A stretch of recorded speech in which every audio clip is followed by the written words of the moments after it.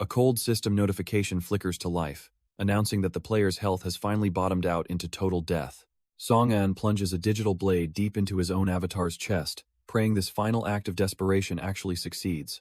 The system begins to glitch under the strain, failing to identify the player as it triggers a forced identity regeneration. Back in the real world, his fingers dance across a glowing keyboard, weaving lines of complex code into the game's core. He meticulously designs hidden chambers and treasure-filled vaults, ensuring the world is packed with secrets for the bold. With a smug grin, he decides that if gold isn't enough of a lure, hell just have to offer them even more. He slams the confirm key with a sense of finality, locking in the secret Easter egg he's spent all night perfecting. Song-an finally stretches his aching limbs, exhausted but hopeful that some lucky player will eventually stumble upon his hidden masterpiece. But his brief moment of satisfaction is instantly crushed, as a literal shadow of corporate rage looms over his shoulder. The dream of being a master creator vanishes as his boss berates him for writing nonsense instead of fixing the endless bugs. Song-an is just a fresh college grad who quickly realized the professional world is a total nightmare. He accidentally signed his life away to a predatory game studio, becoming their only underpaid bug-fixing slave. To survive the impossible workload, he starts cleverly disguising game-breaking glitches as intentional hidden secrets. His boss isn't impressed by his ingenuity, threatening to withhold his paycheck if every bug isn't purged immediately. The entire office treats him like a joke, whispering about how he's a talentless failure who can't keep up. The awkward silence is broken when a female coworker accidentally drops a document right in front of him. She freezes in embarrassment, realizing her tight skirt makes it impossible to bend over and retrieve it herself. Despite the toxic atmosphere, Song-an decides to step in and help her out of the uncomfortable situation. He hands the paper back with a simple gesture, hoping for even a small moment of genuine connection. She offers a polite thanks, but her internal disappointment proves that, to her, he's still just the office loser. Song-an tries to play it cool, offering a nervous smile while telling her not to give it a second thought. But his attempt at being a gentleman backfires instantly as she looks at him with nothing but pure disgust. Instead of a thank you, she runs straight to the manager, spinning a malicious lie about him being a creep. Song-an's heart sinks as he frantically tries to explain that he was only trying to help her pick up the paper. The boss doesn't want to hear it, immediately siding with the pretty employee while labeling Song-an as social scum. He shuts down the defense by threatening to dock next month's pay, relishing the chance to squeeze his employee further. The coworker flashes a sickeningly sweet smile, thanking the boss for his so-called fairness in the matter. Left standing alone in the center of the office, Song-an feels the weight of everyone's judgment crushing him down. He grits his teeth in silence, the burning sting of the injustice finally pushing him past his breaking point. Clenching his fist, he wonders how much more of this garbage he's expected to take before he finally snaps. Song-an stares at his screen with a heavy heart, wishing he could be anything other than a painfully ordinary developer. Suddenly, a mysterious hourglass icon pulses with a strange digital light, signaling a shift he doesn't yet understand. Half a year passes in a blur of grueling overtime, as the company's massive project finally nears its completion. His fingers dance across the keyboard with practiced precision, hammering out the final lines of code for the launch. Stretching his aching neck, he feels a rare sense of relief, certain that the system is finally stable enough. He marvels at the thousands of secret Easter eggs he managed to bury in the code, wondering how he even finished them. A sudden chime from his phone breaks his concentration, leaving him to wonder who would be messaging him at this hour. The office peace is instantly shattered by the manager's booming voice, ordering everyone to get back to their stations. The balding tyrant makes it clear that any mistake during today's release will be used to strip away their bonuses. He singles out Song-an with a final threat of termination, forcing the exhausted dev to keep typing through the pressure. Song-an keeps his head down and fingers moving, knowing the only thing keeping him in this hellhole is the paycheck. A quick glance at his phone reveals the grim reality of a debt so massive it would take 30 years to clear. Feeling the weight of a lifetime of servitude, he stares into the screen and prays for this nightmare to finally end. With a final, heavy click, he releases the New World project, sending a surge of binary code through the system. The launch doesn't bring peace, however, as a violent tremor suddenly sends his manager and coworkers into a screaming frenzy. Chaos erupts instantly as the building begins to tilt, shattering glass and tossing office supplies like they were nothing. While everyone else scrambles for a place to hide, the sheer scale of the destruction leaves them with nowhere to run. Song-an stands frozen amidst the wreckage, his mind racing as he tries to comprehend the impossible disaster unfolding around him. A blinding flash of light suddenly consumes the entire city skyline, washing away the world he once knew in an instant. His vision swims and his head throbs with a sickening dizziness as the transition begins, dragging him into a new reality. Song-an collapses as his heart hammers against his ribs, the world fading into a terrifying, silent darkness. In that void, a chillingly familiar interface flickers to life, announcing the loading sequence of a brand new world. His fingers twitch as he slowly regains consciousness, the system's greeting still echoing through his foggy mind.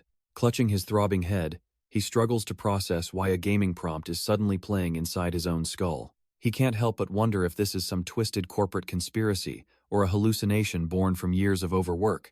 Stumbling to his feet, he drags himself toward the window, desperate to find some semblance of the reality he once knew. But the view outside is a total nightmare, with the familiar skyline now choked by massive, otherworldly vegetation and ruins. Skyscrapers are shattered, and the streets are overrun by jagged spikes, transforming the modern city into a primitive, deadly jungle. The horrifying truth sinks in just as a digital chime confirms his successful registration as a player in this new reality. A floating screen materializes right before his eyes, officially welcoming him to a world he thought only existed in his code. Song-an stares at the floating interface in disbelief, his mind racing as the system officially registers him as a player. The hyper-realistic 3D rendering is so perfect it's terrifying, making him feel more like a corporate test subject than a human. Before he can even protest the lack of authorization, the system bypasses his security and begins a forced identity generation. A chime rings out as he's assigned the merchant class, and a crude stone knife suddenly materializes in his trembling hand. He stands there frozen, watching the digital particles dissipate while he grips the heavy, physical weight of his new primitive weapon. It is just a basic antique blade with a measly 10 attack points, but it is the most real thing he has ever felt. He tries to keep his cool, but the reality of being a non-combatant merchant in a death game is starting to sink in. In this world, you are either a powerhouse combatant, a vital healer, or a merchant who is essentially a glorified pack mule. While most people get lucky with combat roles, the system forces a percentage into these weaker positions to balance the scales. Of course, there are legendary hidden classes out there, but those are reserved for the lucky 0.03% of the population. The office is a total wreck, with screens flickering like dying stars amidst the chaos of the merger. Debris and abandoned boxes litter the floor, marking the violent end of the world as they once knew it. Song-an stands alone in the center of the devastation, finally accepting that this nightmare is his new reality. A system chime interrupts his thoughts, presenting a mission window that demands he accept his first official task. But as he stares at the screen, a realization hits him: if the game is real, then his secret exploits are too. He thinks back to the years of abuse from his boss and the cold, judgmental stares from his coworkers. A dark smile tugs at his lips as he realizes he never has to take their garbage ever again. He is going to use every bug and glitch he personally coded to flip the script on his miserable life. He remembers a specific Easter egg that allows a player to reset their identity by dying before the mission starts. He eyes the blade with a cold sweat, wondering if he has the guts to bet his life on his own code. Song-an decides to gamble his existence on a single, desperate stab to trigger the reset. The blade sinks deep, and for one terrifying second, the pain is all-consuming. As his lifeblood pools, he waits for the system to finally register his death. A chime echoes, signaling that his high-stakes gamble has officially begun. The game glitches out, failing to find a player and forcing a total regeneration. Suspended in a digital void, his identity is reconstructed while the clock keeps ticking. He gasps back to life, realizing the fatal wound has completely vanished. But the system hands him the healer class, which is far from the jackpot. Refusing to settle, he grips the knife again, his hands trembling with resolve. He plunges back into the cycle, rejecting common roles until he hits the lottery. The clock is ticking down, and Song-an is rapidly reaching his absolute breaking point.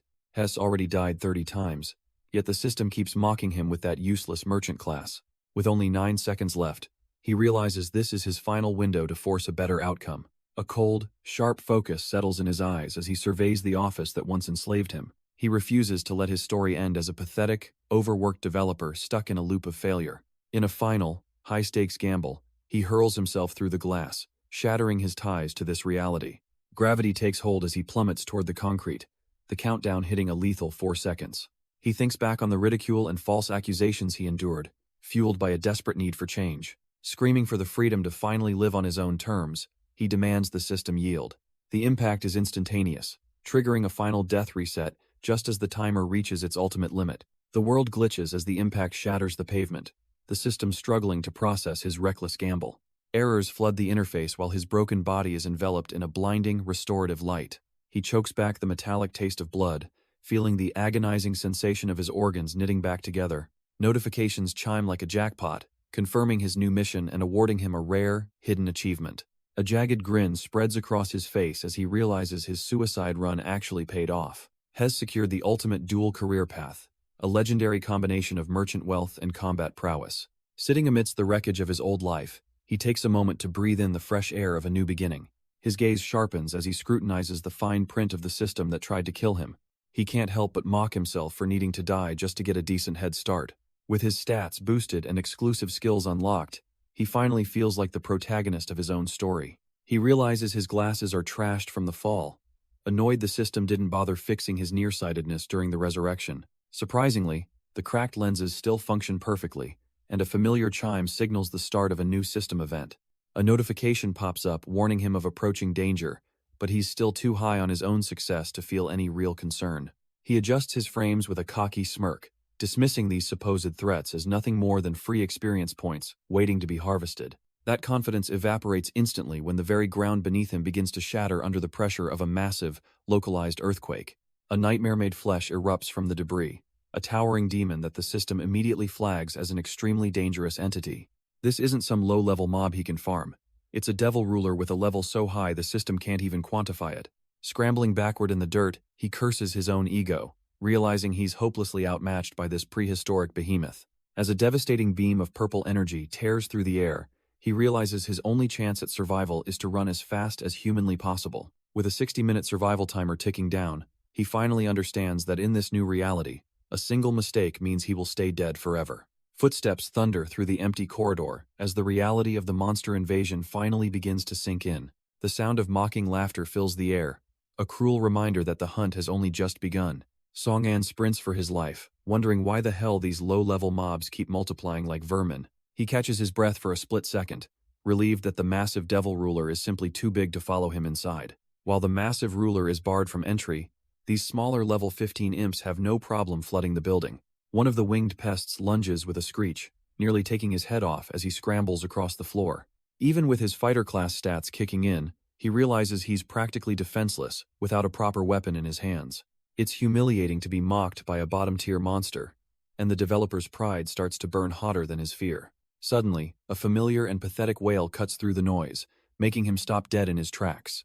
He looks over to see his arrogant boss crawling on the floor, finally experiencing the same terror he once inflicted on others. His coworkers can't believe their eyes, genuinely offended that the office loser is still breathing while they're fighting for their lives. Song-an can only scoff at the sheer audacity of these people, mocking him even as a demon snaps at their heels. The situation turns dire as three massive imps corner the group, leaving the terrified staff desperately begging to turn back. As the monsters strike, the cowards immediately shift the blame, cursing Song-an for leading the slaughter right to their doorstep. His boss reaches a new level of pathetic, screaming for a solution, while Song-an snaps back that he's already working on it. He narrows his eyes, scanning his mental map of the game's code for the location of a hidden safe room. He checks room 403, but the ordinary door offers no protection against the supernatural swarm closing in from behind. 405 is another dead end, and he knows he needs something much more unique to survive this developer-tier nightmare. Suddenly, the air ripples with a familiar green glow, revealing a hidden glitch in the environment that only he could recognize. He points toward the solid wall, telling the confused cowards that their only hope is to jump straight into the bricks. The co-workers are losing their minds, convinced Song-an has finally snapped and is trying to lead them to their deaths. With the imp's claws inches from their backs, the group has no choice but to take a desperate leap of faith. They tumble onto a digital floor as a system notification confirms they've successfully phased into a hidden safe room. Outside, the monsters are left scratching their heads, wondering how their prey just vanished into a solid brick wall.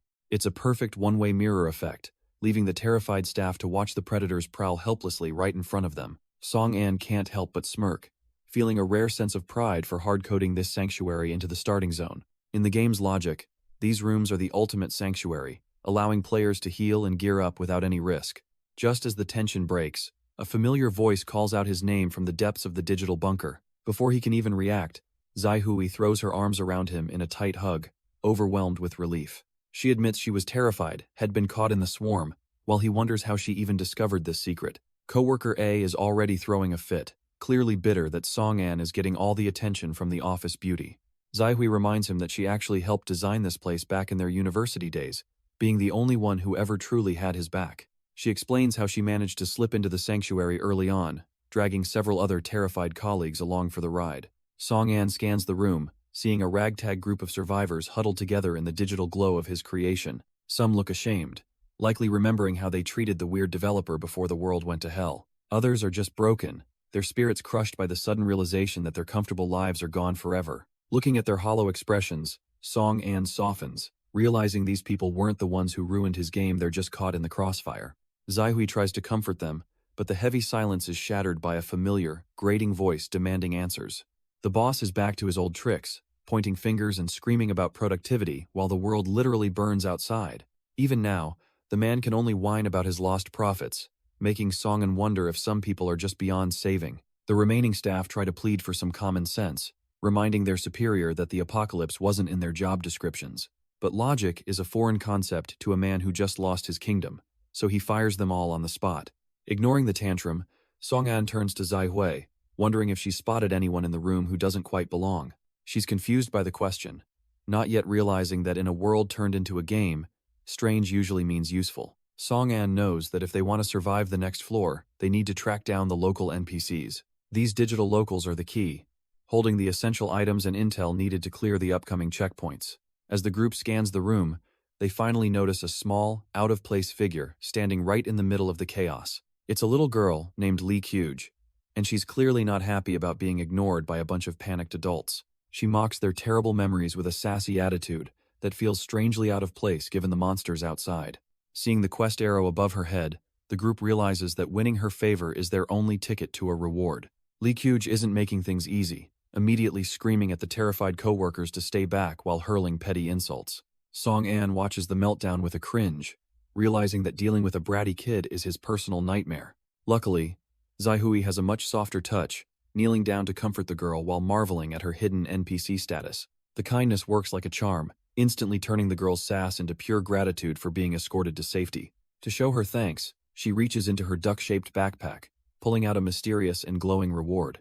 It's a rare mini-map item, a tool so valuable it could change the entire course of their survival. As Zaihui activates the function, the system confirms the link, bathing her in a light that signals a massive tactical upgrade. Seeing the loot, the greedy survivors start losing their minds, finally realizing that these NPCs are basically walking treasure chests. Song-an stares in realization, knowing that a mini-map is a literal godsend for navigating the world's complex dungeons. He narrows his eyes with a new goal, determined to find a way to secure that essential power for himself. Seeing an opening to secure the prize, the blonde staffer steps forward to try her hand at some amateur manipulation. She produces a few pieces of cheap candy from her pocket, hoping a sugary bribe is all it takes to win. Flashing a fake, condescending smile, she's convinced that children are nothing more than easy marks to be tricked. Her ego takes a massive hit when the girl rejects the offer, labeling her a pretentious witch for the fake act. The kid doesn't hold back, exposing the woman's cowardice for being the first one to run when things got dangerous. As the staffer boils with rage and has to be physically restrained, the girl's favorability meter drops to absolute zero. The survivors watch in despair as their chance at a guide walks away with a final, mocking huff of contempt. Losing his patience with the failed diplomacy, the boss erupts in a fury, calling his subordinates a pack of useless idiots. He steps into the center of the room with cold pragmatism, declaring they should simply snatch the map by force. Looming over the trembling girl, he discards the last of his humanity, determined to take what he wants regardless of the cost. The boss finally snaps, lunging at the terrified girl to snatch the minimap by brute force. His eyes bulge with pure greed as he demands she hand over every single item in her inventory. But Song-an has seen enough of this bullying, stepping in with a heavy punch that sends his former manager reeling. As the girl is pulled back to safety, the boss is forced to release his desperate, trembling grip. Song-an stands his ground, coldly reminding the tyrant that his corporate authority died along with the old world. Spitting blood, the boss sneers back, refusing to let a lowly employee tell him how to handle a bunch of pixels. He mocks the idea of protecting a mere NPC, completely unaware of the disaster his arrogance has just invited. The girl's heart breaks as her favorability meter hits rock bottom, triggering a hidden mechanic Song-an knows all too well. Horror washes over the group as a system notification reveals an Easter egg that punishes anyone cruel enough to bully the guide. With the safe room being deleted as a penalty, the survivors are left wide open to the monsters waiting just outside the door. The countdown begins as the system strips away their only protection, leaving the survivors in a state of total shock. Terrified of the coming slaughter, the boss lashes out, blaming Song-an for the very code that is about to get them killed. Song-an can only curse his past self for being so thorough when he designed these punishing hidden mechanics. Through the fading walls, a pack of hungry demons waits for the barrier to drop, exactly as the developer's cruel Easter egg intended. A new mission window flickers to life, demanding they survive for 42 agonizing minutes against the incoming horde. With only seconds remaining, the guide's tears flow freely while the monsters outside sharpen their claws for the feast. Panic spreads like wildfire through the group as everyone realizes their sanctuary has officially become a death trap. Song-an grits his teeth, weighing the risks of stepping up to draw the monster's attention away from the others. He knows a powerful item hidden nearby could turn the tide, but 5 bloodthirsty demons stand directly in his path. As the final barrier dissolves, the weight of his own creation looms over him like a massive, crushing shadow. The boss finally snaps, screaming for Song-an to get out there and buy them some time. Without a shred of hesitation, the coward shoves Song-an right through the barrier into the waiting jaws of death. Song-an hits the ground, cursing the man's spineless betrayal as the demons instantly close in on him. A massive beast towers over him, its eyes glowing with the hunger of a predator that has finally found its meal. He barely rolls away from a crushing blow, realizing just how thin the margin for error really is out here. Back inside, Zaihui is absolutely disgusted, calling out the boss for essentially signing Song-an's death warrant. But the boss doesn't care, doubling down on his cruelty and telling anyone who disagrees to join him in the grave. Song-an's voice cuts through the chaos, reassuring Zaihui that he is still standing and far from finished. A system notification flares as he triggers a fighter roll bonus, doubling his combat stats for the fight of his life. With only 4 seconds left on the clock, he prepares to hold the line so the others can escape with the guide. The survivors are losing their minds as the clock ticks down, urging Zaihui to stop worrying and just run. As the timer finally hits 0, Song-an bellows for them to move, knowing the barrier is about to vanish. The safe room dissolves into nothingness, forcing the terrified group to sprint headlong into the deadly, monster-infested unknown. It's a chaotic scramble for survival as a pack of winged demons catches their scent and immediately gives chase. Every second is a desperate gamble, with the monsters closing the gap while the group struggles to stay ahead. Amidst the terror, the little guide feels a surge of genuine gratitude, hoping her hidden gift can save her protector. Song-an is stunned as a system alert pings, revealing that his bond with the girl has unlocked a game-changing reward. He can't help but smirk at the irony of finally getting the mini-map function he's been so desperate to find. To him, these digital NPCs are proving to be far more reliable and kind than any of his backstabbing coworkers. With the map now active, he prepares to hunt down every hidden advantage to turn this nightmare into his playground. Song-an scans the corridor with a cocky grin, certain that any hidden Easter egg will practically jump out at him. But his smirk vanishes as the system indicates he's already overshot the mark, despite there being nothing but solid walls around him. He pulls a sharp U-turn, realizing he's missed a hidden trigger, but the demons behind him aren't interested in his scavenger hunt as they swarm him from all sides, becoming a massive headache that blocks his path back to the secret. He barely has time to register the incoming threat before a heavy, taloned fist closes the distance in a blur of motion, connecting with sickening force and folding him like a lawn chair while knocking the wind right out of his lungs. Spitting out a crimson spray, he realizes the hard way that his developer's edge doesn't make his ribs any less breakable, just as a massive shockwave ripples through the floor, with the monsters piling on to bury him under a mountain of hate. Meanwhile, the rest of the survivors are living through their own personal hell, frantically calling for a boss who is nowhere to be found, while one terrified staff member can only wail in despair, realizing too late that his corporate life didn't prepare him for this. The winged demon doesn't just block the path, it tears right through a staff member's chest in seconds. Watching another colleague drop like a fly, the boss can only stammer in useless, sweaty terror. Panic reaches a fever pitch as the survivors realize they have 30 grueling minutes of survival left. While a demon looms over the fallen, the boss desperately demands a solution from people just as helpless. Zaihui takes charge, spotting an elevator on the minimap that could be their only ticket out of here. The group bolts for the corridor, desperate to put distance between themselves and those glowing red eyes. Even as she runs, Zaihui can't help but look back, praying that their protector is still breathing. Under a pile of concrete, our developer is barely clinging to life, with his health bar flashing red. Wiping the blood from his chin, he realizes he's exactly one mistake away from a permanent game over. But as he stares down the horde, he actually thanks them for knocking him into the right spot. Song-an finally locates the hidden entrance, triggering a secret Easter egg he buried deep in the game's code. Reaching out, he touches the shimmering rift, feeling the familiar hum of a developer-only shortcut. As the demons close in, he offers a mocking farewell, vanishing into the light just before their claws can reach him. But even as he escapes, his eyes burn with a cold promise to settle the score for the boss's betrayal. He plunges through the digital void, hurtling toward a secret subdimension known as the Hidden Office. Landing with a heavy head, the dizzying transition leaves him disoriented until he spots a flickering light in the distance. There, a skeletal programmer named Ah-kun sits at a desk, eternally typing away in a loop of miserable overtime. Seeing his own creation brings a smirk to Song-an's face, finding a strange comfort in his own dark humor. He approaches the desk quietly, giving the poor, overworked soul a bit of a jump in the middle of the void. The skeleton finally notices him, cheerfully asking if he's arrived to help finish the never-ending mountain of coding tasks. Ah-kun is so deep in his coding loop that he barely recognizes a visitor, insisting he has too much work to chat. Song-an offers a rare moment of sympathy, reminding the skeleton that as the one who wrote this nightmare, he knows exactly how to end it. He reaches for a few supplies on the desk, deciding to borrow some tools to perform a little manual override on the system logic. The poor soul laments his tragic fate, explaining how his boss trapped him in a loop where the clock never actually hits the end of the shift. It is a pathetic sight, seeing a man so broken by corporate greed that he has started to find his only meaning in endless, unpaid overtime. Even as Song-an prepares his fix, the skeleton clings to his worker's dignity, terrified of the consequences of actually leaving his post. But Song-an is not asking for permission, presenting a modified clock that finally breaks the infinite loop of the Hidden Office. With a simple stroke of a marker, he forces the hands past midnight, signaling a magical end to the eternal workday. The skeleton stares in absolute disbelief, his jaw literally dropping as the reality of his freedom begins to sink in. Tears of joy well up in his hollow sockets as he realizes the nightmare is over and he can finally, truly, clock out.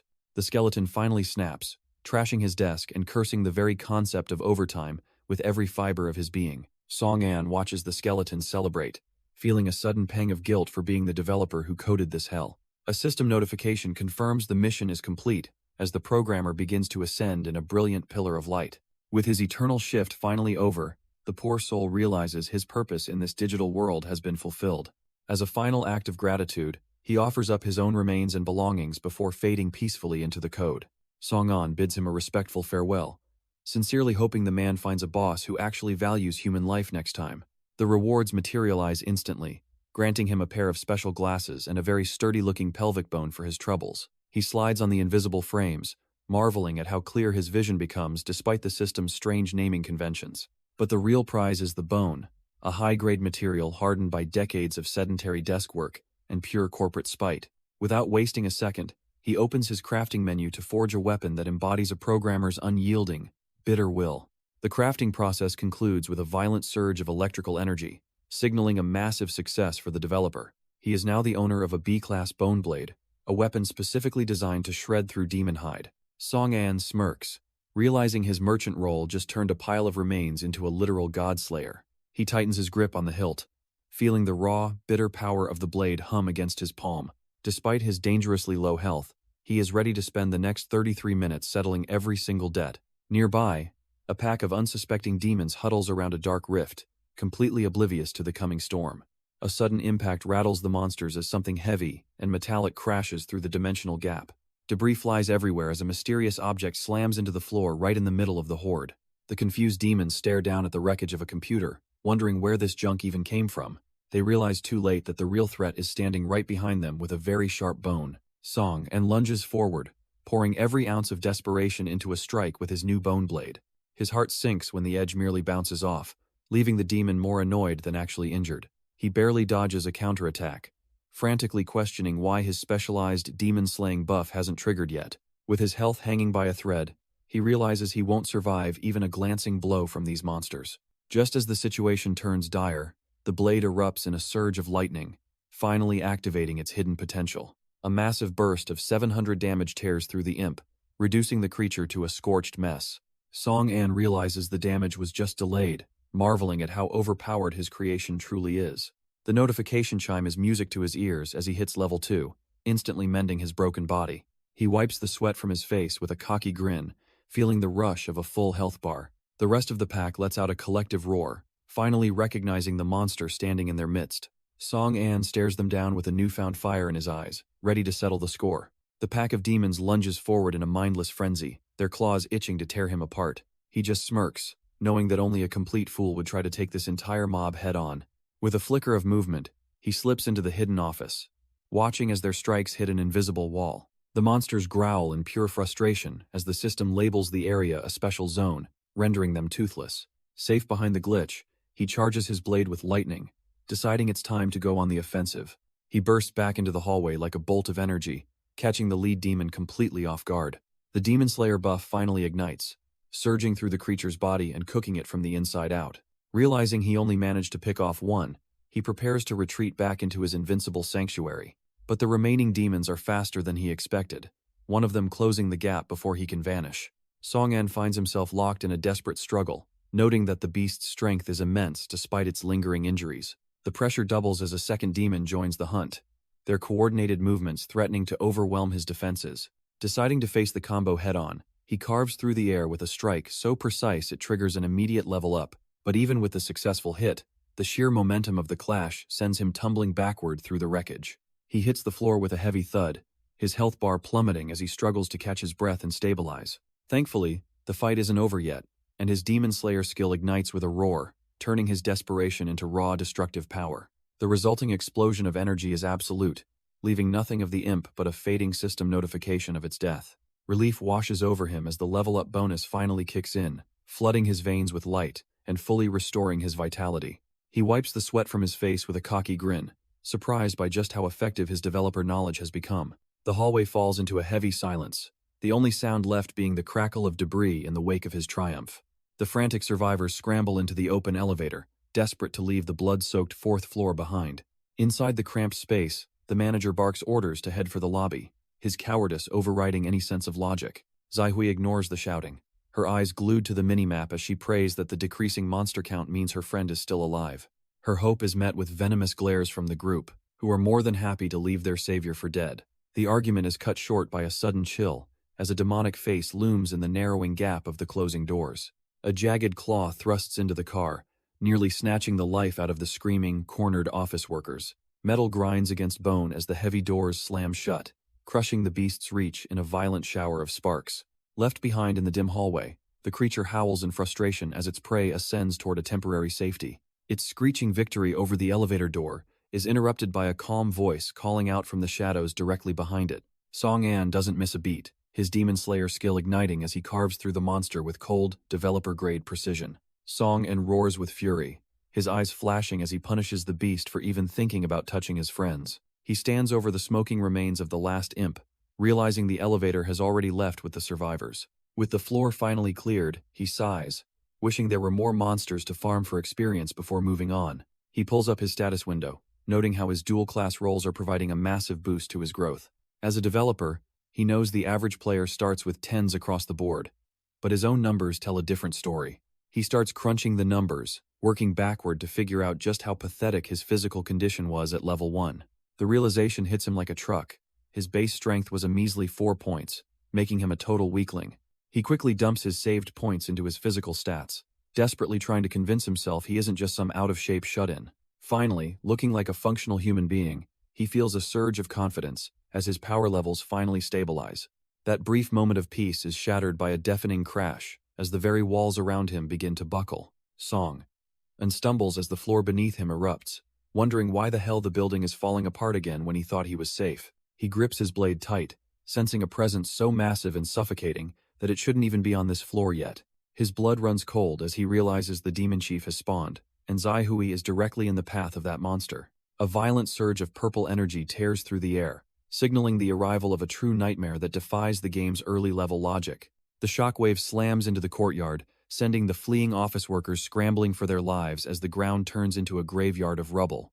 Zaihui clutches the little girl tight, her hope of reaching safety outside shattering the moment she realizes they haven't escaped the horror at all. Looming over them is a monstrosity that triggers every system warning in existence, labeled by the interface as an absolute death sentence. Desperate for any glimmer of hope, one of the survivors screams for Zaihui to check the minimap for a hidden exit or a miracle. Her heart sinks as she stares at the glowing interface, her eyes widening in pure, unadulterated horror at what the system is showing her. The map confirms their worst fears by marking every single exit with a red X, leaving them trapped in a cage with a god-tier predator. The boss finally snaps, his arrogant facade crumbling into a pathetic, tear-streaked mess as he begs for his life. Driven by pure cowardice, he sprints away from the group, oblivious to the fact that isolation in this game is a death sentence. The demon chief doesn't bother with a physical pursuit, instead gathering a terrifying amount of purple energy within its gaping maw. A torrent of violet destruction tears through the air, vaporizing everything in its path with the force of a falling star. One survivor is caught in the epicenter, his flesh stripped away in an instant as the mana burns through his very soul. With a sickening crack, the charred remains of his skeleton disintegrate, leaving behind nothing but a fading memory of terror. The remaining staff are left reeling, their minds struggling to process the absolute power of the monster standing before them. Zaihui clutches the little girl tighter, her heart hammering against her ribs as she realizes their chances of escape are dwindling to zero. Realizing the beast's skill has entered a brief cooldown, the group breaks into a frantic, disorganized scramble for any available cover. But the demon chief's eyes burn with a cold, predatory intelligence, already tracking its next meal through the settling dust. The demon chief isn't just hunting, it's savoring the terror of the two survivors scrambling through the jagged rubble. But luck isn't on their side today, as Zaihui's foot catches a stray rock, sending her tumbling hard to the ground. Paralyzed by the sharp pain in her ankle, she looks up at her companion with eyes full of pure desperation. She realizes she can't run anymore, pleading with the man to at least take the unconscious Kyuj to safety. The monster, however, has no interest in their tragic goodbyes, charging a massive sphere of violet energy within its maw. Proving that some people are just built different, the coworker offers a hollow apology before turning tail and sprinting away. The demon chief lets fly, a torrent of mana screaming through the air to erase everything in its path. Zaihui can only brace for the end, shielding the little girl and praying for a miracle that seems completely impossible. That miracle arrives in the form of a sharp blade and a developer who refuses to let his game break. As the Demon Slayer skill ignites with a surge of power, Song-an stands his ground to face the beast. Song-an throws himself into the line of fire, his face twisted with the sheer effort of the gamble. With a single, impossible swing, he carves through the boss's ultimate attack, his developer tier blade nullifying the damage entirely. Zaihui can barely believe her eyes, her mind reeling from the sudden shift in their certain doom.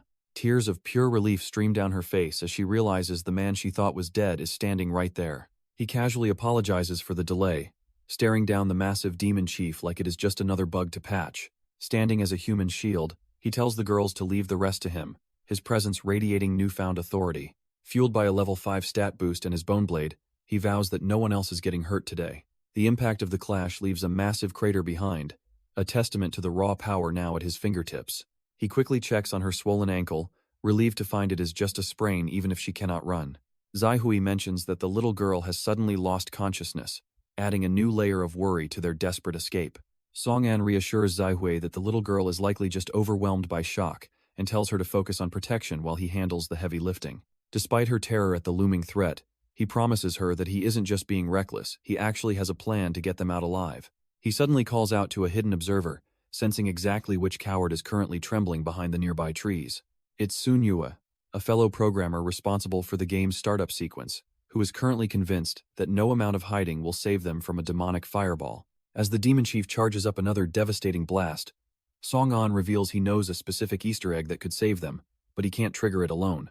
The massive purple energy slams into his blade as his Demon Slayer skill flares to life, barely holding back the tide of destruction. Gritting his teeth against the immense pressure, he warns that his defense won't last forever, and they need to make a decision immediately. Zaihui feels helpless with her injured leg, desperately asking what she can possibly do to contribute while she's trapped on the ground. Song-an ignores her, and instead shouts at the cowering Sunyue, telling the terrified programmer that he is the only one who can pull this off. His instruction is as weird as it is specific, ordering the man to find a wooden stick and draw a massive circle around Zaihui's feet. Sunyue stares at the branch in his hand, convinced that Song-an has finally lost his mind by suggesting a simple drawing could stop a monster.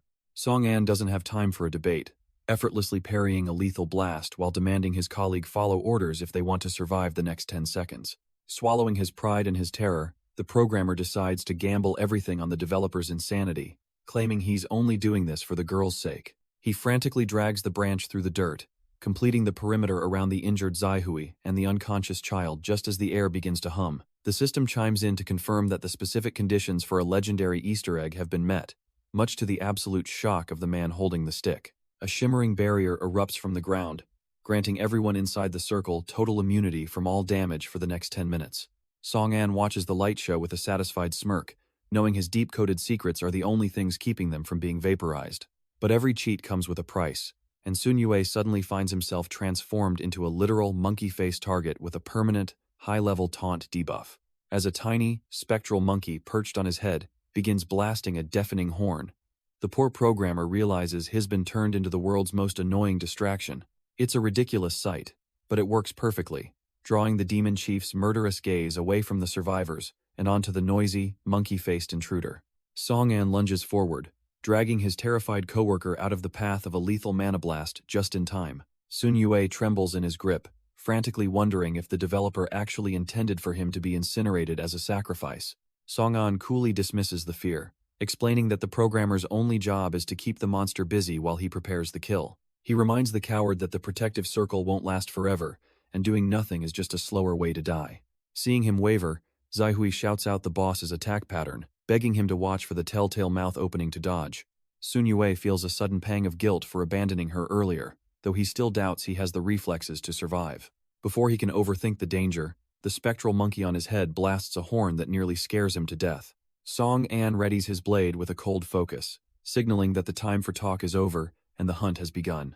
The system confirms the demon chief is absolutely livid, its rage peaking as the taunt debuff works its annoying magic. A massive wave of purple fire consumes the battlefield, but the girls remain untouched within the safety of the legendary exploit. Sun Yue is absolutely losing his mind, convinced he's being roasted alive as the purple flames engulf him.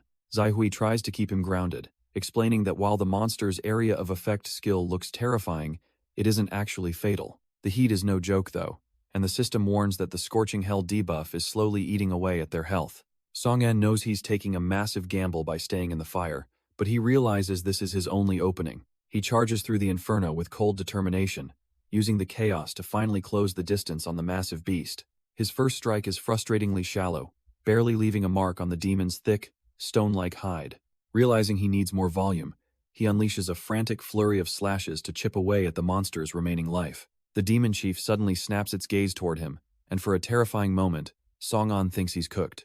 Right on cue, the spectral monkey on Sun Yu's head begins blowing its horn and hurling insults to regain the boss's attention. With the taunt successfully drawing the aggro back away, Song-an offers a silent thanks to his terrified bait. The system finally kicks in, triggering the Demon Slayer effect to give his blades the edge they need. It is a massive hit, carving out thousands of health points as the beast roars in genuine pain. Song-an is not celebrating yet though, realizing his current damage output still won't be enough to end this. Things take a terrifying turn when the boss's aggro shifts, locking those murderous eyes directly onto the developer. He immediately screams for his bait to do his job before he gets turned into a permanent stain. Sun Yue takes off like a track star, cursing his luck while the monkey on his head keeps chirping. The taunt works perfectly, drawing a massive purple mana blast that narrowly misses the terrified programmer's heels. After surviving the explosion, Sun Yue actually starts feeling himself, thinking he is some kind of dodging god. His ego is short-lived as the monkey doubles down on the insults, practically begging for a total wipe. With the demon's rage hitting its absolute limit, Sun Yue realizes he is about to face a very painful game over. Song-an realizes the boss has way more health than he bargained for, forcing him to push his blade to the absolute limit. Meanwhile, Sun Yue is doing his best impression of a human torch, as he desperately dodges a relentless barrage of purple fireballs. The demon chief roars in agony as the damage numbers stack up, its massive frame finally beginning to buckle under the pressure. Knowing this is the make-or-break moment, our developer prepares one final, calculated strike to end the nightmare once and for all. He unleashes a relentless flurry of blows until the system finally confirms that the floor boss has been officially neutralized. As the dust settles, the two survivors stand before the mountain of a corpse, barely able to catch their breath after the chaos. The victory pays off immediately, as a flood of experience points triggers a chain of level-ups for the exhausted duo. With the threat gone, the Wukong taunt finally expires, much to the relief of a programmer who never wants to see a monkey again. Despite the successful clear, Song-an can't shake the nagging feeling that something is missing from this supposedly epic victory. He stares at the lack of a loot pile, feeling totally scammed that a boss this big didn't drop a single piece of gear. Just as the frustration of a lootless victory sets in, a legendary orange glow begins to pulse from the boss's remains. Song-an freezes in disbelief, his developer instincts screaming that an orange drop is far beyond what this floor should provide. Before he can claim his prize, a massive surge of mana ripples through the sky as the system officially lifts the zone restrictions. Sun Yue is ready to celebrate their freedom, but Song-an keeps his guard up, sensing the situation is about to get even weirder. A playful, high-pitched voice suddenly breaks the silence, expressing genuine shock that anyone actually managed to kill a level 40 boss.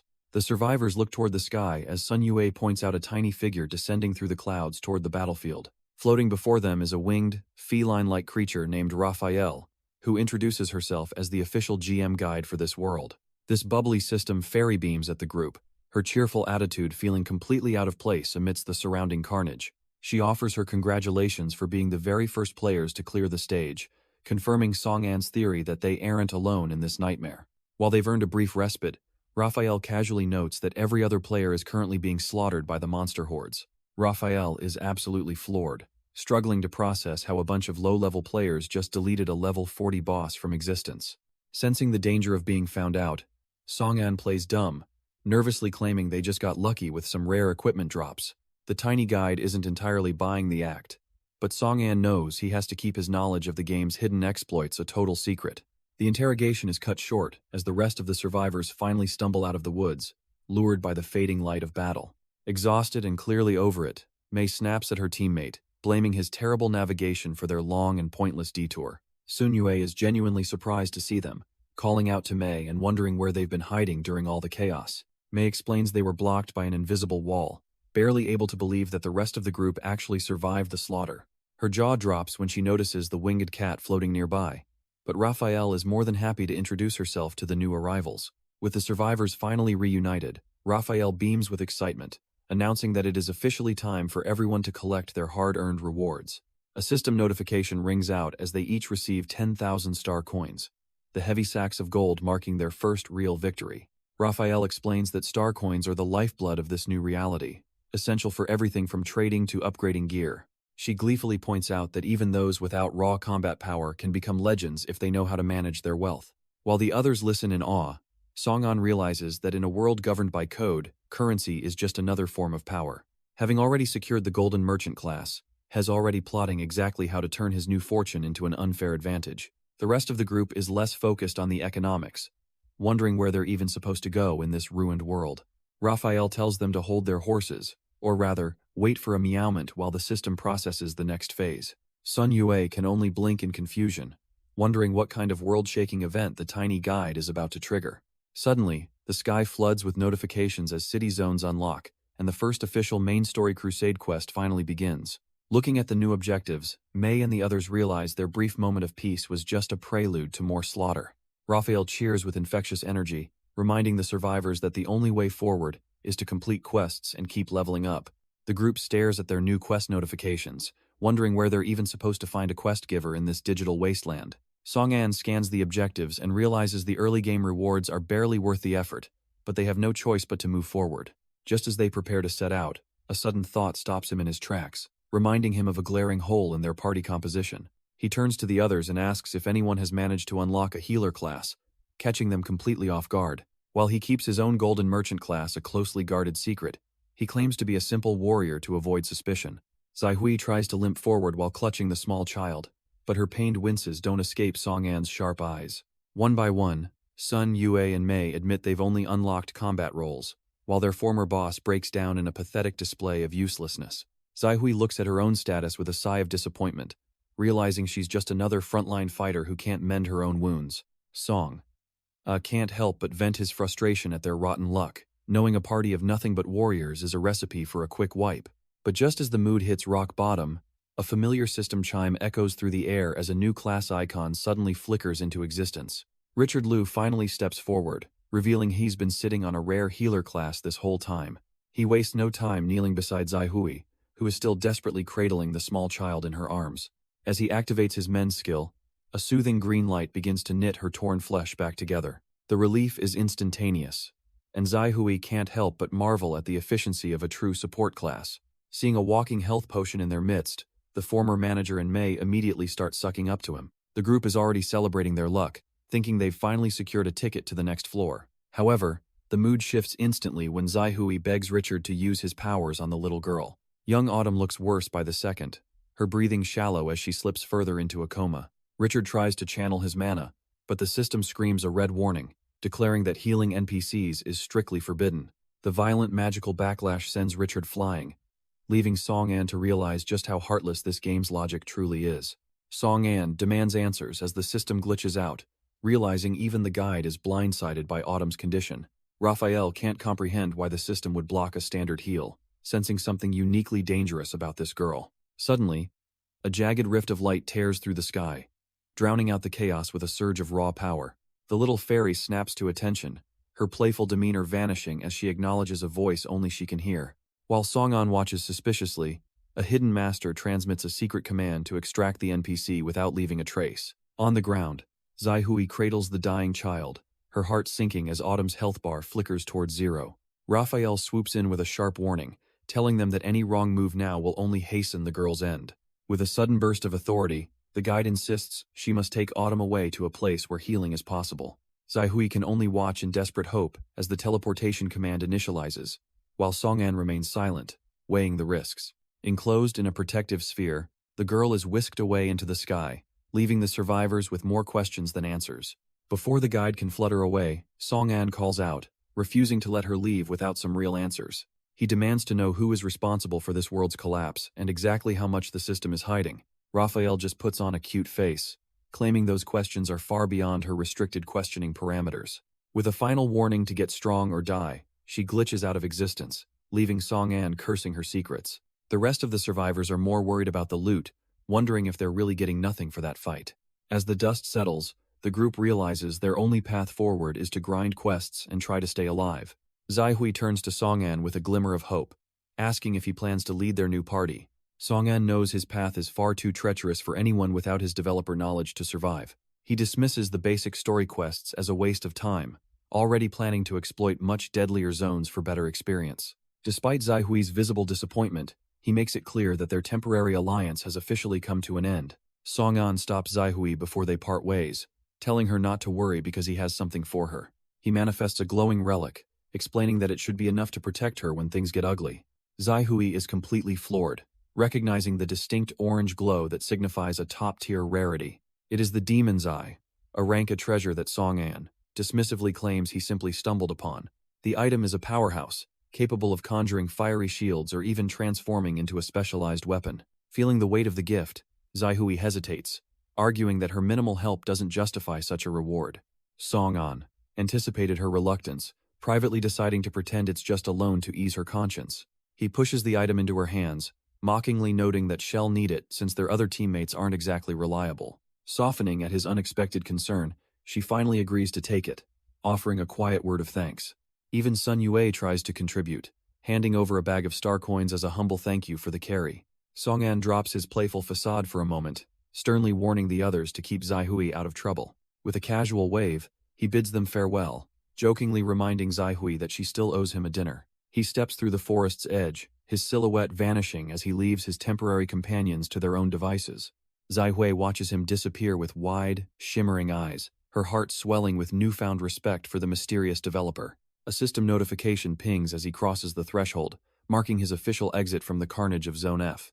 The urban landscape ahead is a graveyard, with the asphalt stained red by those who weren't lucky enough to survive. He reflects on his old dreams of a digital paradise, realizing how naive he was about this world's cruelty. His thoughts turn to Raphael's suspicious obedience, convinced that an unknown master is orchestrating the guide's every move. He questions who could truly be in control, and where exactly this forced evolution is leading them all. Reaching the ruins of the Grand Mall, he pushes the mystery aside, ready to tackle the next floor's challenges.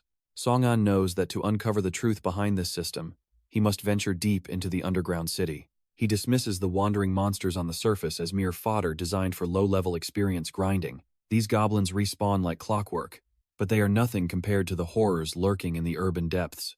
The underground cities are where the real rewards and the most unpredictable predators lie in wait for the brave. Stepping into the ruins of the Grand Mall, he finds a hollowed-out monument to a dead civilization. His trusty flip-flops finally surrender to the terrain, ending a 5-year run of surviving on a budget.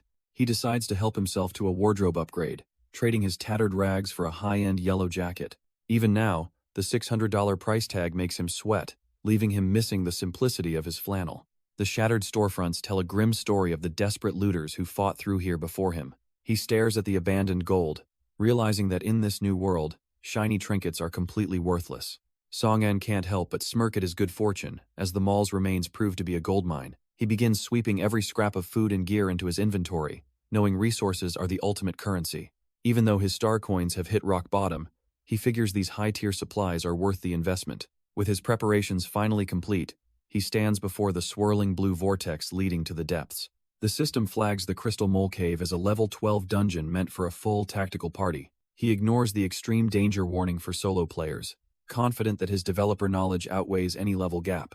Stepping through the portal, he's greeted by the cold air and shimmering walls of the subterranean labyrinth. This is the true face of the underground city, and it's every bit as impressive as he hoped. The cavern is practically breathing with light, filled with rare minerals that most players would die to find. He snaps off a glowing crystal, ready to turn this high-level death trap into his personal treasure vault. Song-an admires the raw materials, already calculating the stats of the high-tier gear he'll forge later. But he isn't alone in the dark, as a massive shadow with glowing red eyes creeps up behind him. His developer instincts flare up with a sharp warning just a split second before the beast strikes. He barely manages to throw himself aside as a blur of claws whistles past his head at incredible speed. The culprit is a level 11 crystal mole, a subterranean tank protected by reinforced mineral hide. If he wants to strip this cave of its riches, he realizes he'll have to bypass this oversized rodent first. Instead of reaching for a weapon, he smirks and dips into his inventory with a clever exploit in mind. He pulls out a shimmering gold bracelet, playfully asking the creature if it has a taste for luxury. The mole's aggression instantly vanishes, its eyes turning into literal stars at the sight of the shiny treasure. With a casual flick of his wrist, he tosses the gold away, watching the greedy monster scramble after it. The creature is completely smitten, hugging the gold as if it is the most precious thing in existence. Song-an looms over the distracted beast, noting that its insatiable greed is the perfect fatal flaw to exploit. With a swift, cold strike, he carves through the monster while its guard is completely down. He barely registers the meager experience points, deciding that shiny bribes are his best path forward to save time.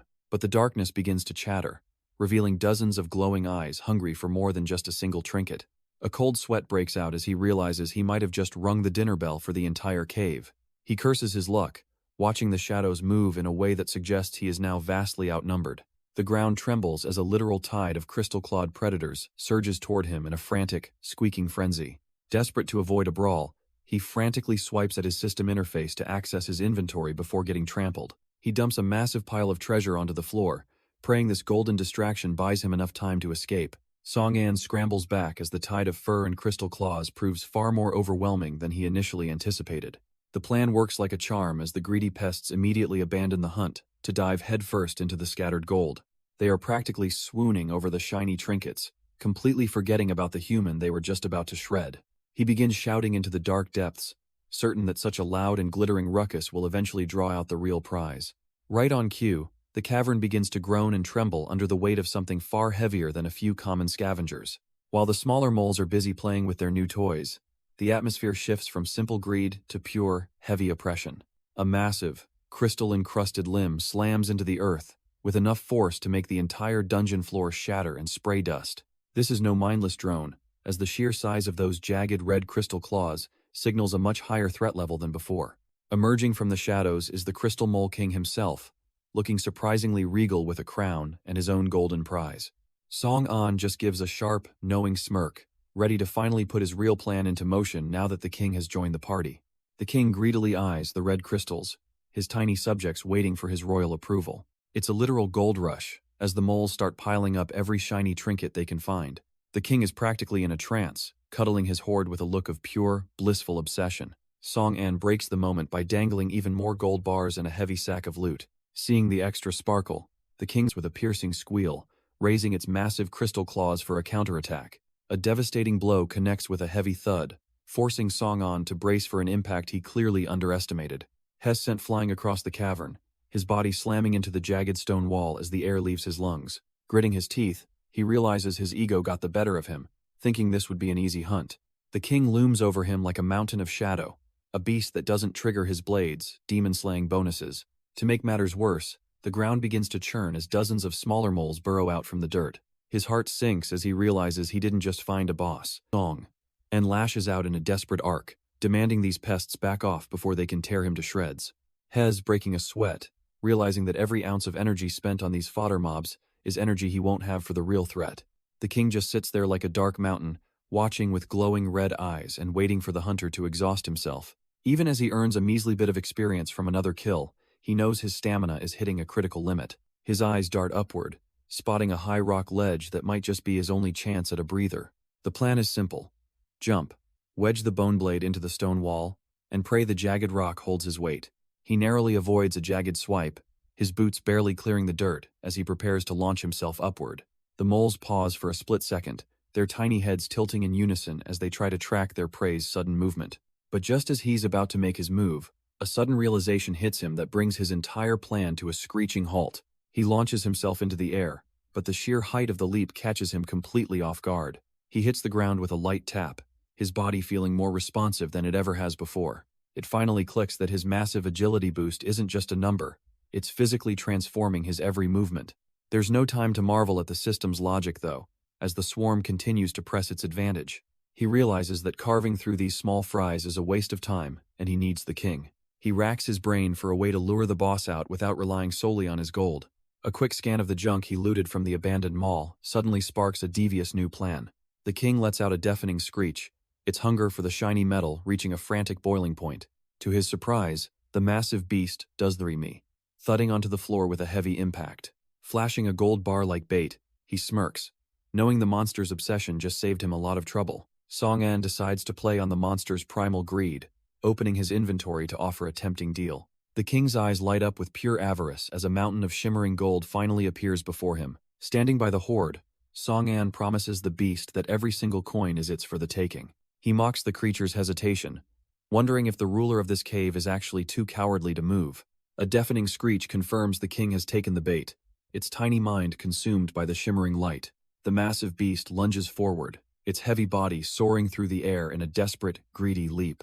Using his boosted agility, he easily sidesteps the attack, letting the monster's massive momentum carry it past him. He flashes a devious smirk, deciding to be generous and let the beast have exactly what it wants. The king dives headfirst into the pile of treasure, completely blinded to everything but the glint of gold. A thunderous impact shakes the cavern as the greedy monster crashes right into the heart of the trap.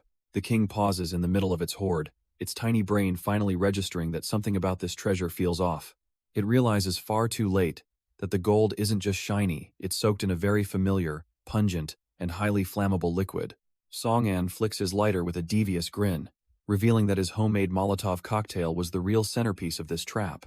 He mocks the beast for its lack of foresight, explaining how he banked on its mindless greed to ensure it would be covered in fuel. With a cold reminder that greed always comes with a heavy price, he winds up to deliver the final, fiery blow. The bottle shatters against the monster's oil-slicked fur, instantly turning the cavern's ruler into a massive, squealing bonfire.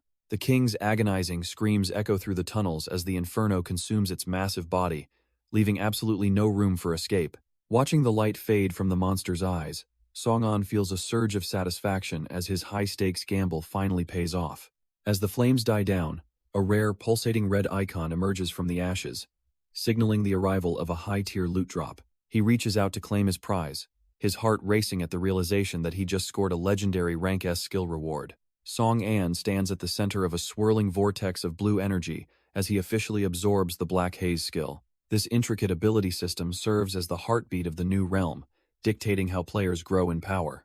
Skill slots are a rare commodity, only unlocking at major-level milestones like 10, 30, and 60. To fill these slots, players must hunt down specific monsters, as each creature holds a unique essence.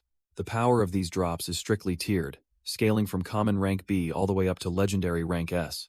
While normal mobs provide basic utility, only the terrifying Conqueror-class bosses drop the world-shaking skills everyone craves. Song-an's excitement turns to pure horror when he sees that a single upgrade costs a staggering million star coins. He quickly recovers his composure, realizing that his massive new workforce is the key to solving his financial woes. He begins assigning numbers to the survivors, organizing the moles into specialized teams to strip the tunnels of every crystal. With his new army of fluffy laborers squeaking in loyal submission, he prepares to turn this dungeon into a massive profit. Song-an rallies his new workforce, commanding the moles to strip the cavern bare of every valuable crystal. He watches them scatter with a smug grin, confident that his plan for massive profit is finally in motion. However, a tiny squeak at his feet breaks his concentration, revealing one last creature that hasn't joined the fray. This pint-sized mole stares up with massive, hopeful eyes, desperate to know how it can contribute to the cause. Song-an can't help but laugh at the sight of the miniature laborer, finding the little guy surprisingly adorable. Since it's far too small for heavy lifting, he gently tells the creature to just go off and enjoy itself. But the rejection hits hard, and as the tiny mole begins to tear up, Song-an frantically searches for a solution. Thinking fast, he appoints the little guy as his official manager, tasked with sniffing out any lazy slackers in the tunnels. He hands over a bag of the Mole King's gold, instructing his new foreman to reward the hardest workers with a coin. Dubbing his new partner, Molio Lee, Song-an watches with pride as the tiny supervisor gives a sharp, loyal salute. Song-an watches with a satisfied smirk as his new workforce dives into the cave walls with renewed vigor. Molio Lee proves to be a natural-born leader, waving his gold coin as the crystals start piling up fast. Seeing the retrieval speed skyrocket, Song-an realizes that appointing a tiny foreman was his best tactical move yet. With a mountain of raw materials now at his disposal, he decides it is finally time to test out his crafting skills. The system interface reveals that 20 crystals can forge random gear, though the odds for anything high tier are abysmal. A few metallic clangs echo through the chamber as he successfully crafts a basic set of rank D bracers and a helmet. He tries on the new stone headpiece but immediately scoffs at the pathetic 1% magic reduction it offers. Compared to the legendary items he's seen, these common drops feel like absolute garbage only fit for a low-level novice. Still, he isn't discouraged since he has discovered a hidden loophole that allows him to farm these crystals indefinitely. As long as the colony stays healthy, the resources will regenerate, but he knows he cannot afford to fall behind on leveling. The efficiency of his new labor force is staggering, with each mole harvesting a fresh crystal every 10 minutes. Song-an starts crunching the numbers, realizing 2 of these creatures match the productivity of a professional merchant. After some quick mental math, he determines that a mere 14 days is all he needs to reach his goal. With his plan set, he prepares to take the first major step toward claiming his spot at the top. Time flies when you are building an empire, and soon enough, the 14th day finally arrives in the cavern. However, the peace is shattered when the little foreman comes charging in, absolutely losing his mind over some urgent news. The frantic squealing rouses Song-an from his rest, forcing him to zip open his tent to investigate the commotion. He steps out casually slurping on some instant noodles, wondering what could possibly have the tiny manager so worked up. It turns out 2 workers are currently brawling over which one of them gets to gift him a massive crystal. Song-an can't help but feel smug, finding it almost touching that his minions are literally fighting for his favor. Song-an settles the dispute like a true boss, handing out gold nuggets to stop the petty bickering. He even tosses a bonus to his loyal foreman, who treats the coin like a holy relic. With morale at an all-time high, he rallies the crew to crush the final stretch of labor. Surveying the scene, he reflects on just how much wealth has managed to squeeze out of this cave. He stands tall over his domain, watching his tiny empire function with clockwork precision. Behind him sits a literal mountain of equipment, the glittering fruit of 10 days of relentless grinding. With over 11,000 pieces crafted, his near-perfect success rate has yielded a hoard fit for a king. While the bulk is common gear, he's cherry-picked the best rank C items to bolster his own stats. Fully decked out in glowing high-tier loot, he prepares to flip the surplus for a massive profit. But to summon the merchant he needs, he realizes his loyal workers have finally outlived their usefulness. Looking down at his tiny foreman, Song-an hesitates, realizing he's actually grown quite fond of the little guy. He tries to harden his heart, knowing that reaching the top usually requires making the most cold-blooded sacrifices. Molio Lee just looks up with those massive, trusting eyes, clutching his gold coin while waiting for his next order. Instead of a death sentence, Song-an activates his rank C armband, hoping the spirit taming skill can bypass the system. A surge of blue energy seals the deal, officially transforming the dungeon mob into his permanent, loyal pet. Feeling a weight lift off his shoulders, he gives his new companion the simplest order possible. Just be a friend. The peace doesn't last long, as a shocked voice suddenly screams out, demanding an explanation for the massive pile of loot. Raphael, the winged merchant cat, practically falls out of the sky, her eyes nearly popping at the sheer volume of equipment. She's already suspecting foul play, warning him that if he's found cheating, his journey is going to end very painfully. Raphael watches in total disbelief as a literal army of monsters works like a well-oiled machine. Behind them sits a mountain of high-tier equipment that no sane player should possess this early. Furious, the merchant demands to know if he has found some game-breaking exploit to cheat the system. Song-an breaks into a cold sweat, wondering if his knowledge of hidden mechanics finally backfired on him. He quickly realizes she doesn't actually know about the Easter eggs, giving him a narrow window to escape. Putting on his best innocent face, He claims his rare armband simply lets him manage the local workforce. Raphael isn't buying the act and aggressively demands to inspect the item for any illegal system modifications. To her surprise, the system confirms the item is legitimate, explaining why the moles are so obedient. She tosses the crystal back, satisfied for a moment, while Song-an breathes a massive sigh of relief. But her suspicion returns instantly as she points right back at the impossible pile of loot behind him. Raphael points out the impossible math, noting that this dungeon should only yield enough resources for 10 items. Song-an feels the heat as he scrambles for a lie that won't get him banned or worse. He decides to play the fool, offering a cheeky shrug and claiming he has absolutely no idea how it happened. He spins a tale about the crystals simply never depleting, forcing him to stay and mine out of pure curiosity. Confident that the system hasn't flagged him, he silently dares her to find a single shred of evidence of his cheating. He even offers up his mole workforce as witnesses, though the merchant is clearly disgusted by his choice of company. The mood shifts when she reveals his little camping trip actually blocked other players from entering the entire zone. Sensing her growing anger, he raises his hands and swears on his life that he is being completely honest. Right as he finishes his oath, a loud chime echoes through the cave as a hidden Easter egg triggers. The system exposes his secret mechanic for all to see, leaving him sweating while the merchant realizes he's found a loophole. Realizing the jig is up, Song-an tries to make a pathetic run for it by claiming he suddenly remembered an urgent appointment. But the merchant isn't letting him off that easily, lunging forward while screaming about his blatant and disgusting game exploits. She immediately triggers a high-level system repair command, determined to wipe out every single loophole this cheeky player has been abusing. Watching the blue light gather, he panics, terrified that his golden ticket to infinite loot is about to be deleted forever. A massive wave of system energy washes over the entire cavern as the game attempts to fix the perceived errors in the zone. To everyone's absolute shock, the repair fails instantly because the system doesn't actually recognize his behavior as a bug at all. He can't help but smirk as the realization hits that his clever use of hidden mechanics is perfectly legal in the eyes of the code. Even when she desperately tries to flag his mass-produced gear, the system just shrugs it off as legitimate player-crafted items.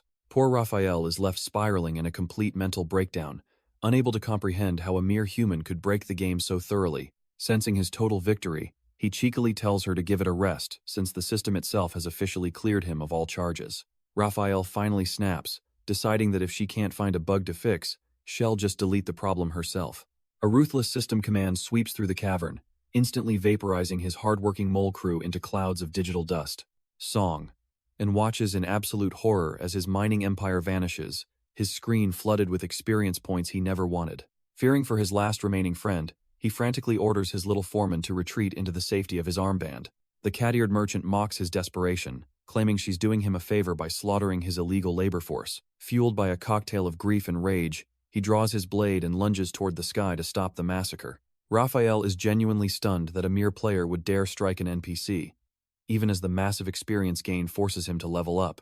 She sneers that it's far too late for heroics, especially now that his special coexistence bonus has been permanently deactivated.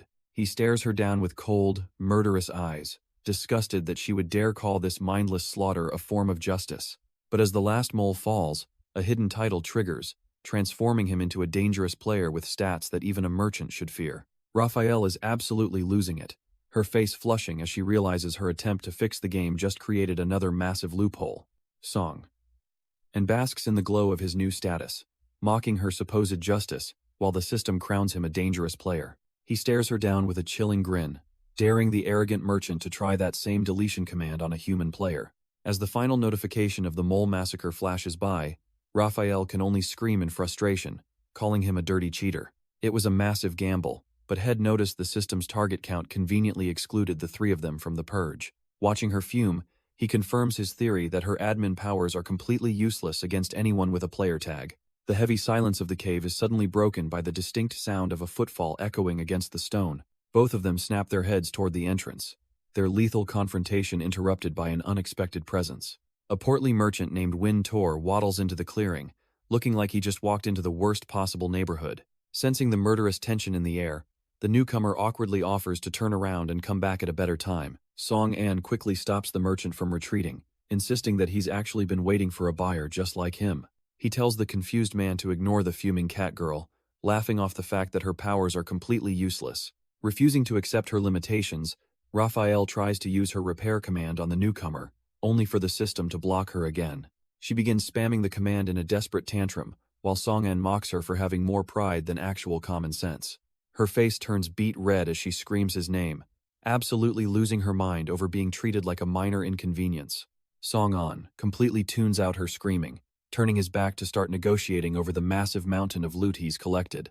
Just as she's about to explode, an urgent system notification pings her HUD regarding other players experiencing actual emergencies. Realizing she has more important duties to attend to, she begrudgingly decides to let him off the hook for today. With one final promise of future judgment, the frustrated merchant vanishes into a shimmering blue portal and leaves the cave. Song-an watches the space where she stood, feeling strangely hollow despite the legendary achievement her outburst just handed him. Song-an takes a brief, dramatic moment to mourn his fallen mole workers, imagining them in a fuzzy, winged afterlife. His peaceful daydream is shattered by the merchant, who tries to lowball him with a measly 6,000 gold per piece. Feeling insulted, Song-an fires back that his production costs alone make that offer a total joke for a professional. He gestures to the mountain of 10,000 items, schooling the trader on the massive market demand for rank D gear. When he demands 12,000, the portly merchant nearly has a heart attack, realizing he is the one being hustled. The cave fills with the sounds of aggressive haggling as the two trade numbers back and forth over the loot. Reaching his absolute limit, the sweating trader screams that 9,000 is the most his wallet can possibly handle. Song-an doesn't waste a second, sealing the deal with a firm handshake before the man has a chance to retreat. With a smug grin, he admires his updated status window, reveling in his dual-class perks and the dangerous player title. As the merchant vacuums up the massive haul, he can't shake the feeling that he just got absolutely played. Wintour frantically stuffs the haul into his bag, terrified that the market will crash before he can flip the inventory. Seeing the man's panic, Song-an casually tosses in 50 high-value blue gears as a sweetener for their new partnership. He then schools the merchant on the art of the gacha, suggesting a low-drop lottery to keep the low-rank gear relevant.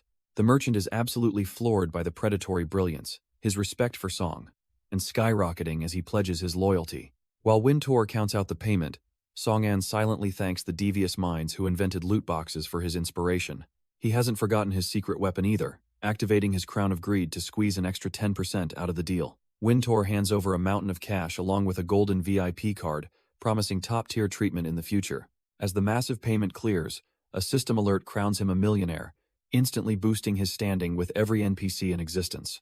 Staring at the 9-figure balance, Song-an can't help but smirk at how easily he's conquered the dungeon's economy. He gives the portly trader a friendly pat, already planning how to bleed the market dry with their next big shipment. Wintour is so moved by the deal that his affection for Song-an hits the absolute maximum. To show his gratitude, the merchant pulls out 3 rare bottles of holy water capable of fully restoring health and mana. He admits these are his last 3. But for a friend as sincere as this, he's willing to let them go.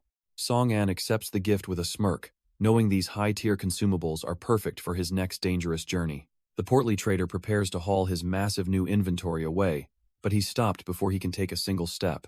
With a devious look, Song-an asks if the merchant happens to be carrying any of that special white powder. With the final deal struck, a shimmering blue portal tears through the air to mark the exit. A system notification rings out, officially declaring that the Crystal Mole Cavern has been completely conquered. Stepping into the light, Song-an finally lets out a sigh of relief as the grueling 2-week exploit comes to an end. The dungeon begins its 3-day cooldown, giving the world just enough time to recover from his predatory economic sweep. Song-an watches the dungeon entrance seal shut, noting that the 3-day cooldown has officially begun.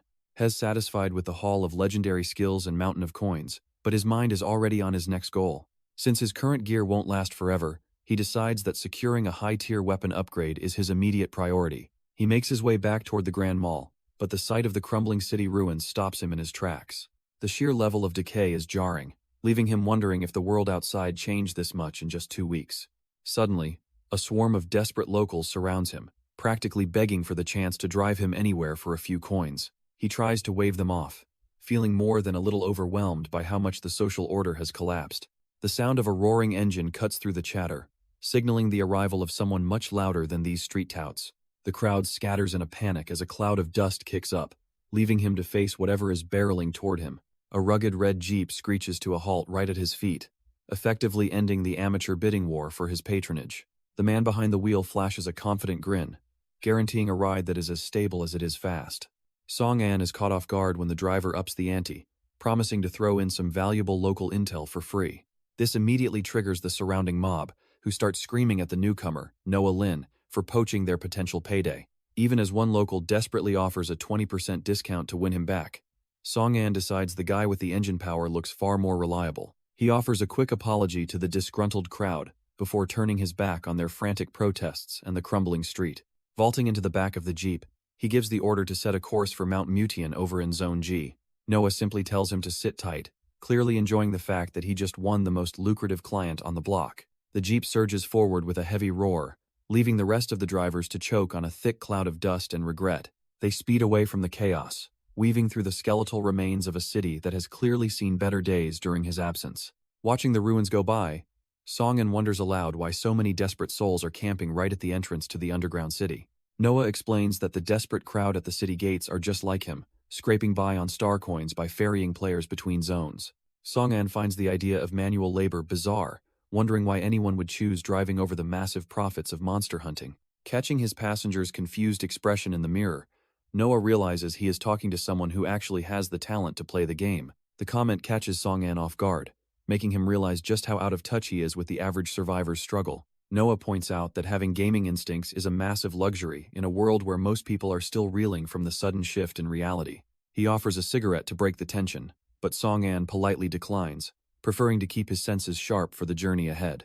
Lighting up, the driver admits that simply surviving this long is a miracle, let alone trying to master the ever-changing rules of this new world.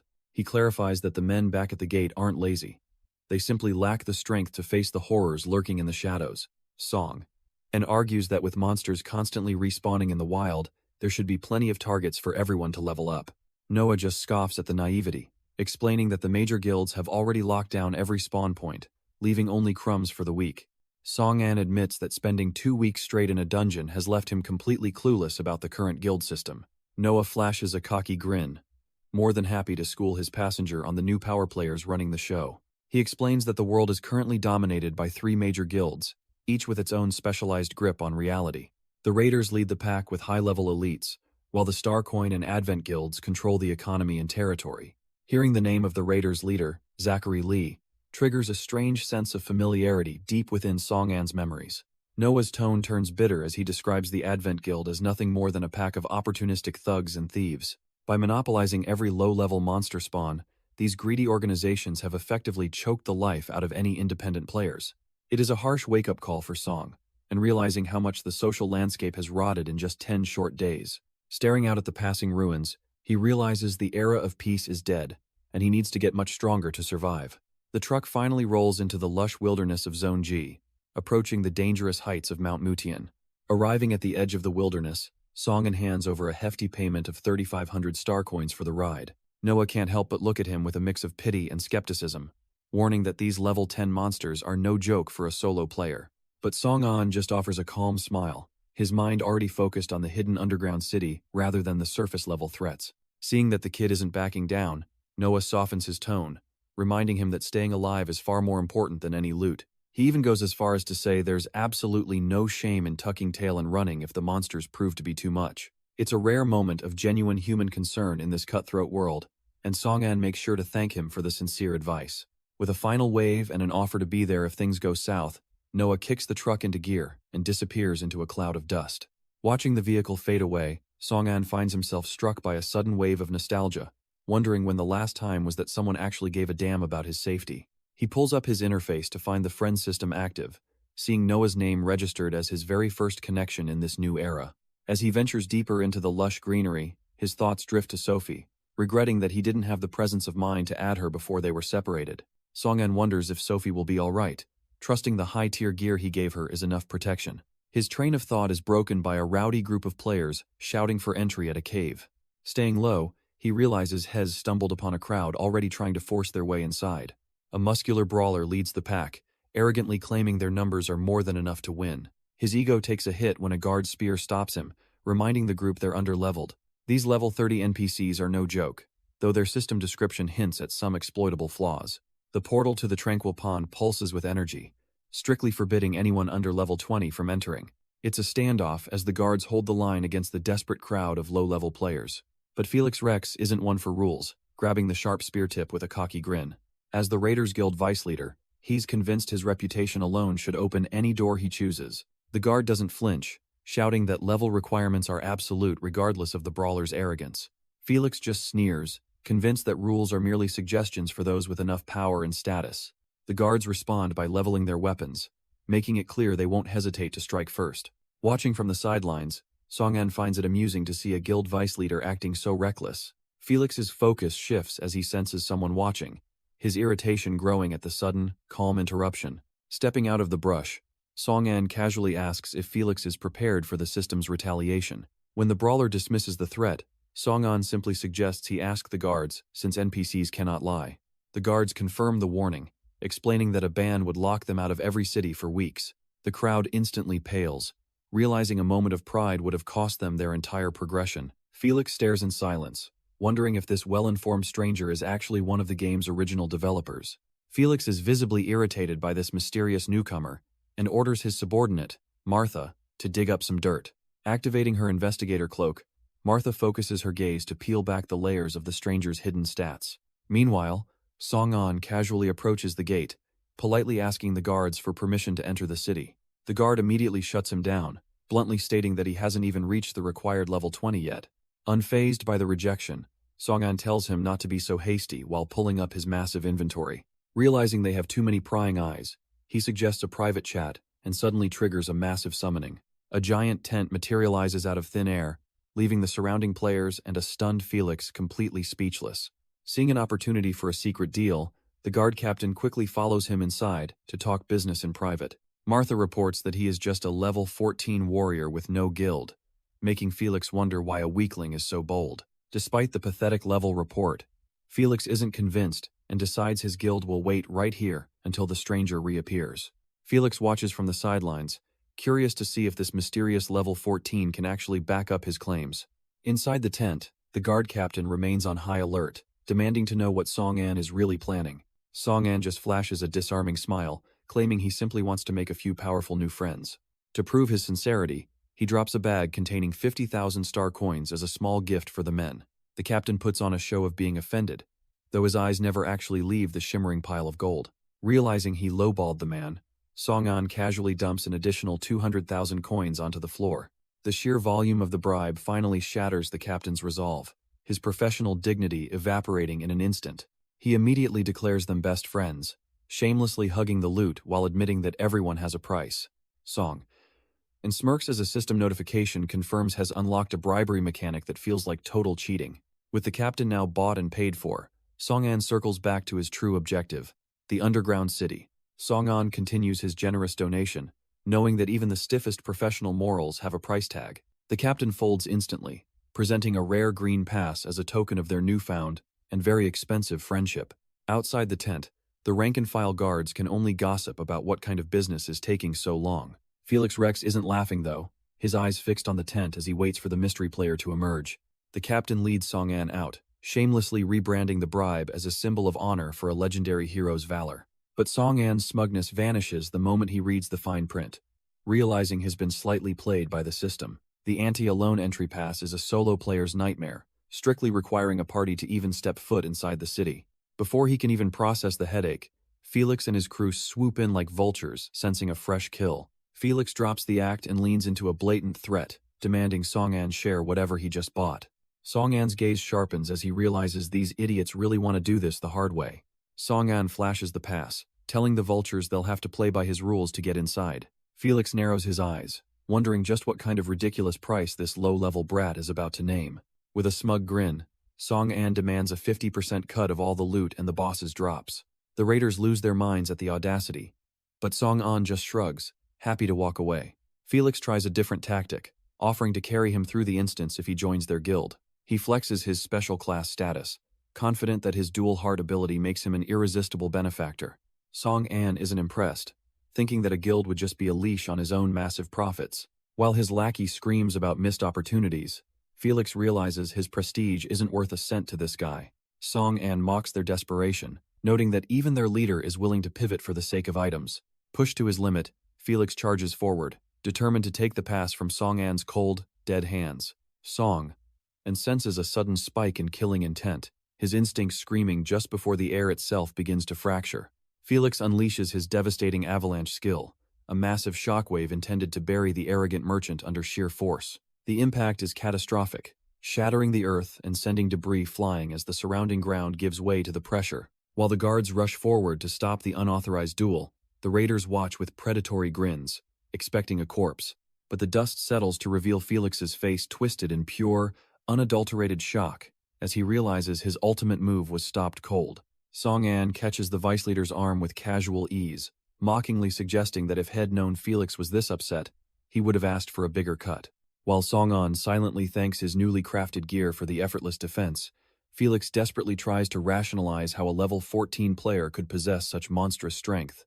The raiders stand frozen in disbelief, desperately hoping their leader was just holding back rather than being completely outclassed.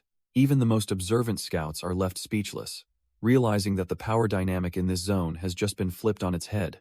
Forced to swallow his pride, Felix finally caves and agrees to the 50% split, sealing the deal with a handshake that feels more like a surrender. Song-an isn't just settling for a split, he's now shamelessly demanding extra compensation for his supposed emotional trauma. Felix looks like he's about to pop a vein, unable to believe this level 14 brat is actually shaking him down. Snapping under the pressure, the vice leader tosses over a handful of items just to get the transaction over with. Song-an inspects the rank C demon flower seeds, disappointed that these high-level raiders are actually this broke. Felix watches with murderous intent, silently promising that once they're inside the underground city, the power balance will shift. At the entrance, the gatekeeper confirms their party count, completely unaware of the lethal tension brewing behind Song-an's smile. With the formalities finally out of the way, the swirling blue portal to the underground city hums to life. Song-an gives a casual wave to his new guard friend, promising to return despite the death glares from his teammates. As the raiders step toward the threshold, the sheer scale of the upcoming raid begins to truly set in. Song-an lets out a weary sigh, already sensing that babysitting these arrogant thugs is going to be a massive headache. Song-an steps through the shimmering portal, officially entering the zone known as the Tranquil Pond. Thanks to his hidden dual heart class and a specialized entry pass, he bypasses the usual restrictions with ease. The atmosphere inside is bone-chilling, with massive icicles hanging from the ceiling like the teeth of a giant. They emerge into a sprawling, hollowed-out cavern where the scale of the environment dwarfs the entire party. Felix immediately notices the shift in terrain, realizing this open landscape is nothing like the linear dungeons they usually raid. While the others struggle to find their bearings, Song-an wears a look of absolute, smug familiarity. He vividly recalls the soul-crushing overtime he spent in his past life, patching the endless bugs in this specific map. The vice leader suddenly tenses up, spotting a massive, looming presence off to their left side. The raiders freeze in their tracks, terrified that they've stumbled directly into the boss's lair the moment they arrived. They let out a shaky breath of relief, seeing the beast remains motionless, likely waiting for them to cross into its aggro range. Felix decides to play it smart for once, ordering the group to bypass the boss and prioritize the mining zone. He barks at the two trembling porters to stay put, clearly not wanting any dead weight slowing them down. Song-an watches with a smirk, realizing he isn't the only last-minute merchant being dragged into this mess. Suddenly, a low, rhythmic buzzing begins to vibrate through the cavern, echoing off the jagged ice walls. The vice leader's eyes widen as a surge of mana ripples through the air, signaling an immediate ambush. From the dark recesses of the ceiling, a swarm of winged nightmares descends rapidly upon the startled party. These giant-bladed mosquitoes are nasty level 18 pests with mouthparts sharp enough to pierce heavy plate armor. Felix doesn't miss a beat, roaring for his team to engage as the swarm closes in for blood. He unleashes a heavy mountain breaker strike, pulverizing the first insect into a satisfying mess of chitin and gore. His subordinates dive into the fray, playfully mocking their captain for letting a few stragglers slip past his guard. The raiders' frontline moves with practiced precision, their blades flashing as they intercept the first wave of the swarm. One mosquito dives with lethal intent, its bladed snout aimed straight for the woman in the red hood. She doesn't even flinch, effortlessly cleaving the pest in half before it can even think about tasting her blood. From the rear, an archer lets fly a glowing arrow, while grumbling about how annoying these buzzing pests are. Song-an watches from the sidelines, genuinely impressed by how well this ragtag group has bonded in just 10 days. Even the healers are positioned perfectly, staying right in the thick of it to patch up any stray scratches. A young mage steps forward next, focusing his mana as he prepares to call upon the blessing of the flame. He unleashes a massive fire tongue spell, incinerating the buzzing swarm and turning them into a rain of charred husks. Seeing such a balanced team with a dedicated mage makes Song-an realize these guys are surprisingly well organized. It's a clear reminder that with the right gear and stat distribution, Any player can be molded into a specialized killing machine. Song-an narrows his eyes, finally seeing the undeniable value of a well-oiled machine like the Raiders. However, the rhythmic sound of battle is suddenly shattered by a desperate cry for help from the rear. A lone mosquito has slipped through the cracks, targeting the weakest links in the entire expedition. These two are clearly out of their depth, trembling as they try to fend off a high-level monster with basic daggers. With the jagged blade inches from his face, the porter braces for impact, paralyzed by the massive gap in their levels. Before the killing blow can land, a searing arc of energy tears through the monster, ending the threat instantly. Song-an stands over the carcass with total composure, asking the shaken survivors if they manage to keep their limbs intact. He gives them a quick tip on targeting the stomach, while privately lamenting the abysmal combat potential of the merchant class. The pair introduces themselves as Chen Dong and Feng, low-level crafters brought along just to patch up equipment. Recognizing Song-an's overwhelming strength, Chen Dong can't help but ask what a high-tier player is doing in a place like this. Song-an isn't just playing hero for the fun of it, he's already calculating the potential profit margins. His sharp eyes scan the dirt until he spots Song-an accepts the junk item, figuring even a few measly star coins shouldn't be wasted. The boy flashes a look of pure, harmless gratitude that would fool almost any seasoned veteran. But the moment their skin touches, a hidden skill triggers, silently reaching into Song-an's private inventory. The mask of the victim finally slips, revealing a greedy predator hoping to snag a high-ranked treasure. Across the clearing, the raiders finish their slaughter, with the vice leader turning a suspicious gaze toward the group. Song-an leads the group into the heart of the mining area, noting the unusual lack of monsters. Sensing an opportunity, Chen Dong urges his companion to move quickly before the chance slips away. He sneaks a glance at a mysterious vial of white powder, completely clueless about its true purpose. The cavern ahead glows with the soft, inviting light of untapped magic crystals ripe for the taking. Felix marvels at their luck, noting that normally a boss fight is required to access such riches. The promise of 200,000 star coins for high-rank gear sends the porters into a frenzy. As Song-an wanders off, Chen Dong watches him with a gaze dripping with hidden, malicious intent. Song-an studies the map, realizing it is the perfect time to use that powder to lure the boss. His focus is shattered when a voice calls his name, sparking an immediate, wary sense of alarm. Felix steps forward, his curiosity piqued by the stranger who effortlessly neutralized his most powerful signature move. Felix isn't even trying to hide his greed anymore, openly lusting after the high-tier gear Song-an is hiding. Song-an plays the humble card to buy time, though he knows their masks have finally slipped for good. The raiders aren't interested in excuses about luck, as they draw their steel and begin to encircle him. Seeing the trap close in, Song-an decides it is the perfect moment to field test his latest inventory acquisition. Felix barks out orders for his team to swarm, desperate to stop the merchant from activating any powerful items. But Song-an's heart sinks when he realizes his mysterious white powder has been lifted right out of his bag. He barely has a second to process the theft before a cold blade whistles dangerously close to his throat. Weaving through a flurry of lethal strikes, he realizes he's been played by a thief within his own ranks. A massive wall of fire erupts across the cavern, forcing him to abandon his search and focus on survival. Song-an triggers his acceleration skill, diving through the heat to settle the score with the bastards right in front of him. Song-an charges head-on, weaving through the fire and steel raining down from every side. The raiders can't believe their luck, mocking him for what looks like a desperate, suicidal play. Their archer draws back with a sneer, certain Hez about to put an arrow through the merchant's skull. But Song-an isn't panicking. He's simply waiting for the entire squad to step into his trap. He suddenly unleashes his level 3 Black Mist, a skill he's been itching to test on live targets. Felix's cocky grin vanishes instantly as he screams for his team to retreat from the encroaching darkness.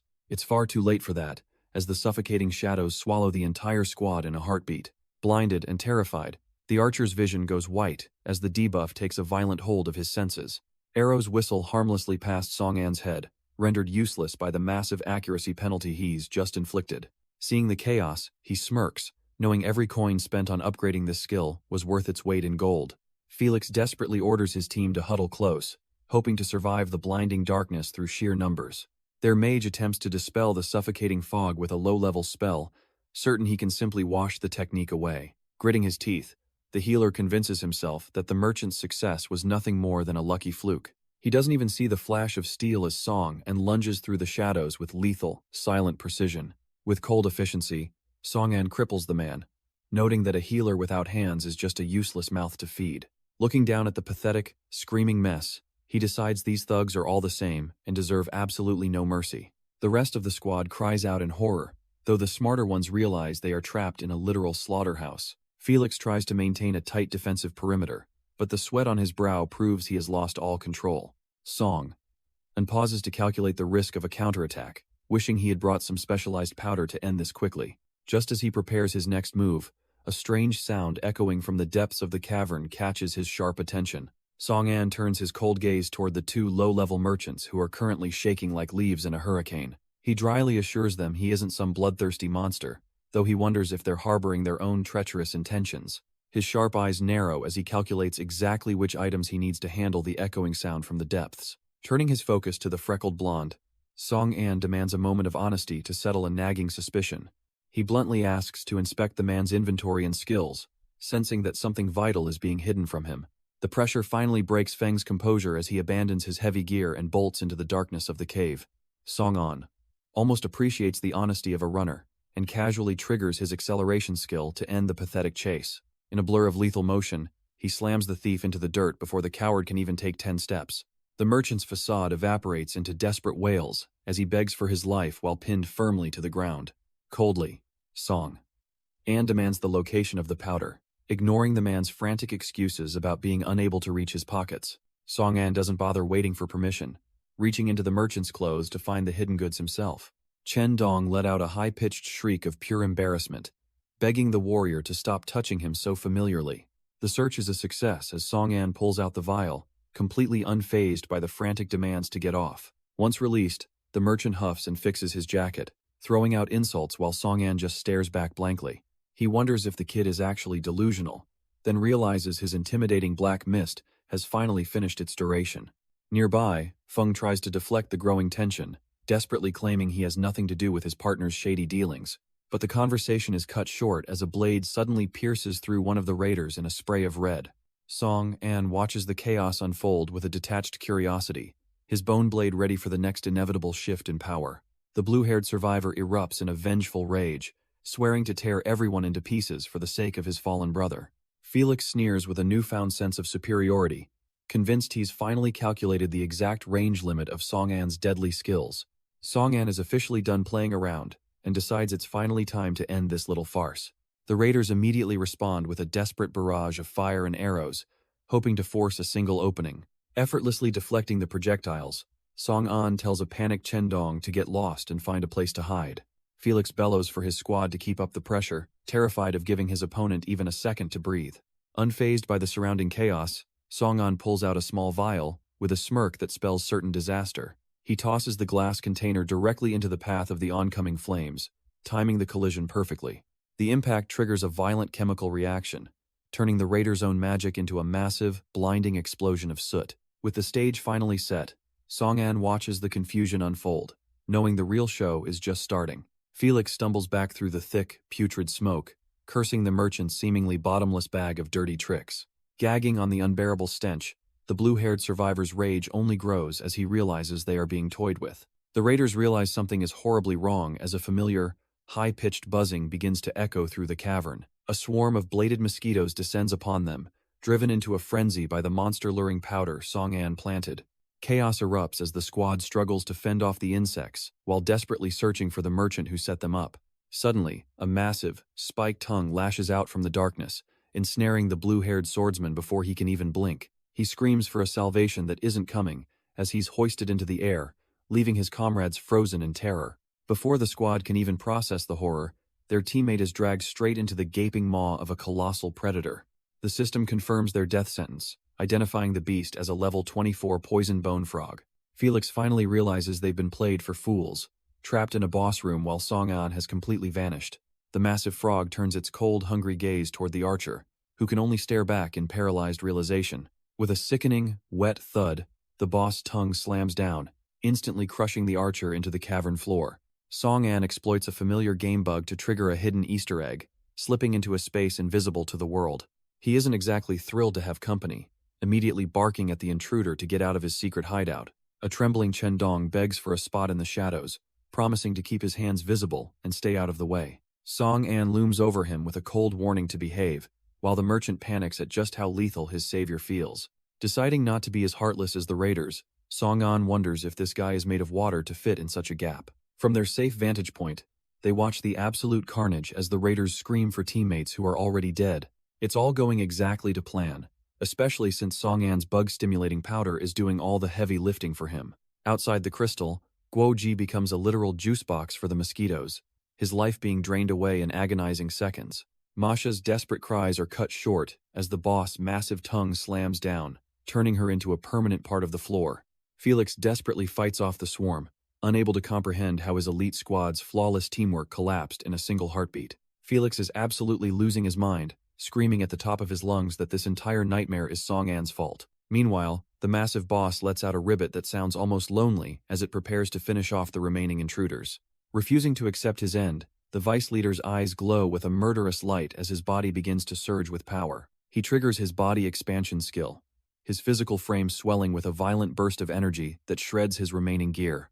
Now a towering wall of muscle, Felix stands ready to prove that a cornered beast is the most dangerous thing in the dungeon. From the safety of the shadows, Chen Dong is shaking in his boots while Song-an calmly identifies the transformation. It's a 30% stat boost for 10 minutes, and though it's visually hideous, Song-an knows the math is quite impressive. By stacking that growth with his signature mountain breaker, Felix is effectively turning himself into a human siege engine. He slams a massive, glowing fist into the boss, unleashing a great mountain breaker that rocks the cavern with a deafening blast. As the experience points roll in and Song-an hits level 15, he coolly reminds his companion that a boss this big won't die that easily. Song-an realizes he needs to step in soon. Otherwise, all the damage Felix dealt will be for nothing once the man falls. While across the cavern, the boss prepares its next move, unhinging its jaw to reveal a tongue lined with lethal, jagged spikes. Felix catches the incoming strike with his bare hands, his expanded muscles bulging as he tries to overpower the beast, even finding the breath to mock the creature, convinced that its best shot wasn't nearly enough to take him down. But that confidence vanishes the moment his vision blurs and a system alert flashes red, informing him that the poison has already entered his system. His health begins to tick away, and his movements grow heavy. The vice leader realizing too late that physical strength can't stop a neurotoxin, as he watches with growing dread as the green infection crawls up his arm, spreading from the very spot he touched the frog's tongue. The massive toad stares him down with an eerie silence, seemingly bored by the warrior's desperate struggle for life, before delivering a sudden, violent thrust that slams into Felix's chest and forces a spray of blood from his lungs. The impact sends him crashing back, the vice leader's grand final stand ending in a pathetic heap on the cold stone floor. The impact is bone-shattering, leaving the vice leader broken and gasping against the jagged cavern wall. The massive toad lets out a satisfied croak, clearly thinking the human pests have finally been cleared out. But the silence is broken when Song-an mocks the creature's intelligence, finally drawing its attention. Stepping into the light, he warns the beast that the fight is far from over. He explains he is only here for the boss reward and tells the creature not to disappoint him. Enraged, the toad lashes out with its spiked tongue, a lethal blur of orange muscle and toxin, Song, and dances away with ease, taunting the monster to keep up as he leads it on a chase. From the sidelines, Chen Dong screams a warning, terrified that the merchant is heading straight for the mosquitoes. It looks like a suicide mission as Song, and dives headfirst into the swarm of bladed insects. Yet he moves with a predator's grace, weaving through the chaos while the boss tongue follows close behind. As the system detects a crowd of enemies, Song-an's dangerous player status triggers a massive surge in power. He looks at the buzzing swarm with a smirk, telling the little pests hell be counting on them. Their bladed stingers are useless, bouncing off his skin as his passive protection renders their weak attacks irrelevant. Suddenly, the air cracks as the boss's tongue slams into the swarm, exactly where Song-an predicted. The massive toad begins vacuuming up the mosquitoes, its predatory instincts completely overriding its focus on the merchant. It's a hidden Easter egg called snack time, a mechanic that forces the boss to prioritize easy food. Song-an doesn't waste a second, sprinting through the cave while the insects provide the perfect cover. He realizes that as long as he stays within the swarm, the boss won't even try to target him. The toad is left looking confused and lonely, too busy stuffing its face to realize it's being played. Song-an disappears into the shadows, leaving the gluttonous beast to enjoy its pathetic, bug-filled buffet. Song-an triggers his accelerate skill, blurring past the massive tongue as it snaps up the remaining insects. He doesn't just dodge, he pivots instantly, burying his blade into the toad's flank with a devastating critical strike. The beast is too preoccupied with its bug-filled buffet to even register the merchant's lethal presence. But the merchant isn't finished yet. his eyes gleaming with the cold calculation of a man who knows every exploit. He unleashes his black fog, a thick shroud of darkness that swallows the boss vision whole. Even though the monster's high resistances slash the debuff duration, the system confirms it is officially blinded. 10 seconds might seem short to a normal player, but for him, it is more than enough time to finish this. He enters a flow state, his combo slashes stacking the blindness duration with every rhythmic, lightning-fast strike. From the sidelines, Chen Dong can only watch in stunned silence, his mind struggling to process the sheer speed. It is a complete one-sided massacre as the high-level dominator is reduced to a helpless punching bag for the merchant. Noah realizes the merchant is far too powerful and fears he'll be left with absolutely nothing once the dungeon is cleared. Driven by pure greed, he decides to abandon the main fight and scurry off to scavenge whatever items the fallen raiders left behind. But in the cold shadows of the cave, a single twitching hand suggests that the massacre wasn't as final as it seemed.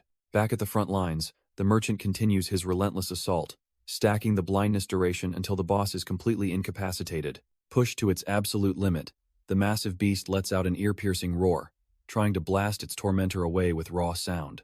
The merchant barely flinches, noting that the creature's health has finally dipped into the danger zone where things usually get messy. Desperate to survive, the frog activates its blessing of poison, coating its entire body in a thick, shimmering layer of lethal toxins. It lashes out with a massive, sticky tongue, but the merchant remains unfazed as long as his bug distraction keeps the beast occupied. The tongue whips through the air in a frantic, chaotic circle, obliterating the swarm of insects that have been driving it mad. He easily weaves through the carnage, realizing the boss has officially lost its mind and is now just lashing out at shadows. The frog's toxic secretions hit the floor with a hiss, glowing with a vibrant and sickly green hue. Song. And watches in grim realization as the liquid begins to eat right through the solid cavern rock. Without his insect swarm to distract it, the merchant is forced into a desperate dodge against a massive tongue lash. Even a near miss proves dangerous, as a stray droplet of the corrosive slime lands directly onto his blade. A sudden system alert flashes across his vision, confirming his worst fear that he has officially been poisoned. His mind flashes back to the core principles of game design, where every poisonous environment requires a natural counter. He recalls Zai Hui's cheerful insistence that adding antidote plants would make the world feel more balanced and interactive. As his health starts ticking down and his movements grow heavy, he thanks his past self for actually listening. But the boss isn't giving him a second to recover, launching its massive tongue like a high-speed organic projectile. He grunts in pain as the sheer force of the blow connects, threatening to end his perfect run right here. The merchant narrowly avoids the strike, but the boss' relentless speed is quickly becoming a major problem. A single scratch is all it takes for the poison to tank his agility, making his movements feel sluggish. He stumbles back, his foot nearly crushing a common-looking plant growing right at the edge of the water. It's a cattail, a simple environmental item he designed to act as a natural blood cleanser for this poison. This is where his merchant class truly shines, allowing him to turn raw materials into salvation right mid-combat. With a nearly perfect success rate, he triggers his crafting ability to synthesize a small antidote on the spot. The frog lets out a frustrated croak as its blindness finally wears off, only to find its prey standing. Song An doesn't stop there, continuing to exploit the environment while the boss tries to regain its bearings. Realizing its tongue isn't enough, the massive beast tenses its powerful legs, preparing for a crushing body slam. The merchant barely has time to react as the massive beast launches into the air for a final leap. Song An grits his teeth as his health bar bleeds out, the massive shadow of the beast looming over him. The poison bone frog descends like a falling mountain, pulverizing the spot where he stood just seconds ago. He dives through the dirt, narrowly escaping a fate of becoming nothing more than a flattened red smear. Yet, instead of a second strike, the boss freezes with a look of genuine monster-tier confusion. The beast is completely stuck, its massive legs flailing uselessly as it struggles to pull itself out of the earth. A system warning blares, confirming the creature has accidentally triggered a restricted movement zone glitch. Song An smirks, realizing that one of the bugs he failed to patch during development is now his greatest ally. The once terrifying predator is now just a pathetic pile of code wedged into the map geometry. He takes a moment to down his homemade antidote, feeling a refreshing surge as the toxin finally leaves his system. With his strength restored and his target immobilized, he lunges forward to turn this rare opportunity into a kill. Song, and blurs into a streak of light, closing the distance before the beast can even blink, as he sneers at the pathetic creature, relishing the moment he finally gets to put this dumb frog out of its misery. A flurry of blades erupts in a devastating combo slash, carving through the boss's thick hide with surgical precision, until the monster dissolves into pixels, triggering a cascade of level-up notifications that fully restore his battered body. He takes a deep breath, realizing that his growth is far outstripping the challenges of this low-level zone, but now comes the best part, the loot, and he begins scavenging the remains for those precious crafting materials. He eyes the boss's powerful debuff skill with envy, frustrated that his limited skill slots are already occupied, only for a system prompt to interrupt his thoughts, asking if he wants to learn the Poison Blessing skill. His jaw drops as he sees a second row of skill slots, realizing he's bypassed the standard character limitations, because his dual-class status as a merchant and warrior has effectively doubled his available skill slots. Song-an realizes his dual-class Easter egg accidentally glitched the system, granting him 4 extra skill slots for free. But his celebration is cut short, as a panicked Noah Lin is hauled up by a massive, unforgiving hand.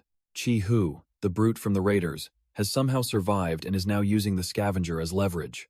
Song-an is genuinely impressed. The big guy is still breathing, though he keeps his expression perfectly unreadable. The thug demands Song-an's high-tier equipment in exchange for the life of his supposed partner. With a cold and disinterested stare, Song-an asks what gave him the ridiculous idea that they were friends.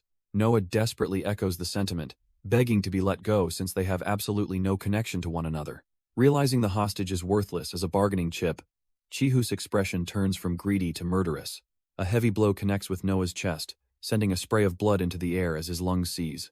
With a brutal follow-up, the brute discards the boy like trash, punching him across the cavern floor with a spiked knuckle. Noah hits the dirt hard, coughing up a fresh spray of blood as he realizes just how little his life is worth in this negotiation. Song-an doesn't even flinch at the sight, his gaze remaining as icy and detached as the cavern walls surrounding them. Chi-Hu actually finds the indifference amusing, mocking the merchant for being just as heartless and cold-blooded as a seasoned killer.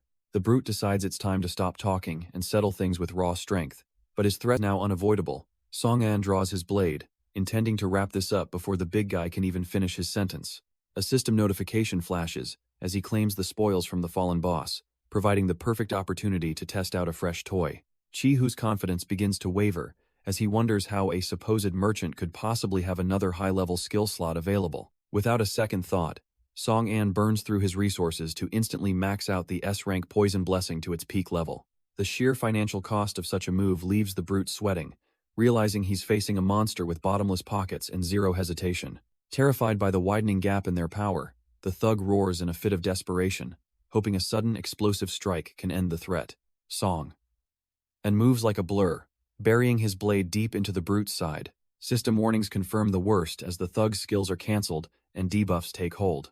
To the merchant, this isn't a struggle, it's just a routine cleanup of an annoyance. His maxed-out S-rank skills reveal a player who has completely broken the game's balance. The brute hits the ground hard, the weight of his failure crushing his remaining pride. A twisted, bloody laugh escapes his lips as poison veins map across his skin. The merchant watches with cold indifference, wondering what's so funny about a slow death. The thug finally connects the dots, accusing his opponent of being a developer of this world. He doesn't even hide it, admitting his past with a chillingly casual shrug. Clutching his gushing wound, the fallen raider realizes he was never more than a lab rat. Song-an plays dumb, acting as if he has no clue what the dying man is rambling about. Chi-Hu isn't going out with a whimper, offering one final bitter curse to the man who outplayed him. The system doesn't care about his defiance, triggering a final poison tick that ends the raider's life. With the immediate threat silenced, Song-an ponders the terrifying idea of someone actually merging a game with reality. A name finally surfaces from the depths of his memory, connecting the dots to a familiar face.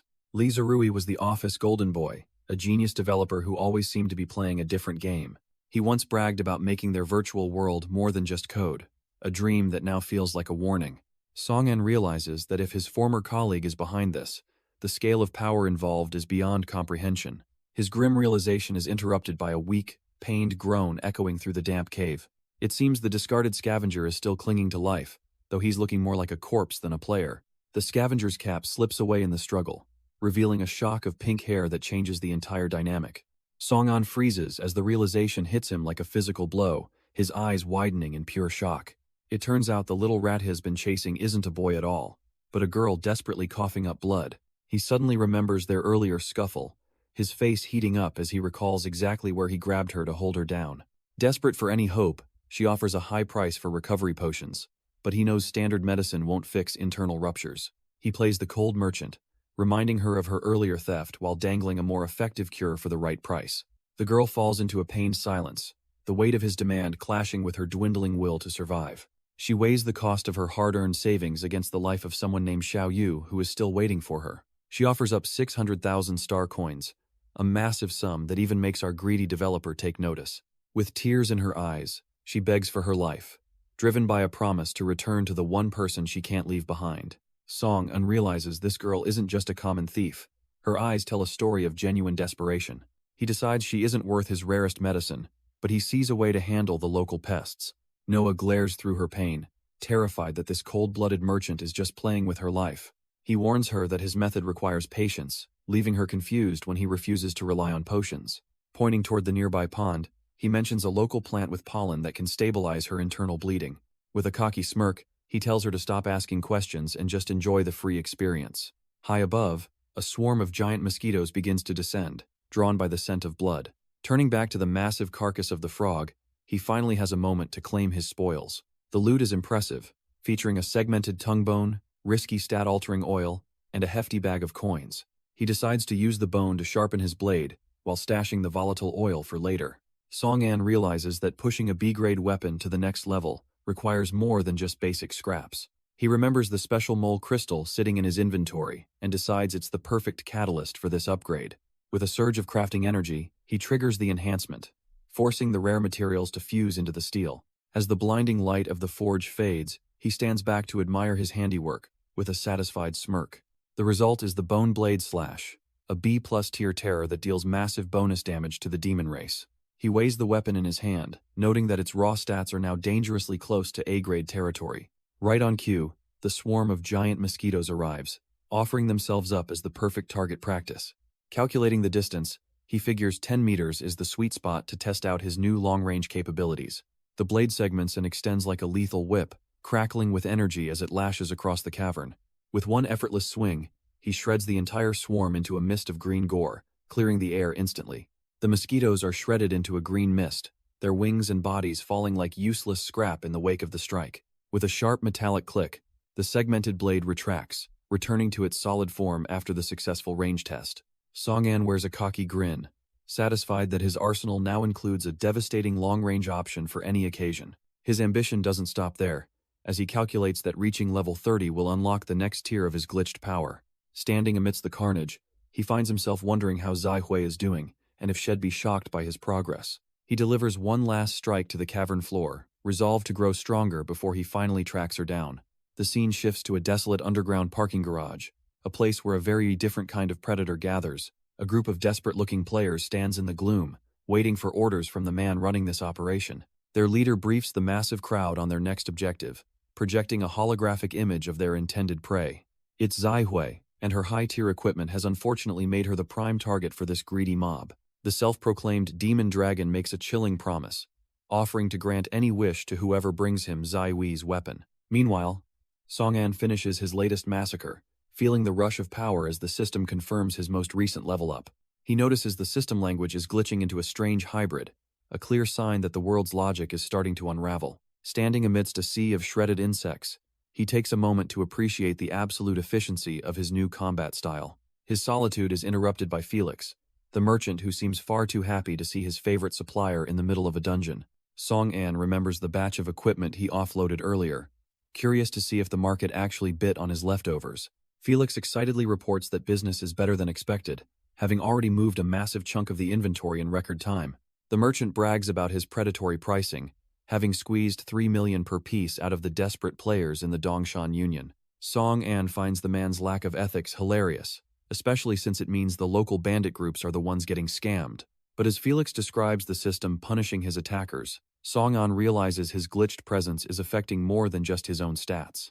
Song-an offers up the shredded remains of the mosquitoes, wondering if the merchant even wants such low-level monster scrap. Felix doesn't hesitate for a second, proudly declaring that as a junk merchant, he'll buy anything that isn't nailed down. Seeing another chance for profit, Song-an tells him to hang tight while he goes to strip the nearby magic stones. Their business talk is interrupted by a familiar face approaching with a heavy, bulging sack of loot. Now fully recovered, and having hit level 15, Noah hands over the 60 million worth of items she promised for her life. Song-an opens his inventory to settle the debt, but he can't help but feel a sudden prick of suspicion. When Noah immediately asks to sell even more gear to Felix, Song-an wonders if the girl actually held out on him. He watches her move toward the fallen raiders, realizing she has a very specific method for gathering her stock. With a flash of her specialized scavenging skill, she begins to systematically strip the corpses of every hidden bit of value. Song-an realizes she wasn't lying about the bag being everything she had. She's just planning to restock her entire inventory right here. Noah explains that her specialized steal skill allows her to pull random items from a player's inventory through touch. She asks if she can pick the corpses clean, and Song-an casually agrees, since it's extra profit. He reflects on how this world's reality has changed the rules, making corpses and the loot they hold permanent. Noah's luck seems to be running thin as she pulls out nothing but useless trash and snacks. Just as she's about to give up, she pulls a mysterious blue orb from the remains. She wonders if the strange device is worth anything, but Song-an tells her to just open it. He recognizes it as a video ball, hoping it contains some juicy intel on his target, Lee Jarui. With a quick press, the device whirs to life and projects a flickering holographic image into the air. A masked figure appears, demanding to know if his contact has finished considering a previous offer. While Song-an is disappointed it's not his target, Felix recognizes the man as a high-spending client, Song, and listens in silence as the masked figure plots a coup to seize every resource in the new world. The villain offers a top-tier weapon as a bribe, unknowingly dangling a massive clue right in front of Song-an. A cold, murderous rage flares in Song-an's eyes as he realizes exactly who he's dealing with. Meanwhile, across the city, the sun begins to set over the jagged skyline of the ruins. A group of weary players finally emerges from a dungeon portal, their silhouettes framed by the fading light. One teammate is stunned when Zaihui hands over a rare C-rank boss drop without a second thought. She insists he earned it for his hard work, proving she's the rare kind of leader who values her crew. While he happily accepts the prize, the blonde girl in the back doesn't look nearly as impressed by the gesture. Zaihui calls for an equal split of the remaining loot just as the dungeon entrance goes on cooldown. But the blonde teammate isn't convinced, already eyeing her meager share with a look of bitter, growing suspicion. Sun Yue snaps at Xiao Mei, blaming their pathetic crystal haul on her refusal to mine near those rotting wolf carcasses. He reminds her that as their only crafter, her work determines their survival, forcing Zaihui to finally step in. Showing her usual saint-like patience, Zaihui offers up her own rewards just to keep the team from imploding. While Zaihui checks the map for a safe place to rest, the rest of the crew finally settles down. But Xiao Mei remains bitter, secretly wishing Zaihui's precious high-rank weapon would just vanish so the spotlight would shift. Little does she know, a predatory smile is watching from the shadows, delighted by this perfect timing. Out steps Guilong, the guildmaster of the Dongshan Union, looking every bit like the trouble they weren't prepared for. The team freezes in pure shock as the realization hits that they've just walked into a total hornet's nest. Rustling leaves betray the movement of hidden players closing in from every side of the dense forest. Before they can even draw their weapons, the group realizes they are completely boxed in by the Union's forces. Zaihui tries to play the diplomat, desperately hoping this is all just one big misunderstanding. But Guilong isn't here for a chat. He just wants to borrow her high-tier gear. She stands her ground, refusing to hand over a treasure entrusted to her by a friend. A sniveling lackey whispers that her necklace is actually a transforming weapon, piquing the guildmaster's greed. Her teammate Cheng Yong finally snaps, calling out the Union for their cowardly, lopsided numbers. Guilong simply scoffs, ordering his subordinate Wu Ji to give them a lesson in reality. In a blur of motion, a lethal strike cuts through the air before anyone can react. The group can only watch in horror as the sheer speed of the assault leaves them defenseless. Cheng Yong takes the full brunt of the blow, collapsing as Zaihui screams in despair. Towering over them, Guilong orders his men to secure the survivors for a much slower end. Zaihui isn't going down without a fight, screaming for her team to huddle up as she prepares her trump card. She calls upon the Eye of the Demon, a Grade A artifact that pulses with a sinister, protective light. In an instant, a massive barrier of fire erupts, violently pushing back the encroaching thugs with a wave of pure energy. Gritting her teeth, she knows this desperate play is the only thing keeping them from being slaughtered. The shimmering dome creates a temporary sanctuary, leaving the Union goons scratching their heads outside the perimeter. These low-level lackeys are momentarily stunned, unable to fathom where such a powerful defense came from. But Guilong isn't impressed, barking at his men to stop being cowards and shatter the glass house. His subordinates quickly snap back to reality, nodding like obedient dogs as they prepare for a second charge. Sun Yue watches the mob regroup, frantically asking if they should stand and fight or keep hiding. With her mana completely drained, Zaihui can only pray the shield holds long enough for them to escape. A desperate attempt at salvation backfires horribly as a standard healing spell is twisted into a burst of agonizing damage. A cocky attacker flaunts his A-rank Shadow Spear, laughing as he explains how his weapon maliciously turns recovery into pure pain. Inside the shimmering dome, the survivors scan the chaos in a panic, realizing one of their friends is still missing. Their hearts sink when they see the Union goons dragging a captured ally forward, using her as a helpless bargaining chip. From behind his red demon mask, the leader coldly orders the prisoner brought to him while the siege continues unabated. Internal friction flares up within the sanctuary as the group's morale crumbles, with accusations flying faster than the enemy's blows. The barrier groans under the weight of heavy iron, sparks flying as the thugs outside try to crack the magical shell. One muscle-bound lackey curses his luck, finding the shield even more stubborn than a high-tier dungeon boss. Seeing the struggle, the defenders find a moment of cocky satisfaction, knowing their top-tier equipment is the only thing keeping death at bay. That confidence is quickly tested when a massive powerhouse steps out of the crowd, ready to settle the score with brute force. Man puts every ounce of his monstrous strength into a single, earth-shattering strike to end this stalemate. The impact is deafening, but the purple barrier holds firm, turning his massive momentum into a useless vibration. Instead of a breach, the brute is left howling in pain, while Sun Yue laughs at his pathetic attempt. Nursing his bruised ego and shattered knuckles, the powerhouse can only bark empty threats about their inevitable demise. Losing patience with the frontal assault, the Union leader presses his spiked club against the captive girl's neck. He demands the secret to cracking the dome, knowing that even the most loyal heart wavers under cold steel. From within the sanctuary, her supposed friends scream for her to stay silent, caring more for the shield than her life. The masked man threatens her with a slow, agonizing end if she continues to babble about the shield's absolute defense. Sensing a shift in the air, the girl's fear turns into a desperate calculation as she mentions a hidden weakness. She reveals that if the core artifact is pushed past its limit, the entire defensive system will suffer a total collapse. The masked leader cackles at the chaos, ordering his men to pour on the heat while Sun Yue screams about betrayal from within the safety of the dome.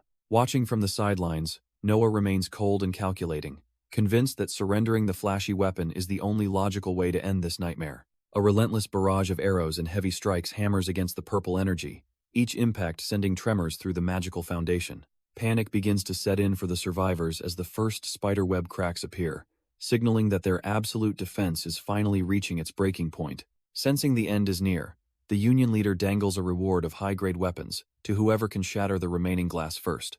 Xiaomei grits her teeth in a desperate panic, her only thought being the promise she made to return Song'an's precious gear in perfect condition. Just as her resolve starts to crumble, a massive, blood-red eye pulses on her wrist, and a terrifying demonic entity manifests from the artifact itself. This is the demon Ramel, a predatory spirit who can smell the girl's suffocating desire for more power from a mile away. Xiaomei can only stare in pure shock, realizing the monster residing within her equipment has awakened on its own without a single command. As the barrier begins to fail, the demon whispers that time is a luxury the survivors no longer possess. Ramel offers to unleash a power that could save them all, provided the girl is willing to pay a small price. The spirit mocks her noble intentions, knowing she is desperate to protect her friends and the trust her leader placed in her. With a chilling touch, the entity promises that a simple contract will solve every single one of her problems. Xiaomei doesn't hesitate to accept the deal, though she tentatively asks what the spirit expects in return for this miracle. The price is steeper than she ever imagined, as the demon demands ownership of her entire present and her future. Before she can even process the weight of the trade, a surge of dark energy knits the shattering shield back together. Sun Yue watches in total confusion as the cracks vanish, leaving the perimeter more impenetrable than it was at full strength. A massive boost to her physical stats confirms the deal is done, turning Xiaomei into a vessel for something far more dangerous. System notifications flood her vision as every ounce of her potential is forcibly converted into raw, overwhelming strength. The agony of her stats being drained is unbearable, yet she welcomes the chains that bind her future. Despite the permanent loss of her growth, she offers a weak smile, relieved that her friends are finally safe. The reinforced barrier stands as a glowing testament to her sacrifice, holding back the entire Union mob. Guilong can't believe his eyes, fuming as his mana runs dry just when victory seems certain. Even Noah is left speechless, desperately trying to convince the masked leader that she has no idea how this happened. Refusing to back down, the frustrated leader calls for every available man to seize the artifact at any cost. Little do they know, the real monster is already on his way, tearing through the forest in a stolen ride. Song'an floors it, leaving a trail of dust as he races to reclaim what belongs to him. Song'an is losing his mind, screaming at Ah-man to push their stolen ride past its absolute breaking point. He slams his fist in pure agony, knowing that every second lost brings his friends closer to a gruesome end. Since the complex requirements for a teleportation glitch are currently out of reach, he has to settle for a long-distance message. His only hope is that they can survive the onslaught long enough for him to finally bridge the gap. But as the sky bleeds into twilight, the clock finally hits 0 for the desperate group of survivors. The reinforced barrier finally gives way, shattering into useless fragments under the weight of a heavy Union boot. Despite the overwhelming odds, the remaining boys stand their ground, refusing to let the thugs reach their fallen comrade. Xiaomei's heart sinks as a system notification confirms her demon necklace has officially entered a long hibernation. Guilong mocks their final stand, completely oblivious to the fact that Xiaomei's soul-binding contract has turned her into a permanent level 1 powerhouse. Guilong looms over the cornered survivors, mocking the fact that their desperate bag of tricks has finally run dry. Xiaomei clutches her necklace, silently thanking the artifact for absorbing enough punishment to keep them breathing this long. The Union leader's excitement is palpable as he imagines the power he'll wield once that treasure is finally his. He wastes no time and orders Aman and Wuji to slaughter the 2 boys blocking his path. The thugs actually show a rare spark of conscience, reminding their boss that they only signed up for theft, not murder. Guilong's patience snaps instantly, his voice booming with a demonic authority that leaves no room for further argument. A sinister, pulsing wave of energy erupts from the leader, washing over his subordinates and drowning their lingering hesitation. Their minds fracture under the pressure, replaced by a hollow, manic laughter that signals the end of their humanity. With eyes burning a predatory red, Ah-man grins as he succumbs to a sudden, overwhelming urge to spill blood. The survivors realize the atmosphere has turned lethal, and any hope for a peaceful negotiation has completely vanished. Noah feels the crushing weight of her decision, convinced that betrayal is the only way to save her friends. Suddenly, a distorted audio signal pulses through the air, carrying a voice that stops everyone in their tracks. Guilong and his thugs snap their heads toward the sound, the leader's mask hiding his growing irritation. It's a recorded message from Song An, who curses his distance while urging the survivors to hold their ground. Noah's eyes widen as a flicker of hope returns, hearing the one man who might actually turn this around. The recording demands they hold the line for 15 minutes, a tall order that leaves the survivors sweating in fear. Guilong just laughs at the pathetic attempt to buy time, mockingly inviting them to try and survive. Ah-man leads the charge, his massive fist crashing into a shield with enough force to shatter bone. Wuji follows up with a lethal thrust of his shadow spear, relishing the chaos as the defense crumbles. Seeing the inevitable, Noah pleads with Sun Yue to just surrender the weapon before the Union kills them. Noah clings to the leader's arm with a forced smile, desperately playing the part of a submissive traitor to stay alive. Sun Wei watches the display with pure disgust, his patience finally snapping as he prepares to take matters into his own hands. He lunges forward with a sudden shield bash, catching the Union's heavy hitter off guard and sending him stumbling back. Ah-man snarls in fury, his eyes glowing a predatory red as he stabilizes his massive frame for a counterattack. Knowing he can't win with brute force alone, Sun Yue pulls a mysterious iron rod from his inventory, hoping it's enough for 10 minutes. He admits the weapon brings back memories he'd rather forget, but it's still far more reliable than the trash standing in his way. Guilong mocks the pathetic-looking stick while Noah watches in shock, wondering why he's been hiding such a strange item until now. Xiaomei tries to step in, but Sun Yue sternly tells her to stay back, knowing her drained attributes make her a liability in this fight. With a sharp scrape against the pavement, he begins drawing a circle on the ground to activate the rod's hidden defensive properties. A pillar of light erupts to shield his friend, leaving Sun Yue to charge into the enemy ranks alone, to buy every second he can. Noah stares in disbelief as a system notification confirms the activation of Sun Wukong's protective circle, granting absolute immunity. A tiny monkey spirit perched atop Sun Yu's head lets out a triumphant trumpet blast to signal the start of the gamble. An unexpected Easter egg triggers, warping Sun Yu's appearance into a legendary Monkey King with a forced 10-minute area taunt. Guilong can't help but howl with laughter, mocking the ridiculous costume and asking if the plan is to make them die of mirth.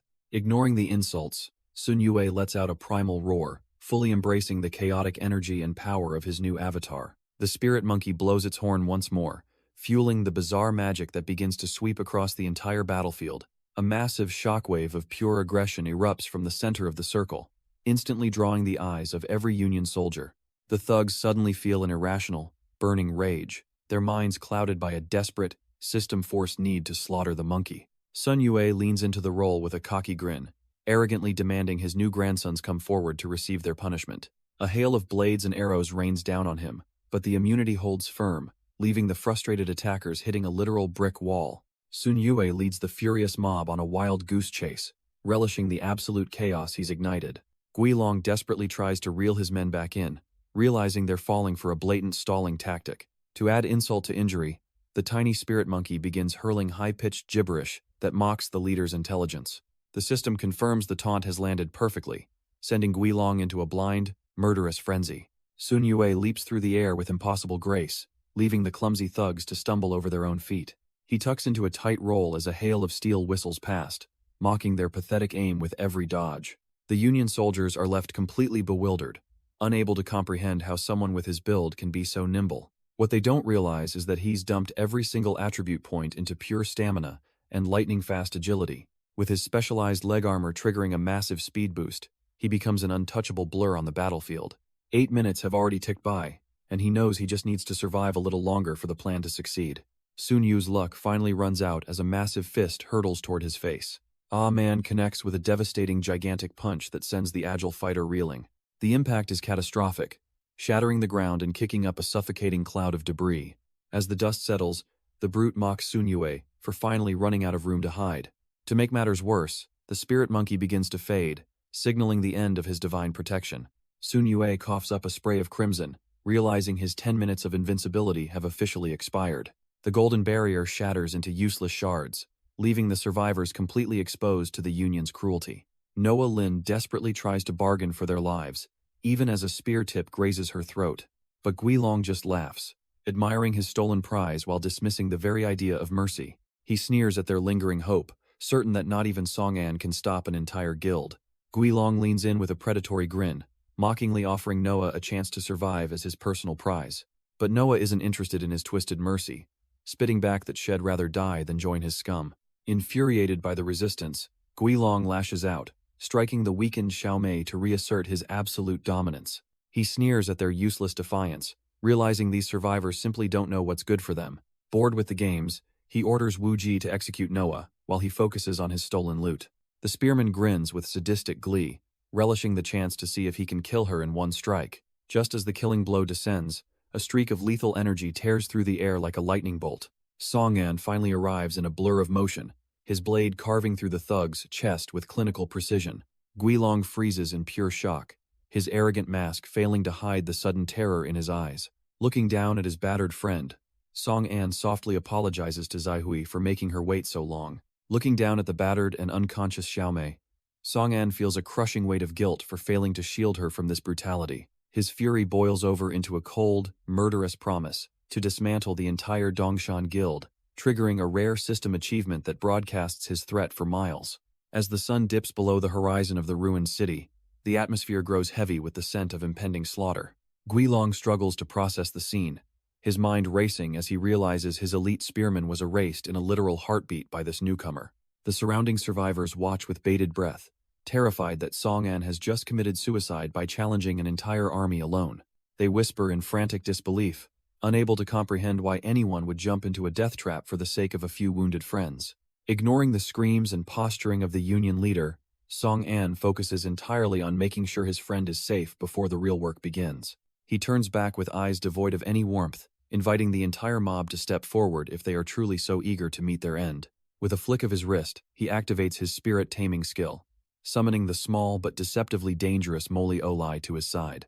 The thugs can't help but sneer at the sight of a tiny pet, completely oblivious to the fact that they've just laughed at their own executioner, Song, and bites deep into his thumb, drawing the blood necessary to trigger a hidden mechanic only a developer would know. He offers the crimson droplet to his tiny companion, calmly telling the spirit it is time to feast and grow.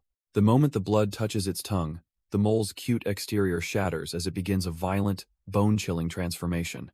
From the swirling vortex of energy emerges a towering nightmare, a beast of pure malice that completely dominates the battlefield. The surrounding thugs suddenly find the air turning into lead, their lungs burning as they struggle to breathe under a crushing aura. They tremble in their boots, convinced they are staring down a high-rank boss that could erase their entire squad in seconds. Song-an watches with a smirk, knowing this massive form is just a high-level bluff designed to keep the fodder paralyzed with fear. With a silent telepathic command, He orders his pet to guard the wounded while he prepares to finish the main event. Guilong desperately screams for his men to snap out of it, banking on the hope that their numbers can still overwhelm one man. But Song-an simply readies his blade with a cold stare, inviting the entire mob to step forward and test their luck. Song-an ignites his blade with a toxic glow, activating a poison blessing that turns his steel into a death sentence. He digs his heel into the dirt, preparing to launch himself forward with enough force to shatter the pavement. A single, fluid rotation of his blade creates a lethal green arc, sending the surrounding mob flying like autumn leaves. The survivors don't even have time to scream before the poison triggers, eating away at their health bars instantly. Watching the pathetic display with a cold gaze, he decides it is finally time to end this farce quickly. He triggers his speed skill, transforming into a flickering shadow that moves far too fast for the thugs to track. Guilong completely loses his composure, desperately screaming for his men to surround the monster before they all die. Ignoring the small fry, the young warrior charges straight through the chaos toward the biggest target left standing. The massive Ah-man steps into his path with a roar, convinced his sheer bulk can stop the protagonist's momentum. Song-an lets out a sharp, focused breath, already calculating the exact moment Hell cut the giant down to size. Song, and carves through the remaining mob, his blade a blur of green energy that leaves no room for escape. The Union leader can only scream in frustration as a blinding flash of light strips away his vision, leaving him completely vulnerable. With his target finally exposed, the young warrior tightens his grip on his weapon, ready to deliver the finishing blow. He stares down the masked coward with absolute confidence, coldly declaring that the game is officially over for the Union. While the chaos unfolds, Noah rests safely atop the massive beast's fur, blissfully unaware of the carnage nearby. Sun Yue, however, is having a much worse time, frantically pleading with the giant mole not to turn him into a snack. From his perspective, the creature looks like a literal demon from hell, and his desperate plan to play dead has clearly backfired. But the beast isn't looking for a meal, instead carefully presenting a glowing blue vial filled with high-grade recovery liquid. Realizing this must be another one of his friend's calculated moves, the mole ignores the tanks, protests, and forces the medicine down. Sun Yue decides to stop complaining and swallows the brew, figuring that a mystery potion is still better than being eaten alive. Sun Yue feels a sudden surge of warmth as the system confirms his broken body is completely restored. He stands up in total shock, realizing Song-an somehow used a legendary full recovery potion on a mere tank. But there is no time for gratitude, as the giant mole holds up a sign demanding his immediate help. The big guy can barely process the request, wondering what a support player like him could possibly offer now. Meanwhile, Song-an is busy carving a path through the fodder, telling the weaklings to get out of his way. Suddenly, a crazed thug with glowing red eyes lunges forward, latching onto his leg with terrifying, inhuman strength. The warrior snarls in frustration as he finds himself swarmed by a mob that has completely lost its fear. He quickly realizes the masked coward must be using a disgusting mind control skill as a desperate last resort. Since these puppets have lost their senses, his tactical black mist is useless against their mindless, suicidal charge. With his vision finally returning, a terrified Guilong orders his men to die for him while he prepares to flee. The realization finally hits the remaining thugs that they are nothing more than disposable meat shields to their leader. Panic spreads like wildfire as the men drop their weapons and scramble to escape the impending slaughter. But the masked coward isn't about to let his tools walk away while his life is still on the line. With a sinister command, he triggers a puppet control skill that forcibly overrides their fear and free will. Song-an watches in growing disgust as the number of controlled puppets begins to defy the game's internal logic. He leaps into the fray with his bone blade, sensing that the very fabric of this reality is starting to warp. The desperate leader screams for his new slaves to throw their lives away just to buy him a few more seconds. Suddenly, the warrior finds himself buried under a mountain of mindless bodies that no longer care for their own survival. A surge of frustration hits him as a pair of hands lock onto his leg with a grip like cold iron. He grits his teeth in the chaos, realizing that being pinned down by this suicidal mob is a recipe for disaster. Realizing the tide has completely turned, the masked coward decides to cut his losses and ditch his own men to save his skin. He can't believe a single monster like Song-an forced him to burn through his entire guild just to buy a few seconds of life. As he sprints into the brush, he swears that hell remember this humiliation, mourning the years of hard work he just threw away. He tries to console himself with the high-rank weapon still in his grip, convinced his unique roll skill will let him rise again. His delusions of a grand comeback are cut short when a massive, shimmering shield suddenly materializes out of thin air. A brutal shield bash connects squarely with his jaw, shattering his momentum and sending his head spinning.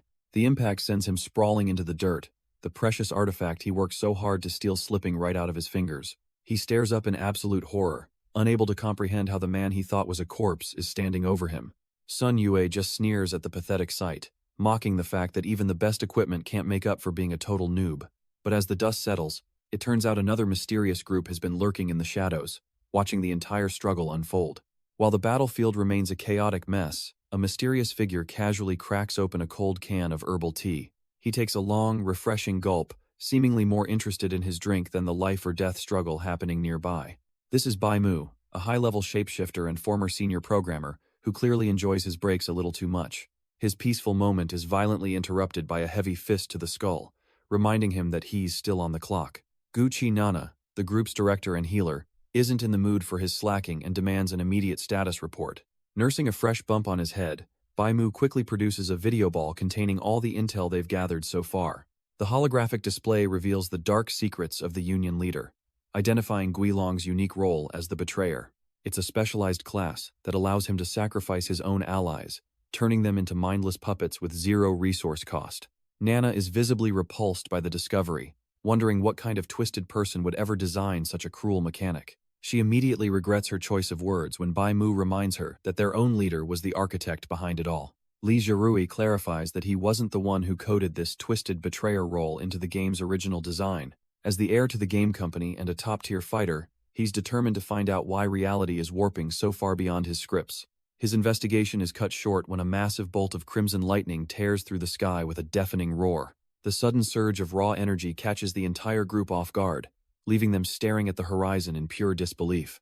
The strike lands directly on the Dongshan Guild's territory, signaling that a catastrophic event is already unfolding in the distance. Realizing their reinforcements are still miles away, Li Zhirui decides they can't afford to wait and must move out immediately. Meanwhile, just 5 minutes earlier, Bao Luo was busy handling some local trash with nothing but his bare fists. He delivers a brutal, bone-shattering blow that sends a masked raider spiraling into the dirt while coughing up a mouthful of blood. The pathetic coward immediately starts begging for his life, offering to give up his stolen loot if it means he can walk away. But Bao Luo isn't in a forgiving mood, reminding the thug that mercy wasn't an option when he was the one doing the attacking. Bao Luo finishes the job with a sickening crunch, slamming his fist into the thug's skull with overwhelming force. The mercenary drops like a sack of bricks, his body hitting the dirt with a heavy, final thud. Suddenly, the adrenaline fades, leaving Bao Luo staring at the motionless body in a cold, regretful sweat. He starts spiraling, terrified that killing a guild leader will bring an entire army of vengeful lackeys to his door. But a familiar voice cuts through his panic, assuring him that the Dongshan Guild is already a thing of the past. Song-an strolls into the clearing, looking completely unbothered by the carnage left in his wake. He casually notes that the cleanup is done, though he admits he secretly expected things to be a bit messier. Feeling insulted, Bao Luo holds up his prize, reminding his savior that he's the one who actually did the heavy lifting. He tries to act tough, claiming he's only returning the favor for being saved earlier, while the broken thug remains forgotten. Little do they know, a dark presence is already whispering to the fallen man, offering the failed apostle one last chance. Song-an and Bao Luo suddenly freeze as the air around them begins to vibrate with a sickening, heavy pressure. A dark voice from the void commands the fallen man to show his true strength, tearing the sky open with red lightning. A massive pillar of crimson energy slams into the earth, nearly knocking the two warriors off their feet as the ground shatters. Song-an demands to know what is happening, unable to comprehend why lightning would suddenly strike a man who was already defeated. Bao Luo can only stammer out a frantic guess, wondering if the heavens are finally punishing the thug for his many sins. Even the nearby surviving raiders and the little mole spirit can feel the shift, trembling as the very atmosphere turns toxic. From the heart of the blast, a spindly, pitch-black silhouette rises, looking far more like a nightmare than a human being. The creature wears a jagged, mocking grin, clearly relishing the chance to settle the score in this new, twisted form. Bao Luo's voice cracks with pure terror as he asks if that monster could possibly still be the same man. Song-an's instincts scream of a lethal new danger, though he still finds the breath to mock his foe for becoming a devil. Guilong sneers at being called lowly, claiming this demonic power was a gift from the world's master. He looms over them like a living shadow, promising to make them wish they had died earlier. Realizing they are completely outmatched, the two warriors don't waste a second and pivot to make a break for it. Song-an racks his brain while sprinting, wondering if this mysterious master could be the final boss he never programmed. The devil mocks their sudden cowardice, gathering a swirl of crimson energy in his palm to end the chase. With a malicious grin, He unleashes a concentrated beam of destruction directly at their retreating backs. Song-an barely manages to throw himself aside as the searing heat of the blast grazes his shoulder. The forest erupts in a blinding flash of light as the energy beam vaporizes everything in its path. Both men can only stare back in pure horror, realizing that a single direct hit would have been certain death. As the smoke clears from the scorched earth, it is clear the rules of this game have changed forever. The demon casually brushes off his missed shot, almost disappointed that his prey hasn't died yet. With a twisted, jagged grin, he admits that a quick death is far too merciful for the hatred he's nursing. Song-an grits his teeth, his mind racing as he tries to process the sheer scale of the power that nearly erased him. Beside him, Bao Luo is completely losing his cool, convinced that the Reaper is already breathing down his neck. The big man bites back his terror, knowing that one wrong step means an immediate trip to the afterlife. And tries to buy them some distance, lashing out with a golden strike to keep the demon at bay while they retreat. But the creature just tilts his head, mocking their pathetic attempts at resistance, as if they are moving in slow motion. He dances through the air with effortless grace, his glowing eyes tracking every desperate movement they make. Gathering a dense sphere of crimson malice, the apostle prepares a second strike, promising that this time he won't miss. Song-an's heart sinks as he realizes the next blast is coming much faster than his body can possibly move. The demon's crimson strike pierces the air, catching Song-an completely off guard. He grits his teeth in agony, realizing his reaction speed is failing him. Guilong looms with a predatory grin, relishing the chance to instill true terror. A massive explosion erupts, sending Song-an reeling while Bao Luo watches in horror. A segmented, bone-like tail slams into the earth, narrowly missing his leg. The apostle stalks through the trees, mockingly asking if he's already getting tired. He laughs at the struggle, promising to turn them all into ash in despair. Song-an pushes himself up, desperately screaming for his friend to run. He knows the monster is uncontrollable, and orders Bao Luo to save the survivors. But the big man remains frozen, paralyzed even as Song-an bellows for him to move. Bao Luo finally snaps out of his trance, sprinting into the tree line while praying his friend somehow survives the coming slaughter. The demonic apostle isn't about to let his prey escape so easily, his twisted form radiating a lethal, predatory malice. Song-an quickly accesses his inventory to patch his wounds, knowing he can't afford to lose a single drop of health. He realizes that Guilong's demonic transformation is actually a weakness he can exploit with his specialized bone dagger. As crimson beams tear through the air, his passive demon hunter effect flares to life, signaling a desperate fighting chance. He deduces that the apostle is relying on distance because his spindly, transformed body likely can't handle a close-quarters brawl. Activating his speed skill, he becomes a blur of motion, weaving through a deadly hail of energy and explosive impacts. The monster's smug grin finally falters as he realizes the human he was just mocking is suddenly right in his face. A massive shockwave ripples through the forest, the sheer force of their collision lighting up the midnight sky like a sun. From the safety of the shadows, Bao Luo can only watch in pure terror as the very earth trembles beneath them. Bao Luo continues his frantic retreat, desperately trying to justify leaving his ally behind to face the monster alone. He tells himself he'd only be a burden, choosing the safety of the shadows over a suicide mission. His cowardice is interrupted by a sudden, powerful gust of wind as something massive streaks through the trees.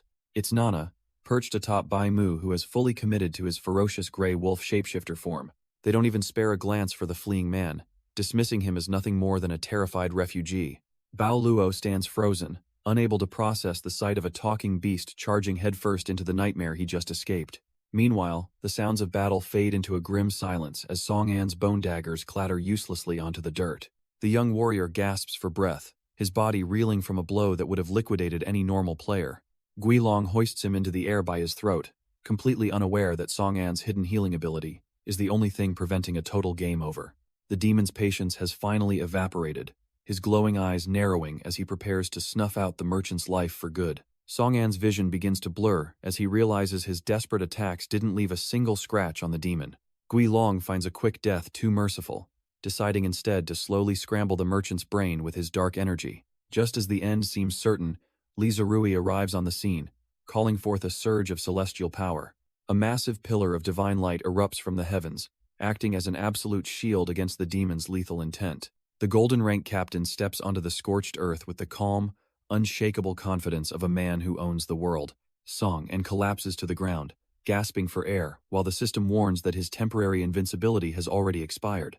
Li Zerui looks over the battered warrior, seemingly impressed that a mere merchant managed to survive this long against such a monster. Song-an can hardly process the situation, wondering how the most powerful man in the game even knows who he is.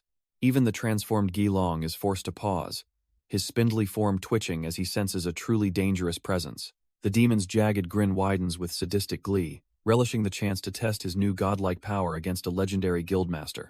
Lizarui doesn't waste time on pleasantries, demanding to know exactly what kind of demonic abilities he's about to dismantle. Song-an quickly warns him about the monster's explosive ranged attacks and that frustratingly high self-healing factor. Just as Nana and Baimu skid into the clearing, Song-an wonders if the legendary captain is here for a rescue or just a challenge. Lizarui summons a radiant divine sword, declaring that such a chaotic plague must be purged the very moment it's born.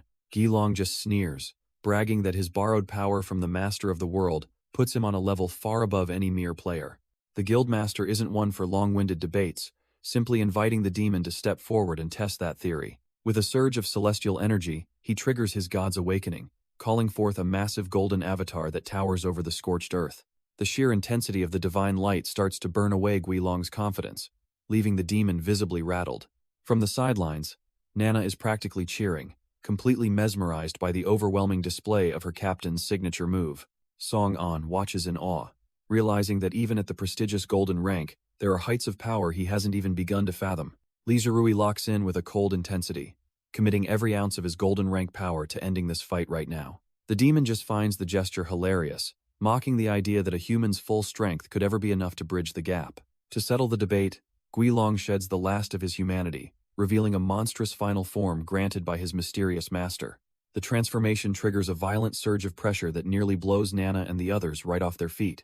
Song-an grits his teeth in disbelief, realizing the demon's stats have spiked to a level that defies all standard game logic. Standing tall in his new crimson skin, Guilong is practically begging the captain to try and see how many hits it takes to kill him.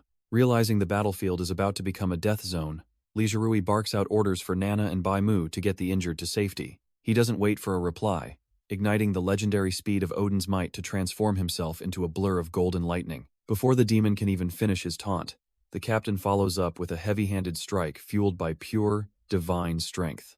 Gilong lets out a snarl of genuine pain, but his unnatural regeneration kicks in instantly, knitting his mangled flesh back together. Lizarui doesn't give the monster a second to breathe, channeling the raw, crushing power of Odin's might. The resulting impact is absolute, shattering the earth and burying the demon under a mountain of jagged debris. As Song-an watches the chaos unfold, a glowing green butterfly suddenly flutters toward his face, catching him off guard.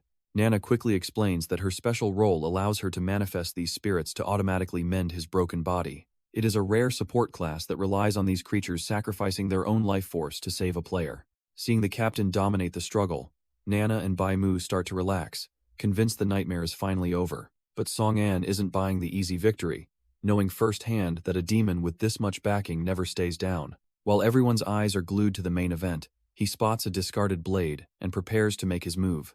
Standing over the fallen beast, Lizarui demands to know if it is a demon or a human pulling the strings. Guilong just laughs through his teeth, mocking their ignorance of a master whose power is beyond their imagination. Lizarui realizes too late that he underestimated the monster's recovery speed as a tail lashes out with lethal intent. Guilong laughs through the rubble, his demonic body practically vibrating with the thrill of the hunt.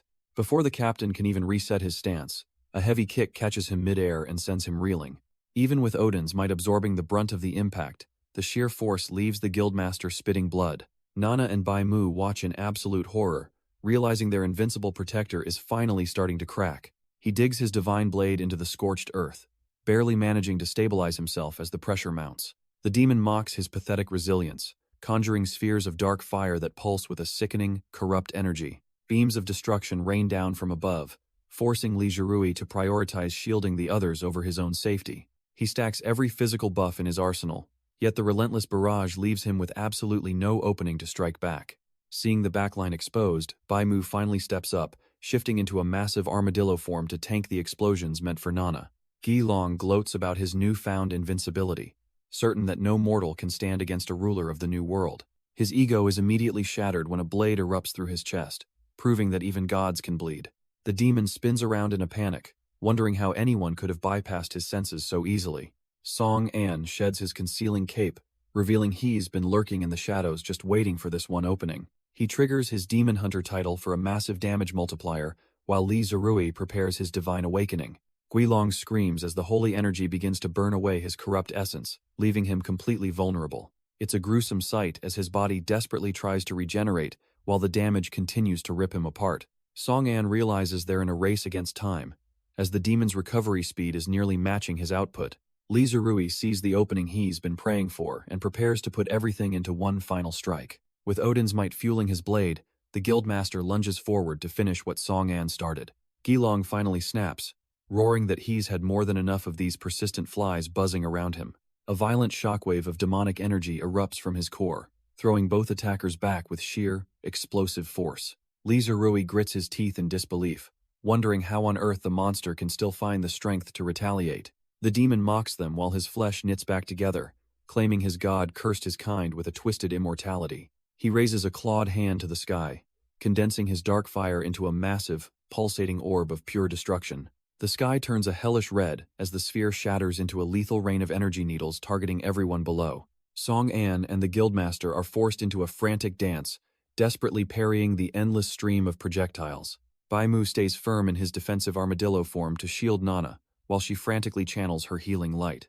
Ignoring the chaos of his own attack, Guilong dives through the barrage like a bloodthirsty predator on the hunt. Song-an realizes with a jolt that the demon has completely abandoned defense just to close the distance and kill them. Song-an thinks he's finally found a gap in the monster's guard, but he's severely underestimated the demon's reach. Guilong just flashes a wicked, jagged grin, clearly enjoying the look of desperation on the puny human's face.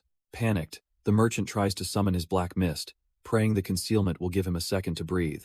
It's a futile effort, as the demon strike connects with bone-shattering force before the skill can even fully manifest. Song-an is sent flying, coughing up a spray of crimson as the reality of his situation starts to sink in. The surrounding area is reduced to a crater of fire and debris while the guildmaster and his allies watch in horror. Gasping for air on the scorched earth, Song-an realizes that even with healing support, he's at his absolute limit. If he wants to win, he has to stop playing by the rules and start exploiting the world's broken mechanics. He lands a series of debuffs, but the system warns him that the massive level gap makes his poison almost useless. The demon proves it by literally tearing off his own contaminated skin, laughing as he purges the poison from his system. Song-an and the guildmaster regroup, their breathing heavy as the scorched forest smolders around them. Li Zerui checks if the merchant is still fit for combat, receiving a determined confirmation despite the visible exhaustion. The guildmaster realizes that while the demon's healing is flawless, it still requires a window of time to activate. With Baimu critically injured and Nana occupied with emergency first aid, the two are officially on their own. Li Zerui plans to burn his remaining divine energy to pin the monster down, leaving the finishing blow to Song-an. The merchant stops him mid-sentence, knowing that a standard suicide charge won't be enough to bridge the level gap. He asks the guildmaster a cryptic question about the hidden potential of using his own divine light as a self-buff. Before they can refine the plan, a massive sphere of concentrated dark fire begins to warp the air above them. Guilong laughs as his vision finally clears, mocking their little chat while preparing to erase them from existence. Song-an doesn't wait for an answer and charges into the heat, telling the stunned guildmaster to just follow his lead. Guilong welcomes the reckless charge with a sadistic grin, eager to hand out a lethal parting gift. Song-an ignores the heat, focusing entirely on the frame-perfect timing required to trigger a hidden game mechanic. He knows that mistiming this exploit by even a fraction of a second means certain, agonizing death. The merchant dives straight into the heart of the dark fire, intentionally seeking the point of maximum damage. With his eyes locked on the swirling vortex, he waits for the exact millisecond to activate his final gamble. A violent explosion erupts across the clearing, completely swallowing the merchant in a pillar of concentrated destruction. Li Zerui watches the carnage in disbelief, terrified that his ally just threw his life away on a whim. As the flames roar and the ground trembles, the sheer intensity of the blast forces everyone else to retreat. From the safety of the trees, the remaining survivors can only watch in stunned silence as the smoke clears. Guilong cackles at the scorched earth, convinced he has finally squashed the annoying bug once and for all. Song. And stands amidst the roaring flames, mockingly asking the demon why he looks so satisfied, before stepping out unscathed to reveal he just survived his third fatal blow in a row. Guilong loses his mind, screaming in confusion at the glitchy status panels hovering in the air, as the merchant coolly informs him that his pathetic attacks are now completely useless. Refusing to believe in invincibility, the demon roars in denial and prepares to unleash total carnage, raining down a relentless barrage of energy beams that turn the battlefield into a sea of fire. Song An just stands there, letting the explosions wash over him as error messages flood his vision, knowing this time to relax bug only lasts 10 seconds, but that's all he needs. Desperate to end the charade, Guilong gathers every ounce of dark fire into one final sphere that swallows everything in a massive explosion, exactly as the merchant planned to trigger his reflection. The dust begins to settle over the scorched earth as the echoes of the massive explosion fade into a haunting silence. Wisps of dark flame flicker across the battlefield, leaving behind nothing but charred ruins and the smell of ozone. Guilong sneers through the haze, fully convinced that no amount of merchant trickery could have survived that direct hit. His arrogance quickly turns to pure confusion when he sees a familiar silhouette standing perfectly still within the clearing smoke. Song An coolly checks his status as his temporary invincibility expires, perfectly timing the transition to his next game-breaking exploit. By triggering a hidden Easter egg in the world's code, he absorbs every ounce of the demon's fire to forge a colossal blade of red energy. Watching the impossible unfold, Li Zhirui finally realizes that the merchant wasn't being suicidal, he was just baiting the demon into charging his battery. The demon trembles in terror, recognizing the overwhelming pressure of his own stolen power now being pointed directly at his throat. With a casual swing, Song An releases the stored kinetic energy in a vertical pillar of light that threatens to split the very atmosphere. He looks on with a bored expression, wondering if the pathetic demon can actually handle the weight of such a massive upgrade. Song An channels the stolen energy into a final blow while the demon stands paralyzed by the pressure, and feeling the heat, Guilong loses his bravado, desperately looking for an exit. But Li Zhirui isn't letting him slip away, cutting off the demon's path with a sneer. Song An admires the warrior's timing, realizing they're finally on the same page, as the two collide in a flurry of steel with the demon trying to break the deadlock. Guilong mocks the human's power, completely blind to the trap he's walked into, until a surge of Odin's might allows Li Zhirui to slam the monster into the earth. He screams for the merchant to end it, shielding himself with divine light. Song An doesn't miss a beat, bringing the massive energy blade down with absolute killing intent, leaving the demon to scream in terror as he realizes there is no way out. The strike lands with the weight of a mountain, a blinding flash of red energy obliterating everything in its path. A system notification confirms the overkill, showing the damage was multiplied tenfold to ensure the demon's absolute destruction. As the dust settles over the shattered landscape, a heavy silence falls, leaving the merchant to frantically search the ruins. Song An calls out into the haze, his heart sinking as he wonders if the blast was too much for his ally to handle. But the blonde warrior emerges from the debris, the divine protection of Odin fading as he grumbles about the massive explosion. The merchant offers a sheepish apology for the overkill, while the elite warrior seems more concerned about his ruined designer suit. Turning to the man who literally wrote the game's story, Song An demands to know why a high-level devil appeared so early. The creator explains that while devils are the ultimate endgame threat, their arrival now suggests the world's progression has been hijacked. They realize the hidden hand behind this reality is playing a rigged game, forcing them into a war they aren't ready for. Hidden beneath the rocks, a tiny fragment of the demon's essence slithers away, swearing vengeance for the humiliation he just suffered. Even after the dust settles, the merchant and the creator find it suspicious that no victory notification has appeared. Little do they know, a tiny fragment of the devil's soul is currently slithering through the rocks, plotting its eventual return. But those dreams of vengeance are cut short when a heavy boot accidentally crushes the demon like a common housefly. Their clumsy companion comes charging back into the ruins, shouting that he's already secured their allies and delivered the weapon. He insists he only returned to check the perimeter. Just as the system finally registers the demon's total extermination, the massive experience dump from the kill triggers an immediate level up for both the merchant and the elite warrior. The merchant is thrilled to see his stats climbing, though the blonde creator seems more annoyed by the chaotic turn of events. Even their round friend gets a share of the spoils, though he's baffled by the strange achievement notification popping up. To his horror, the reward for accidentally landing the final blow is a permanent curse that makes him the primary target for every boss. Realizing he's now a walking magnet for every high-level threat in existence, the poor guy's soul practically leaves his body. Noah clings to the Mole King's back as they desperately outrun a mob of overzealous hunters who are so relentless that one idiot even tries to score a date during the high-speed chase. Leading the pack is a meathead named Bao Luo, absolutely convinced he's tracked down a hidden boss. Noah panics, shouting that it's all a misunderstanding, but the hunters are far too focused on their prey. Nearby, Song An and the blonde creator stop in their tracks, recognizing the distinct, angry squeaks of their pet. Before they can intervene, Bao Luo lunges forward and manages to catch the mole in a headlock. He challenges the beast to show its true power, completely oblivious to the mole's growing, murderous indignation. The merchant and Li Zhirui finally arrive on the scene, looking completely done with the day's nonsense. Realizing his blunder, the big guy laughs it off, blaming the mole's terrifying aura for his confusion. Song An awkwardly tries to smooth things over, even as his pet throws a tantrum in the background. Song An plays it cool, waving off the hunter's concerns as if he hadn't just survived a localized apocalypse. He keeps the act up for his worried companions, downplaying the damage because he's got bigger things on his mind. Behind that calm mask, he's already obsessing over his stats, knowing he needs to purge Zaihui attribute limitation immediately. While he plots his growth, Li Zhirui's subordinates confirm they've stockpiled the rare materials needed for a massive level 30 breakthrough. The blonde creator then drops a bombshell, personally inviting our favorite merchant to join the prestigious Raiders group. It's a tempting offer, but Song An knows that guild ties usually come with a side of drama he'd rather avoid. Li Zhirui takes the rejection in stride, making it clear that the door is always open for someone with his talents. He warns that even the most broken players eventually hit a wall they simply cannot solo. As the creator suggests he try putting his faith in others, Song An finds himself actually looking at the people around him. Trust is a dangerous game in this world, but for the first time, he's actually considering it. High above the clouds, tucked away from the prying eyes of players, sits a hidden sanctuary.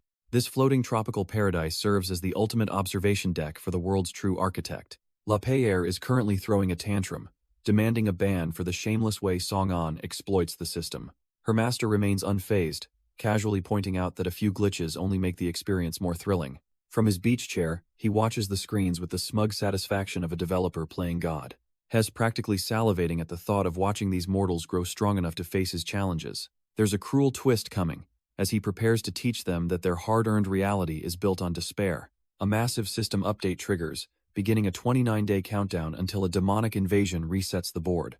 Down below, Li Zhirui maintains his polite facade, reminding the group that he's always available for information. He officially declares them rivals, hoping Song An can actually keep up before the clock runs out. Song An pouts, clearly annoyed that he isn't the only one getting to act like a cool protagonist. The remaining survivors quickly chicken out, preferring the safety of the camp over certain death in the wild. With only Noah by his side, he pushes forward toward the underground city to find their next objective. Noah is practically vibrating with anxiety, knowing the living forest ahead is filled with high-level, lethal threats. He just flashes a smug grin, insisting that his 80% success rate is basically a guaranteed win.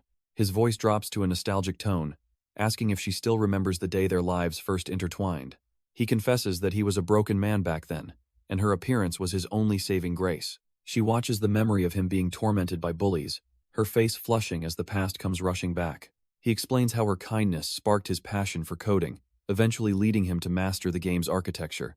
But instead of being touched, Noah loses it, horrified that he's remembering her looking so much heavier back then. Noah's spike in blood pressure leads to a sudden shove that catches him completely off guard. The force is staggering, sending him flying through a chain-link fence like he was shot from a cannon. She stares at her palms in disbelief, finally realizing her strength stat has reached terrifying new heights. Song An picks himself up, mentally noting that weight is the one topic no amount of logic can bypass. He decides to get serious for once, looking at her with a sincerity he rarely shows anyone else. He thanks her for being his light during his darkest days, vowing to protect her through every coming trial. The heavy, emotional moment is immediately ruined by the sound of someone nearby sobbing like a baby. They turn to find Sun Yue has been eavesdropping the whole time, completely swept up in their soap opera. He tries to shoo the interloper away, arguing that his own merchant class makes her totally redundant. Noah eventually convinces him to let her join, as long as she sticks to the manual labor of mining. Song An finally relents, deciding they will tackle the next zone as a tactical trio.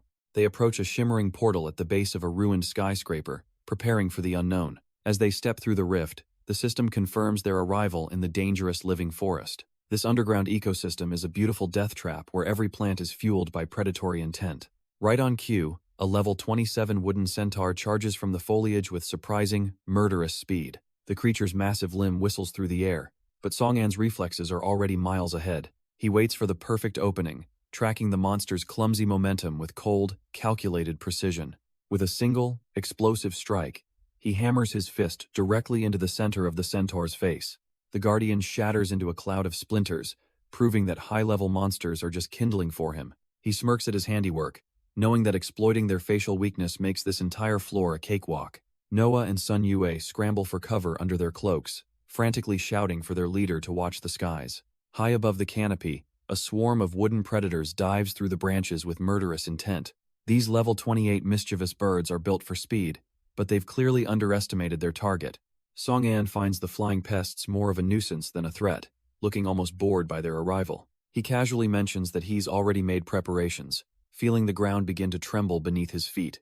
In a violent explosion of soil and splinters, a sea-grade demon flower erupts to turn the hunters into its lunch. The forest's dense mana acts like a natural fertilizer, rapidly boosting the plant's health and lethality to terrifying levels. Coating his blade in a lethal level 3 poison, Song-an prepares to turn this skirmish into a total massacre. He carves through the chaos with surgical precision, letting his botanical summon handle the heavy lifting in the background. But the forest isn't finished yet, as a fresh wave of wooden centaurs gallops toward the sound of the slaughter. The wooden centaurs close in with terrifying speed, their heightened awareness making a stealthy escape impossible for the group. Zai Hui refuses to back down, drawing her massive devil's scythe with a look of absolute confidence. She commands Feng to stay hidden under the safety of the cloak, while she steps into the line of fire. Analyzing the battlefield, she realizes her weapon's superior reach gives her a lethal edge over the centaur's limited range. With one violent, sweeping motion, she carves through the wooden monsters as if they were nothing but dry kindling. Feng can only watch from the sidelines, completely starstruck by the sheer efficiency of the slaughter. Song-an keeps his own rhythm nearby, checking in to ensure his partner isn't being overwhelmed by the forest's numbers. The experience points flood in, granting Zai Hui a well-deserved level up as she prepares for the next wave. Song-an is satisfied with the grind, noting that their clearing speed is even better than he initially projected. Even the birds that managed to dodge the initial strike find themselves succumbing to the inevitable crawl of the poison. A new mechanic triggers as a glowing tether links the monsters, signaling the start of a much harder phase. This Fates connection shares damage across the entire group, effectively turning a mob into one massive health pool. Before they can even process the shift, a booming voice echoes through the trees, demanding to know who's trespassing. Song-an barely has time to react as a gargantuan plant lunges from the foliage, nearly snapping him in two. Watching from the safety of the cloak, Feng is paralyzed by the realization that they're facing a boss capable of speech. The earth itself groans as Lexi, the level 30 ruler of the living wood, rises to its full, intimidating height. Its eyes burn with a vengeful green light, radiating a singular, murderous intent toward the small party of intruders. The massive treant declares that it won't allow any filthy beings to exist within its sacred, ancient borders. Sensing the immediate danger, Song-an screams for his companions to get back before they're flattened by the beast. A devastating blow strikes the ground, sending a shockwave that threatens to end their farming session for good. Zai Hui and Feng watch in horror, praying their leader survived that massive, bone-crushing impact. The game mechanics are stacked against him, limiting his poison and capping his total damage output. Song-an isn't done yet, leaping through the air to deliver a glowing, poison-laced strike. Hes determined to pay back every ounce of that pain with interest. He follows up the blade with a heavy-duty punch that rattles the Titan's massive arm. The forest ruler laughs it off, claiming the strike didn't even tickle its ancient hide. The system confirms the boss is sharing the damage, making it nearly impossible to leave a dent. Song-an realizes the HP bar won't budge, but the physical force is still moving the beast. Suddenly, a swarm of screeching forest minions dives from the canopy to protect their master. His teammates scream a warning as the battlefield turns into a chaotic, multi-front nightmare. Song-an unleashes his black mist, a thick shroud of darkness that engulfs the massive treant and the surrounding area. The mist's blinding effects turn the battlefield into a chaotic mess, causing the confused minions to fly straight into lethal forest hazards. Song-an doesn't waste the opening, driving his blade forward with a strike that hums with concentrated power. He knows he has to keep the pressure on, his eyes locked on the target with a grin that says, he's just getting started. He slams another strike into the boss's chest, but the system continues to mock him by sharing the damage across the entire forest. Lexi finally loses its patience, swinging a massive, bark-covered fist down with enough force to squash a normal player into the dirt. But instead of a satisfying crunch, the giant's hand passes right through Song-an as he begins to flicker like a corrupted file. It's the return of the missing target bug, a glitch. Song-an knows exactly how to trigger to become a literal ghost in the machine. The forest ruler is losing its mind, screaming in total frustration as every attempt to crush the boy ends in a pathetic whiff. Song-an just winds up a heavy fist, ready to show this boss what happens when you fight someone who knows the programmer's secrets. Song-an drives his blade deep into the giant's chest, mocking the beast for being unable to comprehend his high-level exploits. He uses the massive wooden arm as a literal stepping stone, leaping into the air with a grin that screams pure confidence. Landing firmly on the boss's back, he begins carving a path upward, thanking the treant for providing such a convenient foothold. From the safety of the sidelines, Feng suggests a simple fix, wondering if they should just burn the whole forest down. Zai Hui immediately shoots the idea down, knowing that fire only enrages these spirits and triggers a massive power boost. Realizing it can't win alone, Lexi lets out a piercing shriek that echoes through the canopy, calling for its children. A swarm of flying wooden pests erupts from the trees, their glowing eyes locked onto the intruders, threatening their ruler. The minions dive-bomb the area in a frantic cloud of bark and wings, desperate to peel the merchant off their master. Zai Hui steps into the fray, her scythe becoming a lethal blur as she makes sure no one interrupts the main event. While she holds the line, Feng completely loses his nerve, sprinting away as the birds decide he's the weakest link in the chain. Zai Hui shouts for her leader to stay focused, promising that she'll keep the swarm off his back. Lexi responds by erupting massive wooden spikes from its body in a desperate, jagged attempt at a counterattack. But the merchant just dances through the splinters, the missing target bug making him a ghost in the machine.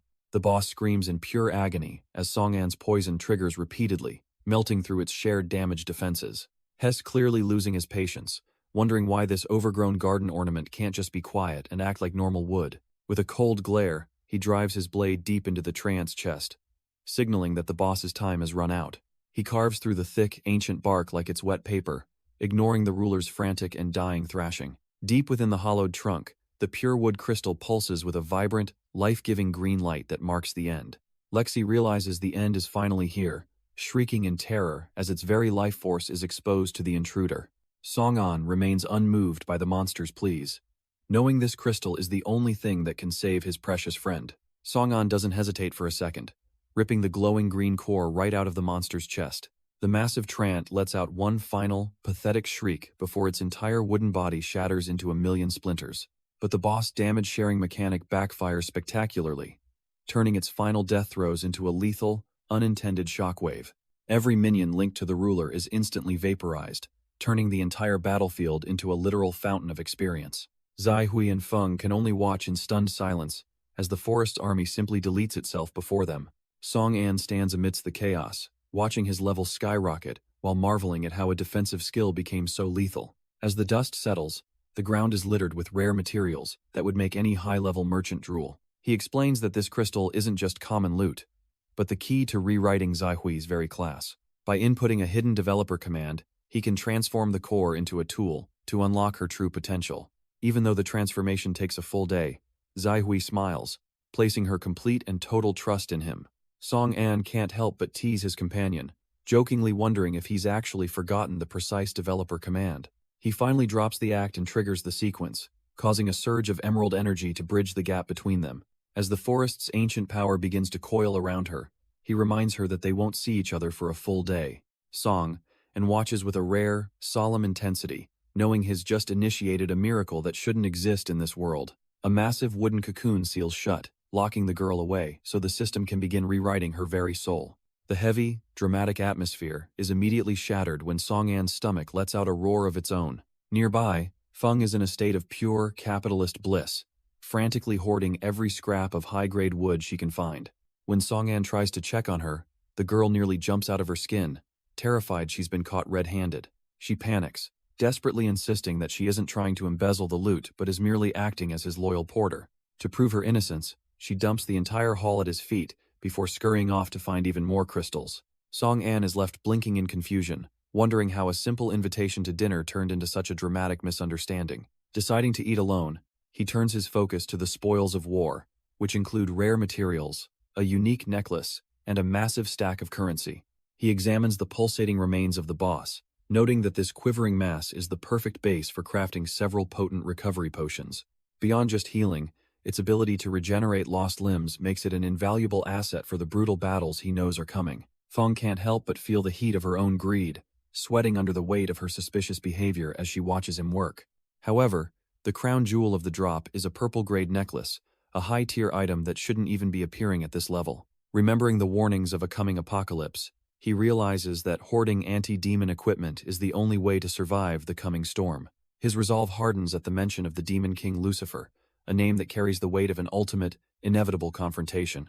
There's a strange sense of familiarity to that name, a flicker of memory from his past life that suggests he knows exactly what he's up against. With his goals set and his pockets full, he prepares to vanish into the shadows, ready to face whatever nightmare the system throws at him next. Just as the loot is settled, the world around Song-an begins to dissolve into a blinding, glitchy white void. He frantically calls out for his teammates, wondering who exactly is speaking to him through the static of the collapsing reality. The scenery shifts in an instant, dropping him into a lush, spiritual meadow where a voice claims they are now completely alone. Towering over him is a massive, ethereal figure known as the First Lexi, a spirit body far more majestic than the boss he just killed.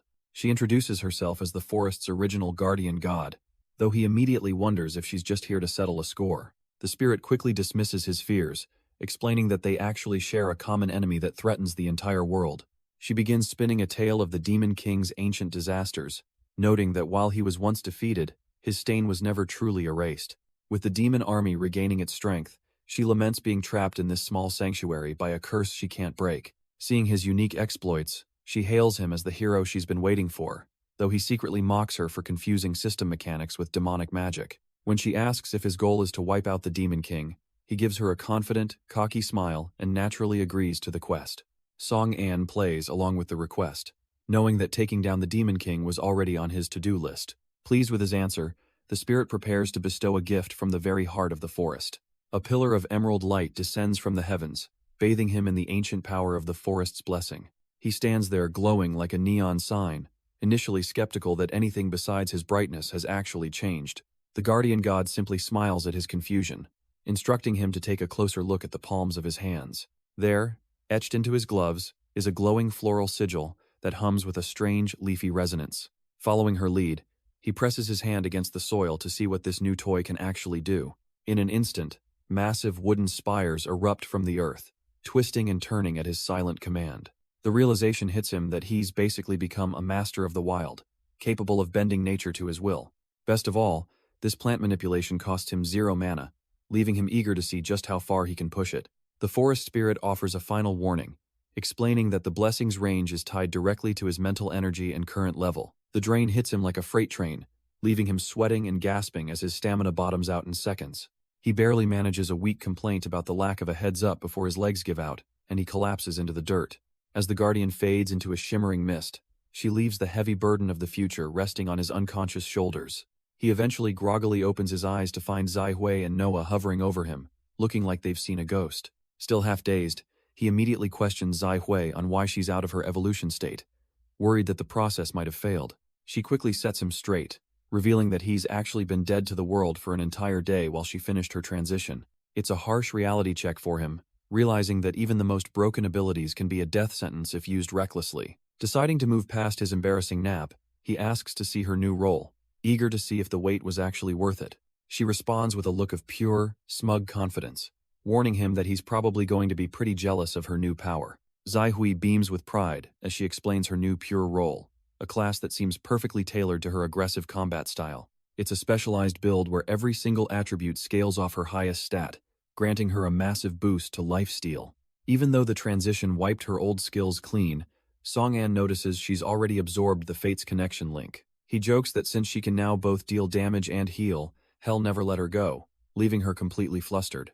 The lighthearted mood shifts instantly when a heavy bag of shimmering green magic crystals is presented as a peace offering. Feng insists he hasn't touched a single piece of the loot, a level of honesty that immediately makes Song-an suspicious.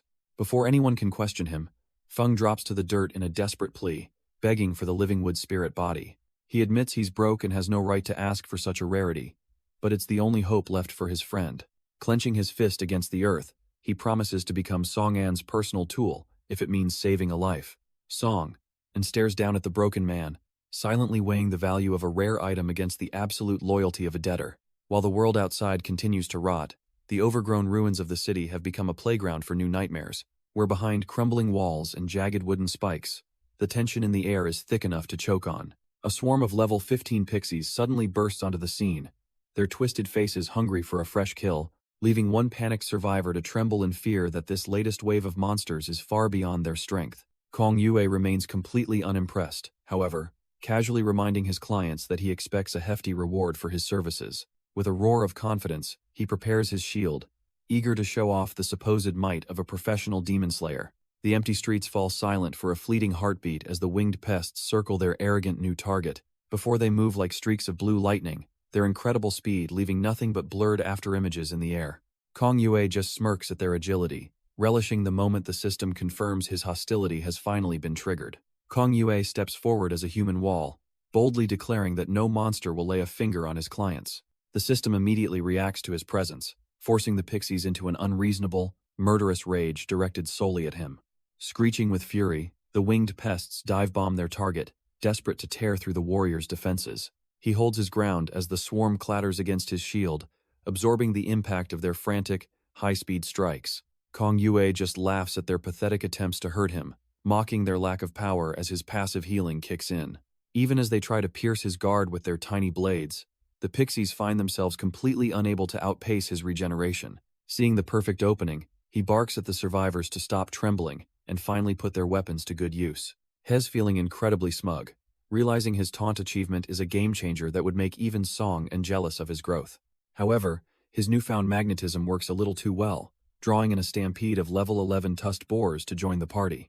Sun Yu's smug confidence evaporates the second he realizes Hez actually surrounded by a fresh wave of bloodthirsty monsters.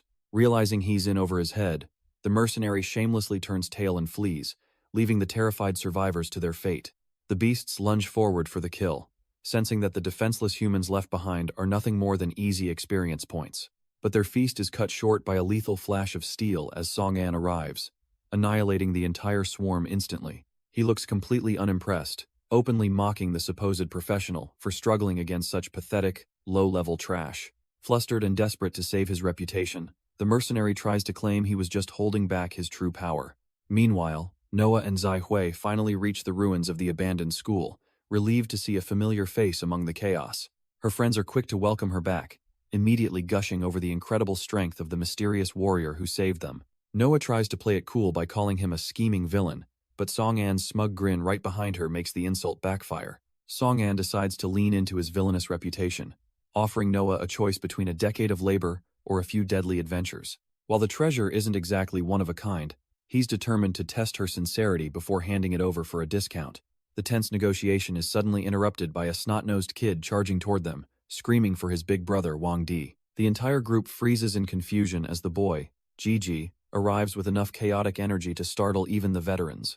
Ignorant of the fact that the danger has passed, Gigi conjures a massive water ball, desperate to defend his home. But his heroic moment is cut short by a stray rock, sending the pint-sized mage tumbling face-first into the dirt. The rare spell loses containment instantly, exploding into a tidal wave that sends everyone scrambling for cover. Song An effortlessly dodges the splash, noting the kid's raw talent while watching poor Sun Yue take the full brunt of the blast. Drenched and defeated, the survivor can only sit in stunned silence as the group realizes their newest ally is a walking disaster. Sun Yue sits there like a literal drowned rat, wondering why he was the only one who failed to dodge the splash. Wang Di immediately starts tearing into Gigi, reminding the kid that his help usually just makes a bad situation 10 times worse. But Gigi isn't having it, indignantly claiming he's a grown man more than capable of defending their home with his own power. Noah steps in to play peacemaker, gently suggesting that Wang Di go easy on the kid since his heart was in the right place. The mood shifts as Gigi reveals that a friend named Xiao Yu has been so worried about Noah that he's refused to eat. As the group gathers among the ruins, Gigi points toward the distance, announcing that the hungry friend is already charging their way. Out of the dust rolls a tiny white dog, barking its head off while navigating the rubble in a makeshift wheelchair. Noah's face lights up as she welcomes the pup back with open arms, calling out to it by name. Song An can only stare in disbelief, realizing the Xiaoan everyone was so worried about is actually just a handicapped dog. Wang Di explains the grim reality behind the pup's condition, revealing that a monster attack forced him to perform a desperate amputation just to save the dog's life. For Noah, this little guy is more than just a pet. He's the last connection she has to a world before the game took her parents away. Song An finally connects the dots, realizing that the rare item Noah was begging for earlier wasn't for her own power, but for a companion's survival. Without a second thought, he offers up the living wood spirit body, sending Noah into a frantic, joyful state as she promises the dog a full recovery. Even the little pup seems to sense the shift in the air, letting out a series of spirited barks as if he knows his life is about to change forever. Song An examines the strange, pulsating material in his hands, silently questioning the bizarre logic of how this high-tier item actually functions. He explains that the wood will naturally graft itself to the host, though Gigi can't help but comment on how much the wriggling mass looks like a giant caterpillar. The moment the wood touches the dog's wounds, it begins to shift and mold, instantly forming a perfect set of magical prosthetic limbs. With the attachment complete, a breathless Noah watches with bated breath, encouraging her best friend to take his very first steps on his brand new legs. The little pup tentatively tests his weight, realizing the wooden grafts feel just as natural as his old paws. Before anyone can even process the miracle, he's already darting across the floor with a newfound burst of energy. He starts doing victory laps in frantic circles, his joyful barks echoing through the ruins of the old school. Noah scoops him up in a tearful embrace while Gigi cheers for the magical caterpillar wood that saved the day. While Wang Di marvels at the logic-defying item, Song-an immediately ruins the emotional moment by demanding his payment.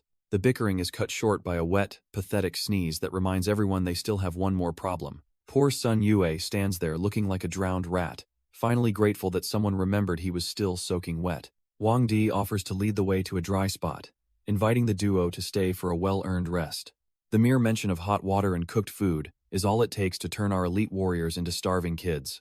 Wang Di plays the proud tour guide, leading the group through the halls of what used to be a bustling college. Even our cynical protagonist is genuinely caught off guard when he learns they've kept the power running with solar panels. It's a rare, functional sanctuary in this mess, and Wang Di is clearly ready to die defending it. The highlight of the tour is the bathhouse, boasting the ultimate luxury of the apocalypse: actual hot water. While the girls are thrilled, Gigi wastes no time dragging a shivering Sun Yue inside to finally get him cleaned up. Wang Di invites the hero to join the fun, but Song-an stays behind, his internal alarm bells starting to ring. On paper, this place is a paradise with food and electricity, yet he can't shake a sudden, crushing sense of dread. It's a prickling sensation on the back of his neck, a warning that something far more dangerous is lurking in the shadows. His instincts prove fatal as a pale, haunting figure looms right behind him, chillingly announcing that he's finally been located. Song-an doesn't hesitate, swinging a desperate fist at the spectral figure that dared to sneak up on him. The entity seems more heartbroken than hurt, sobbing about unrequited love before phasing through the solid wall. Left breathless and sweating, our hero wonders if he's finally lost his mind or actually seen a real ghost. When Wang Di wanders over to check on the commotion, Song-an asks if hauntings are a local feature.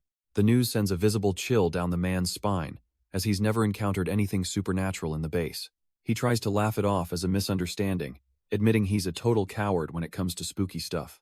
His bravado dies instantly when Song-an deadpans that the lady in question is currently breathing down his neck. The spirit gently caresses his cheek, searching for a spark of affection that definitely isn't there.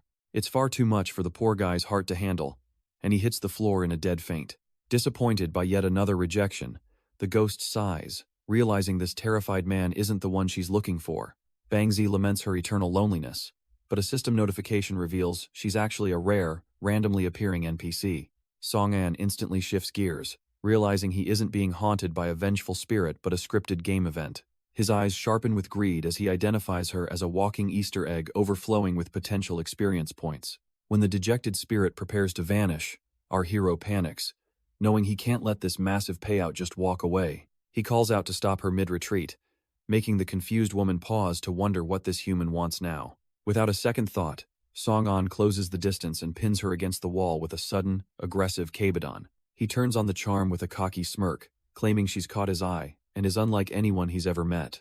The poor ghost is completely flustered by the proximity, her heart racing as she wonders if he's about to strike again. Dismissing his earlier hostility as a mere misunderstanding, he leans in close to shamelessly pivot the conversation toward romance. He promises to become exactly her type, willing to say anything cringeworthy just to trigger that sweet experience bonus. The heartbroken spirit is actually moved to tears, weeping blood as she processes the shock of finally being wanted. Song-an doesn't let the moment go to waste, suggesting that since he confessed, it's only fair she returns the favor. He seizes her hand with zero hesitation, demanding she take him to wherever this hidden quest leads. The air shimmers as a teleportation trigger kicks in, leaving him just enough time to brag about speedrunning a legendary Easter egg. While he's off chasing experience points, the rest of the survivors are enjoying the rare luxury of a hot shower. Noah Lin freezes as the water hits her skin, sensing a strange disturbance echoing through the base.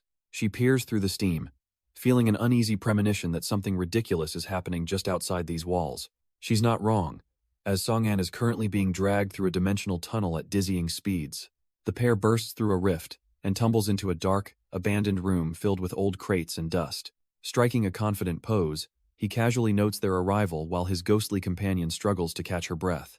Bangzi leaves him with a strict warning not to touch a single thing, leaving Song-an feeling let down that this legendary quest looks more like a dusty storage unit than a high-level dungeon. He scans the cluttered warehouse, realizing his plan to max out her affection meter might have been a bit overambitious if this is all the treasure she has to offer. Left to his own devices, his gamer instincts take over as he begins poking through the piles of junk, hoping to find a hidden item or a secret trigger. He stumbles upon a collection of bizarre literature, including a literal guide on how ghosts can find true love, and wonders why she's still studying this stuff. Flipping through the pages, his smugness vanishes as he reads tips ranging from appearing behind your lover to the much more concerning suggestion of removing their limbs so they can never leave.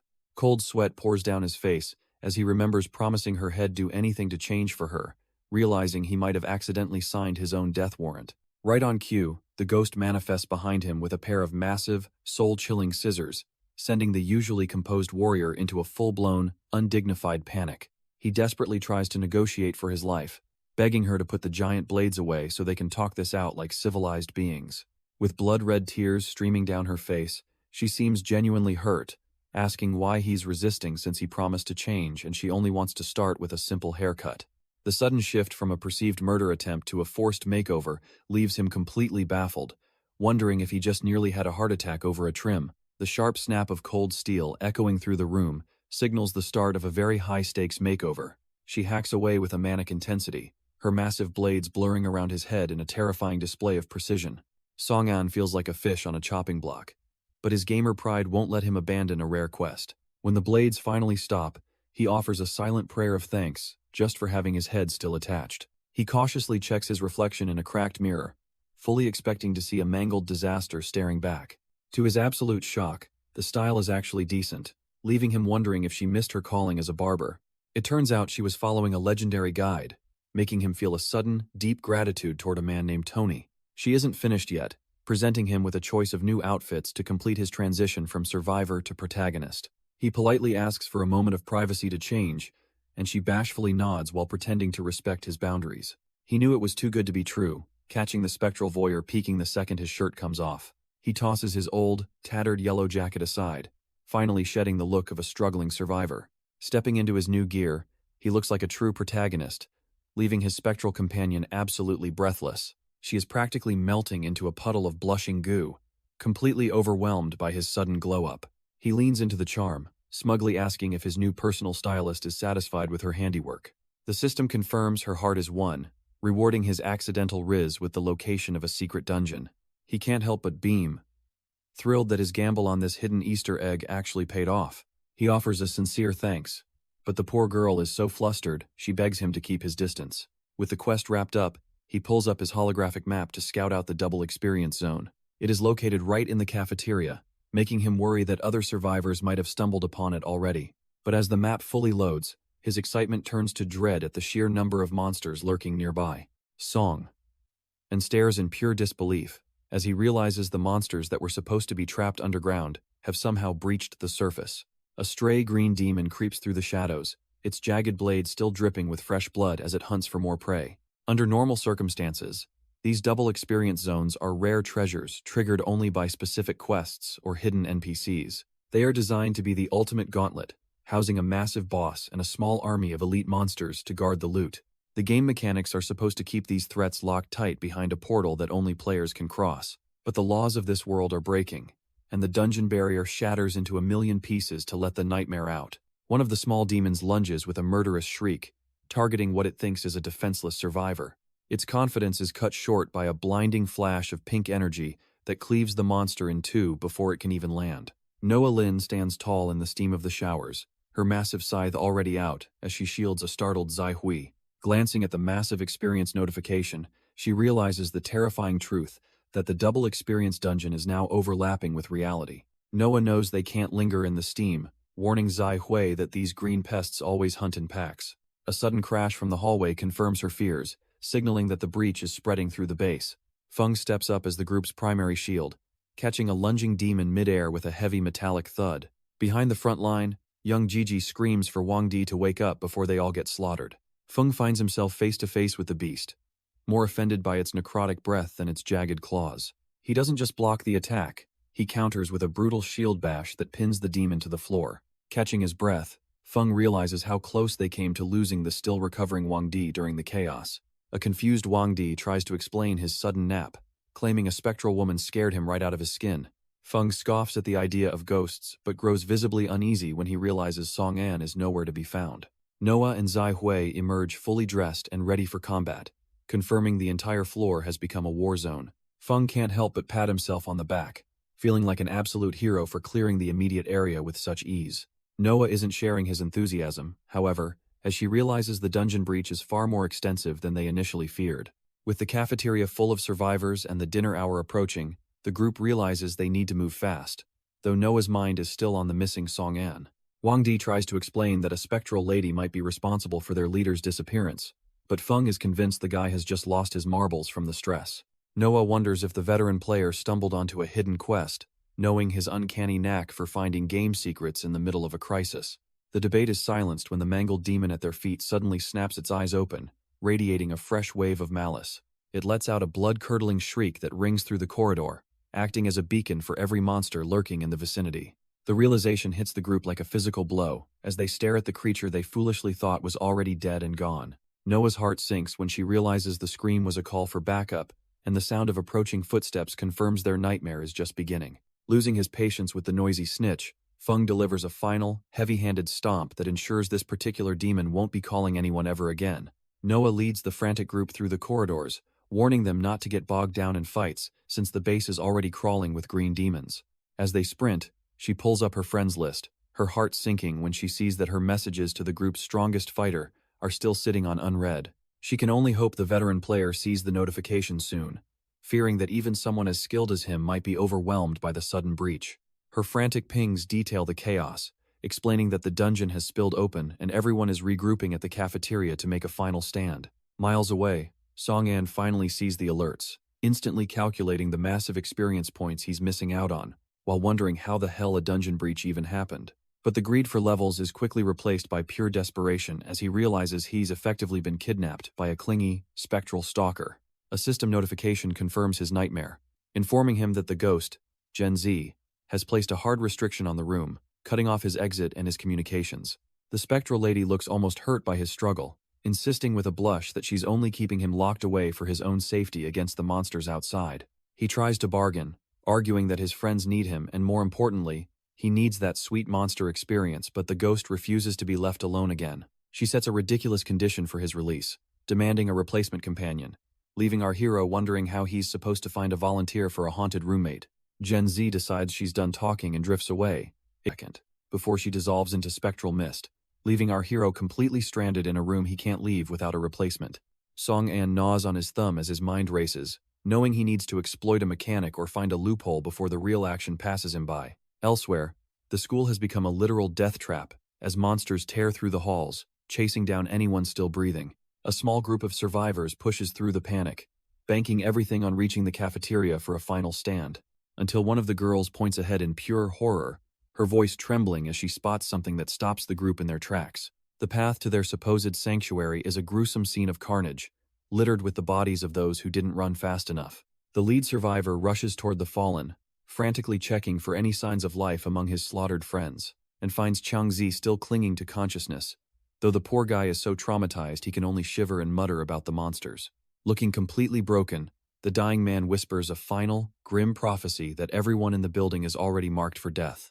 Wang Di clutches his friend tightly, his heart sinking as the dying man's final breath is a desperate plea to escape. The reality of the massacre finally hits him, and he struggles to comprehend how their sanctuary became a literal hunting ground. Driven by a reckless surge of adrenaline, he ignores the shouts of his companions and sprints toward the epicenter of the carnage. Zai Hui and the other survivors watch in horror, realizing that staying put is no longer an option if they want to live. The blonde spear wielder peers into the ominous, dark corridor, sensing that the time for debate has passed and the time for action is now. The group charges through the entrance with a desperate cry, hoping to find their friend but fearing the absolute worst. Their hope vanishes instantly when they spot Wang Di crumpled in a pool of blood beside a massive, bone-chilling crater. Barely clinging to life, The fallen student gasps out a final warning for the group to look at the shadow looming over them. A colossal green ogre towers over the terrified students, its massive club casting a shadow of certain death across the room. With a deafening roar, the beast swings its weapon downward, intending to crush the life out of anyone left standing.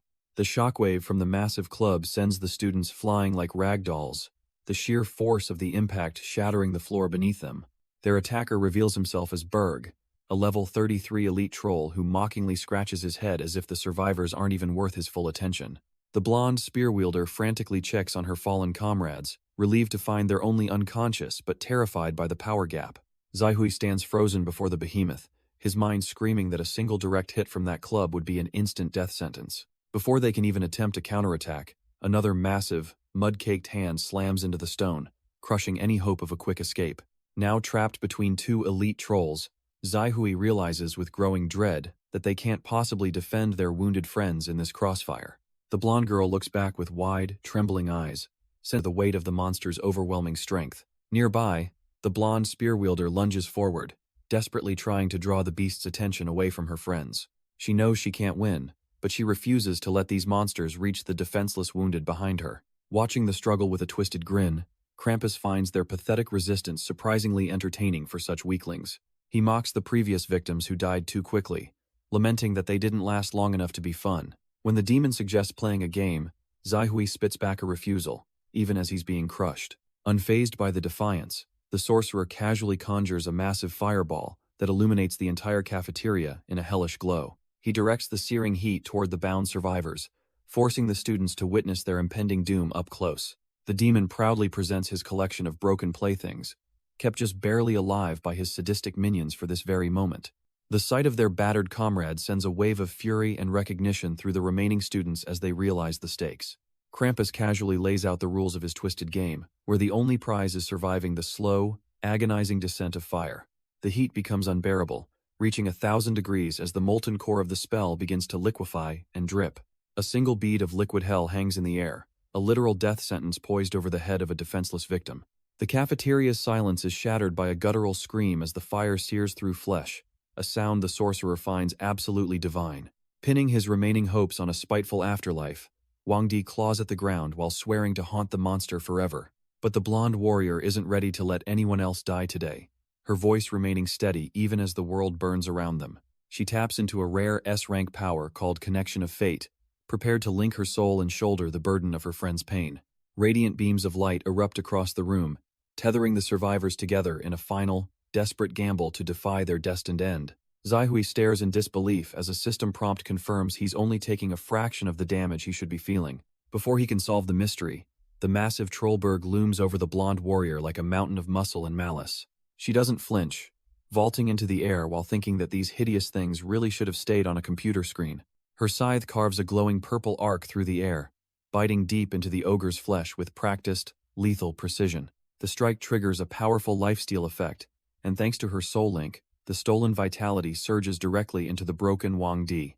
Radiant crosses of light erupt throughout the cafeteria, stitching together the shredded skin and broken bones of every captive student. Landing gracefully, the warrior notes that the lifesteal mechanic is even more effective than she anticipated in this desperate situation. She knows her mana is bottoming out from the strain of healing so many people, but she's determined to buy them an exit. Seeing her reach her limit, Zaihui finds his courage and begins screaming insults to force the monsters to focus on him instead. The taunt hits home perfectly, sending the ogre and his pack of demonic runts into a mindless, bloodthirsty frenzy. The taunt works perfectly, drawing the massive ogre's attention while the blonde warrior prepares her finishing blow. Her blade slices through the beast, triggering a massive surge of stolen life force for her fallen allies. As the monster collapses, she feels a rush of power, reaching level 23 amidst the cafeteria's carnage. She takes a brief moment to appreciate her teammates' reliability, thinking Zaihui finally found his backbone. That sentiment dies instantly as she watches him sprint away in total terror, begging the monsters for mercy. From the shadows, Krampus watches with sadistic glee, bored by their survival and craving a real bloodbath. Deciding the games have gone on long enough, the demon sorcerer prepares to unleash his true trump card. A rift tears open as a massive, single-horned beast erupts into the room with a deafening, guttural roar. This is Ho-Ho, a level 34 elite mount that lives for nothing but the scent of fresh blood. Mounting his pet, Krampus charges forward, intent on crushing the survivors under a mountain of demonic muscle. The cafeteria turns into a total mosh pit of death as the ogre and his minions swarm the students. Ho-Ho leads the charge, acting as a literal freight train of demonic muscle aimed at the blonde warrior. Panic sets in as Zai-Hui realizes they're outmatched, his earlier bravado vanishing faster than his common sense. Krampus doesn't give them a second to breathe, channeling a massive surge of destructive energy through his staff. He unleashes a thundering flame, a localized sun that threatens to incinerate everything in its path. Knowing her soul link might kill the others if she takes the hit, the spearwoman desperately tries to disconnect. She screams a warning to Zai-Hui, but the guy is too busy vibrating with fear to actually react. Before she can even reset her stance, the massive ogre looms over her like a mountain of impending doom.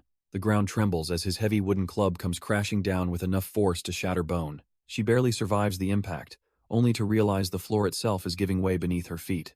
Zai-Hui loses his footing as the cafeteria floor finally gives way under the weight of the absolute chaos.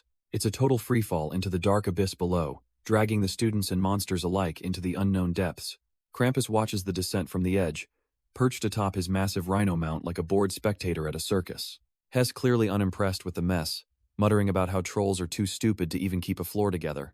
Despite his annoyance, he knows the Demon King won't tolerate survivors and he's not keen on returning to the void. Just as he prepares to have his mount jump down, something catches his senses, making him pause in his tracks. A wicked glint returns to his eyes as he realizes there's still one little fish caught in his net upstairs. Nearby, Wang Di is desperately sawing through thick ropes, struggling against the supernatural durability of the demon's bindings. He knows this distraction is their only window to escape before the monsters realize they missed a few captives. While the other students have already surrendered to despair, he refuses to sit still and wait for the slaughter. Krampus sneers with sadistic delight, reminding the boy that escape was never an option in his twisted domain. Before the student can even process the threat, a lurking minion lunges forward to sink its jagged blade into his shoulder. Looming over his prey from atop his massive rhino, the demon sorcerer explains that the ropes were a magical trap all along. He puts on a mask of false mercy, offering the terrified boy a single, blood-soaked chance to walk away alive. The condition is simple but soul-crushing. If he wants to live, he must personally slaughter every one of his friends. Despite the overwhelming pain, the young warrior refuses to break, shouting that he would rather die than become a traitor. This spark of heroism only amuses the demon, who decides that a quick death is far too merciful for someone so stubborn. He orders his minions to carve a hole in the boy's chest so he can watch his own life slowly drain away. Cackling with pure malice, the sorcerer reminds him that the weak have no right to choose how they leave this world. Even as his strength fades, the boy spits out a final curse, promising that divine retribution will eventually find them all. Just as the demon prepares to send his victim to the afterlife, a swirling rift of celestial energy tears through the darkness. A massive pillar of light descends like a divine judgment, shattering the sorcerer's sense of absolute control. The demon's smug arrogance vanishes instantly, replaced by a look of pure, unadulterated shock as the ceiling caves in. His massive rhino mount doesn't even have a chance to grunt before the surging power begins to disintegrate its physical form. Terrified by the sudden shift in momentum, the sorcerer teleports away, leaving his prized beast to be erased from existence. Song An watches the system notifications flood his vision, satisfied that his demon-slaying passive just netted him a massive double experience bonus. To the battered young warrior, this isn't just a timely rescue, it's as if a literal god has descended to answer his final prayer. Stepping through the settling dust with his blade drawn, Song An coldly warns the demon that his time for running is officially over. The hero stands as a wall between the cowering survivors and the monster that was just moments away from slaughtering them all. Song An admits he put in way too much effort tracking this target down to let anyone else claim the kill. The demon tries to maintain his bravado, but internally, has sweating bullets after seeing his elite mount get vaporized in a single hit. Meanwhile, Wang Di is absolutely losing it, convinced that heaven itself sent a literal angel to pull them back from the brink of death. Song An can't help but cringe at the over-the-top worship, wondering why these guys think a real angel would even bother showing up here. The realization finally hits the young warrior as he looks past the cool exterior and recognizes the familiar face of his savior. He screams out the hero's name in a mix of total disbelief and pure, unadulterated fanboy energy that echoes through the chamber. While the kid gushes about being rescued, Song An bluntly admits he's mostly just here to farm the demon for some easy experience points. He tries to explain that his miraculous appearance wasn't divine intervention, but rather a clever exploit of a ghost's teleportation mechanic. To secure that ride, he had to resort to some unconventional bribery, pulling out a digital collection of the world's highest-tier heartthrobs. The ghost girl was instantly sold on the deal, her spectral heart fluttering at the sight of such peak physical specimens in the photo album. Even when she complains about the pictures being too quiet, Song-an smoothly promises to introduce her to the lead hottie just to keep her cooperative. Song-an seals the deal by promising the ghost girl a communication bug so she can stalk her new crush whenever she wants. Gen Z doesn't hesitate for a single second, snatching the phone away with a spectral grip that says the bargain is officially struck. He can't help but chuckle, imagining the massive headache his friend Lee Zerui is going to have once a literal ghost fangirl starts haunting him. But the lighthearted moment is cut short as Song-an senses Spike, feeling a sudden surge of murderous intent radiating from the shadows. Krampus is absolutely livid, insulted that these puny mortals are treating a life-or-death battle like a casual coffee break. Wang Di starts panicking as the demon prepares to strike, but Song-an simply turns his back, his focus shifting toward the other prisoners. Being ignored by a mere mortal is the ultimate insult for Krampus, who watches in disbelief as his prey treats him like background noise. Song-an ignores the demon's posturing and approaches the captives, his voice steady as he asks if they still have enough strength to move. The lead prisoner reveals the grim reality, admitting their legs were crushed specifically to ensure they remained here as helpless, living bait. He urges the hero to take Wang Di and escape while he still can, convinced that saving the rest of them is a lost cause. Krampus isn't about to let his prey walk away, summoning a massive, molten stone of fire to incinerate the entire area. The demon shrieks with sadistic glee, boasting that his blazing sphere will swallow them whole and leave nothing but ash. Wang Di and the others scream for their savior to dodge, terrified that his hesitation will cost him his life. But Song-an doesn't even flinch, sensing that despite their desperate pleas to leave them behind, these men still want to live. Krampus cackles as the flames engulf his target, convinced that such a point-blank blast is an absolute death sentence. Suddenly, the atmosphere shifts as the Demon Slayer passive triggers, allowing Song-an to slice through the inferno with ease. A system notification confirms a massive reduction in damage, leaving the demon's ultimate move to sputter out into harmless embers. He turns back to the captives with a bored expression, casually mentioning that their only real obstacle is a lack of courage.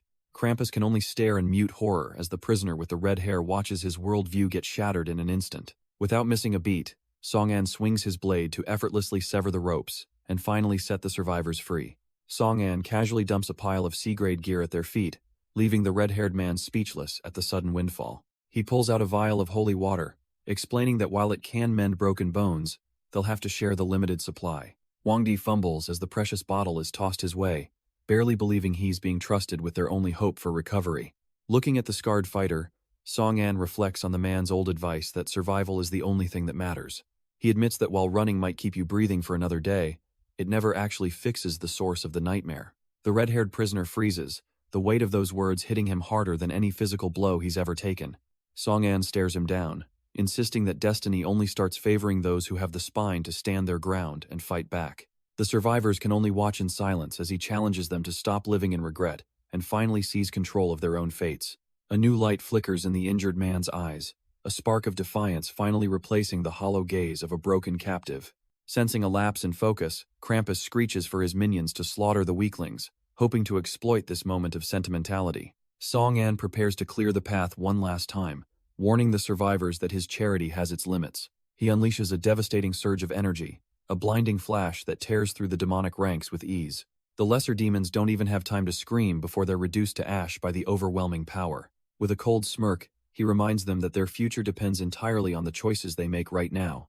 Inspired by the display, the red-haired fighter demands the healing water, his warrior spirit finally reignited.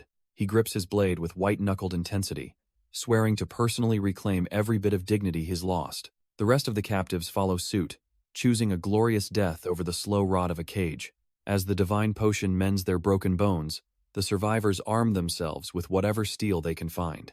Wang Di watches in absolute reverence, convinced that their savior is nothing short of a literal angel. No longer acting like helpless prey, the humans roar a challenge and charge headfirst into the remaining swarm. The survivors charge forward, their roars echoing as they finally take their destiny into their own hands.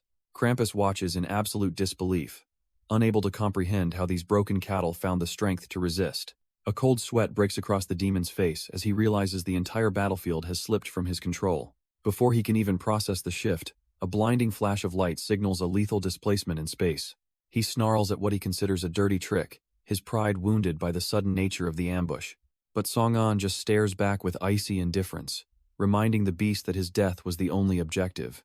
Desperate to reclaim his dominance, the demon conjures a massive pillar of flame to incinerate everything in sight. It's a futile effort, as the hero triggers his acceleration skill to cut through the heat like a ghost. In the blink of an eye, the cold edge of a blade is pressed firmly against the demon's throat. Even with his life hanging by a thread, the monster scoffs, calling his executioner a fool for being so bold. Song-an doesn't hesitate, swinging his blade with the precision of a man who has already calculated the ending. The demon tries to reposition, but the hero moves like a blur, slipping right through those desperate, fiery defenses. The monster actually has the nerve to laugh, convinced his teleportation makes him untouchable and ready to turn the tide. That arrogance is cut short by a sickening spray of blood as the beast realizes he's been caught mid-shift. Before he can even process the pain, a lethal strike pierces his chest, pinning his wretched soul to the floor. With a cold gaze, the programmer explains that the demon's movements were always limited to predictable, basic cardinal axes. The system chimes in to finalize the execution, triggering a massive 10 times damage multiplier against the dying creature. As the boss shatters into a million fading pixels, the hero stands tall, calmly declaring the main threat officially neutralized through the remaining resistance, finishing the fight in one glorious burst. The battlefield finally goes quiet, littered with the dissolving remains of the demons and their tattered, useless banners. Sudden time, the air fills with the chime of level-up alerts, confirming their hard-fought victory to the stunned survivors. Wang Di beams with pride over his massive growth, even if the system has capped his progress for now. From the periphery, Song-an watches silently as the rest of the group finally wakes up from their nightmare. Song, and demands to know how these monsters manage to bypass the dungeon's fundamental restrictions. Krampus sneers at the interrogation, unaware that the poison from the blade is already melting his resistance. A sickening crack echoes as his horn shatters, triggering a massive bonus damage notification from the system. Even as he nears his end, the demon laughs, claiming they are nothing compared to the Demon King's power. Song-an's heart sinks as the dying sorcerer reveals they were merely a scout force for a larger invasion. With a final, crazed look, he whispers of an impending alien threat that makes this battle look like child's play. Suddenly, the ground ruptures behind Song-an, spewing a violent torrent of fire and dark energy into the air. Wang Di and Gigi scramble for safety, as the dungeon itself begins to vomit lava and destruction upon them. Refusing to die alone, Krampus ignites his remaining life force to drag everyone into the abyss with him. The demon vanishes in a blinding flash of self-immolation, leaving the survivors to face the true nightmare beginning. Song-an reels from the demon's parting words, wondering if a full-scale invasion has already begun. As the system confirms the sorcerer's annihilation, the last traces of the monster dissolve into a roaring inferno.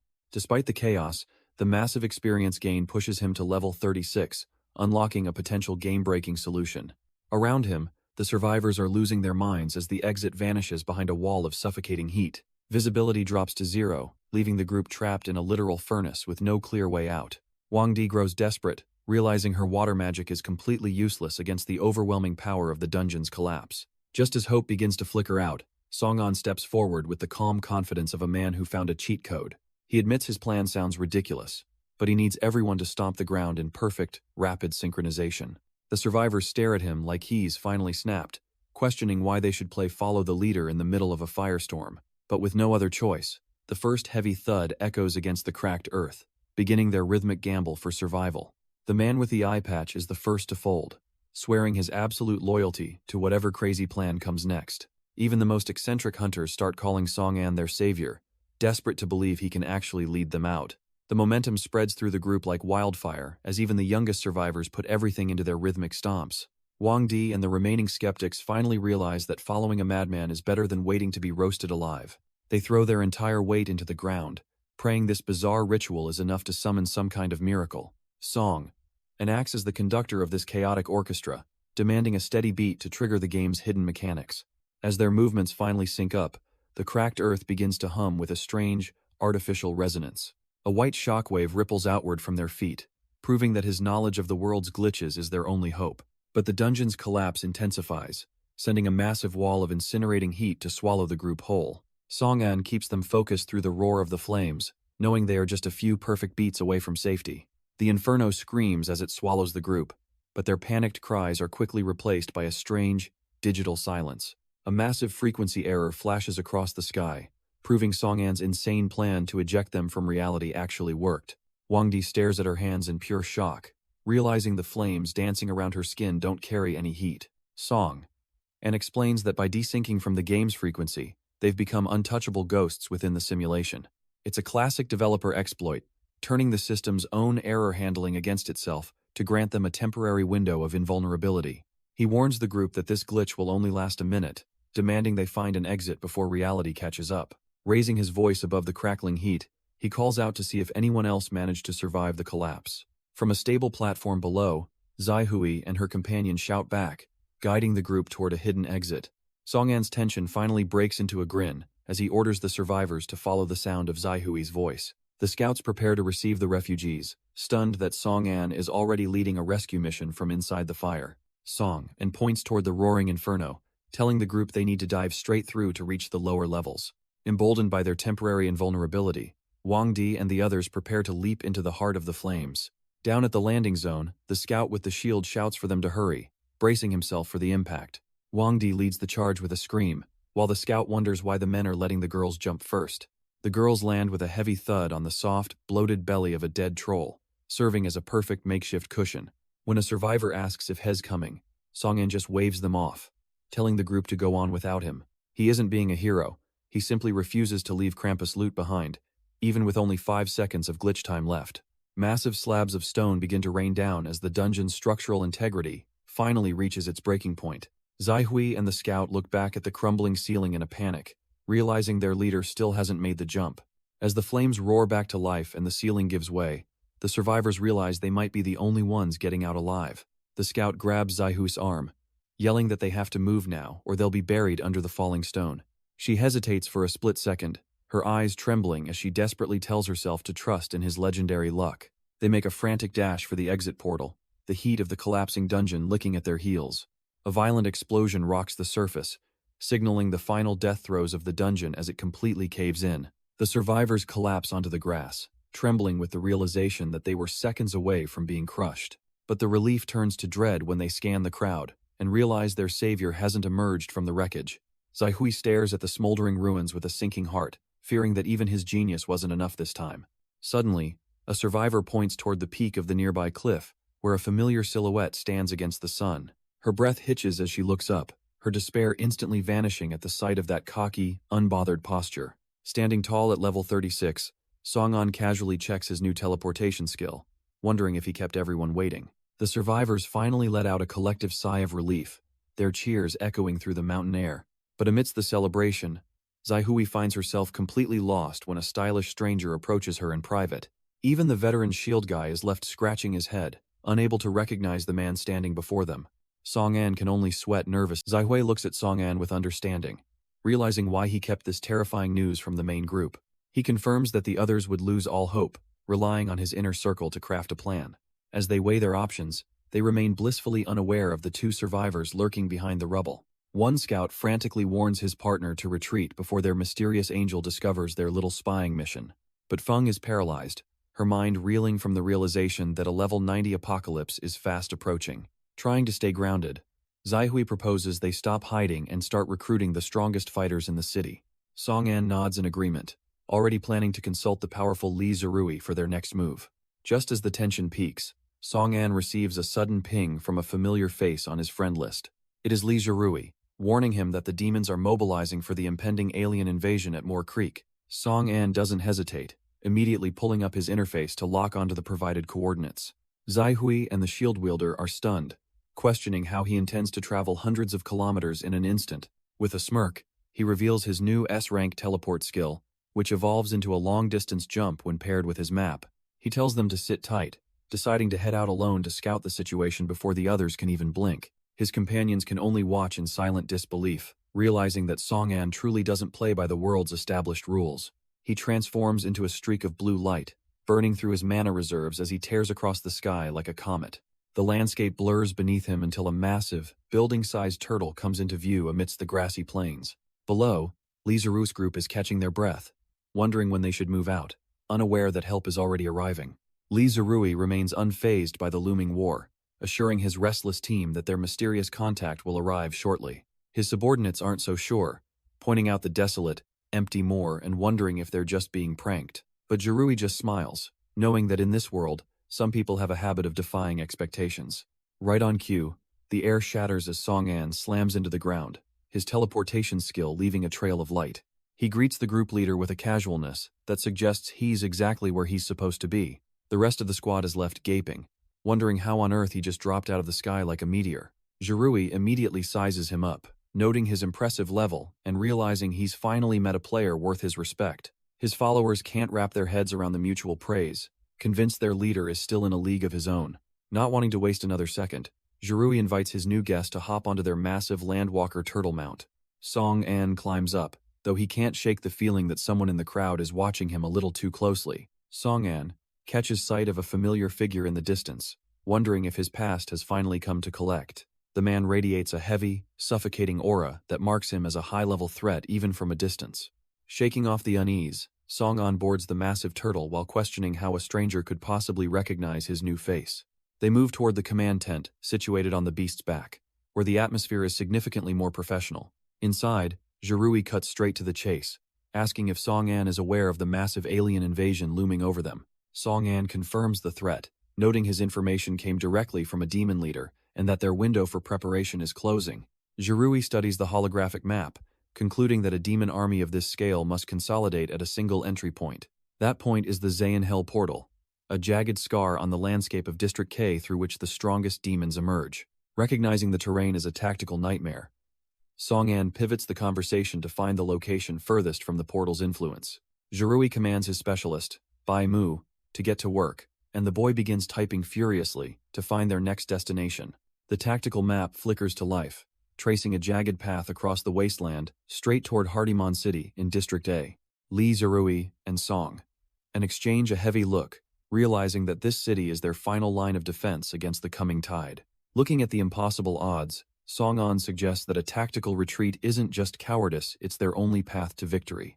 Lee Jirui isn't convinced by the idea of running, prompting the crafter to explain the logic behind abandoning their current position. Song An points out that the city's twisted terrain makes it a nightmare for attackers and a perfect fortress for their forces. With the demon army still days away from completing their march, they have a rare opportunity to move before the trap shuts. It's a desperate gamble for time, allowing the survivors to level up and upgrade their gear before the real slaughter begins. Lee Jirui crunches the numbers, hoping 35 days of preparation will be enough to bridge the gap against high-level demons. But Song An's developer instincts are screaming. He knows the game rarely gives you the time it promises on paper. The tension in the room spikes as Bai Mu suddenly cuts through the silence, voicing his total disagreement with the entire plan. The room turns cold as the raiders' new deputy leader, Chi Shaki, steps forward to voice his blatant distrust. He drops a bombshell that freezes the air, revealing he's the brother of the man Song An previously killed. Song An can feel the weight of the room shifting as the ghost of his past finally comes to collect. Shaki sneers at the silence, mockingly asking if the great crafter is suddenly too terrified to admit to his crimes. While Bai Mu looks ready to snap, the rest of the team watches the confrontation with bated breath. What was meant to be a high-stakes strategy meeting has quickly devolved into a personal trial for blood. Song An internally fumes at the sheer inconvenience of being cornered in the lion's den at the worst possible time. He knows he only killed that scavenger in self-defense, but logic rarely matters when a brother is seeking revenge. With his glitch powers at the ready, he begins weighing the pros and cons of just teleporting out of this mess.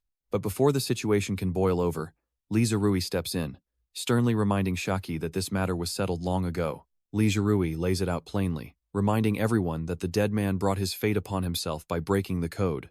Shaki doesn't even try to deny his brother's crimes, yet he still clings to the idea of blood for blood. The commander sees right through the act, questioning if there was ever any real brotherly love between them at all. As the tension peaks, Song An is stunned to realize his past actions are already common knowledge among the group. Shaki confesses his genuine hatred for his late brother, a man who only knew how to abuse his unnatural strength. He finally drops the mask entirely, admitting that revenge is nothing more than a convenient excuse to test his own mettle. Slamming his hand down in a show of force, he demands the commander's permission to handle this his own way. With a flash of steel, Shaki draws his blade and officially challenges the master crafter to a lethal duel. Song An's gaze sharpens as he prepares to show this vengeful deputy exactly why he's the one who survived. While the girl watches with clear disapproval, the rest of the room can't help but gear up for the spectacle. Shaki doubles down on his distrust, waving his blade while the commander looks for a logical reason behind this sudden outburst. To this deputy, Strength is the only currency that matters on the battlefield, and he refuses to let a supposedly weak crafter take charge. Sensing an opportunity to settle this once and for all, Song-an steps forward and calmly accepts the lethal invitation. He even agrees that a reality check is long overdue, mocking the deputy's obsession with raw offensive power. With a confident smirk, the developer proposes a simple game of attack and defense to test their respective limits. The suggestion sends a wave of shock through the observers, while Shaki's gaze narrows at the sheer audacity of the proposal. The rules are simple. Shaki can throw everything he has at him, and a single scratch will mean Song-an's total defeat. To make things even more insulting, Song-an promises to remain completely unarmed, driving the deputy into a blind, vengeful rage. Fuming with indignation, Shaki storms toward the exit, demanding his opponent face him like a man instead of hiding behind words. As the stage is set, Song-an can't help but feel that everything is finally falling perfectly into place. The wind whistles through the tall grass of the clearing, signaling the start of a fight no one expected to see. News of the lopsided duel travels fast, drawing a crowd of spectators who are already placing bets on how fast the developer will fall. Seeing his guest standing there defenseless, Lee Zerua's heavy hitter offers to lend a shield, only for the commander to wave him off with a knowing look. The two combatants finally face off, creating a sharp contrast between the armed assassin and the man who looks like he's just out for a stroll. Shaki's ego takes a massive hit as he realizes his opponent truly intends to fight him without a single piece of defensive equipment. The developer doesn't offer an apology, instead wearing a mocking grin while inviting the deputy to stop talking and start swinging. Exploding with violet energy, Shaki calls upon his special role skill, manifesting two predatory shadow panthers from the darkness itself. These aren't just illusions. They are lethal extensions of the deputy's will, snarling with a very real desire to tear flesh from bone. Bai-mu and the rest of the crowd realize the situation just turned into a deadly 3-on-1, leaving the unarmed challenger in a precarious spot. Unfazed, Song-an identifies the Shadow Dancer class at a glance, casually welcoming the Panthers to try their luck against him. The deputy orders his pets forward, determined to put this arrogant newcomer in his place once and for all. Has already mapped out the kill, planning to use his shadow travel to flank the target from 3 sides simultaneously. Meanwhile, the developer is doing some quick mental math, hating the idea of wasting resources on such a mid-tier opponent. Since the beasts are closing in fast, he decides it's worth the small investment just to speed things along. In a flash of system prompts and spent currency, he triggers a building skill that sends massive wooden spikes erupting from the earth. The assassin suddenly doubles over, coughing up blood as he learns the hard way that his panthers reflect damage back to their master. The crowd is losing their minds, unable to comprehend how a supposed combatant is using high-level merchant crafting skills mid-fight. Even the commander is forced to admit that he's been severely underestimating the depth of his guest's hidden abilities. The once lethal shadow beasts are now nothing more than targets, pinned and broken by the sudden terrain manipulation. With a bored expression, the developer invites the deputy to actually try attacking himself instead of hiding behind his pets. Song-an towers over the battlefield, literally, having just burned through a small fortune in star coins to construct a massive defensive spire. Refusing to admit defeat even while coughing up blood, Shaki prepares a desperate blood sacrifice to evolve his broken shadow beasts. The ground-bound panthers dissolve into a swarm of shadow crows, gaining the flight they need to reach their smug target. The avian shadows surge upward, but our developer just watches with a bored gaze, already calculating his next exploit. He pulls out a discarded staff that the system deems unusable, but he isn't looking for a weapon, he's looking for parts. Since the fire crystal still holds its elemental data, he forces a manual enhancement, overriding the system's error messages with pure developer spite. The stone tower instantly upgrades into a high-flame battery, raining down a localized hellfire that turns the sky into a furnace. The shadow crows are vaporized before they can even get close, their dark forms scattering into nothingness against the overwhelming heat. The backlash hits the assassin like a physical truck, forcing more blood from his lungs as his connection to the shadows is violently severed. Trembling and drenched in sweat, the deputy realizes with horror that his entire arsenal has been dismantled by a man who isn't even trying. Song-an stands calmly as the sky burns, his eyes already tracking the next desperate move. A stray shadow crow screeches through the air, a pathetic remnant of a failed strategy. Shaki refuses to go down quietly, forcing his broken body into a high-speed shadow travel. He thinks has finally caught his prey, boasting that the outcome of this duel is now set in stone.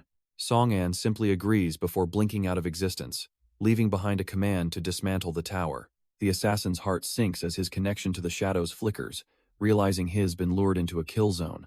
Bai Mu and the rest of the onlookers scream out in terror as the structural integrity of the arena vanishes. The massive stone battery gives way, crushing the Shadow Dancer's pride along with his physical form. Where a formidable fortress once stood, there is now only a heap of broken rocks and rising dust. Staring at the wreckage, Bai Mu and the pink-haired girl are left completely speechless by Song An's casual cruelty. Seeing the carnage, Li Zhirui immediately orders his subordinates to begin healing the broken assassin.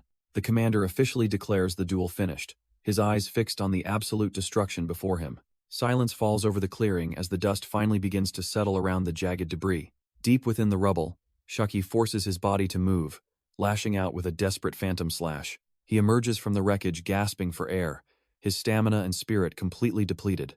The Shadow Dancer finally admits to himself that he was outclassed and outmaneuvered at every turn. Suddenly, a hand reaches into his field of vision, offering a surprising gesture of sportsmanship. Song An offers genuine praise, acknowledging that the younger brother's skill far surpassed the elder's. Shaki snaps back with wounded pride, refusing to accept what he perceives as mocking pity. As the assassin seethes in pain, Song An wonders if his attempt at sincerity was somehow misunderstood. As healing butterflies mend his broken body, the commander tells the brooding Shaki to finally let the matter rest. Li Zhirui steps forward with a knowing look, asking if that entire performance was just a demonstration of battlefield strategy.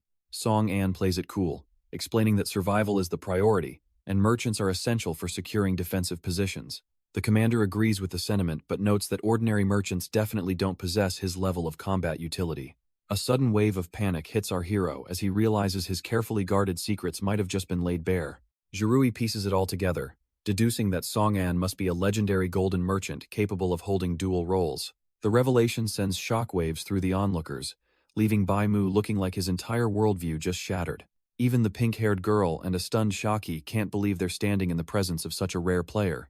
Song An can only offer a nervous laugh, silently cursing the fact that his colleagues are far too observant for his own good. Under the intense, glowing stares of the entire squad, the commander officially invites him to join the elite raiders group. The crowd goes absolutely feral, treating Song An like a legendary hero, while he desperately wonders why everyone is suddenly so eager. Hess instantly bombarded with requests to teach everything from high-level crafting to his secret combat predictions, leaving him completely suffocated. Zhirui just offers a smug smile, officially welcoming him to the raiders, while our hero internally screams that he never actually agreed. Even a grumpy Shaki can't hide his bitterness at the warm welcome, though a familiar glowing butterfly suggests the chaos is just beginning. Song An tries to maintain his composure under the pressure, but his mind is frantically scanning the area for any possible exit strategy. Suddenly, the commander's system goes haywire as a literal mountain of notification windows floods his screen from a very persistent source. It's the ghost girl, Gen Z, looking absolutely terrifying as she screams through the interface about why her messages are being ignored. Zhirui is losing his cool, realizing this troublesome NPC somehow bypassed his blocks to declare her eternal and very much undying love. Seeing the commander getting haunted is the perfect distraction, and Song An wastes no time pointing out the supernatural emergency to the group. He urges the starstruck squad to go rescue their leader immediately, hoping this digital stalking is finally his golden ticket to freedom. Song An realizes this is his ultimate window of opportunity, and prepares to ditch the scene entirely. He triggers his teleportation, leaving the raiders with a sarcastic blessing and a promise to meet again at Hardimon. The commander is left fuming, wondering which idiot developer decided to tether this nightmare NPC to his account. Poor Gen Z is left wailing for her darling, her digital tears doing nothing to soften the commander's growing rage. Miles away, a violent surge of energy marks the end of a very expensive and very illegal cross-map jump. Our hero collapses as his mana hits rock bottom, feeling the physical toll of tearing through the game's void. Despite the exhaustion, he can't help but grin, knowing he successfully turned the commander's life into a horror movie. That satisfaction vanishes instantly when he scans his surroundings and finds himself in a place he doesn't recognize. His blood runs cold as he stares at a fresh gravestone bearing the name of one of his allies. The horror only grows as he realizes Hez standing in a field of monuments dedicated to his fallen friends. Song An's heart hammers against his ribs until he notices something strange. Every single one of these graves is empty. Before he can process the mystery, a familiar face suddenly pops out from a hidden tunnel right beneath his feet. He isn't relieved just yet, convinced that some twisted enemy is playing a sick, psychological prank on him. Fuming, he lets his aura flare with lethal intent, demanding that whatever monster is hiding show its face immediately. The tension snaps instantly when Zaihui skips out from behind the rocks, genuinely thrilled to see him back in one piece. It turns out the Fallen are very much alive and currently busy prepping a massive, well-deserved victory feast. Our hero stands there looking like a complete idiot, his dramatic entrance totally ruined by the domestic smell of stew. While he was out playing World Saver, his friends were busy keeping the campfire burning and the pot bubbling. He finally sits down to eat, realizing they actually dug those graves in advance, just in case the invasion turned south. The group simply shrugs it off, figuring it was better to be prepared for the funeral than caught off guard. Song-an is still completely baffled, questioning why a group of survivors would go through the effort of digging their own graves. Zai-hui just offers a knowing smile, gesturing for him to stay quiet and actually listen to what the group has to say. A heavy, meaningful silence falls over the clearing as the survivors exchange a look, signaling that their mindset has shifted. The red-haired leader steps forward, gripping his new gear and hesitantly asking if they can keep the weapons for the coming battle. Our hero feels a sudden wave of awkwardness, wondering if he really looks like the kind of guy who would take back a gift. The man explains that if it hadn't been for his timely arrival, they would have given up on life long ago. It turns out those graves weren't meant for their bodies, but served as a symbolic burial for the cowards they used to be. Having already lost everything to the monsters, they realize they have nothing left to fear and no reason to keep running. With fire in his eyes, the leader vows to stand his ground and fight any calamity that dares to cross their path. One by one, the rest of the group joins the chorus, their voices rising in a collective promise to finally fight back. Zai-hui drops a total bombshell, declaring that since they desperately need a leader, Song-an is the only choice. The sudden weight of their expectations hits him like a truck, leaving him momentarily stunned and sweating under the pressure. In an instant, his mind drifts back to his miserable past life, where the only feedback he ever received was failure. He vividly remembers the stinging insults of a toxic boss who treated him like garbage, constantly belittling his every mistake. While his colleagues laughed and headed out for drinks, he was always the pathetic insect left behind to rot in overtime. Back then, he convinced himself he didn't need friends or approval, choosing to bury his isolation in endless lines of code. But the sound of his name being chanted by people who actually believe in him snaps him back to reality. Zai-hui notices his distant gaze and gently nudges him, wondering if he spaced out while the entire group waits. Looking at their eager, hopeful faces, he realizes these people aren't mocking him, they are genuinely looking for a hero. A small, genuine smile finally breaks across his face as he realizes that being needed feels better than he ever imagined. Song-an knows that sentiment alone won't win a war, so he immediately demands a trial of strength. He agrees to lead them, but only if they can prove they can handle elite-level monsters without help. Coldly, he warns the crowd that he won't be a shield for their incompetence, or save them from sacrifice. The weight of his words hits home, making the survivors realize that their survival depends entirely on their own growth. He understands that while the invasion requires numbers, sending weaklings to the front is just a death sentence. Zai-hui tries to soften his edge, wondering if He's being a bit too difficult on people who just found hope. But he remains firm, believing it's better for them to give up now than to die pointlessly in the field. Instead of shrinking back, the survivors find a new spark of defiance, demanding a chance to prove their worth. Satisfied with their burning resolve, he opens his inventory to pull out the tools for their first real test. He begins handing out ribbons for them to wear, ready to transform this ragtag group into a functional unit. Song-an instructs the survivors to tie the ribbons together, creating a physical link between every member of the group, while one survivor recognizes the technique as a scrapped game mechanic called bind to group, wondering how it's even active. Zai-hui realizes that even when his old boss ordered the code scrapped, the developer must have secretly preserved the original program. He casually explains that a programmer's true skill lies in making the impossible possible, even when using failed or forbidden assets.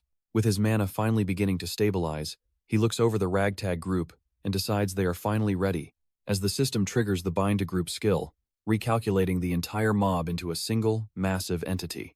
Reaching out to the man at the front, he promises the group that today, they are finally going to fly. He offers his other hand to Zai-hui, who can't help but turn bright red at the sudden physical contact, but panic sets in for one straggler who realizes he's been left out of the chain with no hands left to grab. Desperate not to be abandoned, the man sprints forward, shouting that he's being forced to use his special move. The desperate straggler lunges forward at the last second, tackling Song-an's leg to ensure he isn't left behind in the dust. Song-an looks down in confusion, but the man is dead set on hitching a ride, screaming that he should have been included from the start. With a mischievous glint in his eyes, the developer simply tells his new passenger to hold on tight and hope for the best. The system triggers a teleportation extension, allowing him to drag along anyone in physical contact as long as he pays the steep mana price. They vanish in a blinding flash of blue energy, hurtling across the map like a literal shooting star. Unfortunately for the passengers, a lingering wind bug means they aren't protected from the G-forces, leaving them screaming in absolute terror. The energy beam finally makes impact miles away, delivering the group to their destination with all the grace of a falling piano. As they materialize in the forest, the survivors collapse in a heap, their heads spinning and their legs feeling like absolute jelly. While the straggler loses his lunch, a nauseous Zaihui demands to know why he never bothered to fix such a violent travel glitch. Song An just gives a sheepish smile, noting that when you're dealing with thousands of bugs, a few minor ones are bound to stay.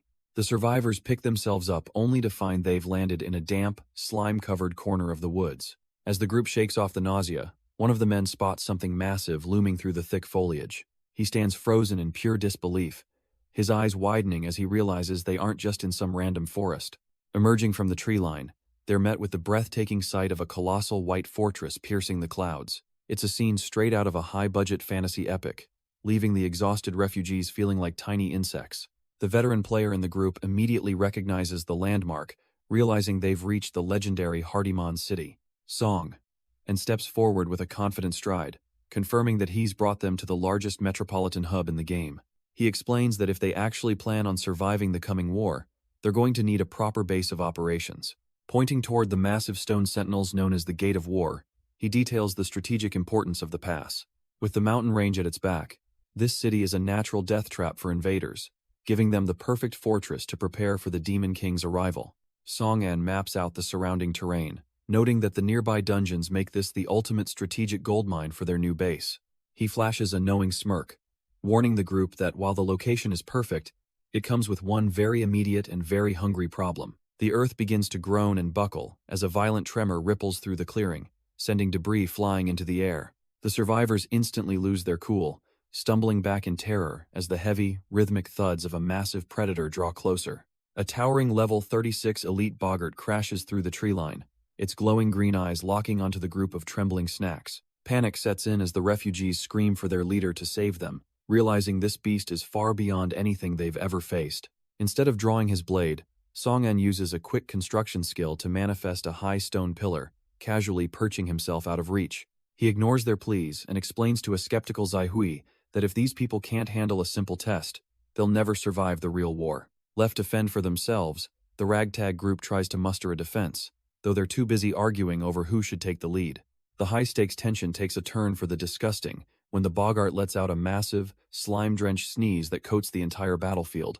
The wave of toxic mucus crashes over the front line, instantly pinning the panicked survivors to the grass. Trapped within the viscous green film, the man with the eye patch gasps for air as the slime thickens.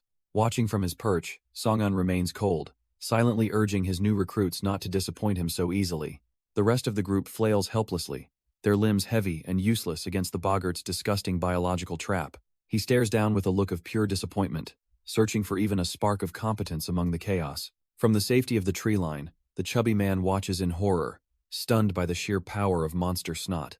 A terrified young boy falls back as a bubbling mass of slime reaches out like a hungry hand.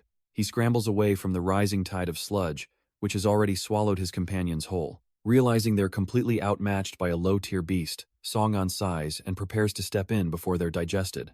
Seeing the group on the verge of being digested, Zaihui screams for the young boy, Gigi, to finally use his skill. She quickly explains that boggarts are filthy creatures whose sticky mucus loses all its power the moment it encounters water. From atop their stone pillar, she desperately tries to boost the boy's confidence while Song An watches with clinical detachment. Gigi trembles as the massive beast looms over him, its foul breath and glowing green eyes paralyzing him with fear.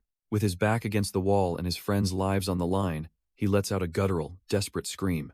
He finally triggers his ability, launching a massive, high-pressure water ball directly into the center of the viscous green trap. The boggart howls in frustration as its precious, sticky film is instantly diluted and washed away by the sudden deluge. Gasping and hacking, the survivors are spat out of the dissolving sludge, finally able to fill their lungs with air. Gigi can hardly believe he actually pulled it off, while the exhausted group offers their frantic thanks for the save. Zaihui offers a sheepish apology for her earlier outburst, worried that her constant chatter might have annoyed the stoic leader. Song An brushes the concern aside with a rare, calm smile, though he privately wishes the trial had lasted just a bit longer. He explains that the trauma of the encounter will serve as a permanent reminder of this world's cruelty, leaving Zaihui flustered by his sudden insight. Shifting back into his role as a cold instructor, he calls for the group's undivided attention to begin the post-battle breakdown. He demands they analyze their tactical failures, stressing that mindless solo fighting is a one-way ticket to an early grave. Even as the massive boggart looms over them, he insists that identifying their unique advantages is the only way to topple a superior foe.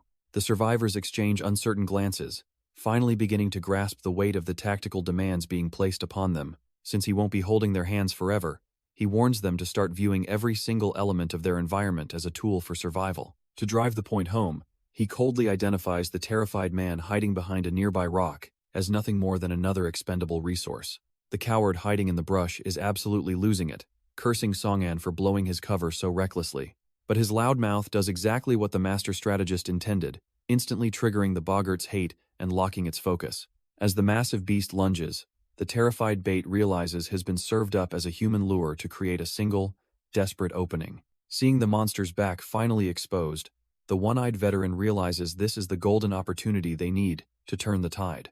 He quickly barks orders to his fastest companions, commanding them to harass the beast while its attention is fixed elsewhere. Without a second of hesitation, the survivors charge forward, finally acting like a coordinated unit instead of a panicked mob. They land a series of precise, stinging strikes on the boggart's flank, proving that even weak players can draw blood when they strike together.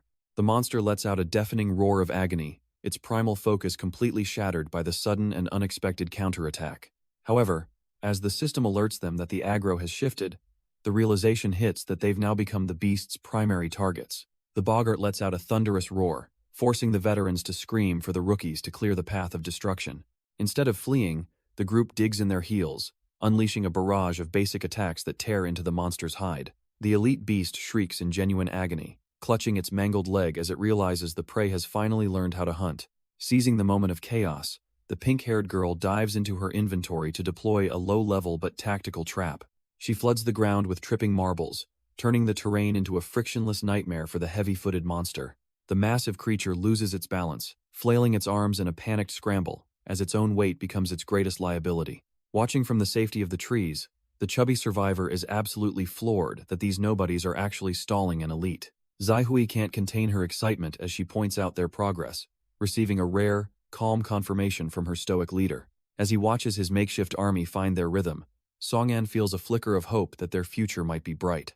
Song-an begins categorizing his new pawns, identifying Brother Nan as a frontline leader, while assigning the more agile survivors to scouting. The battlefield quickly turns messy as the boggart retaliates, launching a massive wave of toxic mucus at the advancing warriors.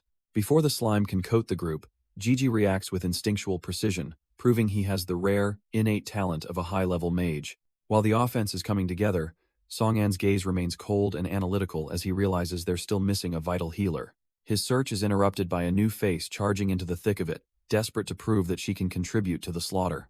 She winds up for a flashy maneuver, calling out a rapid spin triple attack that sounds far more impressive than it actually looks. The hype dies instantly when her weapon clangs harmlessly against the monster's thick hide, leaving her spinning in a dizzy, pathetic heap. Song-an is left genuinely speechless, struggling to process how such a weak, bottom-tier strike could even be considered a skill. His frustration turns to urgency as the enraged beast towers over the defenseless girl, preparing to crush her into the dirt. The survivors scream out in absolute terror as they realize the beast is about to finish what it started. A massive, slime-covered foot descends with bone-crushing force, aimed directly at the defenseless fallen girl. Suddenly, the chubby survivor leaps into the fray, taking the hit to stop the monster from bullying his comrade. Covered in disgusting mucus, he shoots a confident wink, convinced this heroic moment is his golden ticket to a date. His dreams are shattered instantly when she thanks him with the dreaded good person label, leaving him soul-crushed. Seeing the opening, the one-eyed veteran rallies the rest of the group to seize their chance and strike together. They swarm the elite monster like a pack of starving wolves, pouring every ounce of their frustration into the killing blow. Song-an watches from the sidelines with a satisfied smirk as the system confirms the kill and their massive growth. Gasping for air, but wearing triumphant smiles, the group finally tastes the sweet, addictive reward of their first real victory. The survivors celebrate as level-up notifications flood their vision, finally feeling the rush of hard-earned power. Zaihui rushes over with a beaming smile, eager to know if their performance met the boss's standards. Even the younger ones, like Gigi, look on hopefully, waiting for a scrap of praise from their leader. Song-an offers a rare, chillingly calm smile, welcoming them to the team while promising even more training. The mood sours instantly when he announces their next stop is a dungeon, leaving the group in disbelief. The chubby survivor practically wails in protest, convinced that Song-an must be a literal devil in disguise. Desperate for backup, he turns to Brother Nan, hoping the veteran will demand at least an hour of rest. But the big man is busy vibrating with a strange, sickly green aura that definitely wasn't there before. It turns out he accidentally swiped a useless, panicked skill from the snot monster. Much to his horror, Brother Nan stands at the center of the clearing, radiating a neon green glow that feels more like a curse than a blessing. Having finally hit level 19, he's unlocked his very first skill, though the sheer panic in his eyes suggests he already regrets it. The younger survivors watch in morbid fascination, wondering if their heavy hitter is about to start projectile vomiting mucus at their enemies. Zaihui chimes in with a bit of expert monster lore, noting that the boggart's true strength lies in its disgusting but effective healing factor. For a fleeting moment, the veteran warrior feels a spark of hope, thinking he's finally stumbled into a high-tier recovery ability. That hope is unceremoniously crushed when she explains that the healing only works if the user reabsorbs the slime they've already discharged. The mental image of their leader snacking on floor snot has the rest of the group thanking their lucky stars they didn't get the killing blow. Song-an just watches the drama unfold with a devious smirk, casually suggesting that a true warrior shouldn't be afraid to test their new toys. Realization hits Brother Nan like a freight train as he stares into the abyss of his own dignity, knowing there's no way out of this training. Before he can even voice a protest, he's buried under a concentrated heap of glowing sludge, learning the hard way that some buffs come with a heavy price. Song and coaches Brother Nan through the process, urging him to project his newly acquired energy into the space around him. The survivors can only watch in silence as a vibrant green pulse begins to ripple through the air. Within seconds, a massive translucent dome settles over the clearing, pulling every single person into its protective embrace. The refugees are caught off guard by the soothing sensation, realizing this light feels far more welcoming than the monster it came from. Song-an calmly explains that they're feeling a restorative force, though he warns them not to expect a miracle cure just yet. It turns out the system adjusted the boggart's biology from the start, allowing its essence to be repurposed for human survival. Zaihui beams with pride as she identifies the technique, thrilled to see their ragtag group finally gaining some real utility. Brother Nan stares at his status window in disbelief, realizing he's just unlocked an A-rank passive skill called Healing Aura. The catch is that the recovery is a slow burn, a detail Song-an is quick to highlight while assessing their new strategic advantage. He's already calculating how to maximize the effect through stacking, proving that even a weak buff can become broken in the right hands. The chubby survivor isn't exactly sold on the new buff, worrying he'll still end up as the group's primary punching bag. He tries to voice his concerns to the group, but the conversation is quickly hijacked by a surprising revelation.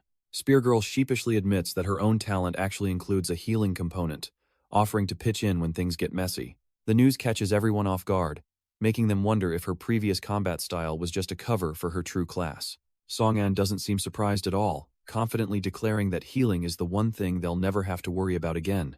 This cryptic promise leaves the chubby survivor scrambling for answers, wondering if there's a hidden army of clerics waiting in the wings. Ignoring the frantic questions, Song-an simply tells them they'll see soon enough before turning his attention back to the environment. He steps into the center of the clearing, his presence alone causing the very trees to shudder under the weight of his intent. With a sudden burst of speed, the surrounding timber is carved away as if by an invisible blade, clearing the path for his next exploit. A shimmering blue light erupts from the fresh cuts, signaling the activation of yet another glitched mechanic that defies the world's logic. The portal's activation summons high-tier threats, including level 39 Boggart elites and level 37 Wakame. These aren't just mindless mobs, they're aggressive predators radiating a level of bloodlust that freezes the air. The survivors feel a crushing sense of oppression, realizing they've been dropped into a literal nightmare. Song-an remains unfazed, coolly informing his terrified students that they now have 3 mandatory goals to achieve. The first task is a brutal level-up marathon, requiring every person to hit level 30 within a single week. For the second requirement, he demands that every single member of the squad must acquire a healing aura. The group looks on in utter disbelief, wondering how they're supposed to find such rare skills on command. He explains that stacking 3 specific auras triggers an explosive healing multiplier, essentially making the team unkillable. Speargirl's jaw drops as she realizes her leader is once again exploiting a broken game mechanic. Song-an simply offers a playful hush, keeping his latest world-breaking secret strictly between them for now. Song-an keeps the secret of his broken mechanics between them, knowing the truth is far too much for the others. Meanwhile, Sunyu is a blur of motion, her blade singing as she marks her 11th kill with a cheerful smile. But not everyone is having such a good time, especially when a giant foot threatens to end a certain coward's career. Brother Nan scrambles for his life, desperately threatening to quit the team if he doesn't get some immediate backup. Song-an just offers a cool, effortless grin, telling his frantic student to relax while he plays the puppet master. He starts barking orders, sending the squad straight into the meat grinder to learn how to dodge for their lives. Sunyue takes the next group under her wing, focusing on finding the lethal pressure points of their monstrous foes. Spear Girl and her companions are left wondering what kind of hellish special tactics their leader has in store for them. Nan's ego takes a hit when he realizes his team is a total dudefest, leading to a loud and pathetic protest. Song-an shuts him up instantly with the promise of top-tier armor, proving that every man truly has his price. Brother Nan's cowardice evaporates the second high-tier loot is on the table, suddenly acting like a fearless commander for his peers. His newfound bravery lasts all of 5 seconds before a massive, weeping beast looms over him like a hairy mountain. This is the Trirat boss, a level 40 ruler that looks more like a tragic nightmare than a simple training dummy. The beast isn't alone, calling forth its pack as the atmosphere grows heavy with the scent of impending slaughter. Sunyue recognizes the danger immediately, screaming for the group to retreat before the boss sacrifices its own health for a lethal power boost. But Song-an remains unmoved, calmly telling her to stand down, because he has already seen how this script ends. He steps into the spotlight, announcing his final requirement for the trainees, while staring down the towering monstrosity without a hint of fear. As the beast ignites its fist for a crushing blow, Song-an reflects on their past weakness while coating his blade in lethal poison. The massive strike descends with enough force to shatter the ground, but the master crafter doesn't even flinch as the impact nears. In a blur of glitched steel, he unleashes a flurry of instant slashes that turn the level 40 ruler into a pile of scrap. The level 40 Trirat boss lets out a final, agonizing shriek as Song-an's lethal strikes tear through its hide, ending its reign of terror. Standing triumphantly atop the beast's corpse, Song-an commands his team to fight for their lives, swearing he won't let a single one of them die. Inspired by his overwhelming strength, the survivors find their courage and roar back at the remaining monsters, refusing to be seen as weaklings any longer. A blinding explosion of energy marks the turning point of the battle, as the trainees finally begin to overwhelm the pack with sheer determination. While the survivors celebrate their growth, the scene shifts to the cold, crystalline depths of a magic cave hidden away in Region B. Here, the local laborers toil under the dim purple glow, unaware that their peaceful mining operation is about to be interrupted by corporate greed. Vice President Shu of the Starcoin Alliance arrives with an air of cold impatience, demanding to be shown the special mine he intends to exploit. As the fawning manager leads him through the tunnels, the miners can only watch in silence, sensing the arrival of a new and ruthless master. They whisper in fear about Su's reputation for squeezing every penny out of his workers, realizing the Alliance is here to seize total control. With the corporate vulture circling their discovery, the workers lament that their days of easy work and slacking off have officially come to a miserable end. Vice President Shufai's eyes gleam with pure avarice at the prospect of a mine that can never be squeezed dry. His fawning manager, Old Bai, promises that the reward for this discovery will be well worth the corporate vulture's time. The executive pauses, removing his glasses in sheer disbelief as the impossible reality of the cavern finally sinks in. Before them lies a chaotic mess of system errors and reloading resources,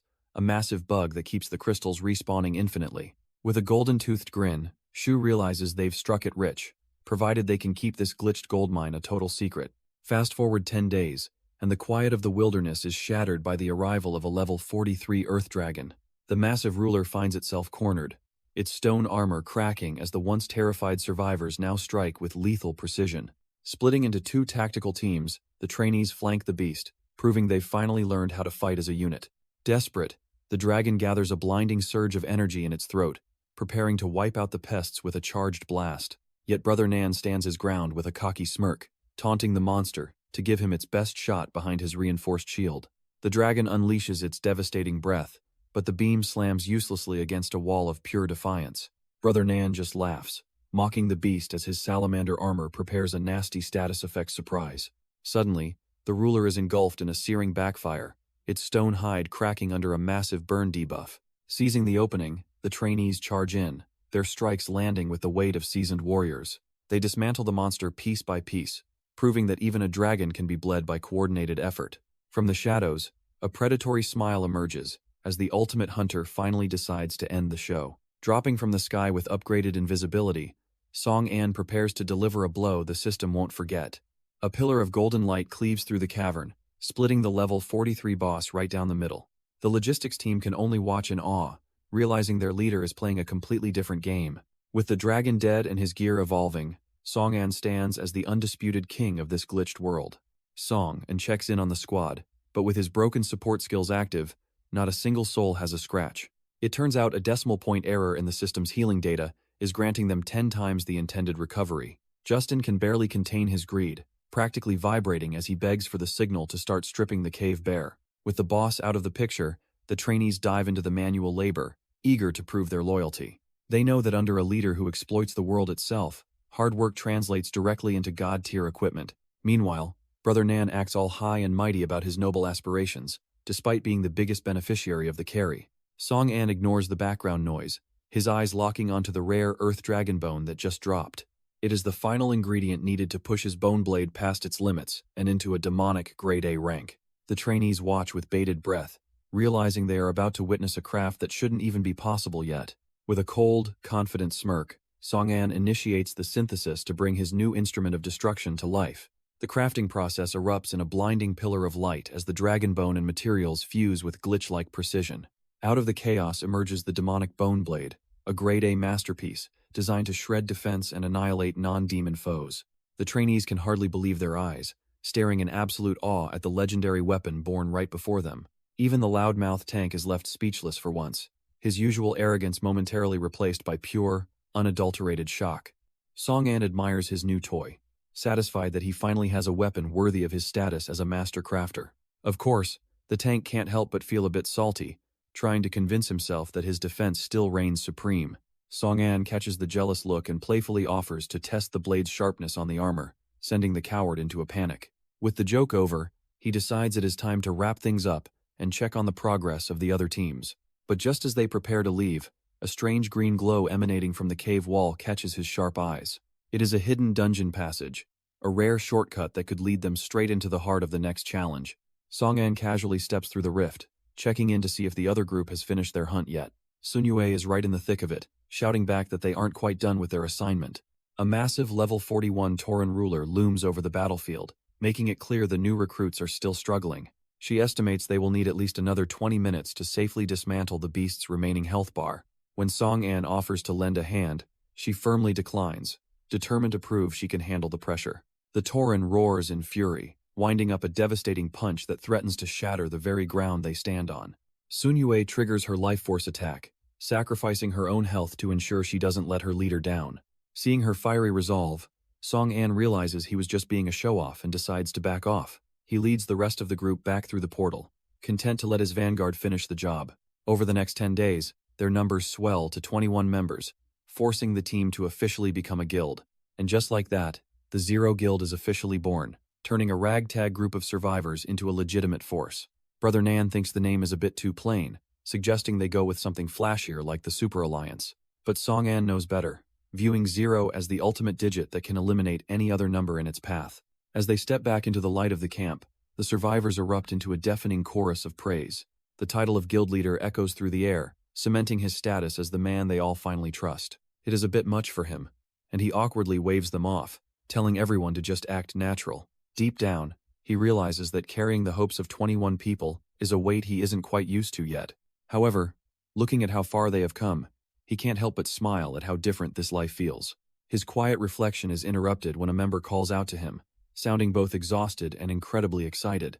They have managed to get their hands on a strange, crystalline firearm that looks like it was ripped from a high-level zone. Feng presents her masterpiece with a triumphant grin, barely catching her breath after the final hammer strike. While the merchant system usually spits out basic swords, this crystalline pistol is a complete statistical anomaly. It is the legendary magic gun, an item so rare it only appears once in every 100,000 attempts. Song-an is genuinely impressed, realizing his guild members are starting to craft items that defy the game's logic. She beams with pride, boasting about the 9 grueling days she spent gambling against the system's impossible odds.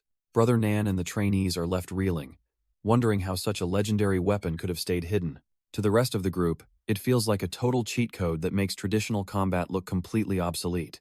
Song-an realizes the secret isn't just her skill, but the 4-leaf clover hairpin perched in her hair. This unique accessory provides a massive luck attribute bonus, essentially bending the laws of probability in her favor. Feng proudly admits that she went through her own share of hell just to secure that lucky little charm. The girl begins rambling about a legendary rainbow rabbit, desperate to share the epic saga behind her lucky charm. But Song-an isn't exactly in the mood for a bedtime story, casually walking off to finally field test their new hardware. He's far more interested in the raw, destructive potential of the magic gun than a story about a colorful bunny. Left completely in the dust, the poor crafter can only sulk as her moment of glory is heartlessly overshadowed. A simple wooden target stands waiting in the distance, blissfully unaware of the absolute erasure headed its way. Song-an prepares to channel a mere 10 points of mana, curious to see what the weapon's baseline output looks like. The barrel hums to life instantly, its crystalline structure glowing with a concentrated and highly unstable blue light. Even the trainees watching from the sidelines notice the shift in atmosphere as the energy begins to warp and intensify. With a cold and calculated gaze, he pulls the trigger, letting the converted mana scream through the air. The result is a devastating pillar of light that doesn't just hit the target, it completely erases the very ground beneath it. The sheer scale of the destruction leaves the entire group speechless, their faces drenched in a cold sweat of pure disbelief. Song-an can't help but grin, realizing that if a measly 10 mana points did this, a full charge would be absolutely game-breaking. He knows high-level demons love to spam silence, but with this weapon in hand, the playing field has officially been leveled. Turning to Feng, he immediately asks if she can mass-produce these beauties to give the rest of the guild some real teeth. The young crafter hesitates, noting that even with her lucky hairpin, the success rate is abysmal, and they are bone-dry on materials. That is when Brother Nan steps in with his usual bravado, promising to personally secure whatever rare loot the forge requires. The rest of the trainees are just as fired up, feeling like they have rested long enough and are ready for a real hunt. Seeing his team finally find their rhythm and drive brings a rare, genuine smile to the master crafter's face. Meanwhile, high above the surrounding cliffs, the local sentinels keep a watchful eye over the winding mountain passes. One guard suddenly freezes, spotting a mysterious group approaching the gates and wondering who could possibly be wandering this far out. A familiar face leads the returning party, sporting a cocky grin and a brand new eye patch. High up on the watchtower, the sentinel bellows the news that the scouting team has finally arrived. Song-an smirks, satisfied that their timing is perfect for the next stage of his master plan. The lead scout waves enthusiastically, clearly proud of the experts he managed to track down and recruit. However, the guild leader is met with the sight of two elderly civilians instead of seasoned warriors. Brother Nan immediately scoffs, loudly wondering if this old-timer can even hear, let alone provide useful intel. The elder's eyes narrow with a sharp, dangerous glint that the arrogant tank completely fails to notice. A lightning-fast strike lands square on the tank's head, leaving him clutching his skull in absolute, throbbing agony. The scout frantically clarifies that this cranky martial artist isn't even the informant they were actually looking for. It's too late to apologize now, as the old man reveals his nunchucks and prepares to teach respect. Song-an realizes the old man is a total monster since he bypassed the heavy armor with such effortless precision. The immediate threat is neutralized as the old man's wife drags him away by the ear for showing off. Song-an can only offer a strained smile, while the scout points out the real informant hiding nearby. Crouched deep in the bushes is a small boy with massive glasses, hoping his camouflage is enough to stay hidden. The scout hauls the kid out by his hood, completely ruining his attempt at a stealthy, professional entrance. The boy quickly brushes the leaves off his clothes, trying to salvage what is left of his dignity. Known as the news source, Xiao Bao is the kind of broker who hears every whisper in the city. Song-an skips the pleasantries, assuming the boy already knows exactly why the Zero Guild needs his expertise. Xiao Bao flashes a confident grin, holding up 2 fingers to represent the vital secrets he is currently carrying. The guild leader's gaze sharpens as he weighs his options, curious to see which lead is worth following first. The young broker offers a choice between intel on rising demons or game-breaking bugs, immediately piquing the leader's interest. The rest of the guild reacts with a mix of dread and confusion, their faces showing just how high the stakes are. Prioritizing the most immediate threat to their survival, Song-an demands to hear the report on the demons first. The informant reveals that an abnormal phenomenon in K District is causing demons to grow stronger and slaughter players. His investigation points to a literal entrance to hell, a jagged rift pulsing with an ominous, malevolent red glow. The guild leader stares into the distance, wondering if the demon army is finally moving their apocalyptic plans forward. While the others worry about the end of the world, the tank is still stuck, wondering what bugs even are. The broker flashes a greedy smile, reminding his client that even the best news comes with a steep price tag. A heavy pouch of coins is tossed over, landing firmly in the boy's hands as payment for the next secret. Growing tired of the theatrics, Song-an tells the informant to stop stalling and spill everything he knows. The broker reveals that the Starcoin Alliance has hit the jackpot with an unlimited mine spawned from a game bug. Song-an isn't easily impressed, demanding to know just how much effort went into uncovering this hidden treasure. It took 10 days of persistence to peel back the layers of secrecy the Alliance tried so hard to maintain. This isn't just about wealth. If the crystals are linked to symbiosis, the local demons might be evolving into something far worse. He knows that while a surplus of resources should help everyone, those greedy merchants will likely hoard it all for themselves. A heavy weight settles in his gut as he begins to walk away, certain that this discovery is a harbinger of chaos. He instructs the informant to keep his eyes glued to K-District and report any new developments immediately. Leaving the guild's defense to Zai Hui, he ignores the tank's confusion about his sudden and dangerous departure. The master crafter intends to settle this personally, choosing to walk straight into the lion's den of the Alliance alone. Far from the surface, the bugged mine glows with an eerie purple light, waiting to be exploited by whoever gets there first. Deep in the heart of the Alliance's territory, the rhythmic sound of heavy machinery masks the growing tension surrounding their prized crystal mine. Vice President Shu isn't one for excuses, coldly questioning if his manager has lost his edge as the mining yields continue to plummet. Little does he know, a group of desperate adventurers is watching from the ridgeline, their eyes burning with resentment over the Alliance's suffocating monopoly. Their scarred leader can barely contain his rage, disgusted by how these merchants have inflated prices until common players can't even afford a decent blade. Refusing to be exploited any longer, he rallies his brothers for a reckless gamble, hoping to break the Alliance's stranglehold through sheer force. They descend like starving wolves, screaming for the wealthy merchant to pay back every cent he's bled from the community. But Shu doesn't even flinch, merely adjusting his glasses while dismissing the entire group as nothing more than impudent fools playing at Revolution. In a blur of lethal efficiency, his personal security detail intercepts the charge. Moving so fast they appear as nothing but dark streaks against the sky. The elite guards relish the chance to finally draw blood, effortlessly carving through the disorganized mob as if they were clearing away common trash.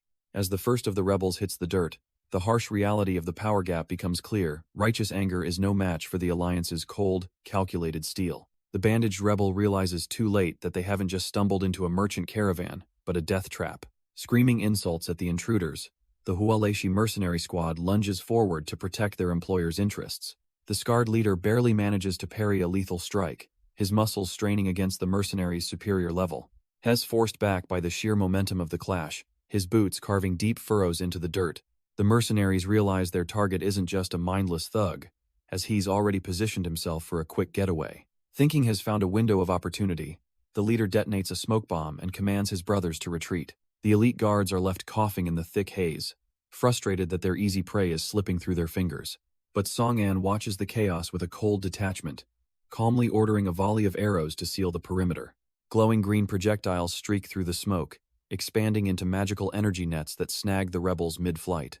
As the fog lifts, the once furious revolutionaries are left face down in the dirt, completely immobilized and utterly defeated. High above the clearing, Sun Tianqing looks down with a detached gaze, his bow of freedom having already ended the struggle. The captured rebels can only glare back in pure vitriol at the man they consider a meddling busybody. Tianxing remains hilariously oblivious to their hatred, mistaking their screams of rage for a heartfelt thank you. It's a humiliating realization for the scarred leader, knowing this high-level archer makes his entire squad look like amateurs. Vice President Shu finally steps into the light, applauding the efficiency of the expensive mercenaries he keeps on his payroll. From the dirt, the rebel leader spits out curses, threatening to broadcast the Alliance's corruption to the entire world. Shu doesn't even blink at the threat, instead reaching for his pouch with a sickeningly sweet reminder that harmony brings wealth. He casually dumps a pile of gold onto the ground, a calculated bribe meant to bury their principles under cold, hard currency. With a predatory glint in his eyes, he offers to settle their little misunderstanding with the only language he thinks they understand.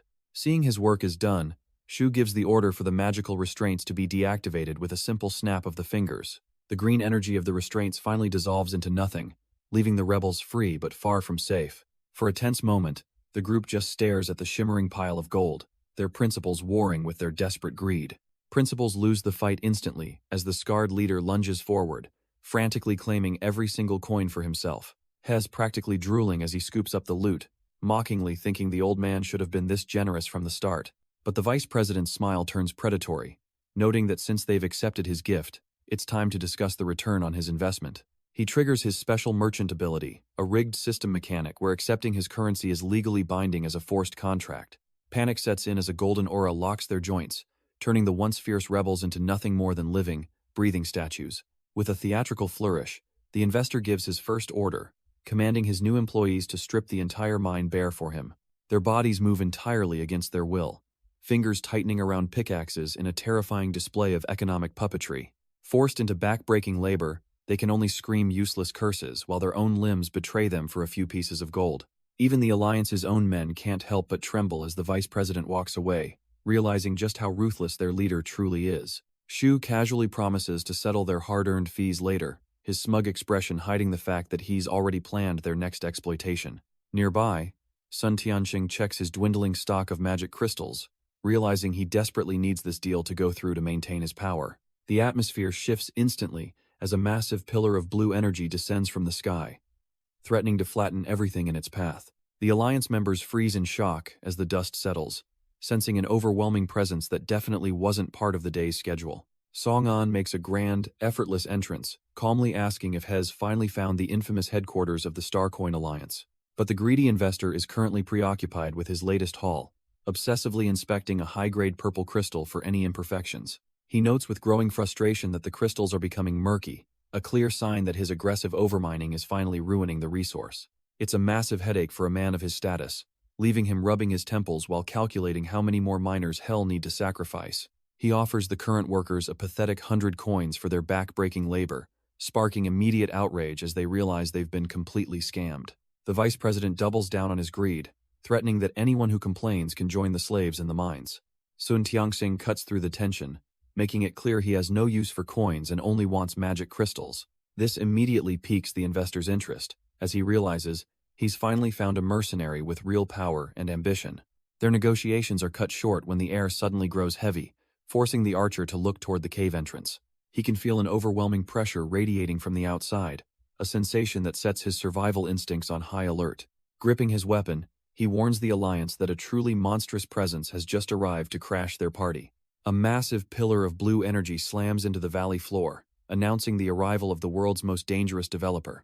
Song-an steps out from the light, recognizing the mine as the supposedly infinite resource Xiao Bao had described earlier. He suddenly feels a wave of second-hand embarrassment as he recalls the specific feature he coded into this location. It turns out the mine isn't actually bottomless, but contains a hidden punishment mechanism for anyone greedy enough to overexploit it. The system itself issues a cryptic warning, reminding any would-be miners that greed is a snake trying to swallow an elephant. Song-an watches with a grimace, realizing the profit-hungry Starcoin Alliance is already exploiting a bug he never patched. He steps into the open with a casual wave, calling out to confirm if he's finally found the infamous Alliance. Vice President Shu looks up in a mix of shock and annoyance, wondering who would dare interrupt his private business.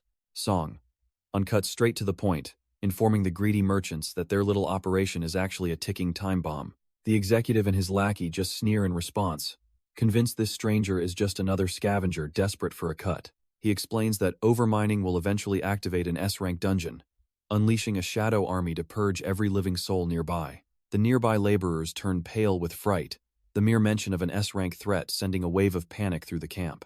Despite his manager's growing hesitation over the murky crystals, Shu stubbornly dismisses the warning as a pathetic scare tactic. With a weary sigh, Song-an realizes that if they won't listen to reason, he'll have to stop them by force. The manager loses his cool completely, screaming for the workers to swarm the intruder with desperate promises of a massive payday. Song-an doesn't even flinch, his hand igniting with a lethal glow as he accepts that peaceful words were never going to be enough. Even the Alliance's top archer, Sun Tianxing, pauses in curiosity, wondering what kind of background could produce a weapon that feels this oppressive. Before the mob can even close the distance, Song-an slams his power into the earth, unleashing a suffocating wave of black fog.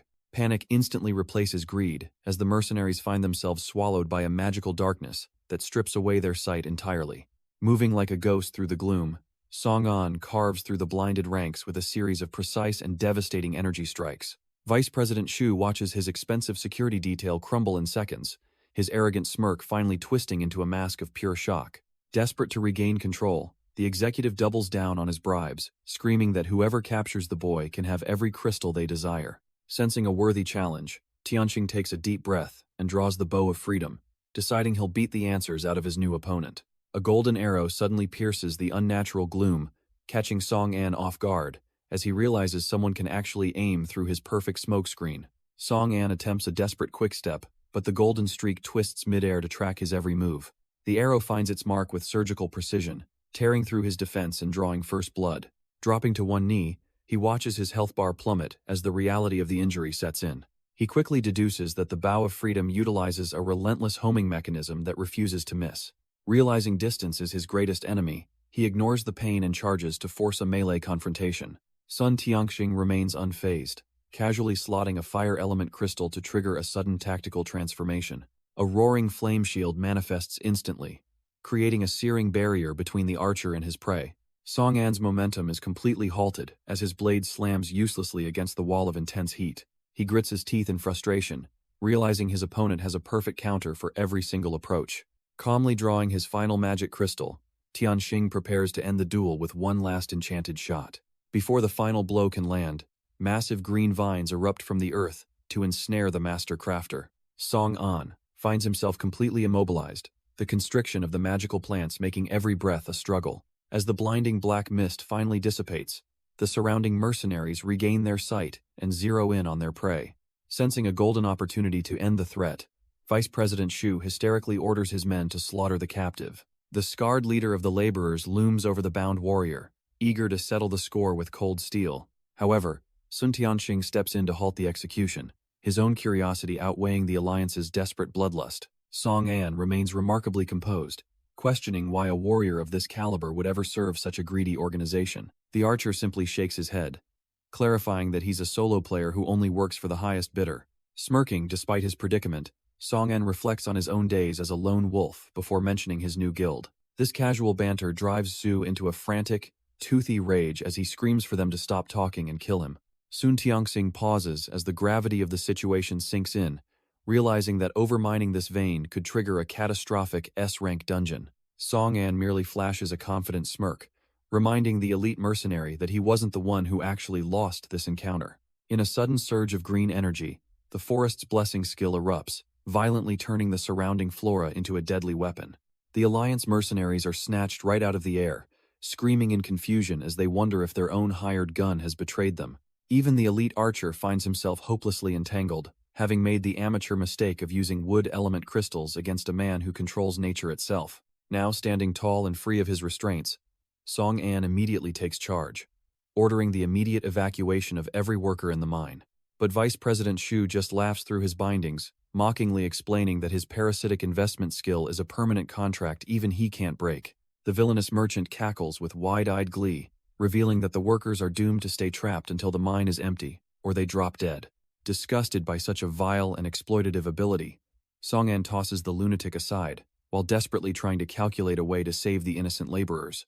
Zeus' hysterical laughter echoes through the clearing as he boasts about his status, clearly more proud of his cruelty than he is afraid of his captor. A pulsing purple light radiates from the mine's depths, signaling that something far more sinister is finally waking up. Song An dives headfirst into the chaotic energy, determined to find the source of this sudden and violent magical surge. He squints against the blinding glare, wondering what kind of nightmare could be unfolding within the dark shadows of the cave. Inside, the workers are living a waking nightmare as shadowy spirits manifest from the very walls to hunt them down. A massive, hollow-eyed specter towers over the fleeing men, instantly turning the mining site into a literal graveyard. Even the laborers still bound by the restrictive vines can't help but shake in pure, unadulterated terror at the sight. They don't even wait for their legs to be freed, desperately hopping and sliding away to avoid being consumed by the mist. One of the captives realizes with a sinking heart that the warnings about the mine's deadly curse were actually true. The once arrogant Vice President Shu is now reduced to a trembling mess, his composure completely shattered by the supernatural horror. His subordinate desperately tries to drag him to safety, but the villain's legs have completely given out from sheer fright. Song An catches them in the act, his voice dripping with cold amusement as he asks if they really thought they could just walk away. A sudden, explosive shockwave slams into the earth right at their feet, sending the two cowards into a panicked frenzy.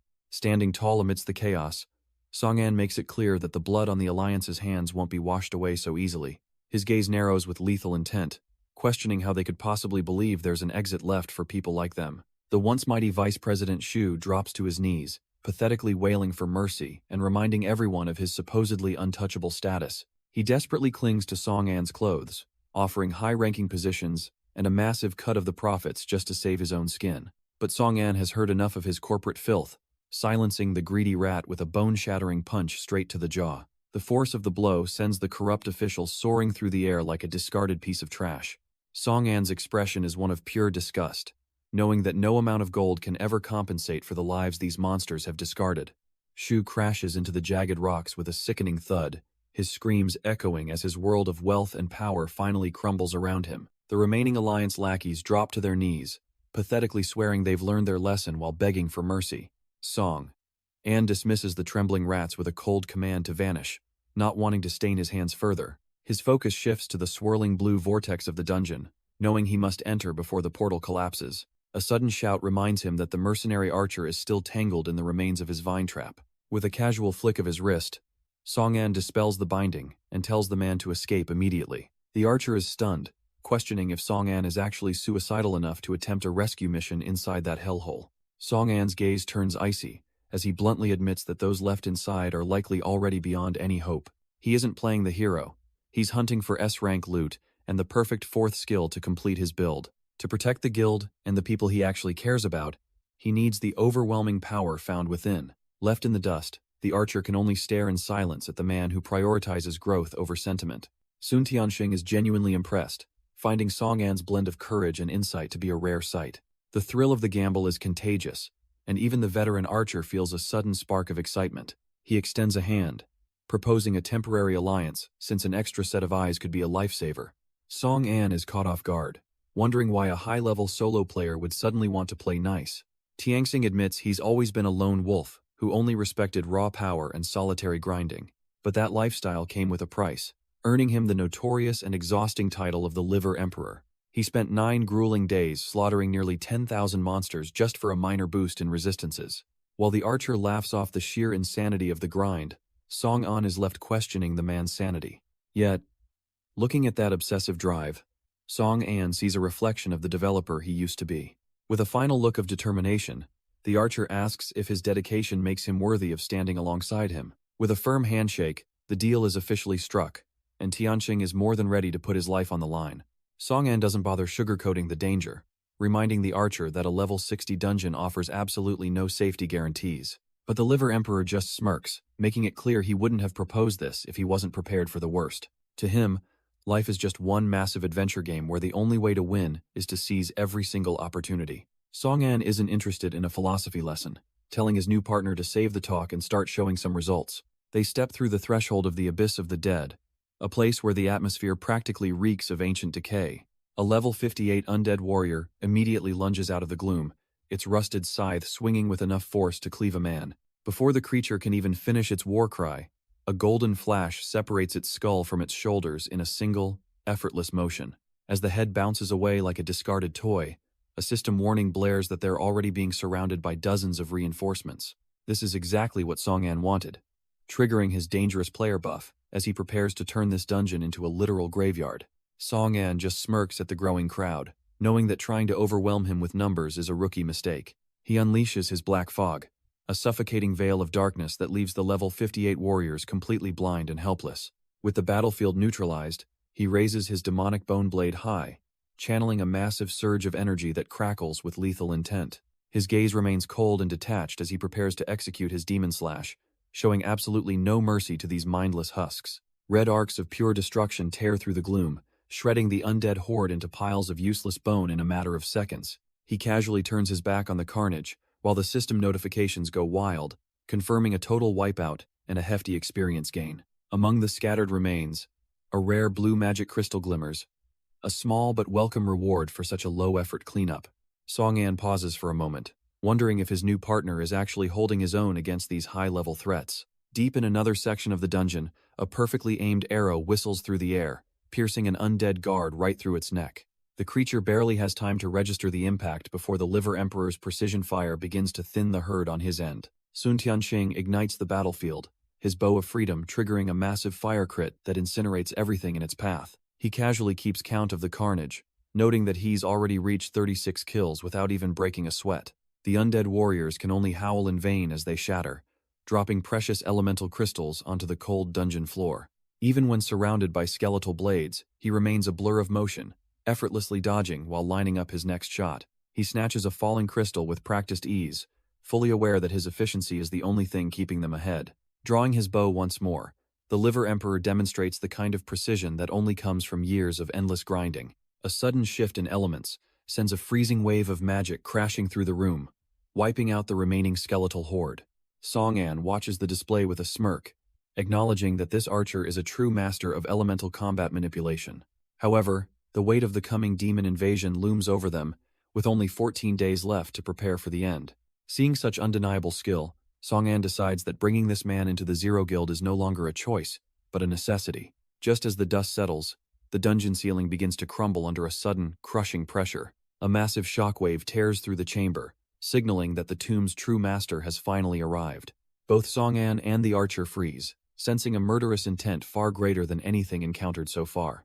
Emerging from the shadows is the unyielding Wraith, a level 65 ruler and the dungeon's deadly deputy lord. Sun Tiansheng grips his bow with white knuckles, realizing their efficient clearing spree has just hit a wall. The creature's hollow eyes ignite with a malevolent green flame, locking onto the intruders with cold hatred. With a chilling command to raise the fallen, the Wraith summons a wave of spectral energy. 4 massive undead guards materialize, and the system confirms the worst. These monsters are completely indestructible. Song-an realizes this is going to be a headache, as that tag is every player's worst nightmare. The skeletal guards immediately launch a relentless assault, opening the engagement with a volley of cursed arrows. Sun Tianxing barely has time to blink before an undead guard closes the distance with lethal speed. A violent eruption of spectral energy nearly consumes the archer right where he stands. Song-an teleports in just in time, snatching his temporary ally away from the brink of certain death. Breathing hard, the archer thanks his savior while staring at the relentless monsters in total disbelief. Song-an confirms the grim reality that these guards are a product of the Wraith's indestructible skill. It is a hard counter to his usual tricks, rendering his poison and fog talents completely useless. Even worse, the Wraith can endlessly replenish her ranks every 30 seconds with even more guards. Facing such overwhelming odds, the archer desperately asks if there is any viable strategy to win this. Song-an decides to play bait, tasking the archer with landing a single, perfect killing blow. Sun Tianxing doubts his ability to one-shot a ruler, especially with one more hidden problem looming over them. Song-an flashes a confident smirk, preparing a little surprise while the Wraith screeches for his head, before teleporting directly into the fray and shattering a jar to force every monster's aggro onto himself. The plan works perfectly, as the skeletal guards turn their murderous focus entirely toward the lone intruder, prompting Song-an to roar at his partner to prepare the final, decisive blow. He dances through a storm of rusted blades, buying every precious second the archer needs, while Sun Tianxing can only sigh at how recklessly impulsive his new leader is being. Watching the chaos, he realizes he has no choice but to live up to those insane expectations, deciding that if Song-an is betting his life, it is finally time to stop holding back. He reaches into his inventory and pulls out his ultimate trump card for dealing with the dead, a grade A holy crystal that acts as a literal death sentence for anything already supposed to be buried. Sun Tianxing flashes back to the grueling raid against the level 40 temple bishop. That victory granted him a single, legendary reward he has been saving for a moment just like this. As the Wraith closes in, he realizes that if he does not use it now, he might not get another chance. He reveals the Holy Arrow, an artifact forged specifically to erase the existence of the walking dead. The Deputy Lord screams for his head, but the archer simply lets the golden light fly. A colossal cross of divine energy detonates, shredding the Wraith's physical form into nothingness. The damage numbers skyrocket as the inscription of light triggers repeatedly, doubling the destruction with every pulse. Song-an is still locked in a desperate struggle with the armored guards, feeling the weight of their numbers. The sheer force of the holy blast sends the skeletons flying, their indestructible forms finally meeting their match. Song-an can only blink in confusion, wondering when his partner became such a monster on the battlefield. Song-an can't believe his eyes, watching the archer actually pull off the impossible against such a high-level boss. Sun Tianxing strikes a smug pose, feeling pretty good about finishing the fight in a single, glorious shot. But the holy light doesn't finish the job, instead peeling away the Wraith's outer shell to reveal something far worse. The Deputy Lord lets out a blood-curdling shriek, her form twisting into a terrifying manifestation of pure, unadulterated spite. Song-an realizes the danger immediately, screaming for his partner to move before the counterattack lands. The archer freezes in sheer terror, realizing his ultimate trump card barely even scratched the monster's true form. Gathering every ounce of her remaining malice, the Wraith prepares a devastating death charge fueled by vengeful spirits. Song-an doesn't hesitate for a second, throwing himself into the line of fire to intercept the incoming blast. He realizes too late that the attack moves autonomously, with energy spikes tearing through his defenses and drawing blood. Sun Tianxing can only watch in horror as the ground erupts, fearing his arrogance just cost them everything. Song-an staggers back as the dust settles, the impact of the Wraith's counterattack leaving him breathless and clutching a jagged wound. Sun Tianxing panics at the sight of the spreading crimson, but Song-an plays it cool, dismissing the hole in his gut as a mere scratch. Internally, he's reeling, realizing that even at level 42 with a fresh health bar, a single hit just shaved off more than half his life. Before they can regroup, the Wraith shrieks a command to the void, calling forth a tide of skeletal warriors to bury them under a mountain of bone. Sun Tianxing grinds his teeth in frustration, his pride stung by the fact that his previous ultimate shot only seemed to make the monster angrier. Ignoring Song-an's warning to hold his position, the archer charges back into the fray, desperate to prove that this ghost isn't as untouchable as she looks. He unleashes a barrage of elemental crystals, pouring every ounce of his remaining mana into a desperate, multicolored execution attempt. The arrows whistle through the air only to pass harmlessly through the Wraith's chest, met with the cold, mocking reality of total damage immunity. Sun Tianxing freezes in midair, his confidence shattering as he realizes his attacks are now about as useful as throwing pebbles at a hurricane. Song-an calmly explains that her unyielding will skill has finally triggered, turning her into an immortal phantom that mirrors the very undead she commands. The Wraith is now a literal god for the next 60 seconds, ignoring all damage while her skeletal army gets a massive power boost. Sun Tianxing is losing his mind, wondering how they're supposed to kill something that's basically cheating. But Song-an has a simpler plan. He grabs the panicked archer, making it clear that they aren't here to be heroes right now, they're here to survive. A split second before the skeletons can turn them into pincushions, the duo vanishes into thin air, leaving the monsters hitting nothing but dirt. Enraged by their cowardice, the Wraith launches a devastating death charge, her ghostly form tearing through the air like a vengeful comet. They barely manage to flicker away again, the shockwave of her passing nearly knocking them out of their teleportation trail. They skid to a halt, but the situation is grim as Song-an's teleport is officially on a 30-second cooldown, leaving them grounded.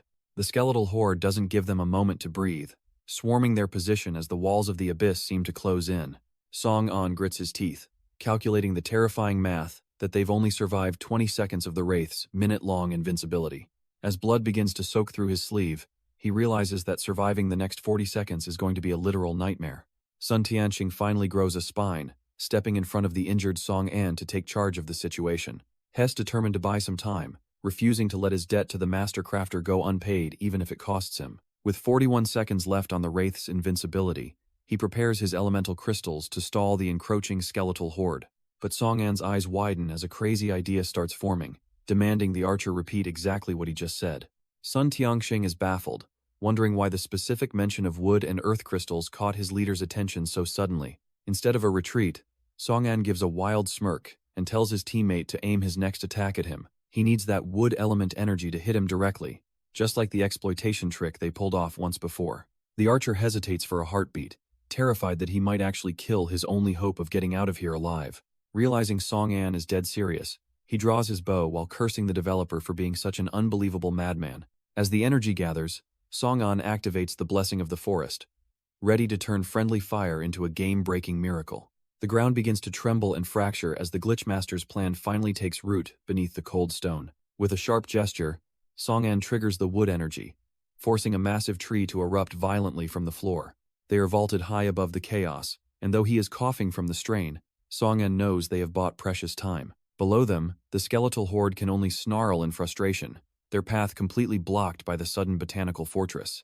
Sun Tianxing can't help but stare, wondering if his leader is genuinely fearless or just completely insane for risking a friendly fire death. But Song-an just flashes a confident thumbs up, making it clear that his life was always safe in his teammates' hands. The archer is stunned, having spent his entire career as a solo player who never knew the weight of someone else's total trust. Seeing that look, Song-an admits that he wasn't always this way, once walking a path just as lonely and cynical. In his past life, he was a cold pragmatist who believed that raw power was the only currency that truly mattered.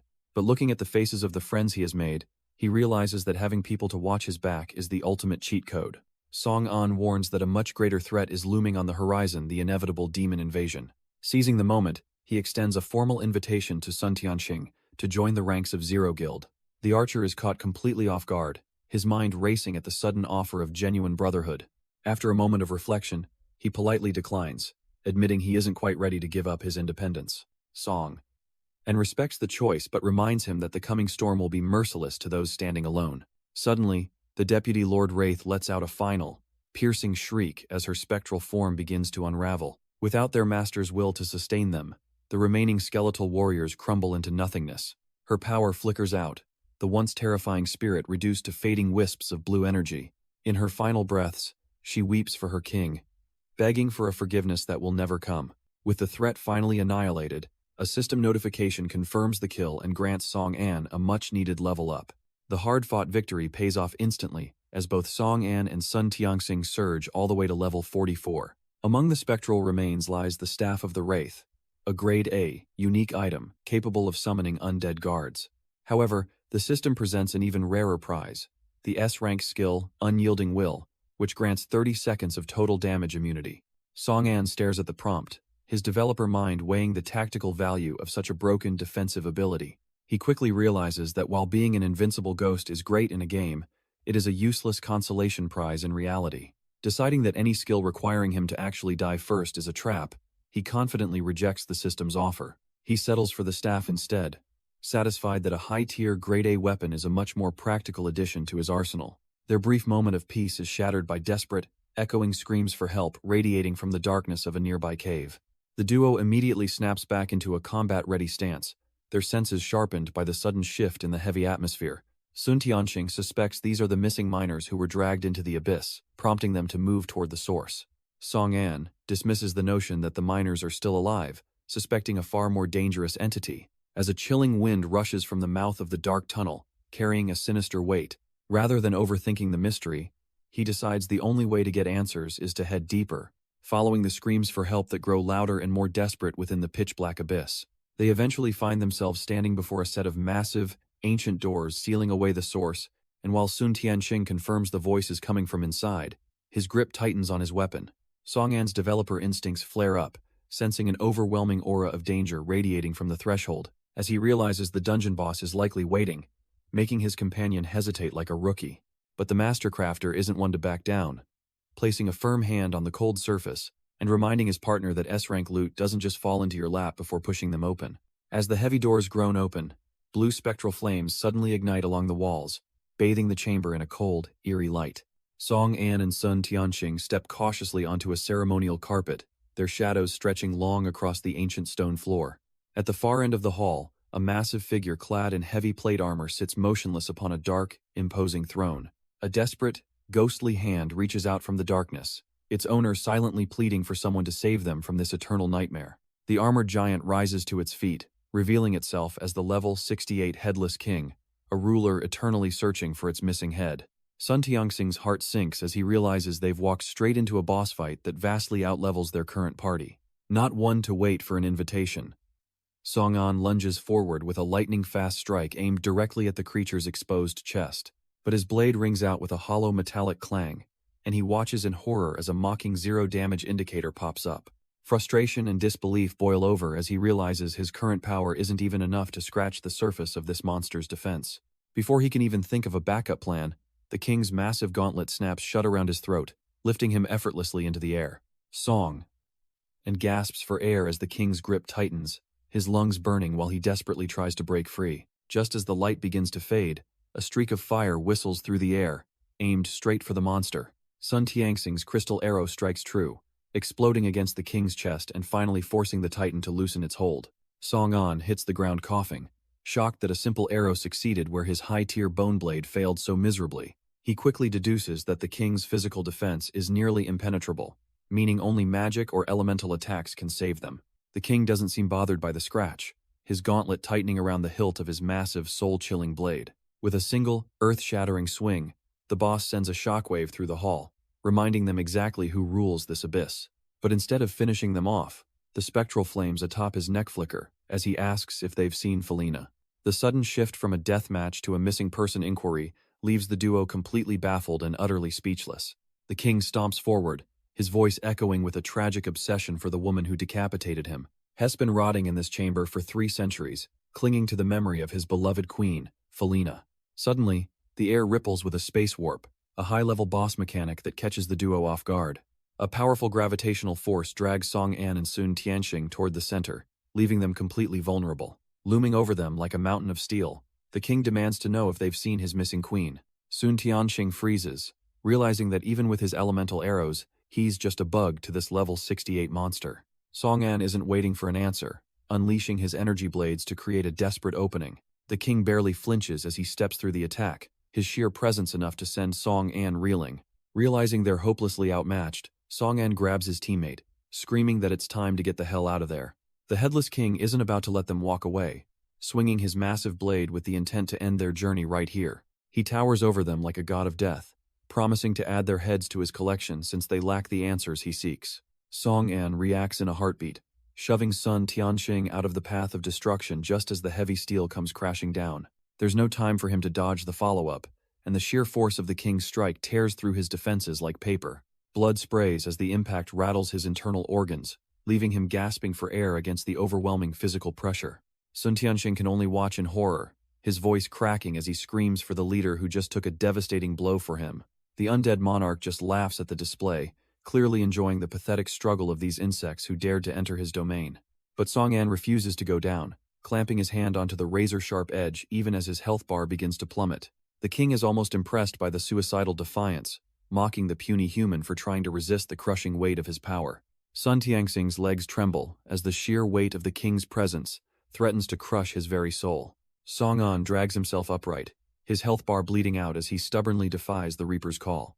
Every breath is a struggle, and he coughs up more blood, feeling his internal organs scream in protest. He knows that if he keeps taking these hits head-on, he won't last another minute in this hellhole. Looking at the spectral flames where a head should be, he wonders if the monster relies on magical vision. It's a desperate play, but he throws out his black mist to see if he can shroud those ghostly eyes. The king lets out a confused cry as the thick, unnatural darkness suddenly robs him of his sight. Stumbling through the gloom, the monarch realizes this specific brand of misery feels far too familiar to be a coincidence. It finally clicks that this is the same trick used by that goddamned mole king he hates so much. Song An notices the immediate shift in the monster's aura, realizing the fog isn't just blinding him, it's actually terrifying him. The king stumbles back with heavy, uncertain steps, his mind fractured by old traumas as he frantically searches for his long-lost crown. But Song An doesn't have time to celebrate his psychological warfare as his own health bar hits a terminal, critical low. His vision blurs behind a wall of flashing system warnings, with his remaining life force trickling down to a measly 100 points. He grips his blade with trembling hands and a bloody grin, desperately searching for any opening in this seemingly hopeless death trap. Meanwhile, the king's confusion turns into a violent, spectral rage, his screams for his stolen property echoing through the hollow chamber. He launches himself into the air like a vengeful god, determined to crush the thieves he thinks have come to rob him again. Song An locks his gaze on the descending threat, his mind racing at 1,000,000 miles per hour to find a way out. As the massive blade falls, he prays there's one last hidden bug, or a developer's Easter egg he can exploit to survive. A memory of his past life surfaces, back when he was just a developer drowning in broken code.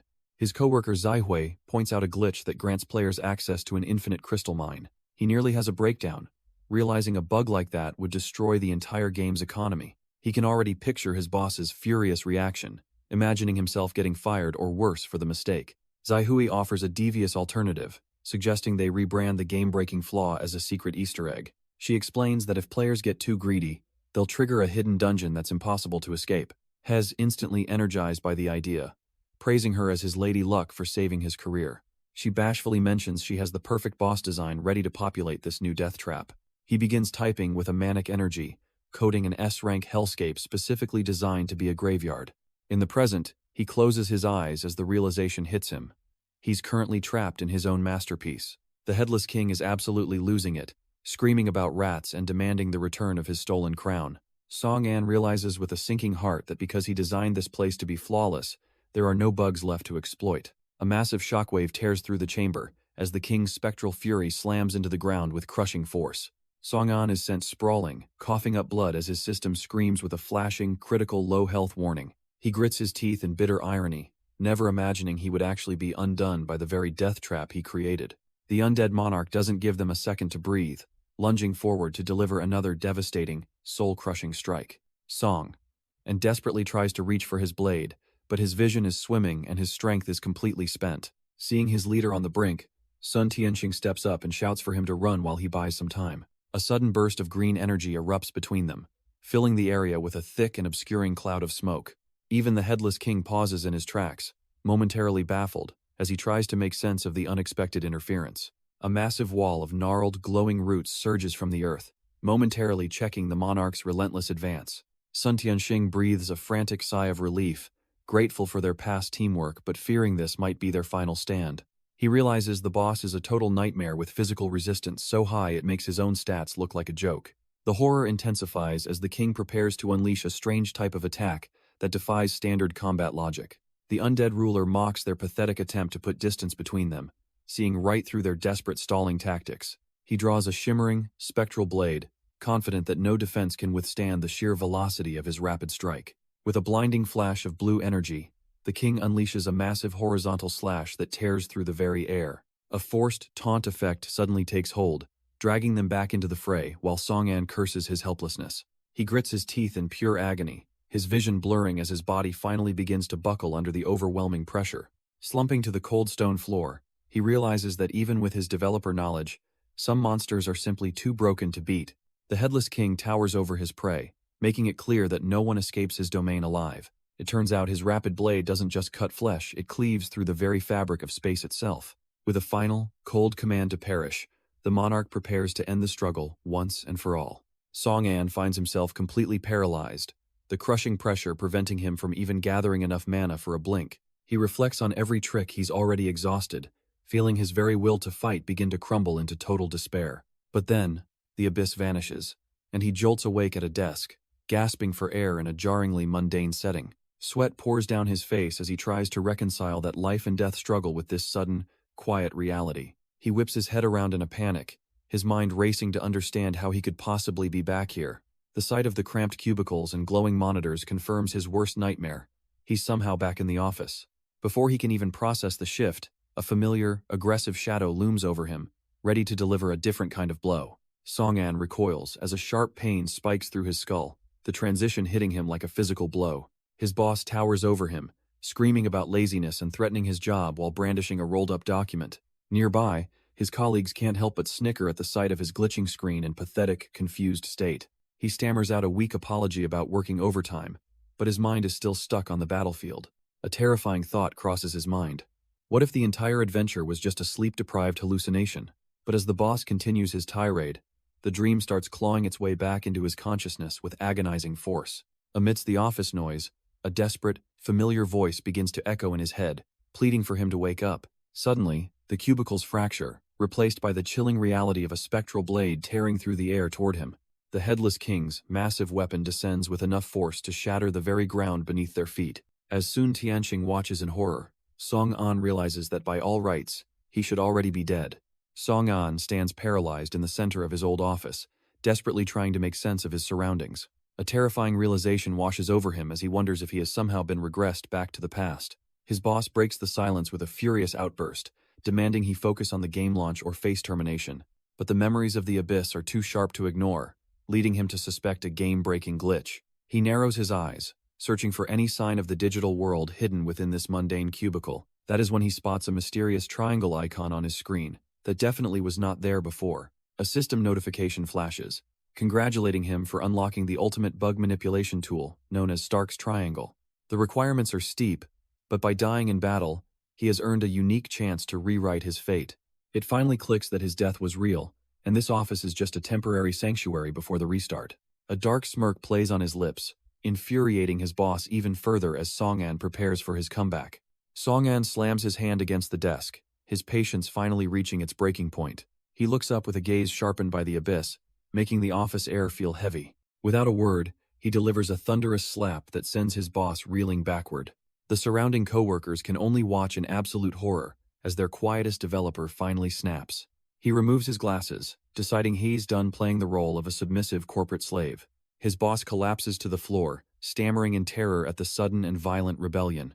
Song'an follows up with a brutal strike, relishing the chance to vent his pent-up rage. He hauls the man up by his collar, refusing to let a mere hallucination bully him. The office descends into pure panic as the staff frantically calls for security to intervene. Even as they restrain him, he continues to roar his defiance against the black-hearted management. A blonde coworker shrieks in pure indignation, pointing a trembling finger while threatening to involve the police for his sudden rebellion. She quickly rushes to the side of the battered boss, who can only let out a pathetic wail while nursing his bruised face.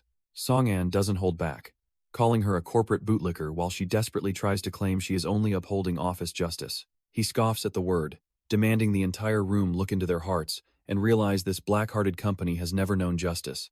The frustration of years boils over as he reminds them of the endless unpaid overtime and the miserly bonuses they were forced to accept. A heavy silence falls over the office as his words hit home, forcing the other developers to lower their heads in collective shame. Despite the truth, the blonde woman remains delusional, insisting the man who exploits them is actually a benefactor for providing a salary. Realizing she is a lost cause, Song-an simply warns that their time is running out once the game finally launches. With a final, heavy slam against the door, he turns his back on the toxic environment and the people who enabled it.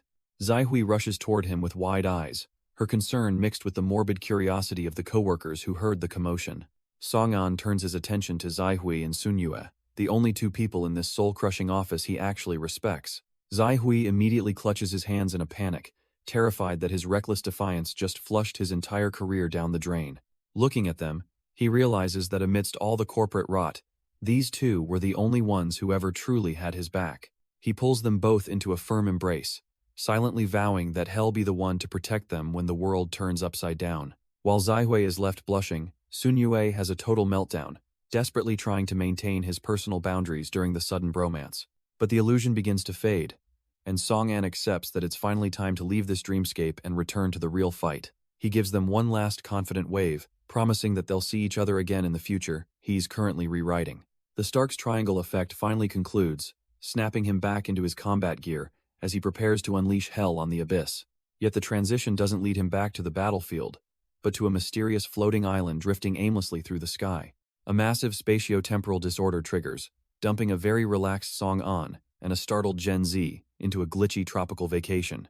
Raphael clutches her head in a daze, feeling the very fabric of time ripple and reverse around her. She stares at the flickering system monitors, wondering if another game-breaking bug has just fractured their reality.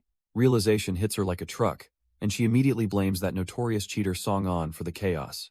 But the man in charge just kicks back in his chair, looking way too relaxed for someone watching the world glitch out. He recognizes the signature of Stark's Triangle, realizing Song-an has finally claimed the ultimate tool for rewriting the rules. Raphael fumes, demanding immediate punishment for the player who keeps making an absolute mockery of their system. The admin just watches the Demon Generation progress bar, dismissing her concerns as he prepares for a much deadlier game. With a sinister grin, he makes it clear that Song-an's little stunts are nothing compared to the upcoming trial. A chilling system notification appears, warning that the world has only 14 days left before a full-scale demon invasion. Far from the administrative chaos, deep in the woods, a massive level 43 anaconda emerges to test Noah Lin's strength. A brave tank dives headfirst into the fray, fully prepared to soak up the damage so his allies can strike from the shadows. It works like a charm, and the anaconda's eyes turn blood red as the system confirms it's fallen for the taunt.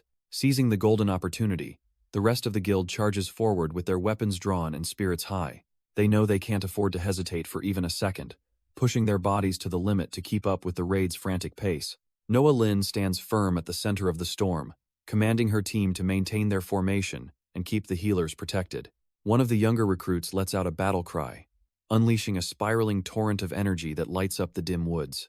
The blast hits the serpent square in the face, a satisfying crunch echoing through the clearing as the monster's head snaps back. As they swarm the massive creature, the group's resolve hardens, fueled by the desire to finally stop being a burden to Song-an. Feng huffs about being treated like a tireless factory robot, yet she's already planning the next batch of magic guns for her comrades. Standing over the massive crater left by their victory, the guild celebrates their growth, having turned a terrifying boss into a punchline. Noah Lin reflects on how Song-an's presence is the only thing truly holding the Zero Guild together. She recalls his past life as a frazzled developer, constantly battling the very bugs he now exploits for survival. Even as she stares at the boss remains, she credits their growth to the man who gave them purpose. Suddenly, the atmosphere turns cold, as a digital pulse tears through the clearing like a corrupted data stream. Noah freezes in terror, her instincts screaming that something fundamental about their reality has just been rewritten. The serpent they just killed flickers back to life, its body surging with an unstable, glowing power. Feng frantically points out that this must be another glitch, immediately blaming Song-an for the chaos. Fear grips Noah's heart as she wonders if this system error means her leader is in serious trouble. Meanwhile, in the distant Pingxi wilderness, a massive transport turtle plods along, unaware of the shifting reality. One of the guild members clutches her head in confusion, feeling the mental strain of the world's sudden instability. The lead investigator sighs as he deduces that the recent temporal shift was likely just another one of Song-an's reckless, game-breaking stunts. Nana can't help but fume, absolutely livid that they're stuck investigating a demon invasion while their leader is off causing universal glitches. Taking a casual sip of his soda, the young scout mockingly suggests that maybe they should just assume his corpse is already cold. Ignoring the dark humor, the investigator pulls up his holographic interface to track the current position of the Vanguard team. His concern grows when he realizes it's been over 24 hours since Shaki last checked in from the designated coordinates. The scout quickly runs the numbers on his laptop, confirming that the deputies' party should have reached the volcanic district days ago. Far across the horizon, the investigation team finally arrives at the Dragon's Breath volcano, where lightning tears through a suffocating dark sky. They know that somewhere beneath that bubbling lake of fire lies the entrance to Zein's Hell, where the world's logic truly begins to unravel. The atmosphere shifts to the oppressive stone of the palace dungeon, where blue flame torches cast long, flickering shadows against the walls. Suddenly, the Headless King unleashes a devastating spectral slash, forcing Song-an to realize that his clever bugs might not be enough to save him. Sun Tianxing screams out in a desperate panic as the crushing weight of the abyss begins to fracture his reality. The Headless King looms over the carnage, signaling with a cold finality that the boy's time has finally run out.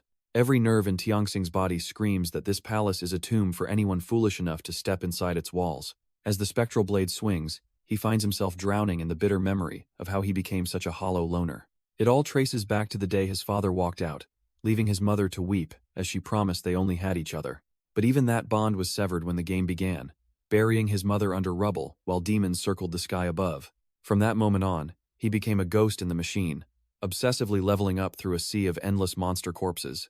He earned the title of Liver Emperor through sheer, bloody-minded persistence, caring for nothing but the pursuit of absolute power. Yet, amidst the cold grind, he eventually encountered a man who radiated a purpose far beyond simple survival or high-level gear. It was the moment Song-an reached out, offering the isolated warrior a place within the Zero Guild and a reason to fight again. The haunting vision concludes with a final realization that there is a path leading away from his crushing isolation.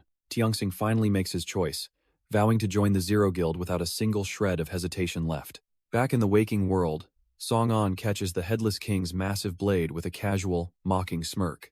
He playfully reminds his newest recruit that there is absolutely no backing out of that promise now. Tianxing can only stare in pure disbelief, as the man he thought was dead stands perfectly fine before him. The Headless King bellows in a fit of shock, unable to comprehend how his killing blow failed so miserably. The monster's rage boils over as it insists it definitely felt its spectral steel tear through the human's flesh. Song-an coolly explains that the version of him the monster sliced was merely a shadow of his past. Having exploited the system to revive with full health, he easily deflects the giant's desperate, heavy strikes. With a sudden, high-speed blink, he signals that the warm-up is over and the real hunt begins now. Song-an kicks things off by unleashing a thick, suffocating black fog to swallow the battlefield whole. Caught off guard, the Headless King flails blindly as the system confirms his vision has been completely neutralized. Song-an barks out the strategy, reminding the archer that only magic-infused arrows can bypass the monster's armor. Still struggling to process the impossible revival, Tianxing realizes that his role in this fight is actually crucial. He draws his bow with a shaky but determined hand, knowing this is their only real shot at survival. A barrage of light pierces the gloom, dealing massive magic damage that finally makes the armored giant flinch. The monster screams in pure agony as the holy energy eats away at his spectral form from within. Seeing the beast finally falter, Tianxing feels a rush of adrenaline, convinced they might actually win this. Song-an doesn't waste a second of the opening, leaping high into the air to deliver a crushing demon slash. While the physical impact does nothing, the Demon Slayer effect activates, marking the boss for his inevitable end. Song-an leaps into the fray with a smirk, claiming he's finally decoded the boss' predictable patterns. He reveals a Grade S magic gun, a masterpiece forged specifically for him by his merchant comrade. Without hesitation, he pumps half of his total mana into the weapon, for one devastating blast. A streak of pure energy tears through the air, aimed straight at the monster's spectral core. The Headless King reacts instantly, twisting his massive frame to avoid the lethal projectile. He unleashes a dimension slash, not to attack, but to warp the very space around himself. Tianxing gasps in disbelief as he realizes the boss is literally cutting through reality to escape. The mana-infused shot whistles through the void, missing its target as the king vanishes completely. Reappearing elsewhere, the boss arrogantly mocks the attempt, believing he's completely untouchable within his palace. Song. And just chuckles, looking like a hunter who's just lured his prey into a perfect trap. The massive streak of mana doesn't just fly past, it suddenly swerves mid-air with a mind of its own. Song and watches with a cold smirk as his projectile locks onto the boss, even inside his spatial rift. The king is stunned to see the light homing in on the exact wound he received moments ago. It turns out the Boneblade's passive ability marks any target it touches, making escape a total impossibility. A massive burst of true damage erupts from the king's chest, finally forcing his health bar to plummet. The impact is so violent it shakes the entire palace, burying the armored giant in a thick cloud of debris. Despite the flashy display, Song-an realizes that draining only a third of that HP pool won't be enough. The king staggers back through the smoke, his armor charred but his presence still feeling heavy and suffocating. Just as the boss tries to recover, a glowing green arrow whistles through the air to land a precise strike. Sun Tianxing finally steps up, using his archery to bind the monster in place while it's still reeling. Song-an blurs across the throne room, closing the distance to his new ally in a literal heartbeat. Sun Tianxing can barely process how the man is still standing after witnessing his supposed death moments ago. Seeing a brief opening in the chaos, the archer suggests they cut their losses and escape while they can. But Song-an knows better, explaining that the king's spatial magic makes any attempt at fleeing a suicide mission. Realizing there is only one way forward, Sun Tianxing pledges his loyalty to the Zero Guild if they survive. Song-an accepts with a cocky smirk, promising his future recruit that they will walk out of here together. The Headless King has heard enough, his spectral flames roaring as he prepares to crush the two pests. He swings his blade into a dimension slash, a reality-tearing strike meant to erase them both from existence. Song-an doesn't flinch, feeling his strength fully restored and ready to meet the boss head-on once more. He braces himself, his blade clashing against the overwhelming power as the final phase of the battle begins. The Headless King erupts in a blinding blue inferno, his spectral energy reaching a terrifying new peak. From the depths of his cursed armor, a swarm of vengeful spirits surges forward like a tide of death. Song-an's eyes widen in horror as he realizes these aren't just physical attacks he can easily parry. This is a soul strike, a forbidden boss technique designed to bypass armor and tear the spirit apart. He grits his teeth, cursing the fact that this monster still had such a devastating ultimate move hidden. A ghost tears right through his chest, the cold touch of the grave sending a jolt through his system. His vision blurs as his soul begins to drift, his body suddenly refusing to obey his desperate commands. Seeing his new leader about to be finished off, Sun Tianxing screams a warning and lunges into action. A massive shockwave erupts as the archer barely manages to knock Song-an out of the immediate kill zone. They both skid across the stone floor, breathing hard after narrowly avoiding a permanent trip to the afterlife. Song-an shakes off the mental fog, realizing that while his body is intact, the boss nearly hijacked his mind. As the monarch looms through the smoke, Song-an knows a direct confrontation is suicide and desperately needs some breathing room. The spectral king rants about his queen's betrayal, his voice dripping with centuries of bitterness and a love that turned into a curse. His blade ignites with a cold, ghostly fire as he prepares to end the intruders who dared to step into his domain. With a roar of spectral flames, the king swings his massive sword, fueled by a vow to make the entire world pay for his heartbreak. The sheer force of the blow sends Song-an and Sun Tianxing flying backward, the air itself screaming under the pressure. Thankfully, Song-an's blink ability finally comes off cooldown, allowing him to warp to safety just before the follow-up strike connects. He frantically scrolls through his inventory, searching for any tool that can buy him enough time to set up his magic gun. His eyes lock onto a forgotten item at the bottom of his stash, a spark of hope finally cutting through the desperation. He pulls out the Grade A Staff of the Wraith, ready to summon a small army of undead to keep the king busy. Song-an slams the staff down, summoning a legion of skeletal warriors to flood the dark chamber, while the Headless King freezes in place, the sight of the artifact triggering a paralyzing wave of recognition. He vividly remembers gifting that very staff to Felina, back when he was still a man with a heart, and though an arrow clatters against his chest, he barely notices the strike through the fog of memory.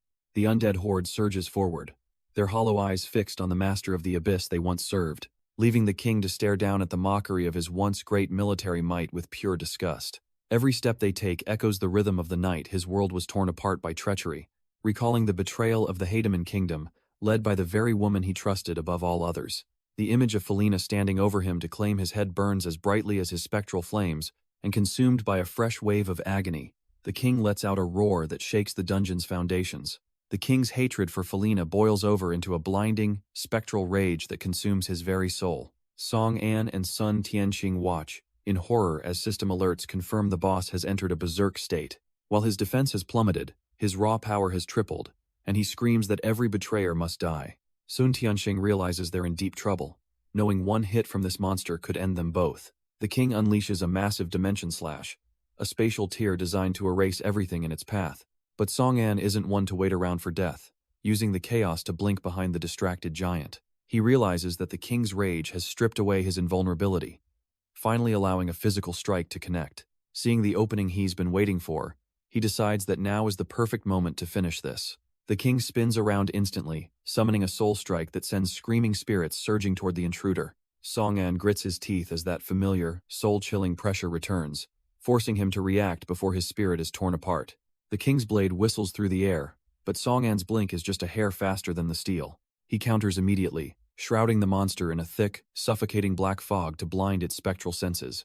His eyes narrow with lethal intent, focusing every ounce of his mana into finding a decisive opening. But the king isn't just a mindless tank. He moves with a savage speed that defies his massive size. A brutal impact catches Song An off guard, sending him reeling from the sheer physical force of the armor. A pillar of spectral energy erupts from the ground, nearly vaporizing everything in the immediate vicinity as the floor shatters. Song An retaliates by summoning thick, enchanted vines to bind the king's limbs and stall his murderous momentum. Sun Tianxing shouts out in a panic, desperate to know if his new leader is still among the living. Song An is left slumped against the cold stone wall, the king's terrifying presence filling his entire field of vision. Wiping the blood from his chin, he realizes he underestimated just how much the boss's speed would spike while enraged. The headless king shreds through the vines like wet paper, his spectral flames roaring with renewed fury. He lunges forward, each heavy footfall cracking the dungeon floor as he zeroes in on his target. Song An stares down the charging titan, realizing he's finally been backed into a corner. With his blink skill still stuck on cooldown, he briefly wonders if his luck has finally run out. But a sudden realization flashes in his eyes as he remembers a secret power gained during the time reversal. He gambles everything on Stark's Triangle, a system for master bug exploiters, and forces the safe house to manifest. Suddenly, the world turns into a grid of blue data, leaving a bewildered Sun Tianxing questioning their new reality. Outside the glitch, the king's devastating strike connects with nothing but thin air and shattered stone. The massive boss stands over the crater in stunned silence, completely unable to process how his prey vanished. Within the safety of the code, Song An reaches out to the interface, preparing to turn the tables. Sun Tianxing gapes at the digital void, realizing Song An is playing a completely different game than everyone else. Song An doesn't miss a beat, chugging a recovery potion that instantly restores his vitals to the absolute brim. He tosses the empty vial aside, eager to show the king exactly what a master bug exploiter can do. With a sharp command, he shuts down the digital sanctuary and forces them back into the real world. The headless king spins around in a spectral rage, cursing the persistent rats who refuse to stay dead. Song An just smirks, triggering a ping delay bug to desync his physical position from the world's logic. The Titan responds with a devastating dimension slash, a spatial tear designed to erase everything in its path. But the massive blade passes right through them like ghosts, failing to connect thanks to the artificial lag. The boss lets out a deafening roar of pure frustration, unable to comprehend how his prey is still standing. His spectral energy carves a useless path through the stone as the battle shifts into Song An's favor.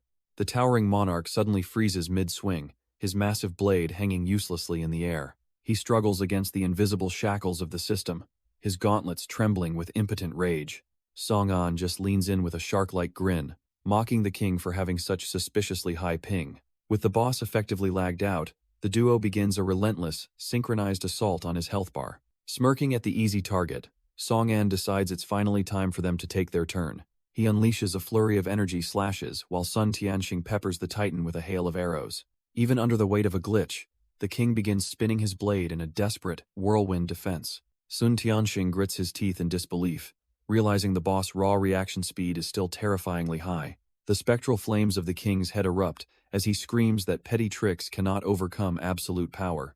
He slams his sword down, tearing reality apart with a massive wave of dimension turbulence to end the game. The duo is suddenly on the back foot as the king's power reaches a terrifying new peak. The boss roars with spectral fury, mocking their pathetic attempts to survive his absolute authority. Song-an realizes this massive area of effect skill is a death sentence, rapidly eating through their remaining health. Sun Tianqing desperately calls for the safe house bug, hoping for one more miracle to save them. But the Stark's Triangle is a cruel mistress, preventing Song-an from reusing the same exploit twice. With their defenses failing, the archer begins to falter, his body barely holding together under the strain. Song-an's mind goes into overdrive, frantically searching his mental database for any other game-breaking glitch. Out of the blue, his little spirit companion Molio appears, triumphantly holding up a mysterious golden crown. Despite the chaos, the mole squeaks with absolute confidence that this isn't just some fancy piece of jewelry. Song-an takes the crown, realizing this forgotten artifact might be the ultimate hard counter to the king's power. Molio Lai insists that the crown is the key, promising that forcing it onto the king will restore his sanity. Song-an decides to gamble everything on his little friend's hunch, knowing he is completely out of other options. He immediately triggers a high-speed blink, diving through a shroud of black mist to close the distance instantly. The headless king finds the attempt laughable, easily shrugging off the blindness effect while mocking the repetitive tactic. Fueled by pure rage, the boss enters an accelerated state, moving far too fast for a normal player to track. A thunderous impact rocks the chamber, sending massive shockwaves through the air as the king's spectral power erupts. Song-an is sent reeling, his health bar plummeting into the red with no elixirs left to patch the wounds. He realizes this is a true do-or-die moment, knowing that if the boss doesn't fall now, his journey ends here. Looming like a god of death, the king prepares a final judgment while the ghosts of his past watch on. The spectral blade descends with world-ending force, aiming to split the master crafter in two with one final strike. Song-an meets the world-ending strike head-on, his blade straining against the overwhelming pressure of the king's power. He pours every ounce of his remaining strength into a desperate, guttural roar of pure defiance. Against all odds, he deflects the massive spectral blade, forcing a momentary opening in the boss's ironclad defense. The king can't believe his eyes, his arrogant composure crumbling as his ultimate move fails to claim its prize. Song-an reaches into his inventory, pulling out a golden crown he's been saving for this exact opening. He knows this is his final gamble, betting everything on one last desperate play to end the raid. Blinding the monster once more, he ignores the king's mindless threats as the abyss begins to tremble. He leaps high into the air, hurling the artifact with the cold precision of a master crafter. The crown expands with a blinding light, slamming down onto the spectral skull like a divine shackle. The king's screams turn to pure agony as the item begins burrowing directly into his corrupted consciousness. As the king's consciousness is invaded, the abyss pulls us back 300 years to the fallen Hardimon kingdom. The heavy palace doors are thrown open with a violent bang, signaling a confrontation that was long overdue.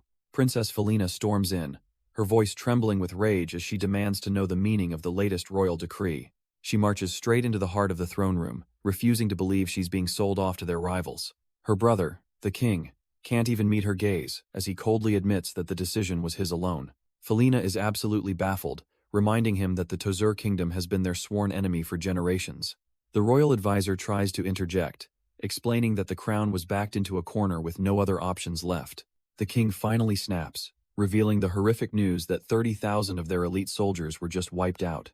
A heavy silence falls over the room as Felina finally understands the true depth of her brother's desperation. Tears well up in her eyes as she realizes she isn't a bride, but merely a trophy to appease a monster. The sound of a shattering goblet echoes her heartbreak as Felina finally breaks down in tears.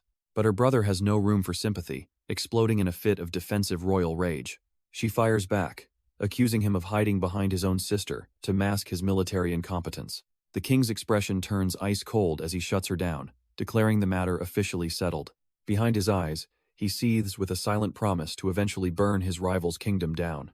A few days later, the grim exchange begins under the shadow of the Sunset Mountains. There he is, the legendary king of Dronzer, standing tall to personally claim his living prize. Felina stares at the man known as the demigod's son, her heart sinking in his presence. He lets out a boisterous laugh, clearly amused to be receiving such a high-quality gift. With a mockingly polite gesture, he offers his hand and tells her it is time to leave.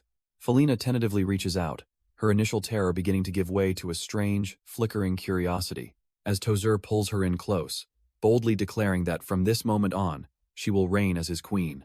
She's completely stunned, realizing the man she once feared as a bloodthirsty tyrant might be someone else entirely, and as they walk through the ranks of his men, she truly begins to see a wise, benevolent monarch. The boisterous cheers of his people only confirm it. He's a respected ruler who treats her with genuine tenderness. He even stops to admire the rhododendrons with her, charmingly comparing her beauty to the vibrant, blooming flowers. Their marriage serves as the foundation for a formal truce, a document written to finally end the cycle of bloodshed. The two kings eventually shake hands, sealing a peace treaty that supposedly reconciles their long-warring nations, but Felina watches her brother's back with dread, knowing his hypocritical heart is still fueled by grand, cruel ambitions. With his greatest rival neutralized by marriage, the Hardiman king begins a ruthless expansion that sets the world ablaze. Felina begs her husband to surrender, terrified that her brother's overwhelming power will lead to Dronzer's certain death. But the warrior king's pride is stung, refusing to bow to a man who so blatantly spat on their treaty. She weeps as she realizes the Hardiman kingdom has transformed into an unstoppable monster he can no longer match. Dronzer pulls her into a firm embrace, swearing to protect her and their castle even if it costs him everything. Even in the safety of his arms, Felina can't shake the chilling realization that her brother won't show any mercy. Driven by a desperate need to save her husband, she secretly crosses the border back into her former home. She stands before the throne with a heavy heart, begging her brother for the sake of their shared bloodline.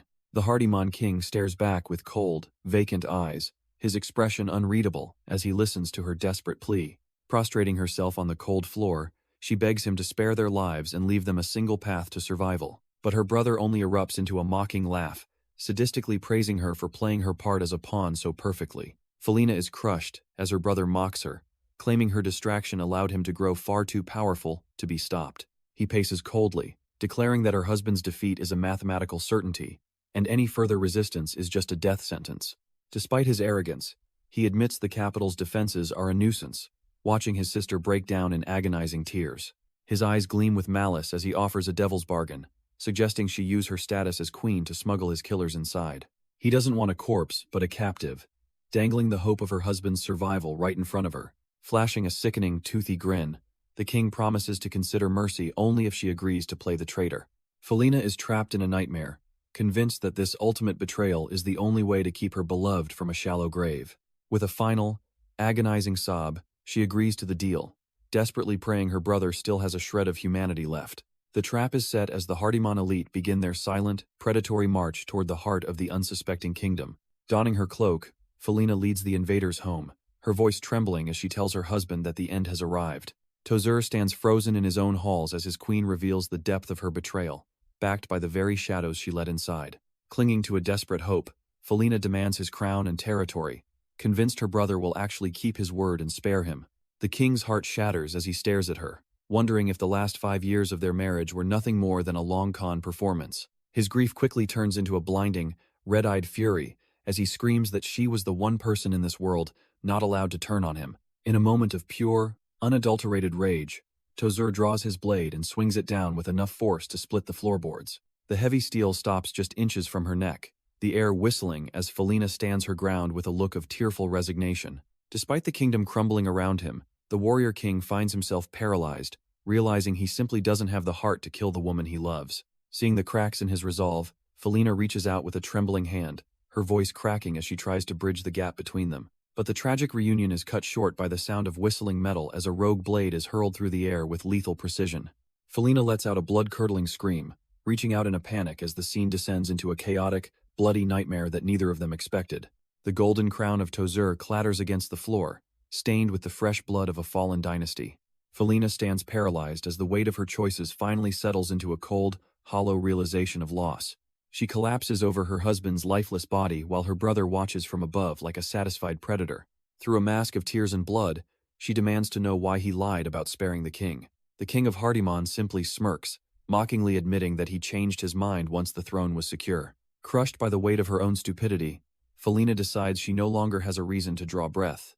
But her story doesn't end in the grave, as a freezing, spectral fire begins to ignite within her. Her grief curdles into a legendary hatred, vowing to become a vengeful spirit that will haunt her brother's line forever. Back in the present, the phantom of the princess reaches out one last time in a silent, agonizing scream. Song-an feels the curse of the headless king burrowing into his skull as the crown begins to claim his mind. Felina's phantom continues her heart-wrenching apology, desperate for her king to know she never intended to betray him. This tragic revelation hits the headless king like a physical strike, causing the massive boss to collapse in agony. Anne observes the shifting spectral energy, realizing the crown is finally breaking through the king's mental defenses. He offers a silent thanks to his companion Mol-O, seeing that his gamble with the artifact actually worked. As the crushing spatial pressure of the dungeon finally dissipates, the party manages to find their footing again. Sun Tianxing exhales in relief, noting that the distorted reality of the abyss is finally returning to normal. King Dronzer is no longer a mindless monster, but a grieving husband realizing his wife's love was his undoing. A single spectral tear falls to the cold stone as the weight of centuries of misunderstanding finally breaks him. He curses his own past naivety, realizing his obsession with peace was the catalyst for his kingdom's destruction. While the king remains paralyzed by his own tragic history, Song-an finally takes a second to catch his breath. Song-an grits his teeth as his health hits rock bottom, triggering a final 10-second buffer window. With his elixirs exhausted, he realizes his only hope is to kill the boss and level up instantly. The fallen monarch slowly rises, noting that the young adventurer seems to be in quite the bind. Now wearing his crown, the king offers his sincere gratitude for finally being shown the bitter truth. Song-an can only blink in confusion, wondering what revelation could possibly pacify a dungeon boss. The spectral ruler has one last favor to ask as his blue flames burn with renewed intensity. He prepares his ultimate stance, inviting the warrior to face the full weight of his final attack. Song-an realizes the king wants a duel to the death to settle their fate in one blow. Igniting his own blade in a defiant blaze, he decides that a head-on clash suits him just fine. The two warriors stand poised in the heart of the abyss, ready to end this raid forever. The signal for the final act ignites as spectral blue flames roar to life. There is no more room for talk as both warriors kick off the ground with explosive force. Song-an pours every ounce of his remaining stamina into a desperate, high-speed charge. The king matches his intensity, roaring the name of his lost daughter as he lunges forward. Tightening his grip, Song-an realizes he is betting his entire life on this single, final strike. He pushes past his physical limits, screaming a defiant war cry that echoes through the hollow abyss. The two opposing forces collide in a blinding flash, light and shadow tearing at the very air. Song-an slides to a silent halt, his blade still humming from the sheer force of the impact. Behind him, the king stands motionless, a strange and peaceful smile playing on his spectral lips. Then, the killing blow erupts through the monarch's chest, ending his long nightmare in a blaze of glory. The mighty monarch finally buckles, his heavy armor clattering against the cold stone as his strength fails him. Song-an stares in utter disbelief, wondering why he remains completely unscathed after such a devastating exchange. But the king isn't looking for a kill. He offers a final, peaceful smile as a parting gift for the duel. Reaching into the void, the old warrior begs for forgiveness, desperate to cast aside 3 centuries of hollow rage. In a moment of pure transcendence, his spectral hand finally finds the warmth of the one he lost so long ago. The curse of the abyss shatters, reuniting the king with his beloved Felina within a brilliant, golden light. Tears of joy stream down his face as the crushing weight of his immortality finally begins to lift. With a final sigh of relief, his soul dissolves into the wind, finally free to leave this wretched dungeon behind. All that remains is a hollow crown, a silent testament to a ruler who found peace in his final moments. As the system confirms the boss's defeat, Song-an exhales, his health bar finally stabilizing after the narrowest of victories. The victory isn't just a relief, it's a massive power spike that pushes Song-an all the way to level 47. Sun Tianxing rushes over in absolute awe, though Song-an remains humble, suspecting the king might have shown mercy. Looking at the remains, he can't help but feel the weight of the tragic history hidden within that crown. Then the real jackpot appears, a system prompt offering a choice between 2 S-rank skills and legendary equipment. Song-an picks up the Eternal Crown, marveling at how a low-rank item evolved into this flaming masterpiece. The realization hits that this crown grants a literal second chance at life, making him nearly impossible to kill. In a surprising move, he offers the legendary artifact to Sun Tianxing to bolster their team's survival. But the archer refuses, insisting that the man who carried the raid deserves to keep the ultimate prize. Song-an doesn't argue, instead offering up the remaining S-rank skill orbs for his loyal friend to choose.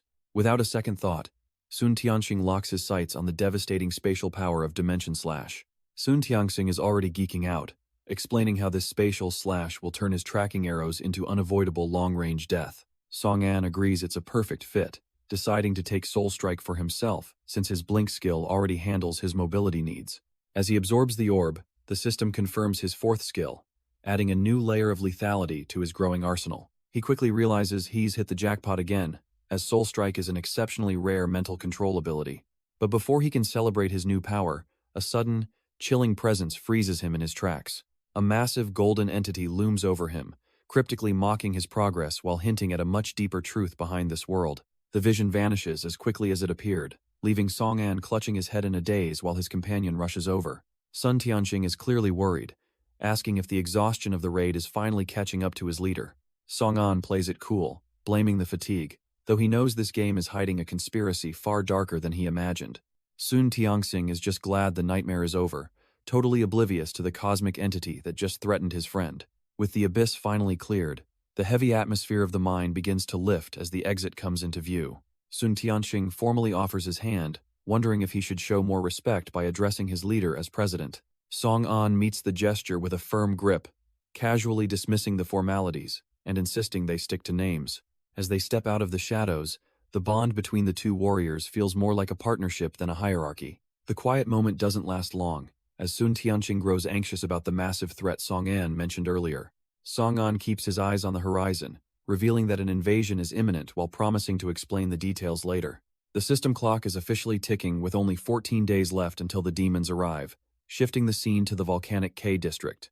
Near the mouth of a rumbling volcano, a scouting party checks their maps, realizing they've reached the entrance to Yahello. Their vice president has no room for cowardice, reminding them that returning without results isn't an option regardless of their fear. The scouts can only swallow their dread, knowing that the nightmare waiting inside is far more dangerous than their leader's cold gaze. Vice President Purple makes it clear she has no room for cowards on her elite scouting team. Suddenly, the volcanic peaks of Yahello erupt in a violent, earth-shattering explosion of molten rock. The scouts scramble for cover, terrified that the predicted demon invasion is starting right under their feet. Their leader refuses to retreat, gritting her teeth while demanding they push through the heat for answers. But the mission takes a dark turn when a massive, blood-red eye opens within the bubbling lava. The scouts can barely breathe, realizing the nightmare they feared is staring them right in the face. Purple realizes they've been spotted, her confidence wavering as the entity's gaze locks onto their position. A colossal shadow stretches across the rock, signaling the arrival of something far more dangerous than fire. She looks up with a mixture of defiance and dread, sensing an overwhelming presence descending from above. A winged demon crashes down with a sadistic grin, ready to turn this scouting mission into a massacre. The demon licks her lips, already imagining the succulent taste of human flesh. Purple and her team are paralyzed, realizing the invasion timeline has been catastrophically moved forward. From the bubbling lava, a massive eye commands its apostle to ensure no one leaves alive. Morlock gleefully accepts the order, promising her master that their secrets will remain buried in ash. She dives into the fray with a sadistic cackle, her chains whistling through the sulphurous air. Purple screams a desperate warning, but the demonic assault is faster than any human reaction. The scouts gasp for air as cold iron wraps around their throats, pinning them in place. Pushed to the brink, Purple's eyes ignite with a surge of desperate violet power. She unleashes her spectral leopards, sending the glowing beasts lunging toward the winged predator. Instead of fear, Morlock's grin only widens as she prepares to test her first human prey. Purple lashes out with a phantom cut, desperate to find a chink in the monster's armor, but while the strike connects, she isn't met with a scream of pain, but a look of sadistic ecstasy. Morlock revels in the unfamiliar sting, finding the sensation of being hurt more intoxicating than any victory. Pushing past her trembling heart, Sax charges again, trying to convince herself that no enemy is truly invincible. The demon's laughter only grows louder, her twisted mind craving even more of the hunter's futile struggle. Realizing she's completely outmatched, Sax commands her scouts to retreat and warn the world of the demonic arrival. She grits her teeth and prepares to hold the line, ready to sacrifice herself just to buy them a few seconds. But escape is a pipe dream as Morlock's chains whistle through the air, snagging the fleeing men mid-stride. With her wounds knitting shut through a surge of demonic recovery, Morlock mocks their pathetic attempt at flight. Sax can only scream in despair, as Li Yue and Zhang Shu are cut down, the mission ending in a bloodbath. Morlock decides the playtime is over, her dark wings casting a suffocating shadow over the desperate vice president. The demon dives with predatory glee, promising to make the hunter a permanent part of her twisted, immortal existence. Sax's knuckles turn white as she grips her blade, her mind screaming that she won't go down without one last bite. She lashes out with a desperate, purple-hued strike, catching the apostle off guard with her stubborn, human refusal to die. But Morlock's chains are faster, snaking around the vice president's limb as the demon sneers at such an unworthy struggle. With a sadistic yank, the apostle exerts her overwhelming strength, treating the seasoned hunter like a fragile toy. A guttural scream rips through the air as the sickening sound of snapping bone echoes across the desolate battlefield. Collapsing to the dirt, Sax clutches her shattered arm, the crushing weight of her own helplessness finally sinking in. Morlock just smiles, mocking the fragile nature of humanity, and wondering why she didn't just swallow the girl whole from the start. Staring at the ground in bitter defeat, Sax admits she knew this was impossible, but her pride simply wouldn't let her be weak again. Bitter memories of her past flood back, reminding the vice president of the years she spent under her brother's thumb. Even after the world changed and she gained the powers of a shadow dancer, she remained his personal loot-farming slave. But the broken woman on the ground finally finds her footing, deciding that her human pride is worth more than her life. Morlock finds the sudden display of backbone hilarious, cackling as she promises to savor the taste of such a spirited human. Ignoring the demon's mockery, Sax ignites her mana, activating her black shadow skill to shroud the area in a lethal, violet haze. The apostle's chains whistle through the air, but they strike nothing but ghosts as the hunter begins her desperate, high-speed dance. Blinking through the darkness with a shadow shuttle, Sax attempts to catch the monster off guard, though the demon remains unimpressed. Every movement is a gamble against death, with the vice president twisting through a storm of steel to close the distance. With her resolve reaching a breaking point, she grips her blade with a feral intensity, her eyes glowing with a vengeful purple light. In one fluid, explosive motion, she executes a shadow cut that finally carves through the air and bites into the arrogant apostle. The impact of the shadow cut erupts in a violent burst of violet energy, consuming the battlefield in a blinding flash. Sax collapses into the dirt, her body smoking from the strain as she prays her final sacrifice wasn't in vain. High above the hellish landscape, her shadow bird takes flight, desperately carrying the vital intel away from the abyss. But a cruel, blood-red spear of demonic energy tears through the sky with a sickening whistle, seeking to silence the messenger. Morlock stands tall, her wounds stitching back together instantly as she mocks the pathetic futility of human pride. Behind her, the horizon chokes with the soot of 1,000 demons, an army ready to wash over the world. Miles away from the carnage, a streak of azure light cuts through the mountain air, carrying a very different kind of hope. Sun Tianxing presses for the truth, and Song-an grimly confirms that the nightmare he once fought is returning for them all. Realizing the stakes, Sun's expression hardens with the cold resolve to unite every top-tier player before the world burns. As they descend toward the Zero Guild's headquarters, Song-an knows this fortress is the only thing standing against the end. Their boots finally hit the familiar soil of the Zero Guild's perimeter, the long journey finally coming to an end. Song-an lets out a rare, relaxed breath, assuring Sun that they finally made it back to their sanctuary. High up on the watchtower, the sentries nearly drop their gear in shock when they recognize the man approaching. The lead guard bellows for the gates to be thrown open, his voice filled with a desperate kind of relief. With a heavy, rhythmic groan, the massive wooden barricades begin to part, revealing the heart of their operations. Stepping through the threshold, they are greeted by the bustling, organized energy of a guild that hasn't been idle. Song-an stops in his tracks, his sharp eyes scanning the grounds as he realizes his people have been busy. From dedicated medical bays to specialized equipment divisions, the camp has evolved into a full-scale military fortress. He takes in the sight of the reinforced facilities, feeling a surge of pride at how quickly they've adapted. It's only been a few days, but the transformation is so massive it leaves even the legendary developer feeling impressed. The silence of the camp is shattered as the guild members rush forward to welcome their leader home. Zai Hui is the first to pipe up, her eyes darting curiously toward the stranger trailing behind him. Song-an just laughs it off, promising to explain the long, chaotic story once everyone has calmed down. But for Sun Yue, the sight of him is a shock that sends her heart into her throat. He offers a casual wave to his friends, trying to play it cool despite the mounting emotional tension. Before he can finish his greeting, she lunges forward and buries her face into his chest. The legendary developer is caught completely off guard, feeling a rare moment of genuine, sweaty-palmed awkwardness. She sobs against him, scolding him for being unreachable and leaving them to worry for so many days. Even the veteran guards can't help but joke that whenever space-time starts glitching, their boss is usually involved. Song-an looks down at her with a cocky smirk, assuring her that every little accident is finally resolved. Sun Yue finally pulls back, her eyes shimmering with tears as she makes him swear hell never pull a vanishing act like that again. Of course, the rest of the guild isn't about to let this tender moment slide without getting some high-quality blackmail footage for the group chat. Realizing she's become the star of a public spectacle, Sun Yue practically short-circuits, her face turning a shade of red that would put a health potion to shame. She quickly tries to pivot the conversation, her eyes darting past him as she notices a stranger standing awkwardly in the background. Sun Tianxing just stands there, looking like he'd rather be facing a world boss than the intense, suspicious scrutiny of a jealous guildmate. Song An introduces his new recruit as a high-level archer, hoping a little professional networking will distract everyone from his own awkwardness. But the mood shifts instantly as the leader gathers his troops, reminding them that their peaceful days of lounging around the guild hall are officially over. A grim system notification confirms their worst fears, ticking down the final 13 days before the demon army arrives to tear everything down. To survive the coming storm, the guild has been grinding non-stop, amassing a mountain of rare materials that would make any merchant drool with envy. While the younger members are quick to brag about their hard work, Song An knows that every single scrap will be vital for the upgrades they desperately need. Song An checks in on the crafting progress, eager to see if they've managed to produce a rare magic gun. Zai Hui lets out a weary sigh, admitting that the success rate for such high-tier weaponry is depressingly low. Even with the passive luck boost from her four-leaf clover blessing, the odds of a successful forge remain a pathetic 0.1%.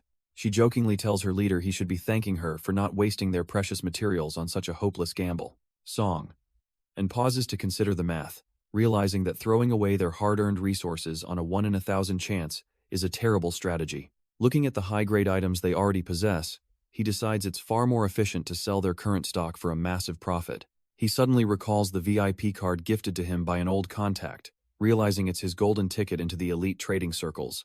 The guild leader sets his sights on the massive, domed headquarters of the Chamber of Commerce, located in the prestigious Zone A.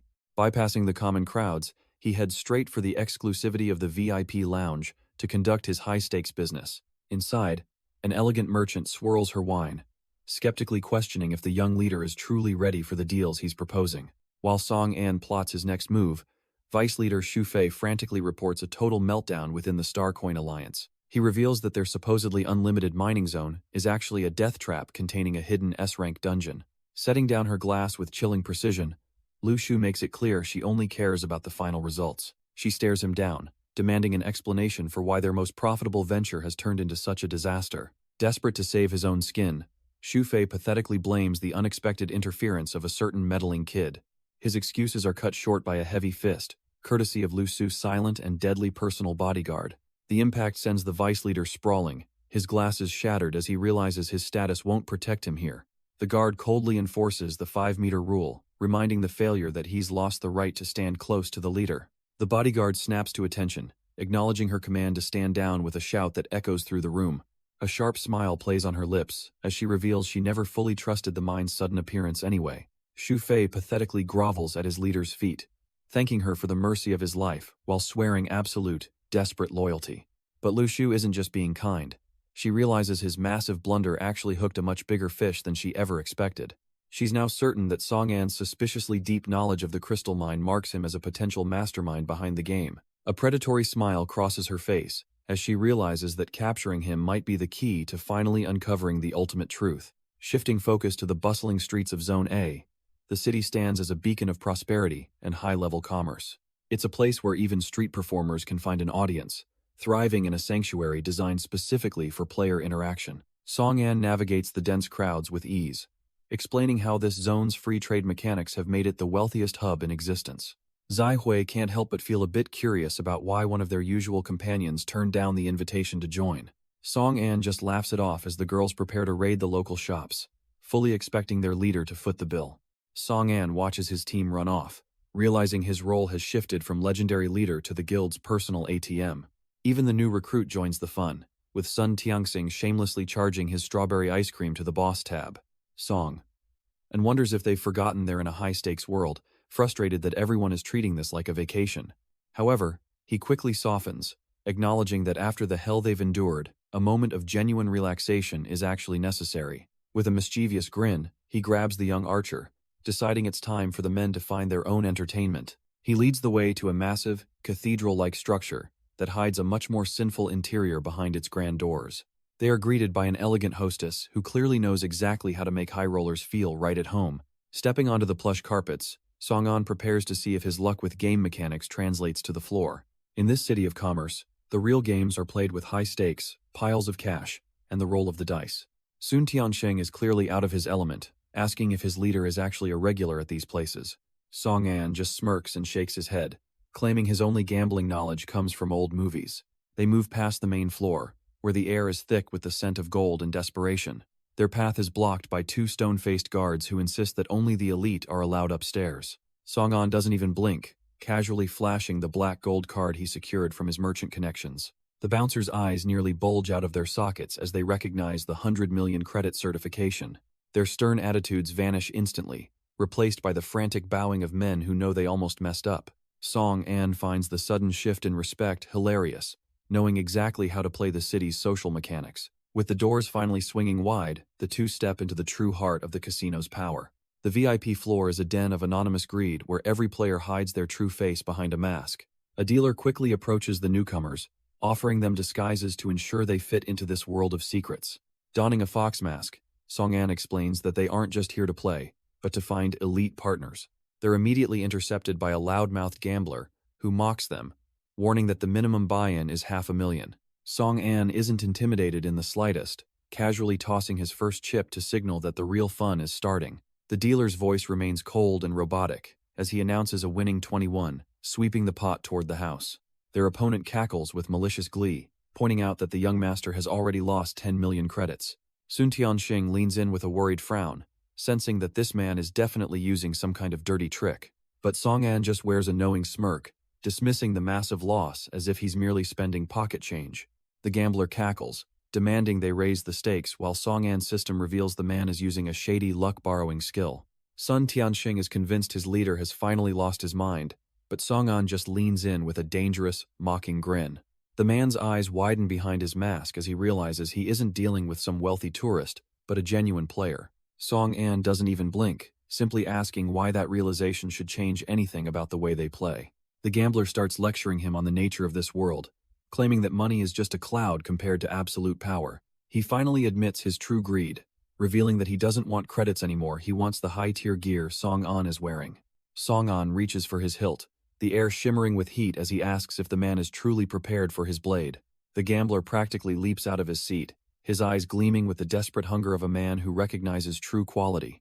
He identifies the demonic bone blade as a masterpiece, an A-grade weapon whose value transcends anything found in a common casino. The gambler throws down the gauntlet, practically salivating at the thought of winning that legendary blade. Song-an isn't about to get played, demanding an ante that actually matches the weight of his weapon. Mr. Wu's grin only widens as he reaches into his coat, promising a material that can transcend limits. He reveals the Star Spirit Stone, a legendary artifact capable of evolving A-grade gear into S-grade masterpieces. Both Song-an and Sun Tianxing are genuinely floored, wondering how a common gambler acquired such a rare treasure. With a predatory look, the man asks if this is finally enough to make the masked player bite. Song-an slams his hand down in agreement, ready to risk it all for a chance at S-grade power. Suddenly, the doors swing open as a glamorous woman enters, mocking the timing of their little high-stakes meeting. The gambler's confidence vanishes in an instant, his face twisting in pure dread as he recognizes the newcomer. Sun Tianxing's heart skips a beat as he realizes they're staring down the infamous Star Coin Alliance. Beside the glamorous newcomer, Shufei nearly jumps out of his skin. The elegant leader glances back with mild annoyance, wondering why her subordinate is suddenly acting like he's seen a ghost. He shrieks in a panic, identifying them as the same brats who completely leveled their guild's unlimited mining operation. Sun Tianxing doesn't back down for a second, reminding them that their reckless greed cost the lives of many innocent miners. A dangerous spark ignites in the woman's eyes as she realizes her elusive prey has walked right into her lap. Song-an rises with a menacing golden aura, making it clear he's more than ready to settle their old blood debts. Her personal guards immediately swarm forward, refusing to let anyone get within striking distance of their high-ranking leader.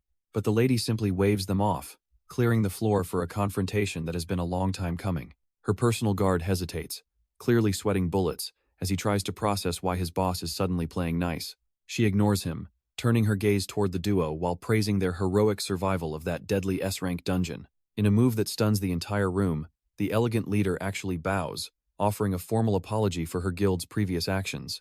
Song-an remains skeptical, whispering to his partner that they should avoid a direct clash in this den of vipers for now. She continues her performance, inviting the two of them to name any price as compensation for the trouble they've endured.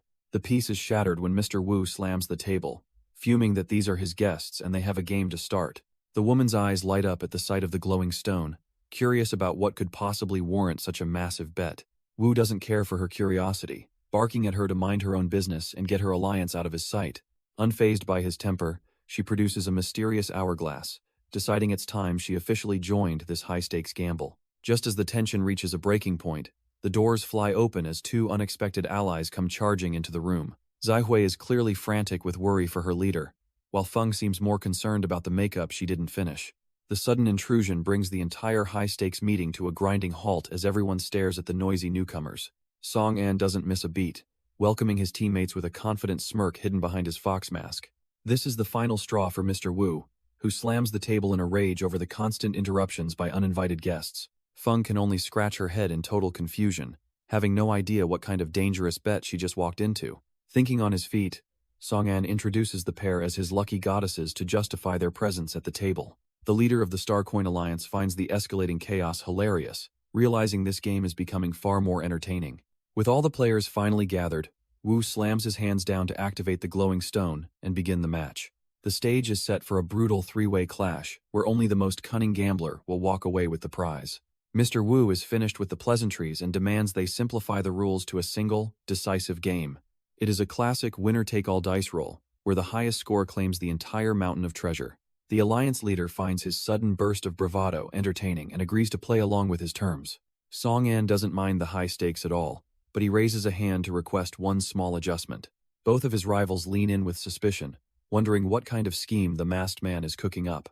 To the room's collective disbelief, he pushes the clueless Feng forward to gamble in his place. Feng immediately hits the panic button, frantically waving her hands as she realizes the weight of the situation. His teammates are horrified, reminding him that his own legendary weapon is what's actually on the line.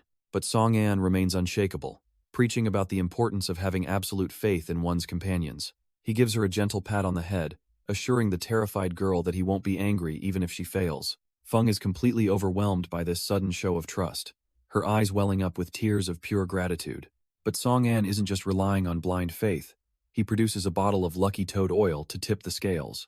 Before the girl can even process the gift, he's already forcing the stat-altering liquid down her throat. The poor girl looks like her soul is escaping, but her leader is finally satisfied and ready to begin. The dealers invite everyone to inspect the table, maintaining the thin illusion that this game is actually fair. Mr. Wu can barely hide his smug grin, convinced his rigged dice have already secured a total victory.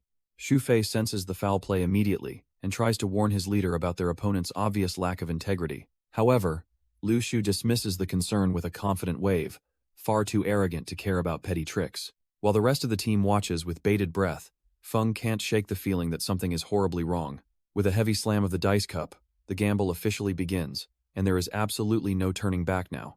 The red-haired leader watches with a bored, half-lidded expression as the dice cups begin to rattle across the table. The frantic clatter of bone against wood fills the silent room, marking the start of a very lopsided gamble. Mr. Wu can barely contain his glee, mentally preparing to trigger his merchant skill and siphon the luck from the room. Hez already counting the profit in his head, imagining the mountain of gold and high-grade weapons Hez about to steal. With a sharp, practiced motion, he slams his cup onto the felt to lock in his rigged result. A sickly green light erupts from his hand as he activates his cheat, forcing the dice to obey his will. The table glows with an intense light as the first winning numbers are revealed, much to the delight of the cheaters. The alliance leader leans back with a dismissive sigh, signaling she's finished her turn without even trying. Meanwhile, poor Feng is on the verge of a total breakdown, realizing her cheap lucky oil is completely useless here. Just as her spirit begins to shatter, a firm hand lands on her shoulder, signaling that the real master has arrived. Song An leans in with a confident smirk, reminding Feng that she has her own set of tricks to play. The realization hits her like a bolt of lightning as she finally understands the hidden meaning behind his words. Across the table, Mr. Wu prepares to lift the cup and finalize his rigged victory over the trembling girl. But before he can move, Feng launches herself through the air in a desperate, chaotic blur of motion. She clings to the dice cup with crocodile tears, begging the merchant to swear he didn't use any underhanded tactics. Mr. Wu explodes in a fit of manufactured rage, insulted that a low-level player would dare question his integrity. Seeing his anger, she immediately pivots to a playful apology, acting as if the whole scene was just a joke. The alliance leader watches the circus with a smirk, lifting her own cup to reveal a surprisingly mediocre roll. Song An and the others watch in stunned silence, sensing that something has fundamentally shifted in the room's energy. With a graceful laugh, The red-haired beauty admits that the goddess of luck simply wasn't her friend this time. Xu Fei nearly jumps out of his skin, frantically questioning why the alliance leader would intentionally sabotage her own hand. Oblivious to the internal tension, Mr. Wu cackles with greed, convinced that the heavens are finally smiling on his crooked luck. He lifts his cup with a triumphant roar, ready to claim his prize and finally crush the spirits of his opponents. But the celebration dies instantly as the table reveals a pathetic pair of ones that leaves the merchant completely speechless.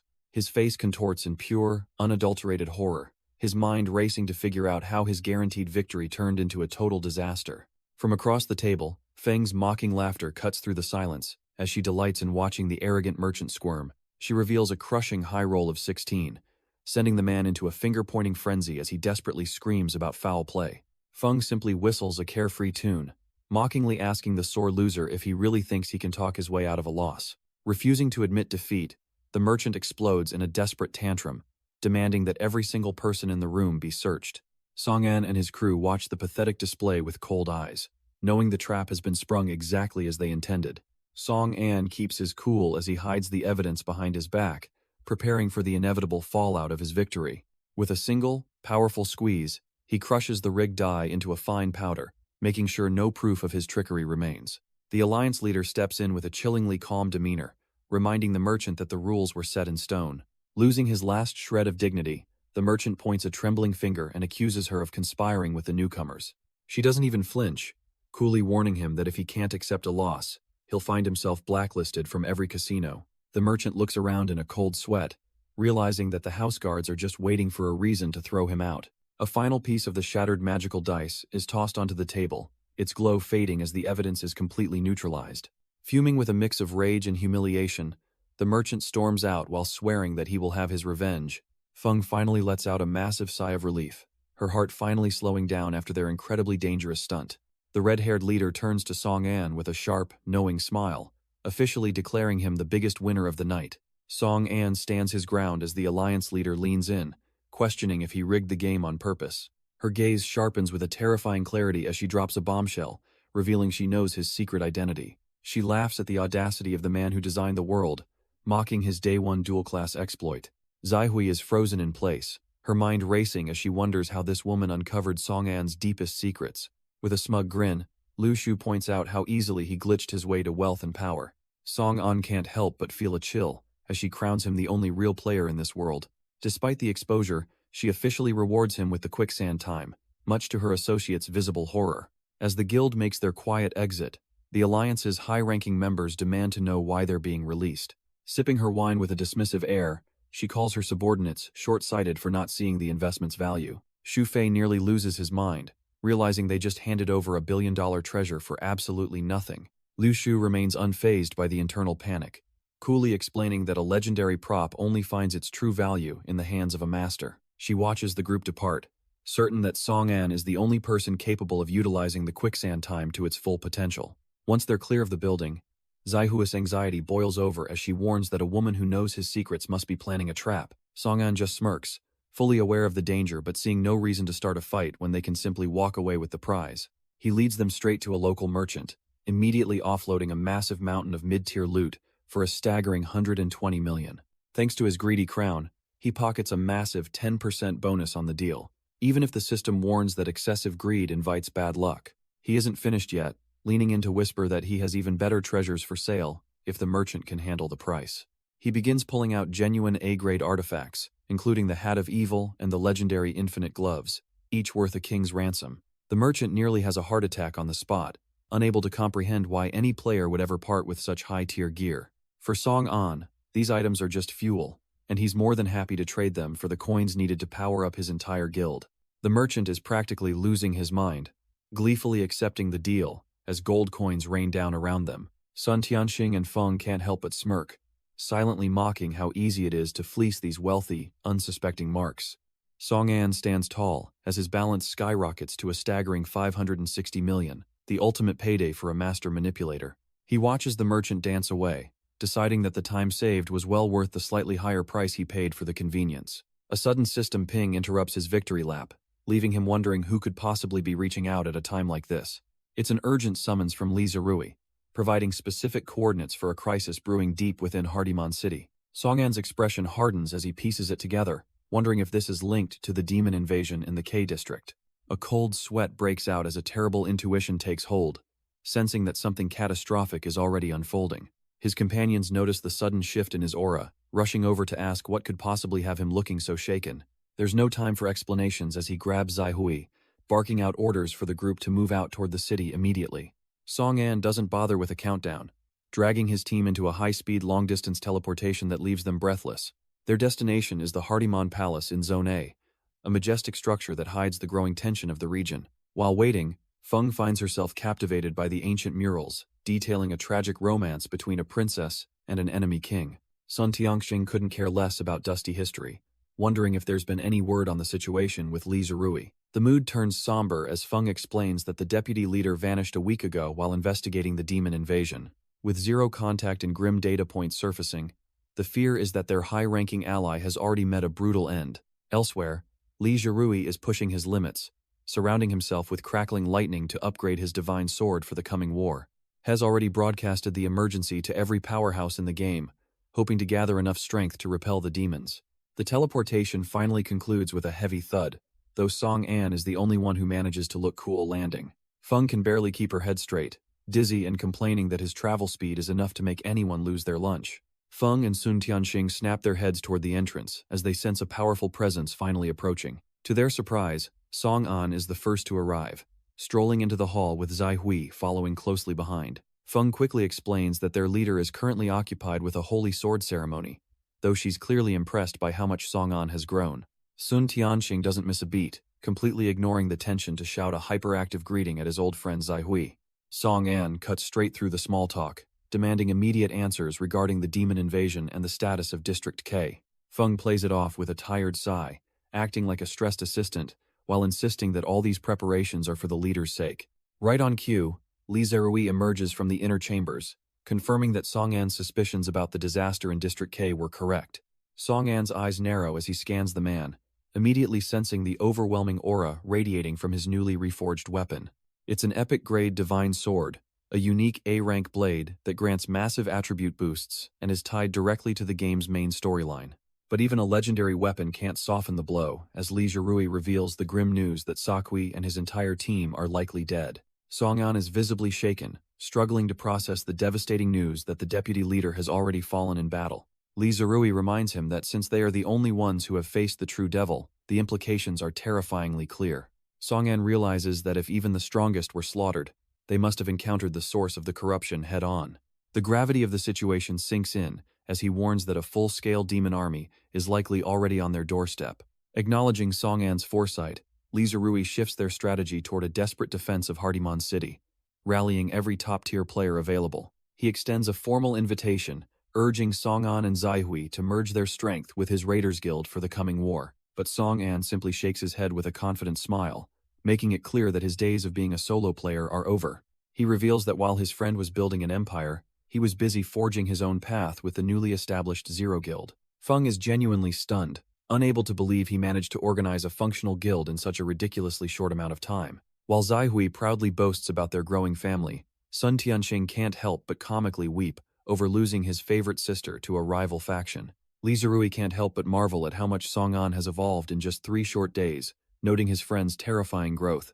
Their reunion is interrupted by the arrival of Lu Shu, who makes a grand entrance flanked by her personal security detail. Song-an is immediately on guard, wondering why the leader of the Starcoin Alliance is showing her face at a time like this. Li Zerui steps in to bridge the gap, officially introducing her as one of the elite powerhouses he's recruited for the upcoming defense. She offers a knowing smirk towards Song-an, making it clear she's ready to put their past friction aside to deal with the demons. Feng isn't buying the professional act, mockingly questioning if a businesswoman plans to defeat a demon army with nothing but a checkbook. Lu Shu doesn't miss a beat, reminding the hot-headed girl that war is a costly business and brute force alone is never enough. As Feng explodes in a fit of censored rage, Zaihui is forced to play peacemaker before a second war breaks out in the room.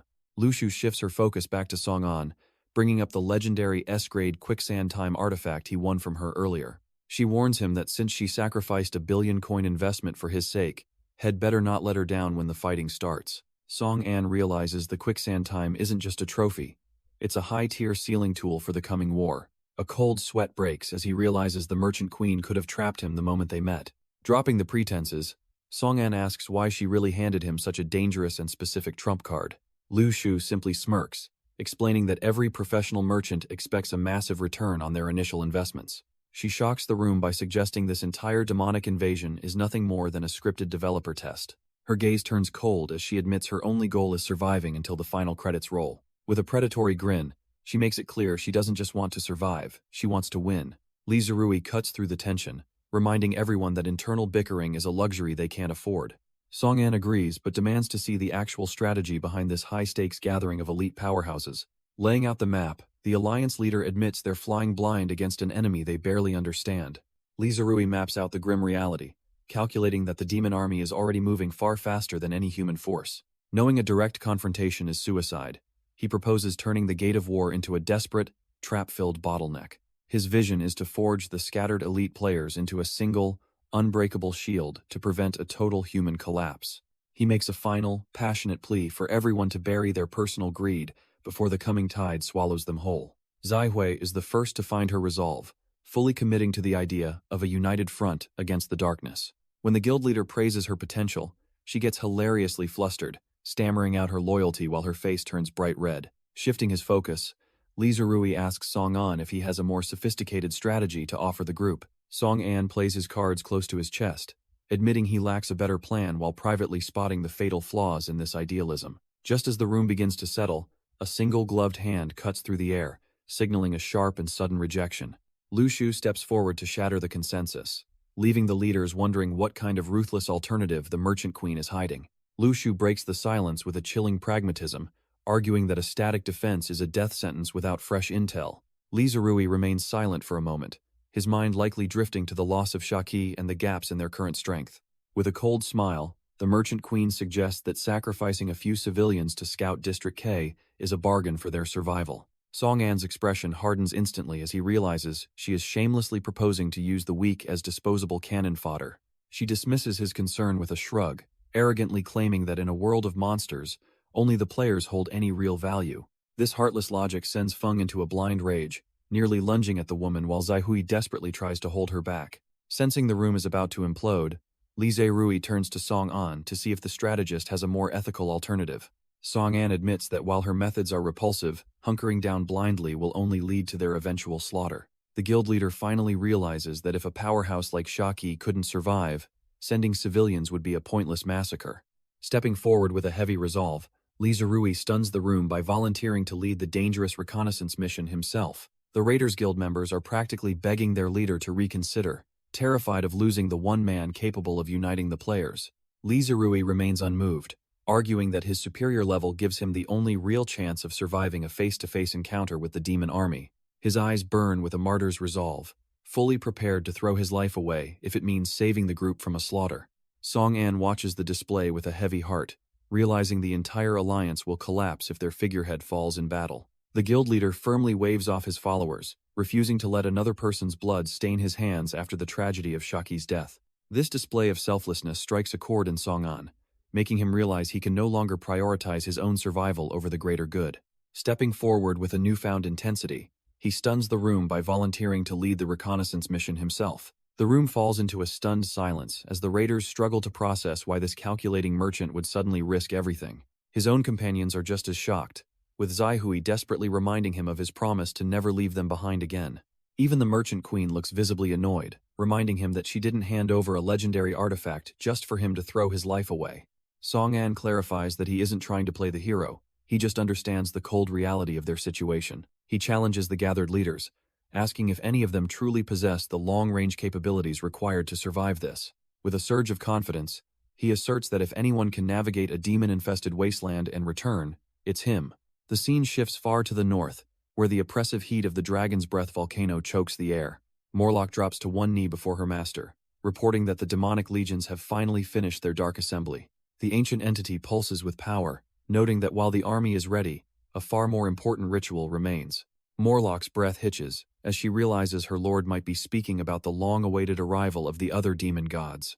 The master explains that the 8 demon gods can only manifest their true forms once every spark of life is extinguished. This revelation fills the apostle with a sadistic glee, making her more than eager to begin the continental slaughter. She even mocks her future victims by flaunting a stolen shadow skill, eager to hunt humans with her new spectral leopards.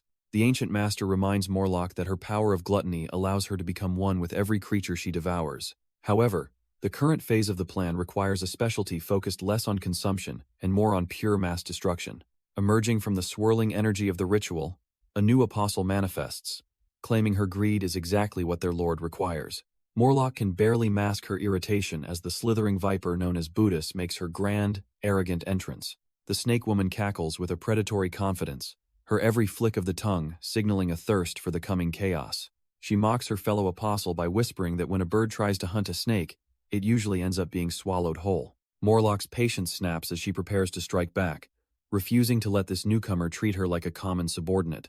Their master's booming voice instantly halts the infighting, demanding that they set aside their petty rivalries to focus on his orders. Buddhist is granted command over a 1,000-strong legion with the singular goal of ensuring no life remains in their path. While the Viper revels in her new authority, Morlock can only watch in silence, seething as her rival leads the march toward humanity. Song-An narrows his eyes, focusing every ounce of his master crafter skill to initiate the final, volatile synthesis. The jagged demonic bone blade and the radiant star spirit stone collide, their energies screaming as the two artifacts begin to fuse. A violent vortex of raw, golden power swirls within the forge, threatening to tear the very room apart as the materials bond. Then, a blinding pillar of light erupts toward the heavens, announcing the birth of something truly monstrous to the entire world.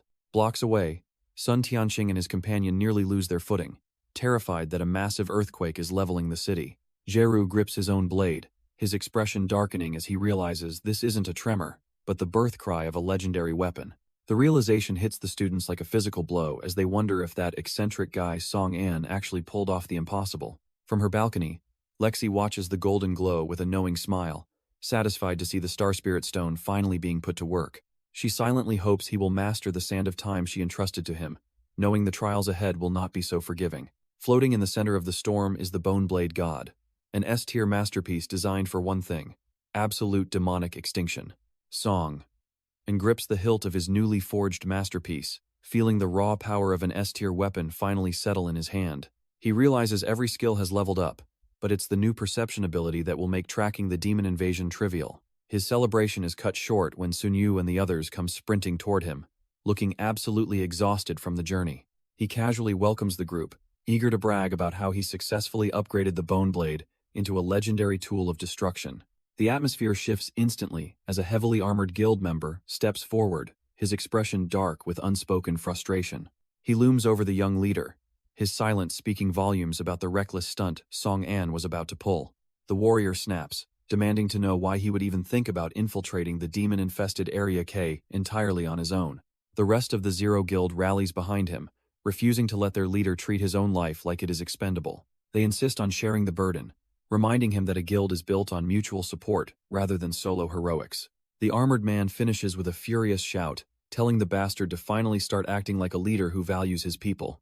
Song-An is actually touched, realizing for the first time just how much his people truly care. He offers a sincere thanks to the group, acknowledging the deep bonds they've forged through fire. However, his expression hardens as he explains that this mission is far deadlier than any previous quest. Zai Hui snaps back immediately, feeling deeply insulted that their leader views them as mere baggage to carry.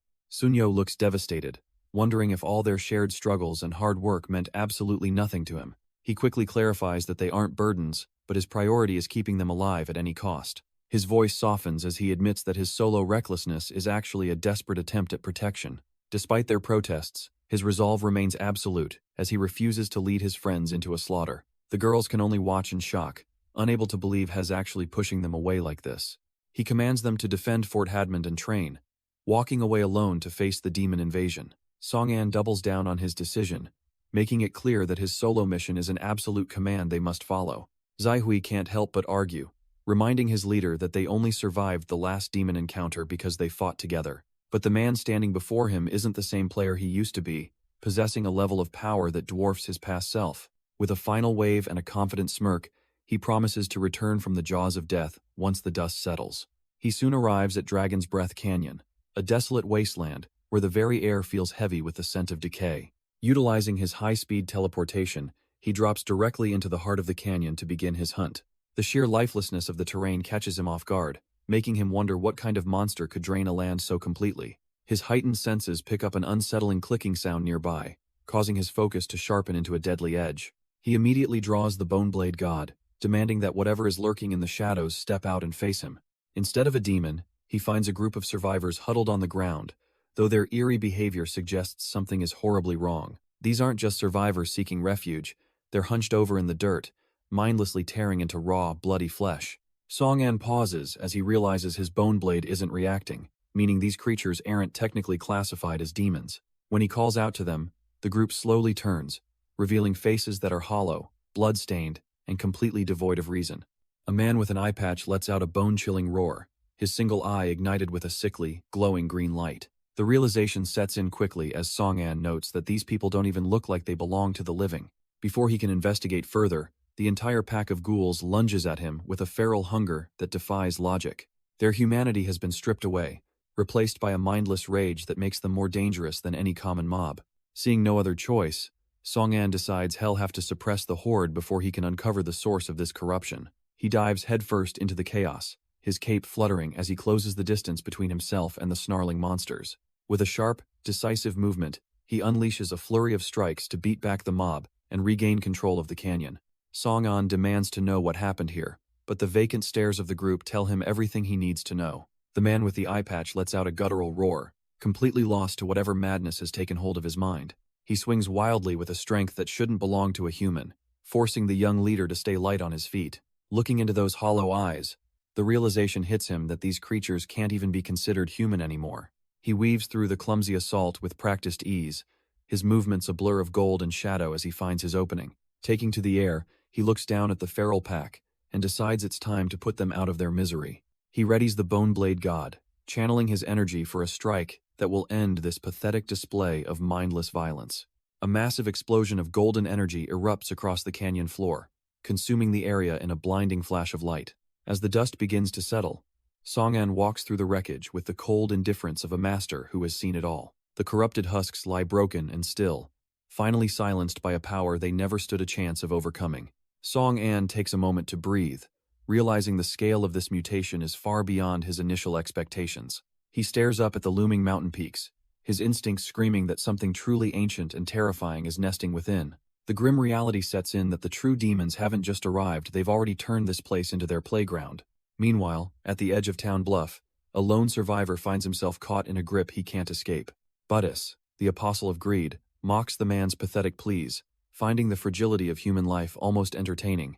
She whispers a dark promise into his ear, offering him a new kind of life as her loyal servant. Without a shred of hesitation, she sinks her fangs into his neck, beginning a process that can't be undone. The man's eyes go hollow as the apostle pulls back, satisfied with the progress of her growing, mindless army. He hits the ground like a discarded toy, his pulse slowing as the demonic corruption takes hold of his soul. But as his fingers claw at the dirt, it's clear that whatever is about to stand up isn't human anymore. The transformation is complete as the demonic energy surges through the man's veins, turning his eyes a sickly, glowing green. He looms over the bound survivors like a predator, his heavy breathing the only sound in the chilling silence of the ruins. There is nothing left of the man he used to be, only a bottomless hunger reflecting in those corrupted, slitted pupils. With a feral roar, he lunges at his former friends, their screams of terror serving as the perfect overture for his descent. Watching the carnage unfold, Buddhis can't help but let out a sadistic laugh, savoring the delicious scent of human despair. Her amusement is cut short by a sudden, sharp realization that someone is currently slaughtering her kin over at the canyon. Unaware of the eyes on him, Song-an moves through the rocky terrain, trusting his Boneblade to alert him to any nearby threats. But some predators move faster than a warning system can track, slithering through the shadows with a lethal, silent grace. Before he can even process the shift in the air, the Apostle of Greed manifests right behind him with a predatory grin. As his blade finally vibrates with a frantic warning, Song-an realizes he isn't just facing a monster, but a true demon. Standing before him is Buddhis, the Apostle of Greed, a monster capable of enslaving entire populations into her service. Song-an grips his blade as the warning vibrations reach a fever pitch, signaling a truly lethal encounter. The aura she radiates is unmistakable, matching the same terrifying pressure of the demonic dragon he previously conquered. She finds it amusing that a mere human managed to slip past her detection net and walk into her jaws. Looking at the smoldering ruins behind her, It is clear her tribe has left nothing but death in their wake. Seeing the devastation, Song-an realizes these demons are the sole reason this land has become a lifeless graveyard. There is no point in talking to a parasite, so he levels his blade, ready to end her reign of gluttony. With a sudden burst of speed, he closes the distance, determined to cut through her arrogance before she can react. Buddhas just sneers at his solo charge, gathering a toxic surge of energy to teach him the meaning of despair. She unleashes a crushing wave of green fire, certain that this human's journey ends right here in the dirt. Anne quickly realizes her attack pattern is identical to the demonic dragon, making the incoming laser easy to read. Instead of just retreating, he throws out a thick shroud of black mist to completely blind her vision.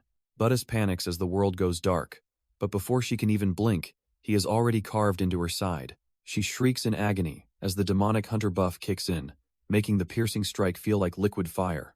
Song-an just grins at her pain, reminding the monster that his blade was forged specifically to butcher her kind.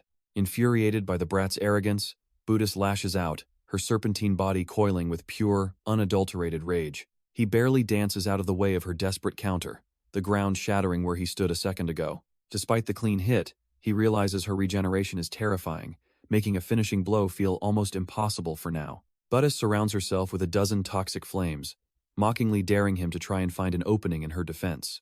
As the barrage flies, Song-an admits to himself that this apostle is on a completely different level than the dragon. Song-an weaves through the toxic flames, realizing he could easily teleport away while her vision is obscured. But as he slides to a halt, he knows running away isn't an option after coming this far. He recalls Lu Shu's warnings about the demon army's overwhelming power and how impossible a future victory seems. Since he promised to return with vital intel, he decides the only way forward is through her corpse. Outside, Buddhas snarls in confusion as the brat's presence suddenly vanishes into thin air. Clutching her wound, she shrieks for her subordinates to tear the earth apart until they find him. Grotesque hands burst from the soil as her mutated thralls rise to begin the desperate hunt. Safe within his glitch-like sanctuary, Song-an confirms she's definitely one of the legendary 8 demons. Watching the mindless horde, he realizes these aren't just soldiers, but humans turned into literal zombies. Knowing she can convert the entire population into monsters, he prepares a potion, determined to end her reign. A spatial rift tears open right behind the unsuspecting demon, signaling that her time is finally up. Song-an lunges out of the void, unleashing a concentrated blast of mana essence he condensed from every potion in his inventory. The resulting beam of pure energy is blinding, a literal pillar of judgment descending from the heavens to erase her. Buddhas can only shriek in pure agony as the overwhelming power begins to disintegrate her serpentine form into nothingness. Landing with a cool, cocky composure, Song-an dismissively tells the monster to just stay still and finish turning into ashes. The dust settles to reveal a massive, smoldering crater where the Apostle of Greed was supposed to have perished.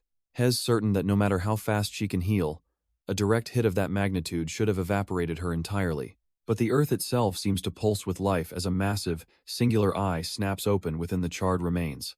Grotesque, fleshy fragments begin to wriggle and crawl toward one another, refusing to let death take a permanent hold. Song-an's blood runs cold as he realizes the sheer level of malice radiating from the regenerating nightmare before him. Buddhas sneers as her body knits back together, admitting that only the stolen life essence Shed stored kept her from being completely erased. Song-an can only stare in disbelief, his confidence wavering as he realizes even his ultimate strike wasn't enough to put her down.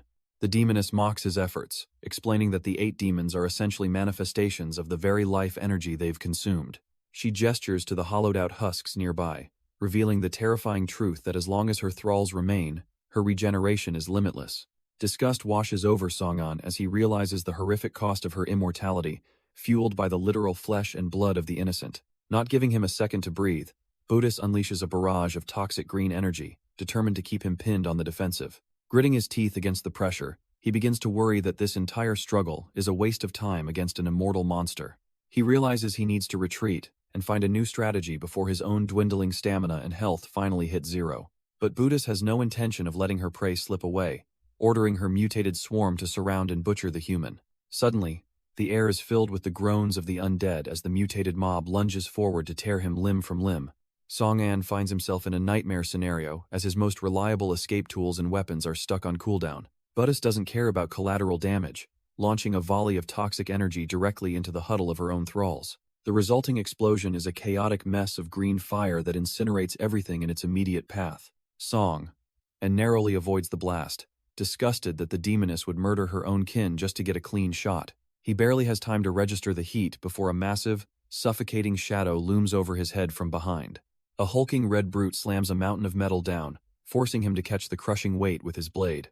Watching from the sidelines, Buddhist prepares another strike, intent on dragging him into the swarm until his luck expires. She mocks his struggle, firing a lethal beam while declaring that these lives are easily replaced once he is dead. Another massive eruption of greed-fueled energy tears through the battlefield, leaving Song-an with nowhere left to run. Caught between a literal giant and a sadistic demoness, he struggles to maintain his footing amidst the relentless green tide. Song-an is pushed to the absolute brink as the searing green energy of greed threatens to swallow him whole. With a guttural roar, he forces a desperate teleport just as the skill finally clicks off its agonizing cooldown. He hits the dirt hard, realizing with a sinking heart that his health has plummeted to a critical state. Buddhist just sneers, mockingly reminding him that hell have to slaughter every innocent thrall before ever touching her. Watching the sea of monsters approach, he knows he is rapidly running out of both time and maneuverable space. He frantically searches his interface for any glitched mechanic or hidden bug that can salvage this total disaster. The mindless swarm doesn't hesitate for a second, closing the distance to ensure their master's prey has no escape. Buddhist shrieks for her puppets to keep charging, determined to crush his spirit before his body finally gives out. Pushed into a lethal corner, Song-an realizes he can no longer afford to hold back a single trick. Since the land is too dead for nature buffs, he taps into his merchant class to trigger a forbidden creation. Song-an slams his hand down, burning through his merchant resources to construct an immediate defense. Massive ice crystals erupt from the barren earth, draining his star coins in a desperate bid for safety. The sudden frozen fortress catches the mindless thralls off guard, launching them skyward like ragdolls. Buddhist snarls at the delay, ordering her remaining puppets to tear through the frost at any cost. Even with the wall up, winged horrors swarm from above, forcing him to stay on high alert. He doesn't wait for them to land, leaping into a spinning strike to thin the aerial herd. But just as he gains momentum, a sudden realization of a new threat drains the color from his face. He barely clears the blast zone as his temporary cover is obliterated by a concentrated mana strike. A searing laser bomb narrowly misses his head, reminding him that Buddhist isn't just watching from afar. The Demon Queen huffs in annoyance, finding his cockroach-like survival skills more irritating than impressive. Buddhist watches the smoke clear, realizing her opponent possesses a specific, deadly edge designed to slaughter her kind. She hesitates to close the gap, haunted by the memory of his previous traps and his terrifyingly calculated strikes. While she stalls, her mindless thralls continue their frantic, screeching assault in a desperate attempt to keep him pinned. He clicks his tongue in annoyance, forced to dip into his interface and burn even more of his precious resources. With a massive expenditure of 40,000 star coins, he instantly constructs a towering stone vantage point above the chaos. The sudden architecture leaves the mutated swarm staring up in total confusion as their target easily slips out of reach. Despite the breathing room, he knows his wallet can't sustain this level of high-tier merchant creation for much longer. He locks eyes with the Demon Queen from his new perch, searching for the one opening he needs to end this. Not one to stay defensive, he dives back into the fray while unleashing a thick, suffocating shroud of black mist. The dark energy robs the monsters of their sight, leaving the entire horde vulnerable and flailing in a world of shadows. Song-an leans into his arrogance, mocking the Demon Queen for being unable to hold her ground against a mere human. He carves through the front lines with ease, threatening to leave her without a single subordinate if she continues to hide. Booty seethes with a cold fury, fully aware that the brat is simply trying to bait her into another reckless mistake. Instead of charging in blindly, she retreats into the shadows to call upon her two most powerful elite enforcers. Arnold and Hina step into the light, possessing a level of raw power that dwarfs the mindless monsters currently flooding the field. The queen begins to channel a unique, corruptive energy, intending to gift her generals with a strength far beyond normal demons. She demands they become her ultimate servants, granting them the absolute authority to command the entire legion in her name. A violent surge of blue mana erupts as the two are reborn, their eyes glowing with a newfound, terrifying bloodlust. Back in the fray, Song-an starts to feel the pressure of the infinite swarm, realizing his resources are being bled dry. A sudden, massive shockwave catches his attention, forcing him to realize that the real threat has finally arrived. Song-an barely has time to react as a massive fist tears through the air toward his head. The impact is heavy, vibrating through his bones as he barely manages to throw up a desperate guard. He grits his teeth in pain, realizing this brute possesses a level of raw strength he hadn't anticipated. Thinking he can just blink away, He's horrified when a massive hand clamps down on his leg mid-teleport. It should be impossible for a demon to track his movement, yet this monster is matching his speed. Before he can process the shock, he swung like a ragdoll and slammed violently into the cracked earth. The air leaves his lungs in a ragged gasp as he struggles to recover from the bone-shattering impact. Arnold doesn't give him a second to breathe, clasping his hands together for a final, crushing hammer down. The demon general brings his full weight down with a roar, intending to end this fight right here. But just as the strike lands, a sudden surge of energy forces the brute back, catching him off guard. Song-an gasps as the Eternal Crown's hidden passive triggers, miraculously absorbing the lethal impact for him. He realizes this is the perfect opening, and prepares to flip the script on this overconfident brute. With a sudden burst of speed, he lunges forward while the demon general is still reeling from the shock. Arnold can only stare in disbelief as the human he just crushed suddenly regains his momentum. Song-an coldly decides that the fun is over and it is finally time for his counterattack. Jagged arcs of golden energy erupt around the demon's head, catching him before he can even react. The divine light sears into his massive chest, pinning the monster down with an overwhelming, paralyzing force. The energy spreads rapidly to his legs, locking his joints and stripping away his terrifying mobility. Song-an watches with a calm intensity as the brute is completely immobilized by the crown's retribution. Arnold's eyes burn with a primal, helpless fury, realizing he has been baited into a lethal trap. Arnold's mangled flesh knits back together with unnatural speed, forcing Song-an to lunge forward before the brute can recover. He pours his mana into a concentrated beam of light, hoping to vaporize the monster in one decisive blast. The effort leaves him coughing in the smoke, frustrated that his specialized demon-slaying effects aren't triggering as they should. Refusing to let up, Song-an carves through the air with a flurry of flaming crescent slashes to keep the giant at bay. Each strike lands with precision, yet the system flickers with warnings as his passive buffs lose their effectiveness mid-combat. A cold realization sinks in as the system fails to identify the target's element, proving this monster is a twisted, modified experiment.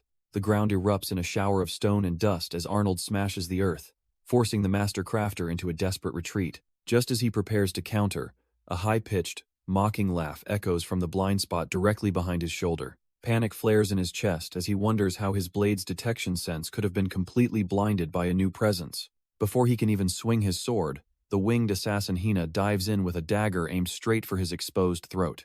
The lethal blue glow of Hina's dagger cuts through the air with a speed that bypasses every defensive instinct, song, and twists away at the last second, but the winged assassin's blade still finds its mark, grazing him with surgical precision. He skids across the cracked earth, gasping for air as he realizes that even a minor scratch from these monsters is a death sentence. His hand hits the ground with a heavy thud, trembling uncontrollably as a system notification flashes a grim warning that he's been poisoned. The master crafter feels his strength draining away, his limbs refusing to obey as a potent neurotoxin begins to hijack his nervous system. His vision starts to fracture into a hazy mess, leaving him nearly blind and defenseless in the middle of a literal war zone. Butta slithers into view with a mocking flick of her tongue, delighted that the venom of the moonberry is working exactly as intended. Seeing her prey finally brought to his knees, the Apostle of Greed decides she's seen enough and orders Arnold to end the boy's life.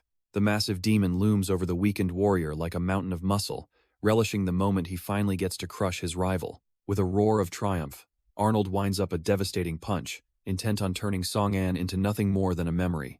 Song-an is at his absolute limit, the poison burning through his veins as he struggles to even keep his eyes open. But as his hand scrapes against the dirt, a strange, flickering energy begins to surge through his fingertips. It's a sensation he hasn't felt in a long time, a familiar, jagged ripple in the world's very logic. His mind races back through lines of code and forgotten exploits, pinpointing the exact source of this anomaly. He realizes this isn't just a struggle for survival. It's a specific, exploitable window in the game's reality. Elsewhere, a confused demon general stares at her hands, wondering why her lethal strike felt like hitting thin air. Song-an ignores the chaos, lunging forward with a burst of speed to catch Sane before she hits the ground. He hands the unconscious girl over to his ally, confidently explaining that he's triggered a 10-minute invulnerability state. As Sane groans in pain, the guild member can only watch in shock as the girl remains untouched by the surrounding mana. With the glitch active and his confidence restored, Song-an looks back with a smirk that says he's finally back in his element. Song-an smirks, recalling a specific safety net he coded back during the New Realm's development. It was a bug meant to prevent high-level players from maliciously bullying those weaker than them. If a player is killed without retaliating, the system assumes they were trying to log off, This triggers an automatic full heal and 10 minutes of total immunity for the victim. The demon general learns this the hard way, as her own damage comes, screaming back. Even Arnold's massive strike fails to leave a scratch, his brute force completely negated by the glitch. Since Sane was immobilized and couldn't fight back, the system's protection triggered at the perfect moment. The demon general is absolutely livid, her pride wounded more than her physical body. She warns Buddhist that they have to cooperate, fearing their master's wrath if anyone escapes. Buddhist doesn't take the advice well, her fury manifesting in a surge of toxic green flames. The situation is looking grim for the Zero Guild, as the ally struggles to hold the unconscious Sen while his own power fades. Facing down 2 demon apostles in the heart of a massive crater, the odds seem impossible for any normal player. But Song An isn't interested in a fair fight, casually telling his teammate to take the others and run for it. It's a bitter pill to swallow for the guild member, who knows he's currently far too weak to be anything but a burden. The battlefield is split, with the monstrous demons looming on one side and a desperate escape plan forming on the other. Song An begins to surge with crackling energy, promising he has more than enough tricks to keep these monsters occupied. His ally is hesitant, snapping back that playing the lone hero is a suicidal move even for someone with his reputation. Ignoring the protest, Song An blurs into a high-speed dash, giving them exactly 5 minutes to reach the mountain's base. With a frustrated growl, the ally realizes his only real option is to trust the man who makes a living out of breaking the rules. Song An descends from the sky like a vengeful star, leaving the demons wondering if he's truly brave or just completely insane. Buddhist unleashes a frantic barrage of energy blasts, desperate to pin down the slippery human before he can do any more damage. Song An weaves through the lethal light with practiced ease, his movements almost mocking the apostle's desperate attempts to hit him. Losing her cool entirely, the serpentine demon screeches for her mindless thralls to swarm him and stop his momentum at any cost. A trio of winged monstrosities dives from the sky, thinking they've finally cornered their prey as they close in from all sides. But Song An's sharp smirk reveals the truth. He wasn't running away, he was simply herding them into the perfect kill zone. He unleashes a mythical slash, a blinding arc of golden power that turns the immediate air into a literal meat grinder. His demon killer passive triggers with a massive 10-fold damage multiplier, turning the elite minions into nothing more than biological fireworks. The resulting explosion clears the battlefield in a single heartbeat, leaving Song An standing calmly amidst the smoke and falling debris. Just as he prepares his next move, a sudden chill crawls up his spine, signaling a much deadlier presence lurking in the darkness. The demon general steps through a shimmering shadow portal, gloating about how useful human abilities are just before she tries to end him. Song An whips around, his eyes burning with a mix of exhaustion and pure spite. But the demon general is already on him, diving through the air like a predator. A sickening thud echoes as her strike connects, forcing a ragged cough of blood from his lungs. He refuses to go down, meeting her next move with a crackling surge of lightning. Gritting his teeth, he triggers his soul attack, unleashing a swarm of wailing spirits. She scoffs at the trade, mocking his attempt to match a demon's raw strength. Even when he draws blood, her demonic regeneration kicks in to knit her flesh back together. Her triumph is short-lived as a high-pitched ringing begins to drill into her mind. Panic sets in as she realizes those spirits are now screaming inside her own head. Paralyzed and marked for death, she can only watch as Song An prepares to finish her. The demon horde shifts their focus, realizing the real threat is dropping right onto their heads. Song An sticks the landing, his blade humming with a lethal, golden hunger for demonic blood. The monsters swarm him from every side, foolishly believing that numbers can bridge the gap in power. Seeing the opening, his ally retreats with the unconscious Sen, apologizing for leaving him to fight alone. He can only grit his teeth and hope that his leader actually has a plan for this suicide mission. Little do they know, Song An was just waiting for them to pack themselves into one convenient target. He spins into a mythical slash, transforming into a lethal hurricane of steel and mana. A massive pillar of light erupts, turning the ground into a crater and the demons into ash. The survivors can only howl in terror, as their ranks are deleted in a single, blinding heartbeat. The system itself begins to glitch out, unable to even calculate the sheer absurdity of his damage output.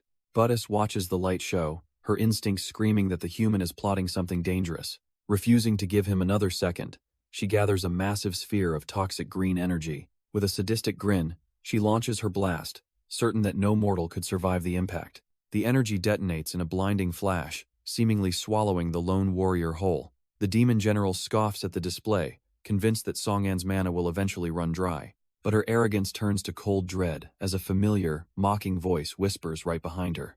In a blur of blue light, Song An teleports directly into her blind spot, blade raised high.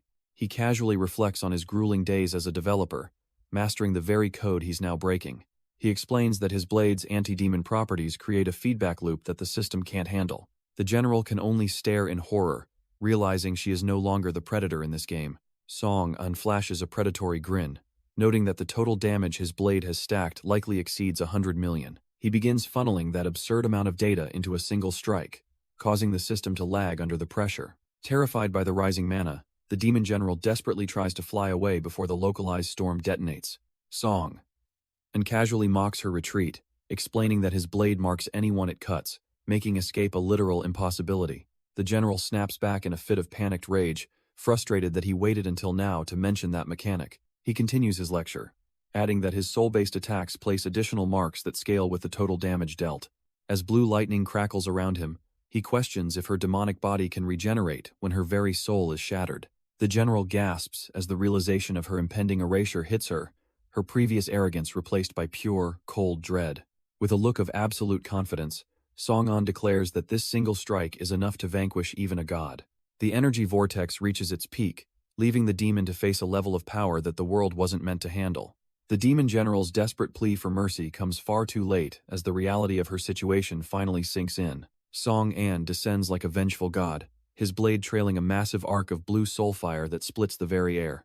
She can only watch in paralyzed horror as the blinding light of the strike consumes her entire field of vision. System alerts flood the interface, confirming that his specialized demon-slaying passives are tearing her essence apart from the inside. She feels her physical form beginning to buckle, every cell in her demonic body screaming under the weight of the erasure. Spectral claws of energy lash out, shredding whatever remains of her spiritual defense as the soul strike takes full effect. A massive, flaming skull of mana looms over her, ready to swallow her existence into the void of the afterlife. Trapped within a cage of shimmering energy, she begs for a release that Song-an has no intention of granting. With a final, violent collapse of space, the demon is snuffed out completely, leaving nothing but a lingering echo. Song-an lands gracefully, glancing back at the empty space and wondering if any demon could ever return from total soul annihilation. Song-an catches his breath, feeling the heavy toll of the high-level battle as his mana reserves hit rock bottom. Across the crater, Buddha stares in pure disbelief, unable to sense even a trace of her fallen general's essence. The Apostle of Greed erupts in a fit of hysterical rage, refusing to believe a mere human could slaughter a god. She screams into the void for her comrade to wake up, desperately clinging to the idea that their master is invincible. Song-an watches her breakdown with cold indifference, noting that she finally understands the agony of losing someone close. He readies his blade one last time, the air around him crackling as he prepares to settle the score for good. Having gathered all the data he needs on her patterns, he decides it is time to wrap up this exhausting encounter. Buddha snarls a final, desperate threat, promising to hunt him down and turn his very soul into a mindless thrall. Ignoring her petty tantrum, Song-an triggers his teleportation, leaving the demon alone with her failure and a promise of a final reckoning. The frantic rhythm of boots hitting the dirt marks a desperate retreat from the absolute carnage left behind. Lungs burning and muscles screaming, the survivors beg their leader to halt, unable to maintain this punishing pace any longer. They are completely spent, more terrified of their own physical limits than the demonic nightmare they just narrowly escaped. The guild leader finally comes to a stop, still holding the unconscious Sen, while his remaining men collapse in the dust. As the adrenaline fades, a crushing weight of guilt settles over him, making his stomach churn with bitter self-loathing. His men try to rationalize their flight, arguing that they had no choice since Song-an insisted on staying behind alone. He carefully lowers Sen to the ground, his voice dripping with venom as he calls their retreat exactly what it was, cowardice. Gritting his teeth, the weight of his broken oath to protect every single life under his command begins to feel unbearable. Staring at his trembling hands, he decides he has lost the right to lead, feeling utterly unworthy of his title and his allies. The guild members suddenly find their courage, offering to stay behind so their leader can get the unconscious Sane to safety. But before anyone can play the hero, a familiar blur of light signals Song-an's sudden teleportation right into their midst. Looking remarkably casual for someone who just fought a demon army, Song-an tells Luda to take it easy on himself. Luda can only stare in stunned silence, his brain struggling to process how the man he thought was dead is standing right there. Song-an flashes a smirk, admitting that he probably wouldn't have made it out if they hadn't lent a hand earlier. The tension snaps as Luda lunges forward, grabbing Song-an's shoulders with enough force to rattle his teeth. He starts screaming questions at the top of his lungs, desperate to know how anyone could possibly survive that literal hellscape. Song-an is caught off guard by the whiplash, wondering how Luda went from suicidal depression to high-octane fanboying in seconds. Luda is practically vibrating with excitement, unable to wrap his head around Song and escaping 2 demon gods and a whole legion. Luda is practically begging for a play-by-play of the fight, his eyes sparkling with pure, unadulterated hero worship. Song-an just sighs, telling the hyperactive leader that storytime will have to wait until they are out of this death trap. Luda does not even care about the brush-off, immediately agreeing to follow the man he now considers a literal god. One of the other survivors just laughs it off, explaining that their boss has a bit of a power-worshipping problem. Song-an's expression shifts to cold steel as he warns them about the Apostle of Greed's ability to turn humans into mindless thralls. He knows the only way to prevent a massacre is to get every living player to evacuate toward the safety of Zone A. But Luda quickly points out the massive flaw in that plan, since they have no way to broadcast a message to the entire server. A weary voice joins the conversation, noting that even with a message, most players are too stubborn to believe a warning from strangers. Song-an is relieved to see Sen finally back on her feet, though her grim outlook on the logistics of a mass evacuation is hard to argue with. Song-an knows the clock is ticking, realizing that every player left behind is just another potential soldier for the demon army. Sen grimly accepts the reality, suggesting they recruit anyone they find on the path to Zone A, and leave the rest to fate. He quickly consults a map to find a sanctuary, knowing they need a destination before the horde closes in. Luda points toward Mancha City as their only hope, even if the trek through Zone N is a literal suicide mission. But while the humans plan their escape, a massive, burning eye begins to pulse with a terrifying, ancient energy. The sight of it sends Buddhis into a fit of tremors, her usual arrogance replaced by a cold, paralyzing fear. As the ground shatters and her master rises, the sheer scale of his presence makes the apostle look like a mere insect. She can barely choke out a greeting, her eyes wide with the realization that her failure might carry a lethal price. When questioned why she didn't pursue the human, the once mighty Buddhis admits she was simply too terrified of being erased like Morak. The master's gaze burns with an ancient fury, labeling the apostle of greed a useless coward for her retreat. Trembling before the molten pool, Buddhis desperately tries to explain that the human's power defied all logic. Her excuses are met with a violent pillar of fire, a reminder of the absolute hierarchy within the demon realm. Pinned to the dirt, she's forced to listen as her creator mocks the idea of a mere human competing with his masterpieces. But the fear in her eyes is real, as she insists that Morak's erasure proves this man is a god-tier threat. The conversation shifts to a bubbling vat of essence where the master has been attempting the impossible. Floating within the heat is the physical vessel of the fallen general, Morak, looking like a hollow shell. Buddhis watches in shock, wondering if her master has actually managed to pull a soul back from total annihilation. However, even a god has limits. As he admits, Morak's soul remains sealed beyond the reach of his dark resurrection. Song-an's smug explanation of his soul-stacking damage plays back in Buddhis' mind like a recurring nightmare. She finally realizes the human wasn't just lucky. He was systematically dismantling their very existence with every strike. Looking down at the molten pool, she watches the hollow shell of the once mighty Morak float like useless debris. The master coldly notes that without a soul, this vessel is just a sinking memory waiting for a miracle. But the Demon King isn't interested in waiting, his massive, burning eye already focusing on a more efficient solution. Thanks to the life force Buddhis managed to scavenge, a new, far more terrifying masterpiece begins to take shape. While Buddhis is demoted to a mere battery collector, the task of the hunt falls to a fresh set of hands. With a single command to awaken, a pair of predatory crimson eyes snap open, radiating a cold, lethal intent. Baimon rises as the newest demon god, twin blades ready to prove that the human's luck has finally run out. Baimon accepts the hunt with a chillingly calm resolve, eager to deliver the human's head to his master. While across the map, the weary survivors finally arrive at the towering gates of Mancha City. They're greeted not by open arms, but by 3 local officials, who look like they've just smelled something rotten, leaving Song-an and his companions to wait for a welcome they clearly aren't going to get. The guild leader tries to break the ice with a friendly wave and a polite introduction, but the lead guard just clears his throat with enough condescension to fill the entire valley. The trio begins hurling insults about how barbaric and obscene the group is, leaving the heroes completely speechless. As Song-an wonders if these people even realize there's an actual apocalypse happening outside. The man in orange eventually doubles down, declaring that these lowly outsiders are strictly forbidden from entering his city. The standoff at the city gates reaches a boiling point as the locals make their hatred crystal clear.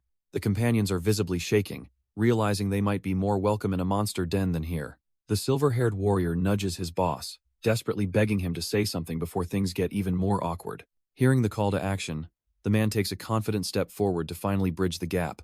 The guild leader figures this is his big moment to shine. Convinced he can win them over with charm, he offers a cheerful wave and starts a friendly introduction, fully expecting the guards to lower their guard.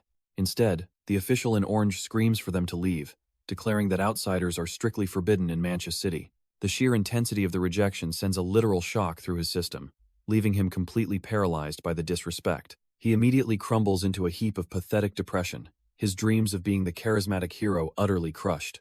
Seeing the clown show fail, Song-an finally intervenes, smoothly explaining that he is here to discuss a matter of life and death. The woman dismissively waves her hand, telling the group not to waste their breath on talk of demon invasions. Song-an and Sane are caught off guard, realizing the city officials are already well aware of the threat. He quickly deduces that Zachary Lee must have beaten them to the punch and informed the city first. Confused by their lack of urgency, Song-an asks why they haven't evacuated such a vulnerable area yet. The officials just laugh in his face, arrogant in their belief that Manhwa City is an untouchable fortress. They boast about the strength of their Golden Cloak Knights, certain that no demon could ever break through. To these overconfident fools, the approaching army is nothing more than a minor distraction for their elite guards. The woman sneers, mocking the group as mere vagabonds who are clearly beneath the city's high standards. That final jab sends the guild leader into a blind fury, his eyes glowing with a dangerous red light. His team is forced to physically restrain him as he screams at the woman who just insulted his pride. Sane finally loses her patience with the bureaucrats, stepping forward to ask if they truly believe they have what it takes to stop a demon army. Her gaze turns icy as she prepares to give them a reality check, activating her space-veiled ability to manipulate the very air around them. Song-an senses the shift and warns the group not to be hasty, though even he knows these officials need to see a real display of power. The Knight Commander's bravado evaporates instantly as he screams for his men to look alive and protect Lady Diana from the sudden threat. The elite guards scramble into a defensive formation, their spears leveled as they desperately try to track a target that is already gone. The noblewoman's smug expression is replaced by a mask of pure horror as she realizes her life is no longer in her own hands. In a flash of displaced space, Sen appears directly behind the official, resting her cold blade against the woman's throat with effortless precision. The commander and his men can only stare in stunned silence, their pride shattering as they realize their entire defense was bypassed in a heartbeat. Looking out at the circle of useless guards, Sen mocks the idea of this being a mighty army when they are this easily dismantled. She stares them down with utter contempt, making it clear that their city's supposed strength is nothing more than a pathetic joke to a real warrior. Lady Diana's arrogance vanishes instantly as she begins to stammer, desperately trying to offer gold in exchange for her life. The Knight Commander draws his blade with a sharp ring of steel, threatening that no one leaves the desert alive if his lady is harmed. The guild leader and his companion aren't even flinching, practically daring the knights to make a move so they can finish what was started. Before the situation can turn into a bloodbath, Song-an teleports into the center of the fray, holding up a hand to force a ceasefire. He stares them down with cold intensity, warning the officials that their petty pride won't save them once the demon army arrives at their gates. Seeing the point has been made, Sen sheathes her blade with a click, muttering about how pathetic these so-called elites really are. The noblewoman gasps for air as she clutches her neck, the lingering chill of the blade leaving her shaken to her very core. The commander reluctantly lowers his guard, accepting the warning but insisting that his duty to the city means they won't be running away. Amidst the tension, the official in the orange headwrap freezes in shock, suddenly recognizing Song-an from a high-stakes gear trade in the past. A light bulb finally goes off for Song-an as he remembers the man, realizing his reputation as a master merchant is following him even here. The commander's jaw hits the floor when he realizes their legendary gear actually came from Song-an. Sashan confirms the truth, admitting that while he can help evacuate, there's a massive catch. Song-an's patience is at zero as he demands to know what's more valuable than human lives. A heavy silence falls, the elite's arrogance finally replaced by a visible, trembling hesitation. Sensing the urgency, the merchant sighs, deciding it's time to reveal the city's most lucrative secret. He explains that their immense wealth didn't come from trade, but from a celestial event. The group is stunned as they process the claim of a meteor being their entire foundation. It turns out a rainbow-colored stone fell from the heavens, landing right in their territory. These crystals were the primary reagents needed for every high-level equipment upgrade in existence. It's the ultimate monopoly, and they've spent years playing gatekeeper to protect their golden goose. Sashan explains that the Golden Cloak Knights were established for one purpose: keeping greedy outsiders away. Song-an finally realizes how these local bigshots could afford to buy out his entire high-tier inventory. The official calls the meteor a literal gift from heaven, the foundation of their city's immense power. His expression turns intense as he describes the even rarer treasures buried deep within those celestial crystals. He reveals the existence of cosmic spirit stones, the essential reagents needed to forge legendary S-rank gear. The sheer scale of their monopoly leaves Song and momentarily stunned as the pieces fall into place.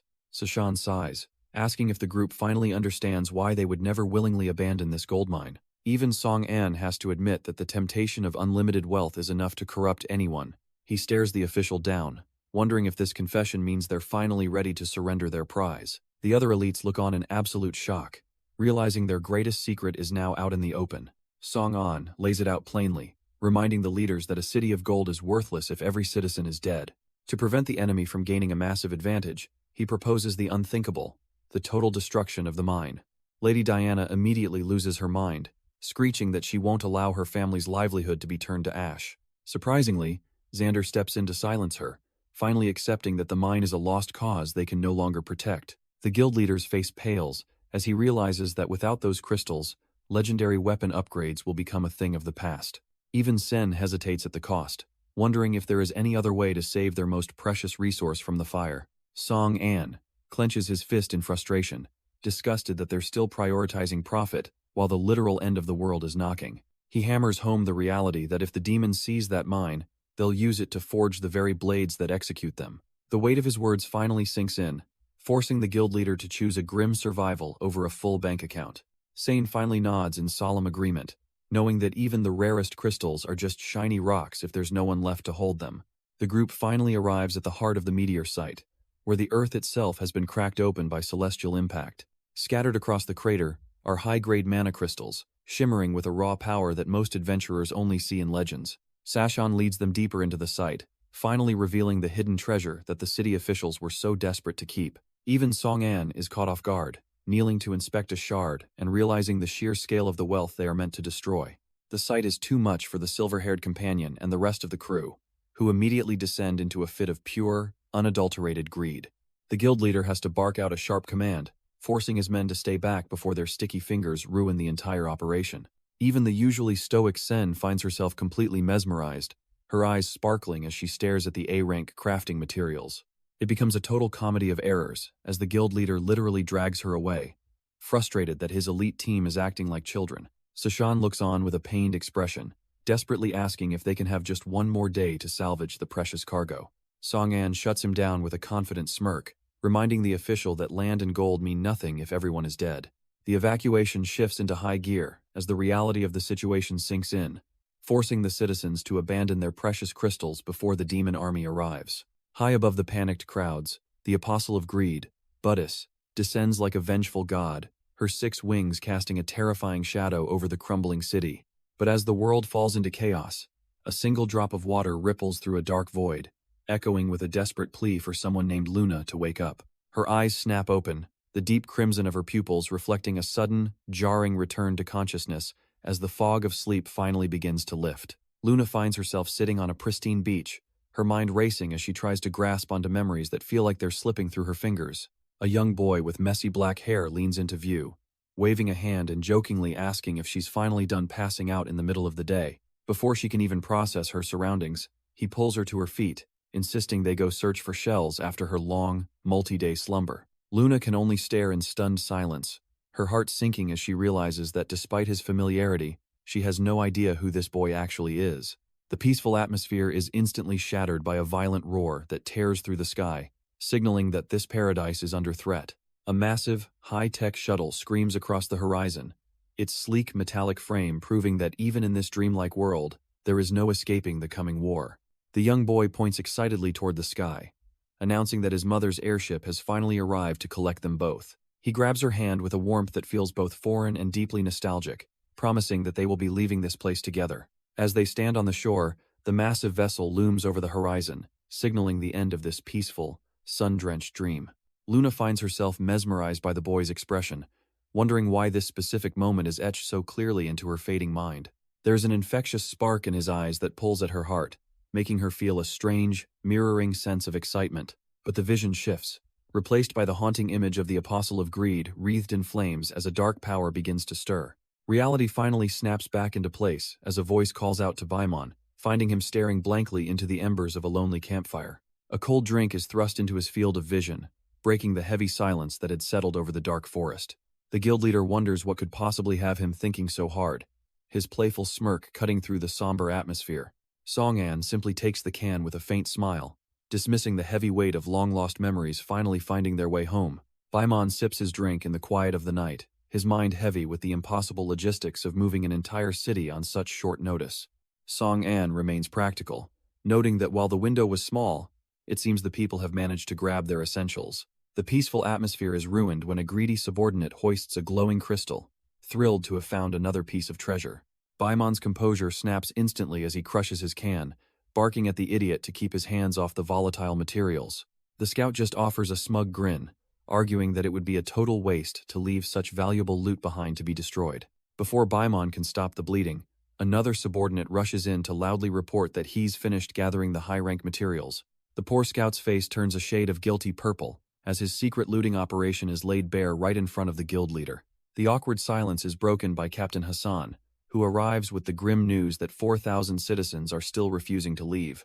Hassan sighs with a heavy heart, explaining that many simply refuse to believe in the demon threat if it means leaving their wealth behind. Song-an stands up with a cold determination, deciding it is time to personally persuade the holdouts before the choice is taken from them. Baimon catches Song-an by the shoulder, questioning if he's actually naive enough to try and save every single soul. Song-an shoots back a look of pure disbelief, unable to stomach the idea of abandoning 4,000 people to their deaths.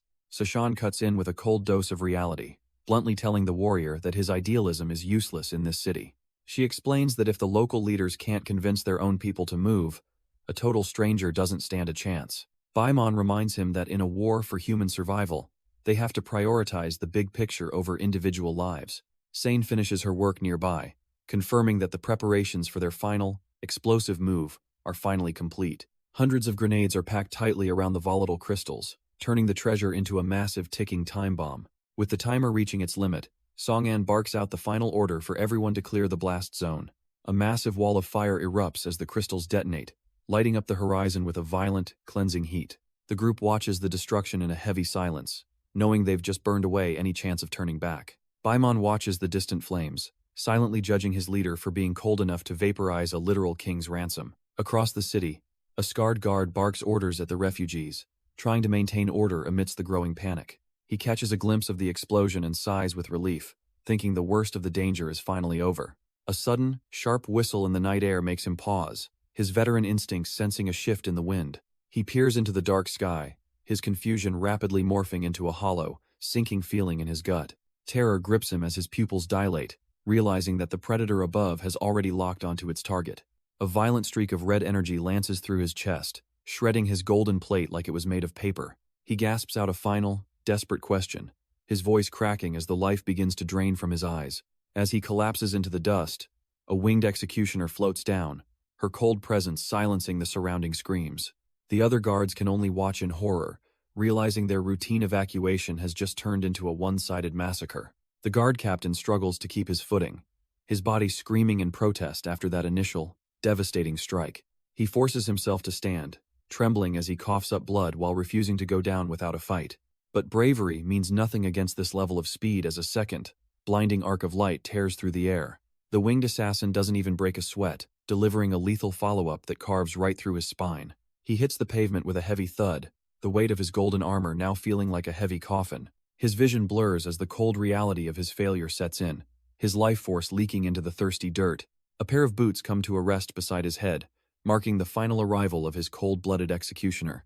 Looking down with those piercing red eyes, she coldly announces that the true bloodbath is finally ready to commence.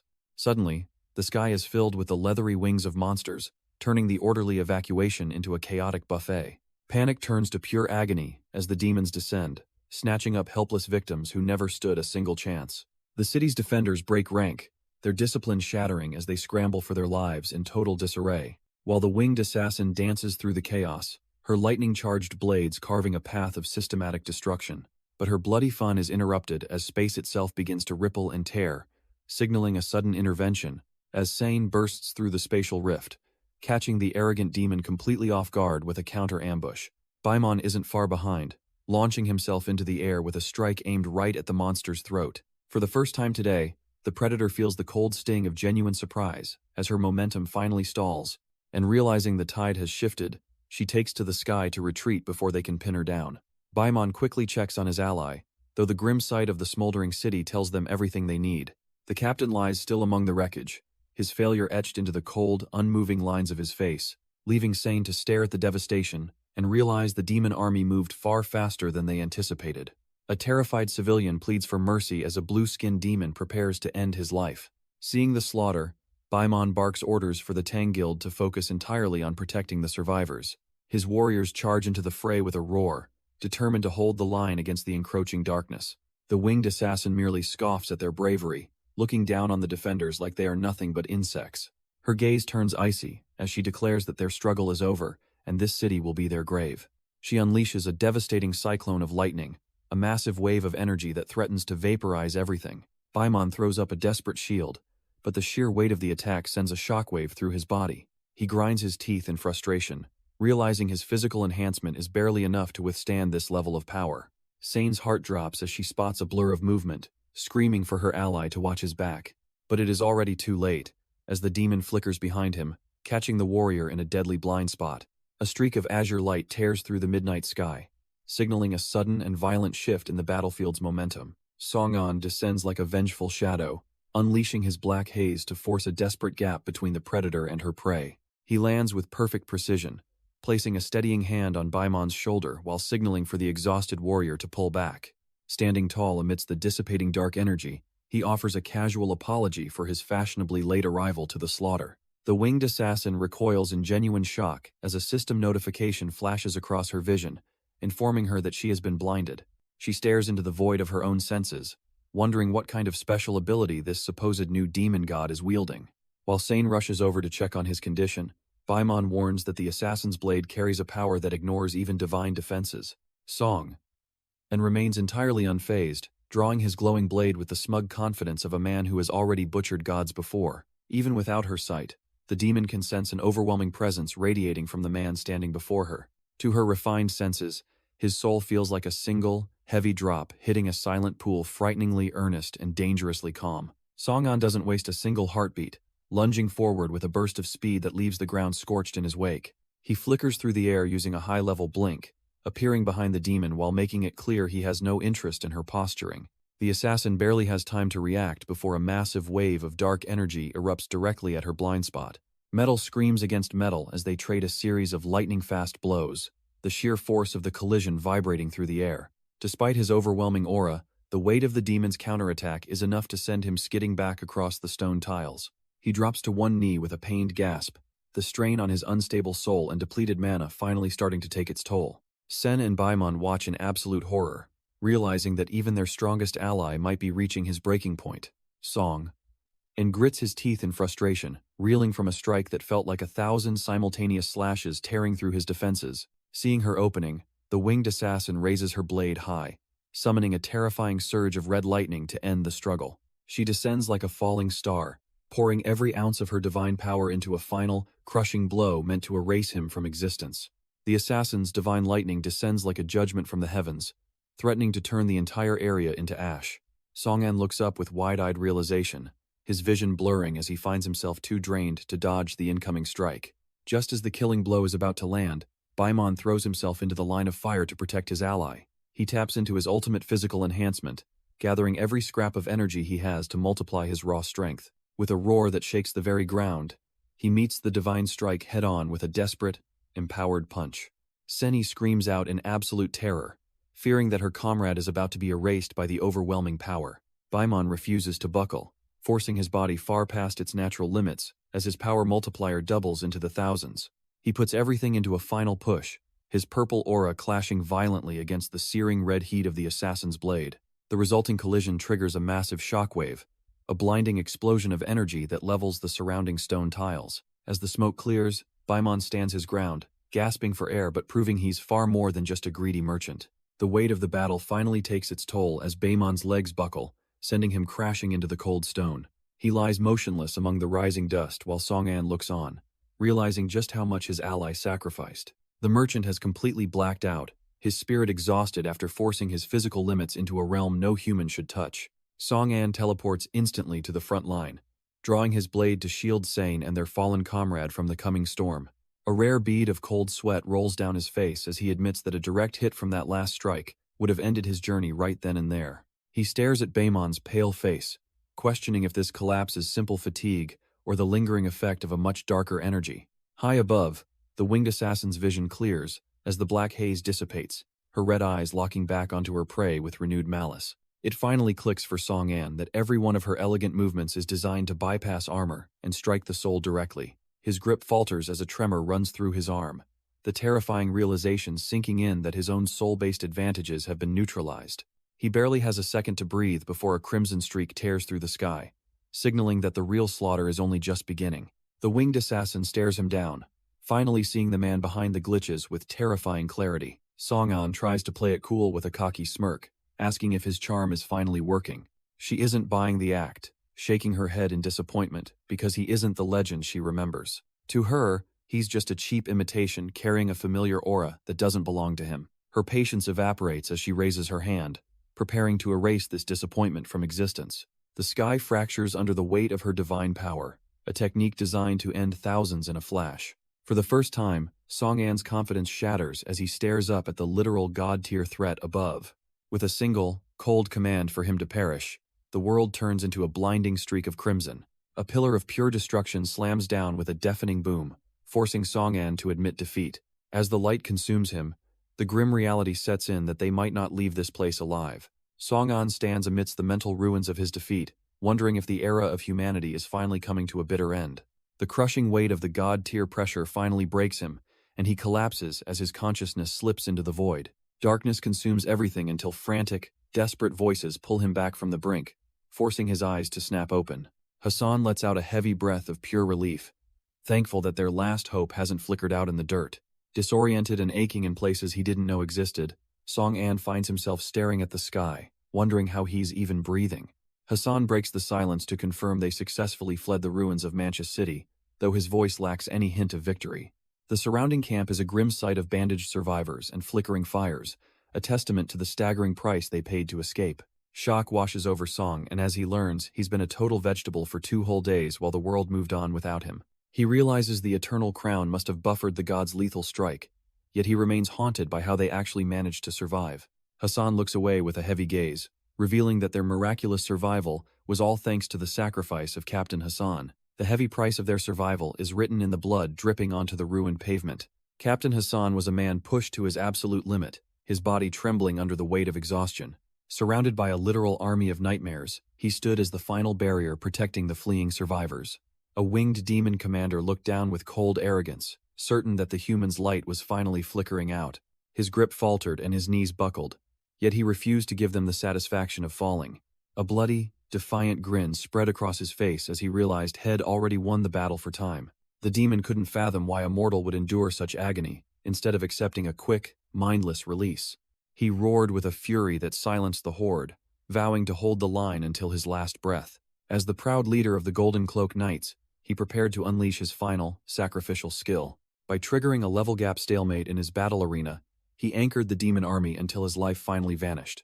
Captain Hassan smiles through the blood, finding a grim peace in the fact that his duty is finally done. Far from the carnage, the long line of survivors trudges through the desolate plains of the fallen eagle. The wounded can barely keep their feet, their groans of pain echoing across the silent, grassy expanse. Song-an exhales a heavy breath, his eyes scanning the horizon for any sign of demonic pursuit. Hassan admits that 3 days of non-stop movement has left the entire group on the verge of total collapse. Wiping the grime from her face, Sen asks if they can finally risk stopping for even a few minutes. But Song-an knows the enemy won't wait, insisting they push forward until they reach the safety of Cadmont City. He assures her that Zachary Lee is waiting just on the other side of the treacherous Dusk Mountains. Nestled within the peaks, the fortified spires of the city offer the only hope for a real sanctuary. Meanwhile, a blissfully unaware Zachary Lee crashes into a room, seemingly more worried about drinks than the approaching apocalypse. Deep within the city, a quiet tea party is shattered by a sudden, loud outburst of annoyance. Zachary Lee barges in with his usual lack of boundaries, wondering why the ladies didn't invite him. Sophie finds the whole thing hilarious, teasingly admitting that they were just busy sharing some juicy secrets. Hearing the word gossip, Zachary's eyes light up as he practically begs them to spill everything. But his excitement is cut short when he feels a heavy, ominous hand land on his shoulder. Nina is absolutely fuming, her patience finally snapping at the intruder's total lack of manners. Without a second thought, she sends the uninvited guest flying out the room with a powerful kick. Once the dust settles, Sophie goes right back to teasing Nina about her obvious feelings for the guy. Nina turns bright red, desperately claiming she only has a thing for white hair and nothing more. Sophie just sighs, offering the sage advice that keeping a crush hidden is the most useless form of love. Nina decides it is finally time to flip the script, putting her teasing friend on the hot seat. She calls out the obvious, watching Sophie's face turn a deep, guilty crimson at the mention of Xander. Nina can't help but laugh now that the tables have finally turned on the resident matchmaker. Sophie desperately tries to play it off as simple pity for a guy who is always alone. Nina isn't buying the excuse, knowing Sophie doesn't give this much special attention to just any loner. Their playful banter is shattered when Zachary bursts back in, screaming that there is some serious trouble. Nina is ready to kick him out again, assuming he is just making up excuses to eavesdrop. Zachary stands his ground, insisting that his news is far more important than their petty arguments. The second he mentions Xander's name, Sophie freezes, her heart sinking with a sudden sharp dread. It seems their loner friend didn't return alone, bringing a massive crowd of survivors to their gates. Xander demands the gates be opened immediately, revealing he's brought 30,000 refugees back with him. High atop the walls, a cold-eyed commander named Willow watches the massive crowd with pure disdain. She heartlessly orders the guards to keep the gates shut, indifferent to the lives at stake. Xander and Hassan exchange looks of disbelief, stunned that their own people would block their path. Willow mocks his sudden heroics, reminding him that his mission was to scout, not play savior. Desperate, Xander warns her that the demon army is right on their heels, but she remains unmoved. Power has clearly gone to her head as she claims total authority over the city's gates. Hearing his voice, Sophie sprints toward the battlements, her heart soaring with relief at his return. The girls arrive at the wall, their joy quickly turning to confusion at the tense standoff below. Willow instantly shuts them down, asserting that her word is the only one that matters now. Nina isn't about to let Willow's ego run wild, reminding her that Xander is a high-ranking ally they can't ignore. From the ground, Xander calls out for his teammates, wondering why Zachary is nowhere to be found. Nina explains that Zachary has been MIA, locking himself away for a ritual that should have ended days ago. This power vacuum is exactly what Willow needed, giving her the perfect excuse to seize total command. She offers Xander a twisted choice, allowing him entry only if he leaves the refugees to rot outside. The girls are absolutely floored by her cruelty, demanding to know how she could be so heartless. Willow's logic is purely clinical, viewing the war as a resource game where empathy is just a liability. To her, these broken and bleeding survivors are nothing more than useless mouths draining the city's limited supplies. She leaves her friends speechless, framing the survival of players as the only metric that truly matters. In her mind, the weak are just baggage, and she's determined to be the one standing when the dust settles. Sane is reaching her limit, her hand itching for her blade as she wonders how much longer they have to listen to this trash. Before she can make a move she'll regret, Song-an stops her, knowing a head-on brawl isn't the play right now. He decides to take matters into his own hands, declaring that he'll be the one to settle this dispute personally. Willow barely has time to blink before the air shifts, a sudden surge of mana signaling a bold intrusion into her space. Song-an teleports directly onto the ramparts, mocking the idea that a mid-tier guild like hers could ever hope to restrain him. Her personal guards immediately scramble into position, desperate to put themselves between their boss and this sudden threat. With cold, piercing eyes, he reminds them that in this world, strength is the only currency that matters for leadership. He calls out to his allies, signaling for the girls to ditch this toxic environment and follow his lead instead. Willow stands there absolutely stunned, unable to process that someone would actually walk away from her generous offer. Song-an makes it clear he's done playing games, choosing to find a new path rather than side with a coward. Zachary is more than ready to back Song-an's play, eager to leave this toxic power struggle behind. While Willow finally snaps, her voice trembling as she realizes her city's only hope is walking out the door. Song-an doesn't even look back, coldly reminding her that she's the one who's actually out of options. Until, swallowing her pride, she finally yields and orders the gates to be thrown open for the survivors. The crowd erupts in pure joy, the weight of their long, terrifying journey finally lifting from their shoulders, but behind the scenes, Willow is already spiraling, calculating the impossible cost of housing so many souls. She knows that with the current stockpile, the city will crumble under its own weight within a month, so Song-an cuts through her panic, demanding an immediate audience at the palace to reveal the demon's secrets. The massive doors to the command center groan open, marking the start of a new, desperate strategy, as his return is met with instant cheers from his own crew, relieved to see their leader back in one piece. Gigi and the crew are already buzzing, eager to know if the inspection went as planned. Stepping into the war room, Song-an finds his entire team gathered and waiting for his word. Before he can even speak, a blur of motion streaks across the floor toward him. Their youngest member practically tackles him, overwhelmed with relief that his boss is finally back. Gigi immediately yanks the kid back, scolding him for getting dirt on the leader's pristine gear. Sophia just laughs it off, her calm presence acting like a balm to the group's frayed nerves. Song-an gives a sheepish wave to Cory, wondering if the big guy is still holding a grudge. Sophia steps in to play peacemaker, reminding them that unity is their only real weapon now. Cory tries to act tough while blushing, clearly just relieved to see his captain made it out. Looking at their faces, Song-an feels a surge of resolve to end this invasion for good. Song-an slams his hands onto the table, demanding they get this emergency meeting started immediately. He looks directly at Nina, his voice sharp as he asks why Zachary's seat is still empty. The younger members exchange nervous glances, explaining that their comrade demanded absolute isolation for his training. Losing his patience, Song-an slams the table again, declaring they no longer have the luxury of waiting. He storms toward the grand main hall, where a solitary figure sits motionless upon the high throne. Bursting through the doors, he demands an explanation for why Zachary is still hiding in the dark. But the man who stands to meet him is radiating a terrifying golden aura that fills the room. In a flash of light, a blade stops just inches from Song-an's face, forcing him to freeze. Zachary casually strolls forward, mocking his leader's rude entrance while keeping the lethal edge perfectly still. Staring down the glowing steel, Song-an realizes that the man standing before him has changed completely. Zachary manifests his power with a casual flick of his wrist, the air humming with newfound authority. He admits he has no time for petty questions, focused on a goal far beyond the confines of this room. Song-an isn't having it, shouting that as their chosen leader, Zachary can't just abandon the front lines now. But Zachary's gaze is cold as he explains that under current conditions, humanity is merely walking toward its grave. The accusation of cowardice hits Song, and hard, his teeth gritted in frustration at this apparent betrayal of their efforts. Dispelling his blade into mist, Zachary clarifies that he isn't quitting, he's found the only path to actual victory. Song-an remains skeptical, wondering if this grand solution is just an excuse for months of hiding in the dark. Closing his eyes, Zachary asks for the one thing they've always struggled with: absolute, blind trust for one last mission.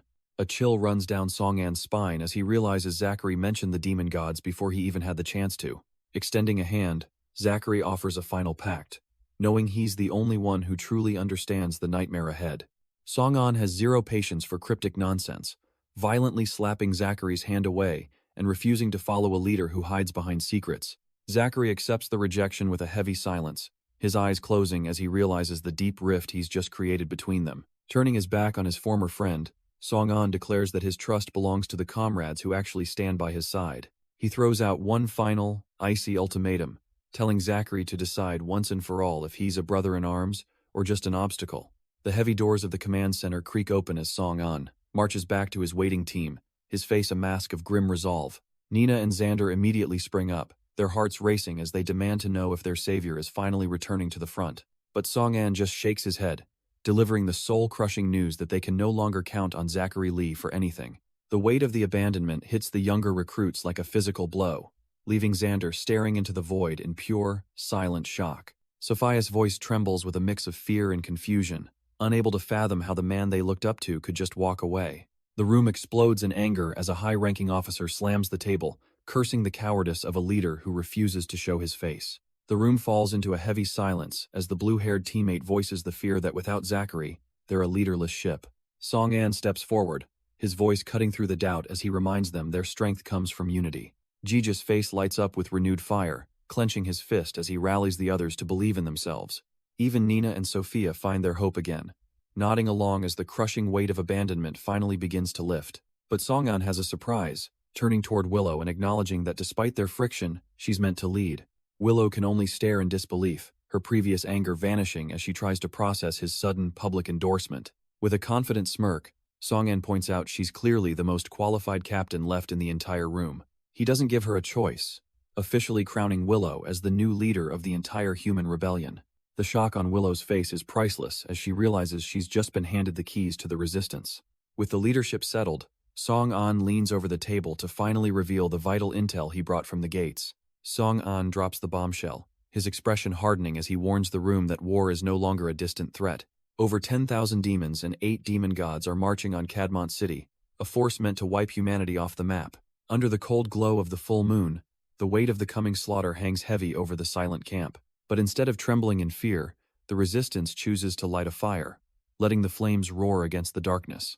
Song-an knows this might be their last night of peace, so he encourages everyone to drink and forget the coming storm. The atmosphere shifts as members of the Raiders Guild approach, their leader flashing a grin as they ask to join the festivities. Gigi looks over his shoulder, surprised to see their former rivals showing up with such casual, friendly energy.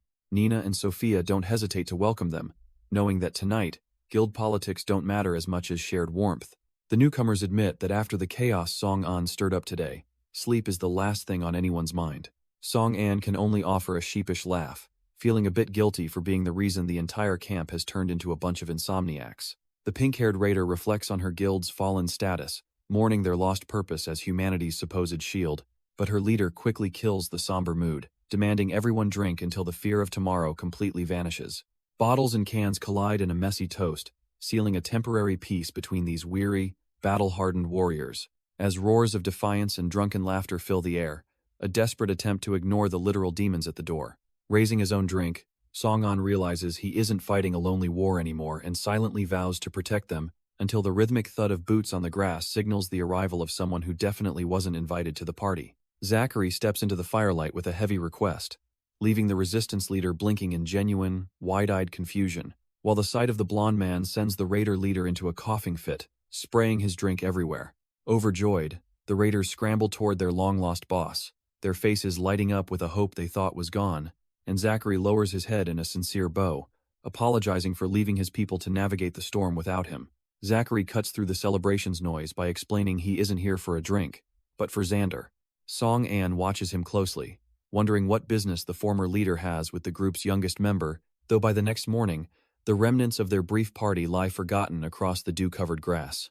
Nina remains sprawled out in a deep sleep until a frantic shout finally pierces through her slumber, and as she groggily rubs her eyes, she assumes it's just Sophia being her usual over-energetic self. She begs for just a few more minutes of rest while her head continues to spin, but her hangover vanishes the instant her gaze finally drifts toward the terrifying sight on the horizon. A massive swarm of winged demons blots out the sun, signaling that their peaceful reprieve is officially over. Up on the ramparts, Xander and Gigi stare in total disbelief as the sky fills with leathery wings, and pointing toward the approaching nightmare, Gigi screams for the guards to look up as the invasion begins.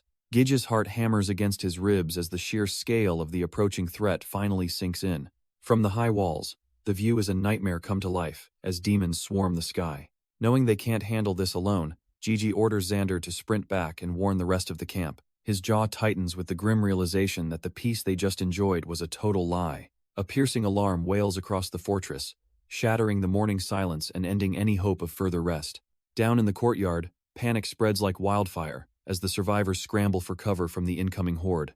Sophia grips her massive scythe, ready for blood, while a terrified Nina rushes over to find some direction. Meanwhile, the raiders are still in a total daze, yawning and wondering why everyone is making such a fuss. Nina loses her patience instantly, screaming at the lazy pair to get their heads in the game before it's too late. The gravity of the situation finally hits them, leaving the duo frantically searching for their leaders amidst the growing chaos. The red-haired officer steps up to the plate, screaming for the panicked survivors to shut up and man their defensive posts. Sophia scans the chaotic courtyard with a sinking feeling, realizing that their fastest scout is nowhere to be found. The officer's temper flares as she curses the boy's absence, wondering why Head vanished during their most desperate hour. Sophia can only offer a look of silent dread, fearing that the missing member might have already been caught in the crossfire. Far from the walls of the fortress, the oppressive heat of Dragon Breath Volcano begins to shimmer over the horizon. With a sudden ripple in space, Song-an and Zachary teleport directly onto the scorched, dying earth of the volcanic wasteland. Song-an explains that according to his latest intel, the primeval force that birthed the demons is nesting within these peaks. Zachary stares him down, questioning if the leader truly understands the gravity of why they've come to this hellhole alone. Song-an's gaze hardens as he makes it clear he's betting everything on this alliance for one final, dangerous time. This entire gamble traces back to 6 hours ago, when Zachary cornered the leader to reveal a truth that changed everything. Song and demands to know what could be so important that it warrants such a secretive, high-stakes meeting. Zachary doesn't hold back, claiming he finally understands the truth behind the invasion and how to actually end it. The sheer weight of the claim hits the leader hard, leaving him with no choice but to listen.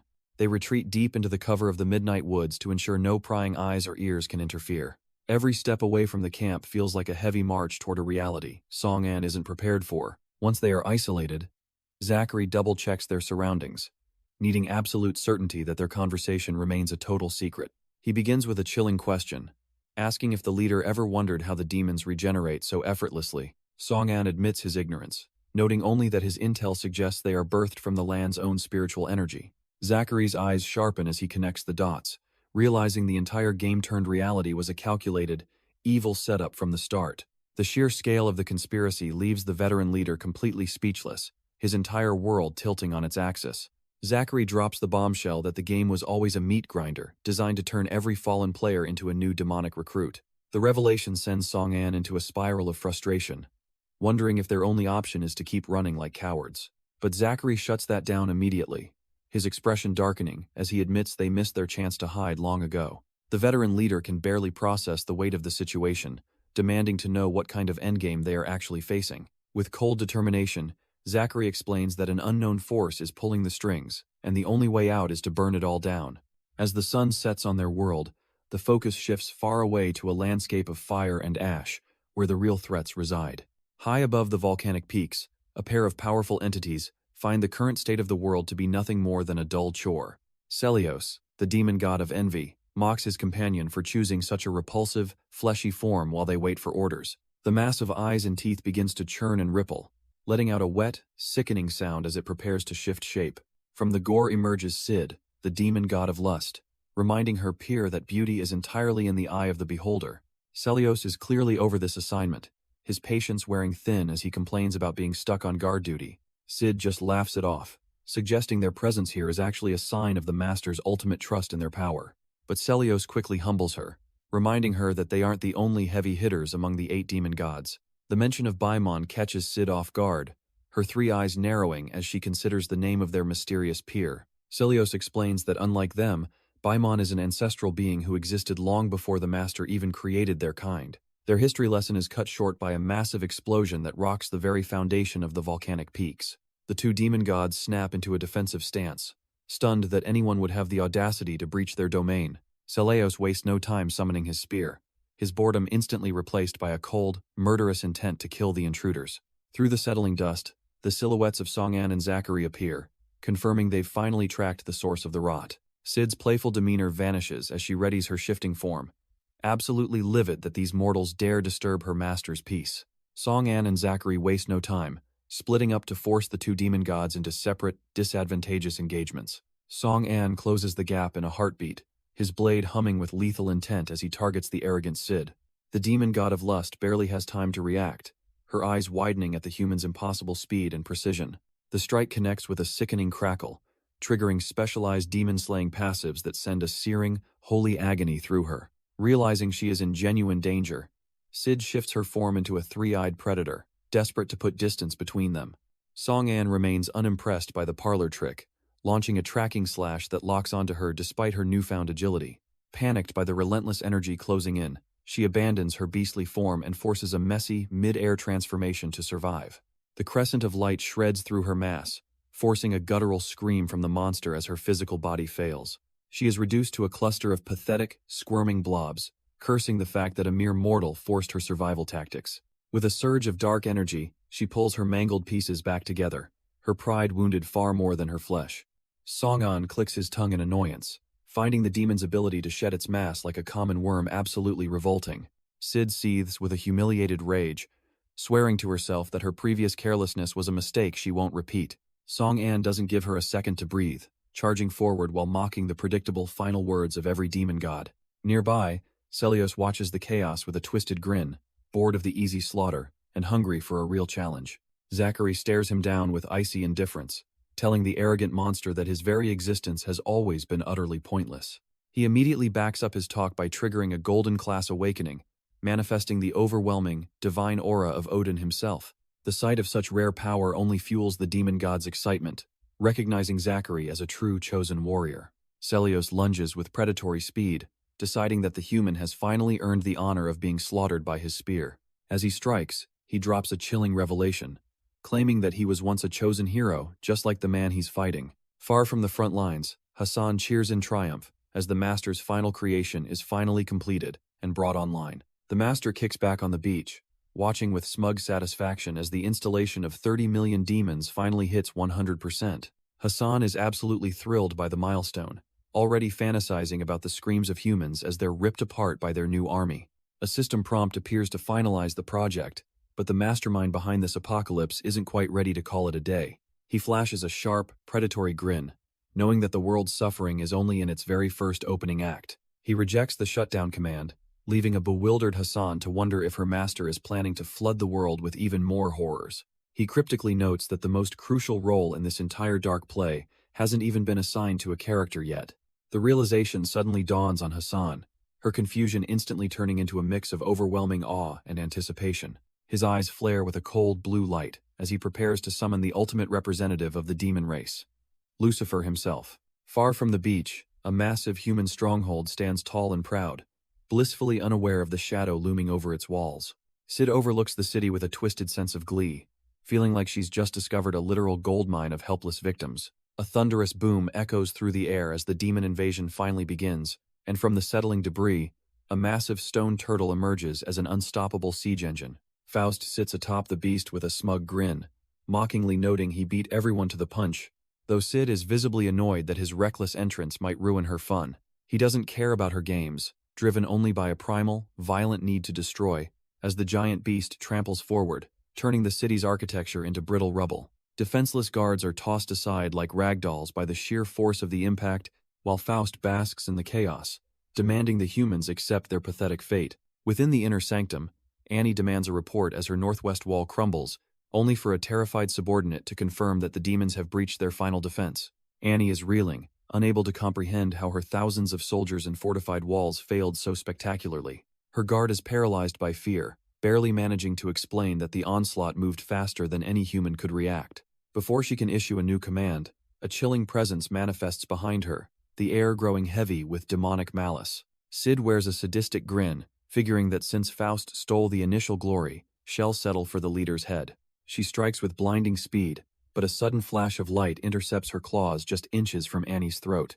The impact sends a shockwave through the air, effectively stalling the demon's lethal momentum and buying a desperate moment of time. Irritation flickers across Sid's face as she wonders which pathetic human reinforcement actually has the guts to stand against her. Her answer comes in the form of a focused warrior, his freedom bow drawn tight as he locks onto the winged threat. With a sharp release, a flaming projectile tears through the battlefield, forcing the demon to abandon her easy kill. Sid simply takes to the air with a mocking sneer, relishing the thought of how much fun it will be to break them all.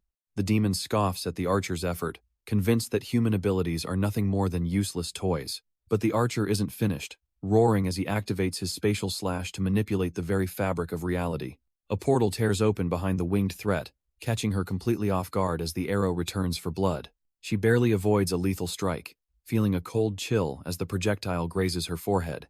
Before she can retaliate, a spectral wolf lunges from the shadows, pinning her down for the killing blow. Sophia seizes the opening, descending from the sky like an angel of death with her scythe raised high. She slams the blade down with everything she has, determined to wipe that arrogant smirk off the demon's face. The impact shatters the earth, burying the creature under a massive cloud of debris and suffocating dust. A heavy silence falls over the battlefield as everyone waits to see if the monster finally stayed down. But the demon emerges with a snarl, her wounds knitting back together instantly as she mocks their pathetic struggle. The demon lashes out, her arm elongating with unnatural speed to catch Sophia completely off guard. The heavy blow connects squarely, sending the scythe wielder flying back with bone-shattering force. Sophia gasps for air, cursing her own carelessness for underestimating the monster's shifting reach. As she hits the dirt, her spectral companion rushes to her side to provide cover. Annie refuses to let her comrade fall, channeling a surge of restorative energy into the fray. Luminous butterflies flutter around Sophia, knitting her flesh back together and dulling the sharp pain. Gigi and the rest of the squad feel the rush, their spirits lifted by the shared healing. Sophia realizes that with the chain of fate active, they can endure any wound together. Gripping her scythe, she stands tall and prepares to dive back into the chaos. With a collective roar, The resistance charges forward, determined to keep the pressure on their demonic foe. The demonic commander seethes with rage, promising to personally fulfill the death wish of every human standing in her way. A massive shockwave erupts across the battlefield, sending the frontline soldiers flying as the ground beneath them shatters. Panic sets in among the ranks as the survivors realize the enemy's destructive power is far beyond anything they can handle. Faust basks in the chaos, cackling like a madman while ordering his subordinates to stomp the remaining resistance into the dirt. The celebration is cut short when a silent figure emerges from the smoke, radiating an aura of absolute confidence. The demon's laughter instantly dies in his throat as he feels a sudden, suffocating shift in the air around him. Zachary asks if the monster is enjoying the slaughter before launching himself into the air with predatory grace. He doesn't bother with a warm-up, instantly activating a terrifying strength multiplier that sets his entire arm ablaze with energy. The resulting collision is nothing short of a catastrophe for the demons, as a single punch creates a localized earthquake. Faust can barely process the reality of the situation, as his supposedly perfect defense is pulverized by the overwhelming force. Zachary closes the distance in a heartbeat, catching the arrogant demon completely off guard from behind.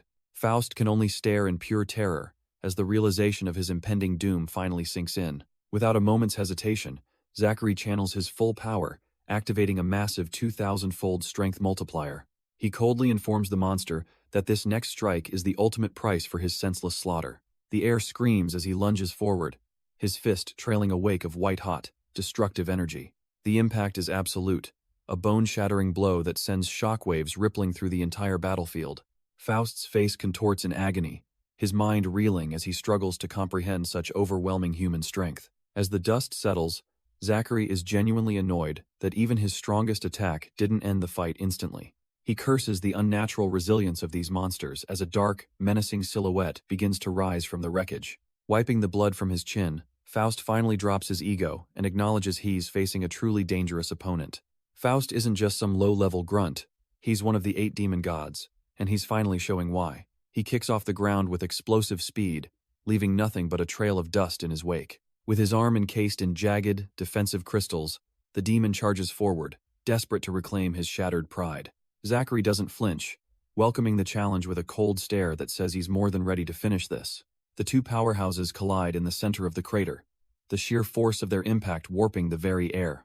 It's a literal clash of titans as fist meets crystal, neither side willing to give an inch of ground. Realizing he needs more than just a light touch, Zachary pushes his limits even further, doubling his multiplier to over 4,000. Not to be outdone, Faust taps into the primal power of his wrath, his demonic aura flaring up in a desperate bid for dominance.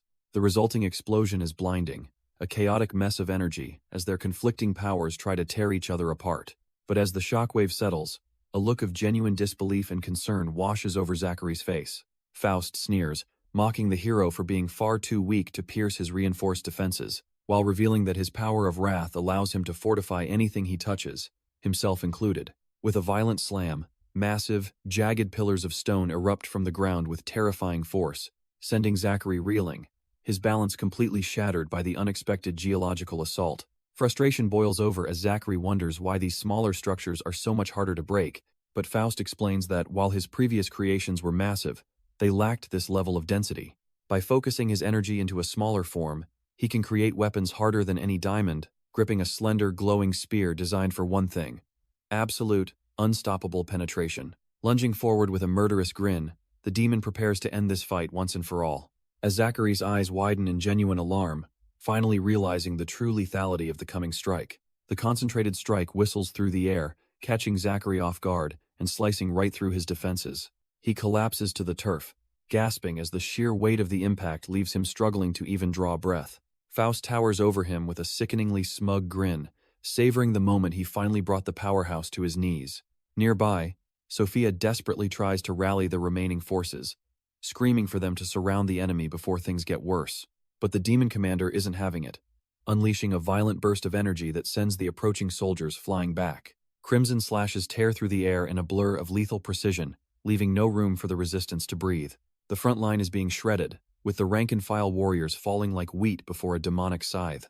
Hassan rushes into the chaos, her hands glowing with a soft light as she desperately tries to patch up the wounded. One soldier grinds his teeth in frustration, realizing that the demon's speed is simply on another level compared to theirs. Stepping up to bridge the gap, A heavy armored vanguard slams his shield down, hoping to buy just a few seconds of hope. The demon commander narrows her eyes in pure irritation, wondering just who this persistent pest thinks he is. She doesn't realize the vanguard just secured a permanent achievement, forcing every elite demon to see him as their primary target. Driven by a sudden, unnatural hatred, she lunges forward and slams her claws against his massive shield with a deafening clang. The tank grinds his teeth against the impact, shouting for the others to move now that the boss is fully taunted. Sophia seizes the opening instantly, charging forward with her spear held low as she prepares to capitalize on the distraction. She leaps into a spinning strike, knowing her life-stealing attacks are the only thing that will keep the team fueled for this long haul. This only sends the demon commander into a deeper rage, her eyes literally flaming as she vows to squash these insolent humans. A flurry of lethal red slashes rains down on the vanguard, who struggles to keep his footing under the demonic onslaught. He wonders how much longer he can hold out, desperately hoping Zachary and the others finish their objective before his shield shatters. But the tide is turning, as Song-an suddenly drops from above, spinning his blade into a dark, crushing vortex aimed right at Faust. Zachary doesn't waste a second, invoking the strength of Odin to flood his muscles with divine, bone-crushing power. He lunges forward, meeting Faust's spear in a violent collision that sends shockwaves through the entire battlefield. Realizing power alone won't work, he instantly shifts his focus to speed, becoming a blur of golden energy. He moves like a flickering shadow, raining strikes from every direction to keep the demon god defensive. Faust is forced back, but his arrogant smirk remains as he effortlessly tracks Zachary's high-speed movements. With a mocking laugh, the demon calls upon his dark reserves, summoning a massive spectral blue steed. Zachary's eyes widen in alarm, realizing the sheer scale of the magical pressure now bearing down on him. The phantom beast slams into his divine light barrier, testing the absolute limits of his endurance and mana. Faust sneers at the display, taunting Zachary for being a golden-class fraud who showed his hand early. As the smoke clears, Zachary remains focused, deeply unsettled that a demon knows the secrets of human rankings. Faust drops a massive bombshell, smugly revealing that he wasn't always a monster and once stood as a chosen hero. Zachary can hardly believe his ears, wondering if this demon god was actually a former golden-class player like himself. The demon scoffs at the term player, claiming he existed long before these modern game-like titles ever cursed the world. His eyes ignite with a chilling blue flame as he declares himself the only true successor to the legacy of Odin. Spectral ravens swarm the battlefield, encircling Zachary in a suffocating whirlwind of dark, ancient magical pressure. Nearby, Song-an senses the shift in the atmosphere and glances back, worried that Zachary might be in over his head. But he has his own problems to deal with as a colossal, flaming cobra erupts from the earth to swallow him whole. Amidst the chaos, a distant memory flickers of a time when this monster was a celebrated champion in a grand arena. Thousands once screamed his name, Celios, treating him like a literal god among men in the heat of the Colosseum.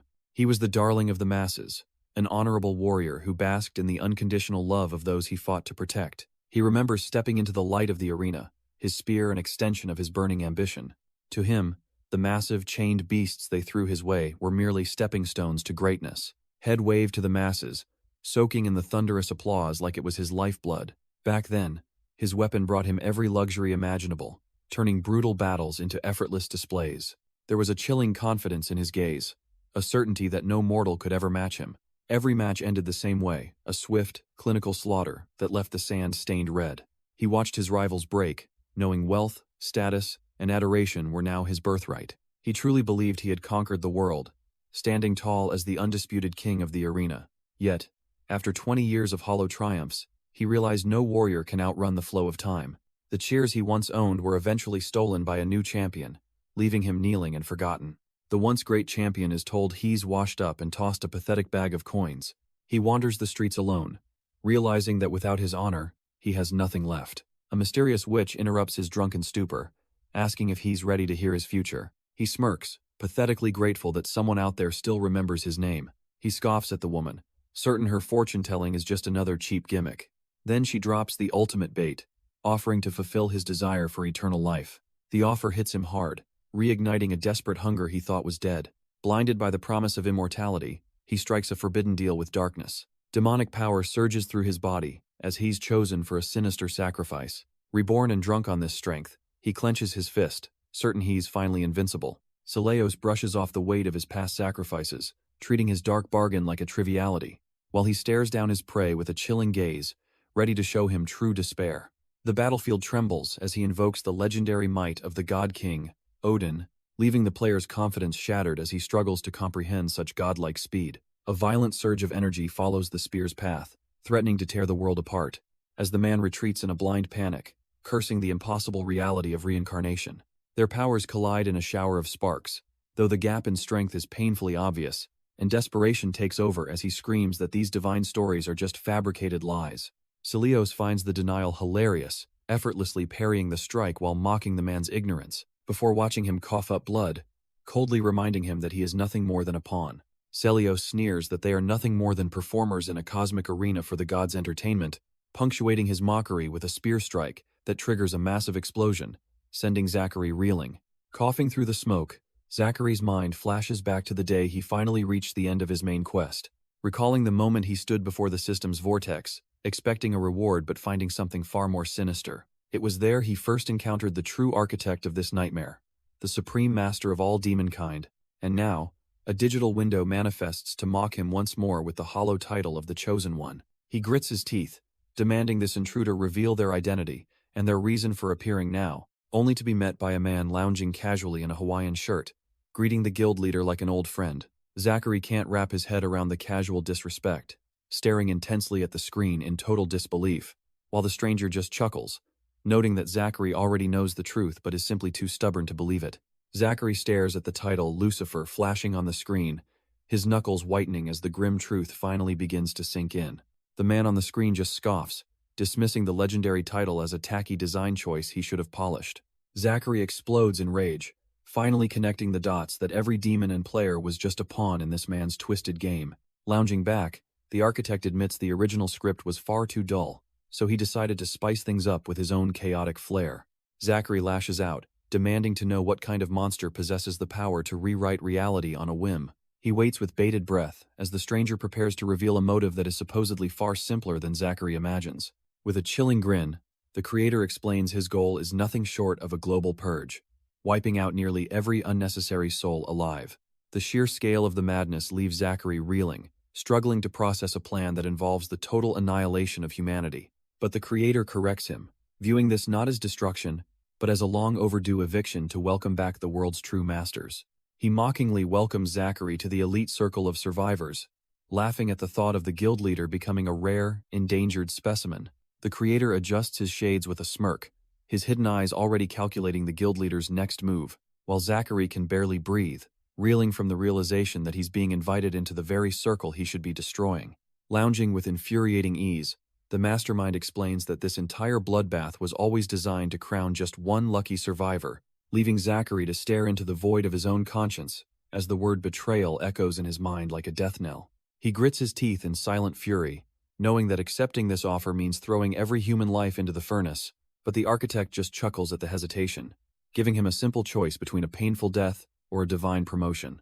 A crackling holy sword is left behind as a direct line, a tempting tool for whenever Zachary finally decides to abandon his morals, especially since the creator promises to design a custom class so powerful it would make any gamer drool with envy. However, Zachary doesn't even have time to process the offer before Celios looms over him, mocking his pathetic lack of experience, and diving in with a lethal spear strike to ensure the guild leader dies full of nothing but agony and regret. Zachary finds himself drowning in the weight of a choice that feels more like a curse than a divine gift. He grips the holy sword with trembling hands, desperate for a face-to-face confrontation to demand answers for this twisted reality. As dark energy begins to fizzle around him, he wonders why the burden of the world's fate must rest solely on his shoulders. The transformation takes hold, leaving him to mockingly wonder if this custom class is truly the perfect fit for a man losing his humanity. Meanwhile, Song-an is pushed to his absolute limit, clutching his wounded arm as his breath hitches in the heat of battle. A smug demon towers over the fallen leader, declaring the end of the human resistance with a sickeningly confident grin. The monster laughs at the struggle, taunting the hero for having power he has only possessed for a few measly months. He lunges in for the kill, convinced that his status as an experienced elite warrior makes this execution a mere formality. But just as the blow is about to land, Sophia tears through space itself to deliver a lethal surprise from the shadows. The demon's arrogance vanishes in an instant as he realizes he is no longer the only predator on this battlefield. The local fighters don't take kindly to their boss being bullied, swarming the demon with more spirit than strategy. As Song-an looks up to find Sane in the clearing, her arrival providing a much-needed breather. Hez more confused than grateful, wondering why Shed ditched the southern front just to play bodyguard for him, but she can't even look him in the eye, admitting his reckless streak keeps her constantly on edge. It's a stinging blow to his pride, and he can't help but grit his teeth at being a burden, until Sane shuts down his pouting, assuring him the South is fine and they have a job to finish. The demon decides he's had enough chatter, his skin calcifying into a dense, jagged layer of supernatural armor, while Song-an recognizes the trick, noting how the monster's defense becomes tougher as it compresses its form. Now it's a question of whether his legendary strength can crack a shell designed to be completely unbreakable. Song-an admits the demon holds the advantage for now, but he isn't finished yet, summoning the overwhelming strength of Hercules as a spectral titan rises to guarantee a breakthrough. Nearby, the resistance soldiers start jeering, calling the demon a brat who's clearly disappointed his mother. The demon elite finally snaps, roaring in frustration as he slams the earth to silence the flies. He manifests a gargantuan stone dragon, a prehistoric nightmare designed to crush every last bit of hope. Its massive spiked tail swings through the air, obliterating the ground and sending the soldiers scattering. The demon laughs hysterically, mocking the humans for losing their nerve the moment things got real, but his ego takes a literal hit when Song-an closes in, burying a fist into his face. Song-an delivers a devastating strike that sends the monster flying, offering a brutal lesson in discipline. The impact sends the so-called elite skidding across the dirt like a skipped stone, his pride trailing behind him. Song-an can't help but smirk, wondering where all that big talk went the moment things actually got physical. Gasping for air, the demon struggles to process how a mere human is tossing him around like common trash. Song-an doesn't give him a second to breathe, leaping high while dismissing his opponent as a petulant child. Panicked, the demon realizes his enemy's power is still climbing, forcing him to condense his scales for a desperate defense.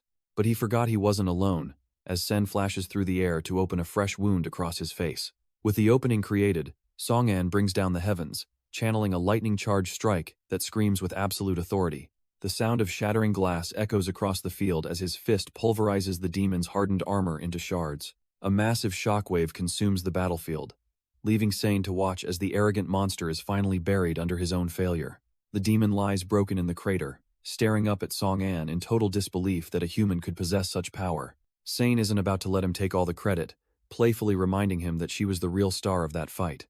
Song-an tries to celebrate with a high five, but Sane recoils in disgust at the demon blood coating his hands. He just laughs it off, insisting these are just minor scratches and he is definitely still the same old human. Despite her attitude, Sane immediately gets to work, pulling out bandages to treat the leader she clearly worries about. She can't help but lecture him, her frustration bubbling over as she scolds him for constantly pushing past his limits. Song-an's expression softens, explaining that he simply couldn't stand by while innocent people were being slaughtered by these monsters. Sane snaps back that this is a matter of survival, reminding him of his promise that the Tang Guild would finish this together. He closes his eyes, the weight of his responsibility as a leader hitting home as he quietly acknowledges her words. Song-an strikes a confident pose, giving his word to the survivors that he won't let another soul fall under his watch. Even the elite demon is visibly shaken, admitting that after centuries of slaughter, a mere human has finally cracked his ultimate defense. Sane doesn't miss the chance to twist the knife, mocking the monster for spending so much time hiding in his shell like a pathetic turtle. Instead of being insulted, the demon starts laughing like a lunatic, claiming the sensation of pain is a thrill he hasn't felt in ages. Song-an just stares in pure disgust, wondering if he's dealing with a total masochist, and suddenly losing all interest in the fight. The demon's aura explodes as he reveals his sickest desire, which is to torture worthy foes until they can no longer scream. Realizing he's on a strict clock, Song-an checks his limits, knowing his borrowed Hercules power only has 4 minutes of juice left. He doesn't waste another second, pouring every ounce of his remaining strength into a massive strike that multiplies his power 5,000 times over. The resulting shockwave is so violent, it rattles the very foundations of the Dragon Breath Mountains, signaling the beginning of the end. The massive red serpent lunges forward with a roar, its eyes fixed on swallowing the resistance leader whole. But Song-an was waiting for this exact moment, crouching low as he readies his secret weapon, a high-powered magical pistol. He teleports into the air with a sudden flash, positioning himself perfectly above the beast's gaping, fiery maw. With a confident smirk, he pulls the trigger, unleashing a concentrated surge of energy directly into the demon's throat. That confidence vanishes instantly when the monster simply gulps down the entire blast like it was a light snack. The serpent begins to warp and shift, morphing into a humanoid form that mockingly thanks him for the generous gift. Cold sweat beads on Song-an's forehead as he realizes his strongest attack didn't just fail, it was completely absorbed. Lust reveals her true nature, explaining that her essence is built on mimicry and the ability to replicate any stolen power. Before he can even process the threat, she turns his own energy back on him, firing a devastating strike that leaves him paralyzed. Song-an stares down a massive wave of his own energy as it roars toward him. He narrowly avoids the initial impact, but the redirected blast isn't finished with its target. It pulls a sharp U-turn in mid-air, hunting him down with a mind of its own. Panic sets in as he realizes she's even managed to replicate the homing properties of his bone blade. Lust mocks his struggle, gleefully aiming his own magical pistol to deliver the final strike. A golden light flashes as his eternal crown triggers, sacrificing itself to cancel out the lethal hit. He collapses to one knee, barely clinging to life with his health bar in the red. But as he catches his breath, he notices a glaring inconsistency in how his gear is responding. The crown should have restored him to full health, yet his strength remains completely drained. He begins to suspect that this entire nightmare might be something far more deceptive than simple mimicry. Lust grows impatient, threatening to end his life right now if he refuses to fight back. She lunges forward with a flaming blade, closing the distance in a blur of lethal motion. Song-an grits his teeth, realizing he has to gamble everything on taking this next hit. The blade tears through him with a sickening crack, seemingly delivering a final, fatal blow. Lust cackles at his perceived weakness, mockingly asking if the great hero has finally surrendered. Hess left clinging to a mere 100 health points, looking completely broken and defeated. But then, a sharp smirk crosses his face as the glaring inconsistencies finally make sense. Standing tall, he confidently declares that this entire nightmare is nothing more than an illusion. Hez seen through the trick, realizing Hez been under her hypnotic spell since the very start. Lust's smugness turns to irritation, reminding him that knowing the truth doesn't mean he's free. Lust lunges forward with a predatory grin, taunting him with the claim that his allies have already been slaughtered. Song-an remains unfazed, calmly concluding that if he can't rely on outside help, he'll just have to strike from the inside. He flashes a cocky smirk that sends a visible shiver of doubt through the demon god's confident facade. With a surge of spiritual energy, he unleashes a massive soul attack that floods the mental landscape with spectral wails. The fabricated world begins to buckle under the pressure, splintering apart like a mirror hit by a sledgehammer. The illusion finally shatters into 1,000 pieces, revealing the scorched and desolate reality of the actual battlefield. Song-an stands tall amidst the debris, knowing the slight damage to his soul was a small price for his freedom. Lust drops to her knees in a fit of pure rage, screaming that she's already memorized every single one of his moves. She discards her fragile human form, morphing into a gargantuan flaming tiger to settle the score with brute force. The beast slams into him with an earth-shattering boom, determined to bury the resistance leader once and for all. Lust shifts her strategy instantly, taking to the skies as a massive eagle with blinding speed. And teleports to keep pace, swinging a shroud of black haze to clip her wings. He is momentarily shaken when she maneuvers through the darkness, realizing her agility is far beyond a normal beast. The demon god mocks his predictability, claiming she has already mapped out every single one of his combat patterns. He decides to test that theory by conjuring a storm of jagged icicles that rain down from above. The sudden change in element catches her completely off guard, forcing a pained cough of blood from her beak. Song-an flashes a predatory grin, knowing he has finally found a crack in her supposed perfect defense. Before she can recover, he sprouts a forest of massive, thorny vines to entangle her in mid-air. Panicked and trapped, Lust realizes he is pulling from a bizarre pool of abilities she never saw coming. She discards the feathers for scales, erupting into a dragon to burn the greenery away in a localized sun. Song-an dives from the heavens, condensing his mana into a blinding spear of pure energy. He drives the blast straight down the dragon's throat, turning her arrogant roar into a pained, muffled explosion. Lust sneers through the smoke, boasting that her demonic regeneration makes his little light show a total waste of time. She snaps her jaws shut on nothing but air as he flickers out of existence, leaving her looking foolish. Reappearing directly above her, he prepares to drop a bombshell that shatters her sense of security. He summons a massive, multi-eyed transformation worm that wriggles through the sky like a grotesque nightmare. With a surgical strike, he shreds the beast into pieces, letting the segments scatter across the scorched earth. He sticks the landing with a cocky grace, watching as the bait he just planted begins to take root. Forced back into her humanoid form, Lust watches in horror as the ground pulses with the growth of vampiric vines. She scrambles for high ground, finally realizing that she isn't the one hunting, she's the one being harvested. Lust laughs in his face, convinced that his supposedly final attack is nothing more than a pathetic, desperate joke. But Song-an just wears a sharp, knowing smirk, watching the demon fall right into the palm of his hand. Suddenly, the blessing of the forest erupts as massive, ancient vines surge from the earth to swallow her whole. She tries to dismiss it as a petty trick, but the way those branches tighten around her throat says otherwise. Panic finally sets in when she realizes her limbs are completely pinned, leaving her utterly immobile against the crushing weight. Catching his breath, the hero explains that these aren't just plants, they're bloodthirsty parasites nurtured for this exact moment. He reveals that his relentless barrage earlier wasn't just for show. It was a calculated move to drain her stamina. Lust snarls that her infinite demonic recovery will save her, but her bravado is clearly starting to crack. He simply shakes his head, clarifying that the more energy she tries to regenerate, the more these vines will feast. It's a perfect, inescapable cycle where her own legendary power becomes the very fuel that ensures her eternal imprisonment. Song and mocks his trapped prey, noting that her failure to escape early means she is stuck forever.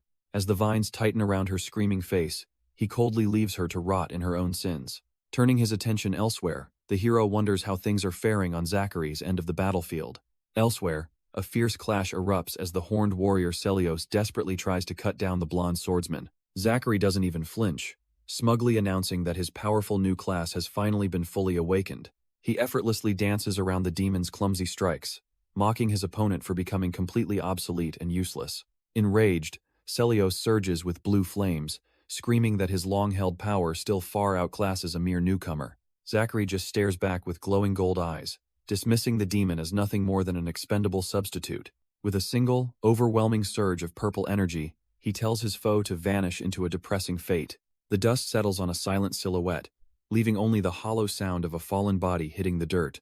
Celios struggles to breathe through the dust, his mind reeling as he realizes the man before him has become someone entirely different. Zachary looms over him like an inescapable shadow, his smug silence more insulting than any verbal taunt could ever be. Panic starts to set in for the demon when he realizes his wounds aren't closing, his legendary regeneration completely failing him.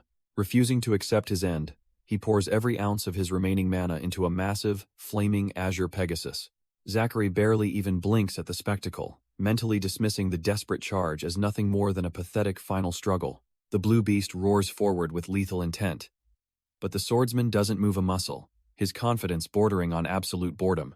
Suddenly, a colossal purple manifestation erupts from his aura, catching the flaming horse by its throat mid-air. With a sickening crunch, the giant spectral hand effortlessly crushes the demon's ultimate technique into nothing but flickering sparks.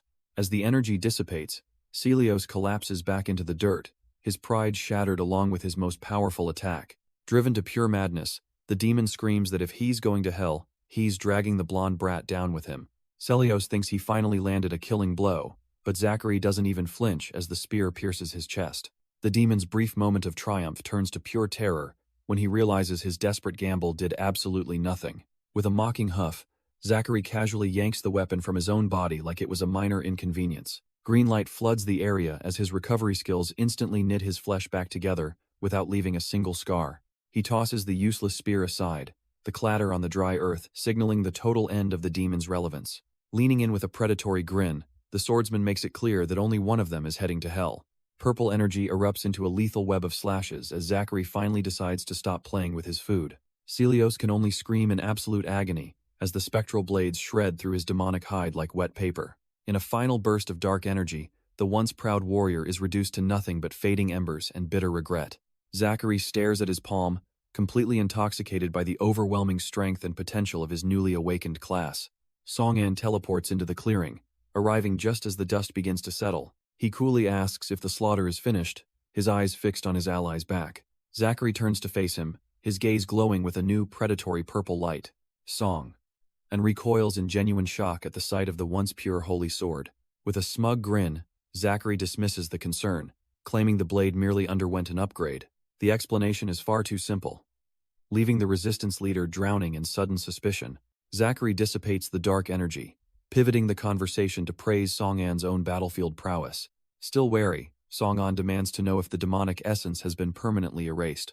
Zachary offers a disturbingly peaceful smile, promising that no amount of recovery magic can save him. They prepare to depart. Yet Song-an can't ignore the nagging feeling that Zachary has changed. They stand at the very precipice of hell, staring into the massive, bubbling eye of the Demon King Lucifer. Song-an is ready to charge forward, convinced that crossing this threshold will finally reveal the mastermind behind the chaos. But Zachary lingers behind, a sinister purple aura flaring up as he mentions one last piece of business. Sensing a sudden shift in the air, the hero turns back with a look of genuine curiosity and confusion. In a flash of cold steel, the corrupted holy sword pierces through his chest before he can even react. Blood spills as the shock of the physical wound is eclipsed only by the crushing weight of betrayal. Falling to his knees, Song-an gasps for air, while his supposed friend admits his goal was always murder. His vision begins to blur and his strength fails, the ground beneath him feeling further away with every second. As the hero collapses into a cloud of dust, Zachary mockingly promises him a front-row seat to a new world. Far from the battlefield, crimson omens take flight over the academy, signaling that the old order has officially fallen. A young student looks to the heavens, her heart skipping a beat as strange omens fill the sky. A winged demoness sneers at the sight, recognizing the birds as messengers announcing a fallen god. The girl freezes in disbelief, finally realizing that even the most terrifying monsters can actually die. Hope spreads through the group like wildfire, with Gigi and his comrades certain their leader succeeded. Hassan joins the celebration, her eyes bright with the realization that the enemy is finally vulnerable. Fueled by this newfound courage, the entire team charges forward to bring the winged commander down. The demoness finds her recovery magic failing, her arrogance crumbling as her divine protection vanishes. Her expression twists into a mask of pure malice, promising a brutal end for every human present. Across the field, a horned brute watches the crimson omens, his confusion masking a growing dread.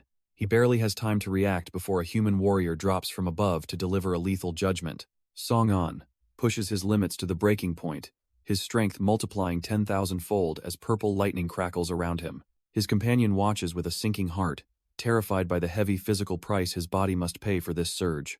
He ignores the risk and throws himself into a reckless charge, becoming a blur of violet energy and pure intent. A single, devastating punch connects, slamming into the horned brute with the force of a falling mountain. The resulting shockwave erupts into a massive explosion, turning the immediate area into a scorched, white-hot wasteland. When the dust finally settles, a massive trench remains as a silent testament to the overwhelming destructive power unleashed. Struggling to catch his breath, Song-an mockingly asks the demon if he was too distracted to even try defending himself. To his surprise, the brute simply sits calmly among the ruins, showing none of the fear or pain Song-an expected. The demon casually mentions the loss of an ally, his voice chillingly indifferent to the death of his own kind. The mention of allies makes Song-an pause, his confusion growing as he realizes the true, cold nature of his enemy. Song-an and Sane share a tense realization that the brute might be referring to a completely different demon god. Despite the uncertainty, Song-an remains confident, trusting that Zachary and Xander have already secured their objectives elsewhere. He flashes a cocky smirk, deciding it is finally time to— Sane struggles to keep her composure, insisting that her role as guild leader means protecting her people, including him. The surrounding warriors can only watch in disbelief, questioning if their boss is truly suicidal enough to fight a god alone. Accepting his resolve, Sen finally turns away while cursing his impulsive nature one last time to hide her mounting fear. She leads the retreat, screaming for him to remember their pact to survive and see the world beyond this game. A sharp, cocky grin spreads across his face as he promises to keep his word while dark energy surges violently. The massive, glowing silhouette of Hercules erupts behind him, though he realizes this borrowed power only lasts 3 minutes. He plants his feet firmly, the ground screaming under the pressure of his sudden, explosive acceleration toward the demon. The spectral titan throws a devastating punch, meeting the horned brute head-on in a collision that shatters the surrounding air. With the clock ticking down, he pushes his body past its limits, desperate to end this before his strength vanishes completely. Zachary sprints into the heart of the demon palace, his ego driving him toward the final confrontation, where he screams for the Demon King to show himself, only to find a quiet scholar reading. The old man looks up in genuine shock, wondering if a Demon King actually exists nearby, while Zachary narrows his eyes, his suspicion growing as he stares down the frail-looking elder. With a humble gesture, the man reveals he is Alaris, the demon god representing sloth, and it clicks for Zachary that this is the final target, though his lack of aggression is baffling.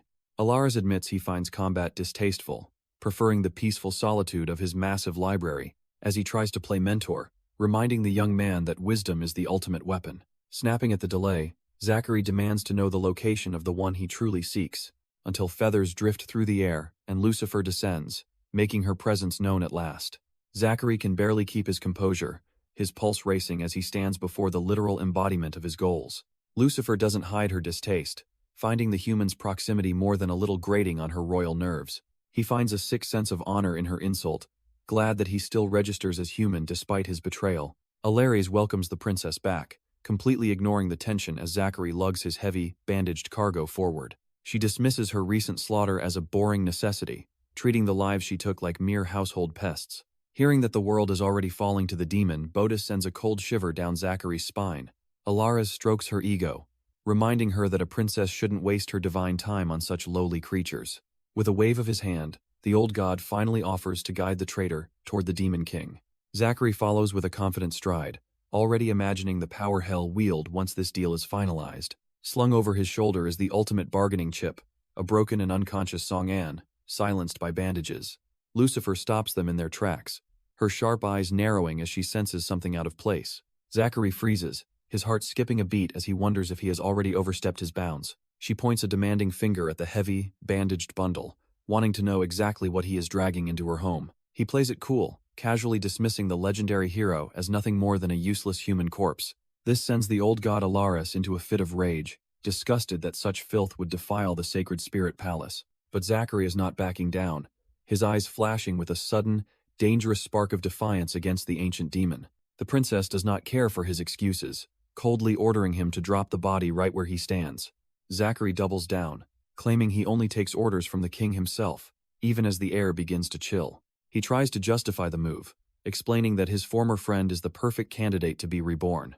Her patience has reached its limit, and she gives him one final, terrifying warning to leave the body and vanish. Zachary stares back with a cold, defiant glare, wondering if the princess actually has the guts to strike him down. Lucifer doesn't hesitate for a second, her wings unfurling as she makes it clear that his only reward for disobedience is death. She lunges forward like a falling star, her blade thirsty for the blood of the man who dared to talk back. The air screams as she unleashes her ultimate perennial slash, a wave of destructive energy aimed directly at the traitor. Zachary's heart hammers against his ribs as he desperately invokes the agility of a god just to keep his head. He barely manages to dance out of the way, the sheer pressure of the attack nearly blowing him off his feet. Even the old god Alares is shaken, frantically shouting for her to mind the sacred spirits resting within the palace walls. But the princess is a blur of silver and steel, appearing behind her prey before he can even finish his next breath. A violent spark erupts between them as the traitor is forced to abandon his escape and fight for his life. Zachary grinds his teeth in disbelief, realizing her speed is on par with the legendary teleportation he once relied on. Lucifer's eyes burn with a cold, lethal focus as she prepares to unleash the full weight of her divine wrath. She summons the volatile specter, a horrific manifestation of soul-tearing energy that screams with the hunger of 1,000 ghosts. Zachary feels a chill down to his marrow, realizing this isn't a physical attack, he can simply dodge or parry. He slams his blade into the marble to steady his shaking legs, refusing to drop the bandaged burden in his arms. The princess looms over him like a judge, offering a final ultimatum to hand over the human or die where he stands. It makes no sense to the traitor, who can't fathom why a being of her status would care about a mortal. But Lucifer is acting on instinct, seeing a ghost of the past in the face of the man she's supposed to hate. Zachary finds it almost pathetic that a demon god would harbor sentiment for a race they usually view as mere parasites. She doesn't owe him an explanation, taking to the sky with her wings spread wide to reclaim what she believes is hers. Gritting his teeth, Zachary lets his dark energy surge, ready to show this princess that even gods have a breaking point. Just as the tension reaches a breaking point, the elderly overseer loses his patience, demanding they take their destructive squabble outside. His outburst is cut short by a sudden distortion in reality, a swirling vortex of crimson energy that signals a far greater presence. Stepping through the rift with casual arrogance, the pink-haired creator orders both the traitor and the princess to stand down immediately. The old man exhales in pure relief, thankful the master arrived before the palace was reduced to a pile of expensive rubble. Zachary can only stare in confusion, wondering if the name Dragon is a literal title or just another layer of this man's mystery. With a nonchalant shrug, the master admits he's been called everything from a god to a game developer, and frankly, he doesn't care. Lucifer isn't interested in his eccentricities, demanding to know why a lowly human was ever granted passage into the sacred realm of Valhalla. Flashing 3 fingers, the creator explains that Zachary earned his place by being the first to actually complete the impossible questline. He notes that while demons have the upper hand now, they need a human's unique perspective to truly extinguish the flames of their enemies. Besides, he views Zachary as little more than an exotic pet, a curiosity to show off when the Ancient Ones finally return home. Lucifer narrows her eyes in disbelief, suspecting the creator is just making things up as he goes. Dragon just waves her off with a cocky grin, acting like his genius is simply misunderstood. The princess doesn't care for his games, demanding Zachary hand over the bandaged body immediately. The master's expression hardens as he realizes Zachary broke the rules by bringing an uninvited guest. Bowing low, Zachary desperately explains that the unconscious warrior was once the strongest player he knew. Dragon remains unmoved, coldly stating that only one human is eligible to transcend their mortal limits. As Zachary tries to protest, the creator cuts him off with a sharp, authoritative command for silence. Even under that crushing gaze, Zachary refuses to back down, determined to protect his fallen comrade. Finding the situation hilarious, Dragon asks the princess why she's so obsessed with a supposed corpse. Lucifer offers nothing but a frigid stare, making it clear her motives are her own. The creator steps forward with the casual, mocking confidence of a man who owns every soul in the room. He leans in to inspect the prize, while Hassan shrieks in recognition, identifying the bandaged man as a notorious cheater. Recalling this down the big boss, the memory of Zachary's sudden backstab still burns in his mind, a wound deeper than any physical blade.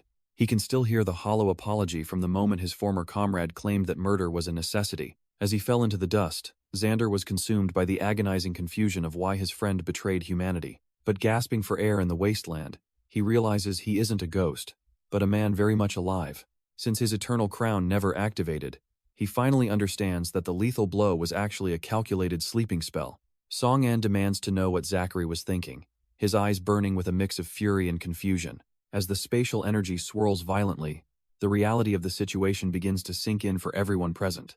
Dragon's face contorts in pure rage, his ego bruised by the realization that he fell for a cheap decoy. Song-An brushes past a stunned Zachary, promising to settle their personal debt once the real threat is handled. He lunges forward with his energy weapon primed, his sights set firmly on the architect of this world. The overseer lets out a terrified scream, sensing the massive power surge that is about to level the room. Song-An dives toward Lucifer with blinding speed, forcing the high-ranking demon into a desperate defensive stance. With a simple, arrogant flick of his wrist, the frantic battlefield falls into a deathly, unnatural silence. Dragon walks through the frozen air like it is a Sunday stroll, mocking the hero who thought he could win. Song-An can only watch in internal horror, his body locked in place while his mind reels at the unfairness. The creator begins stacking every cheat in the book, laughing as he grants himself infinite health and godlike strength. With his ego fully restored, he prepares to let reality resume just so he can crush his opponent's spirit.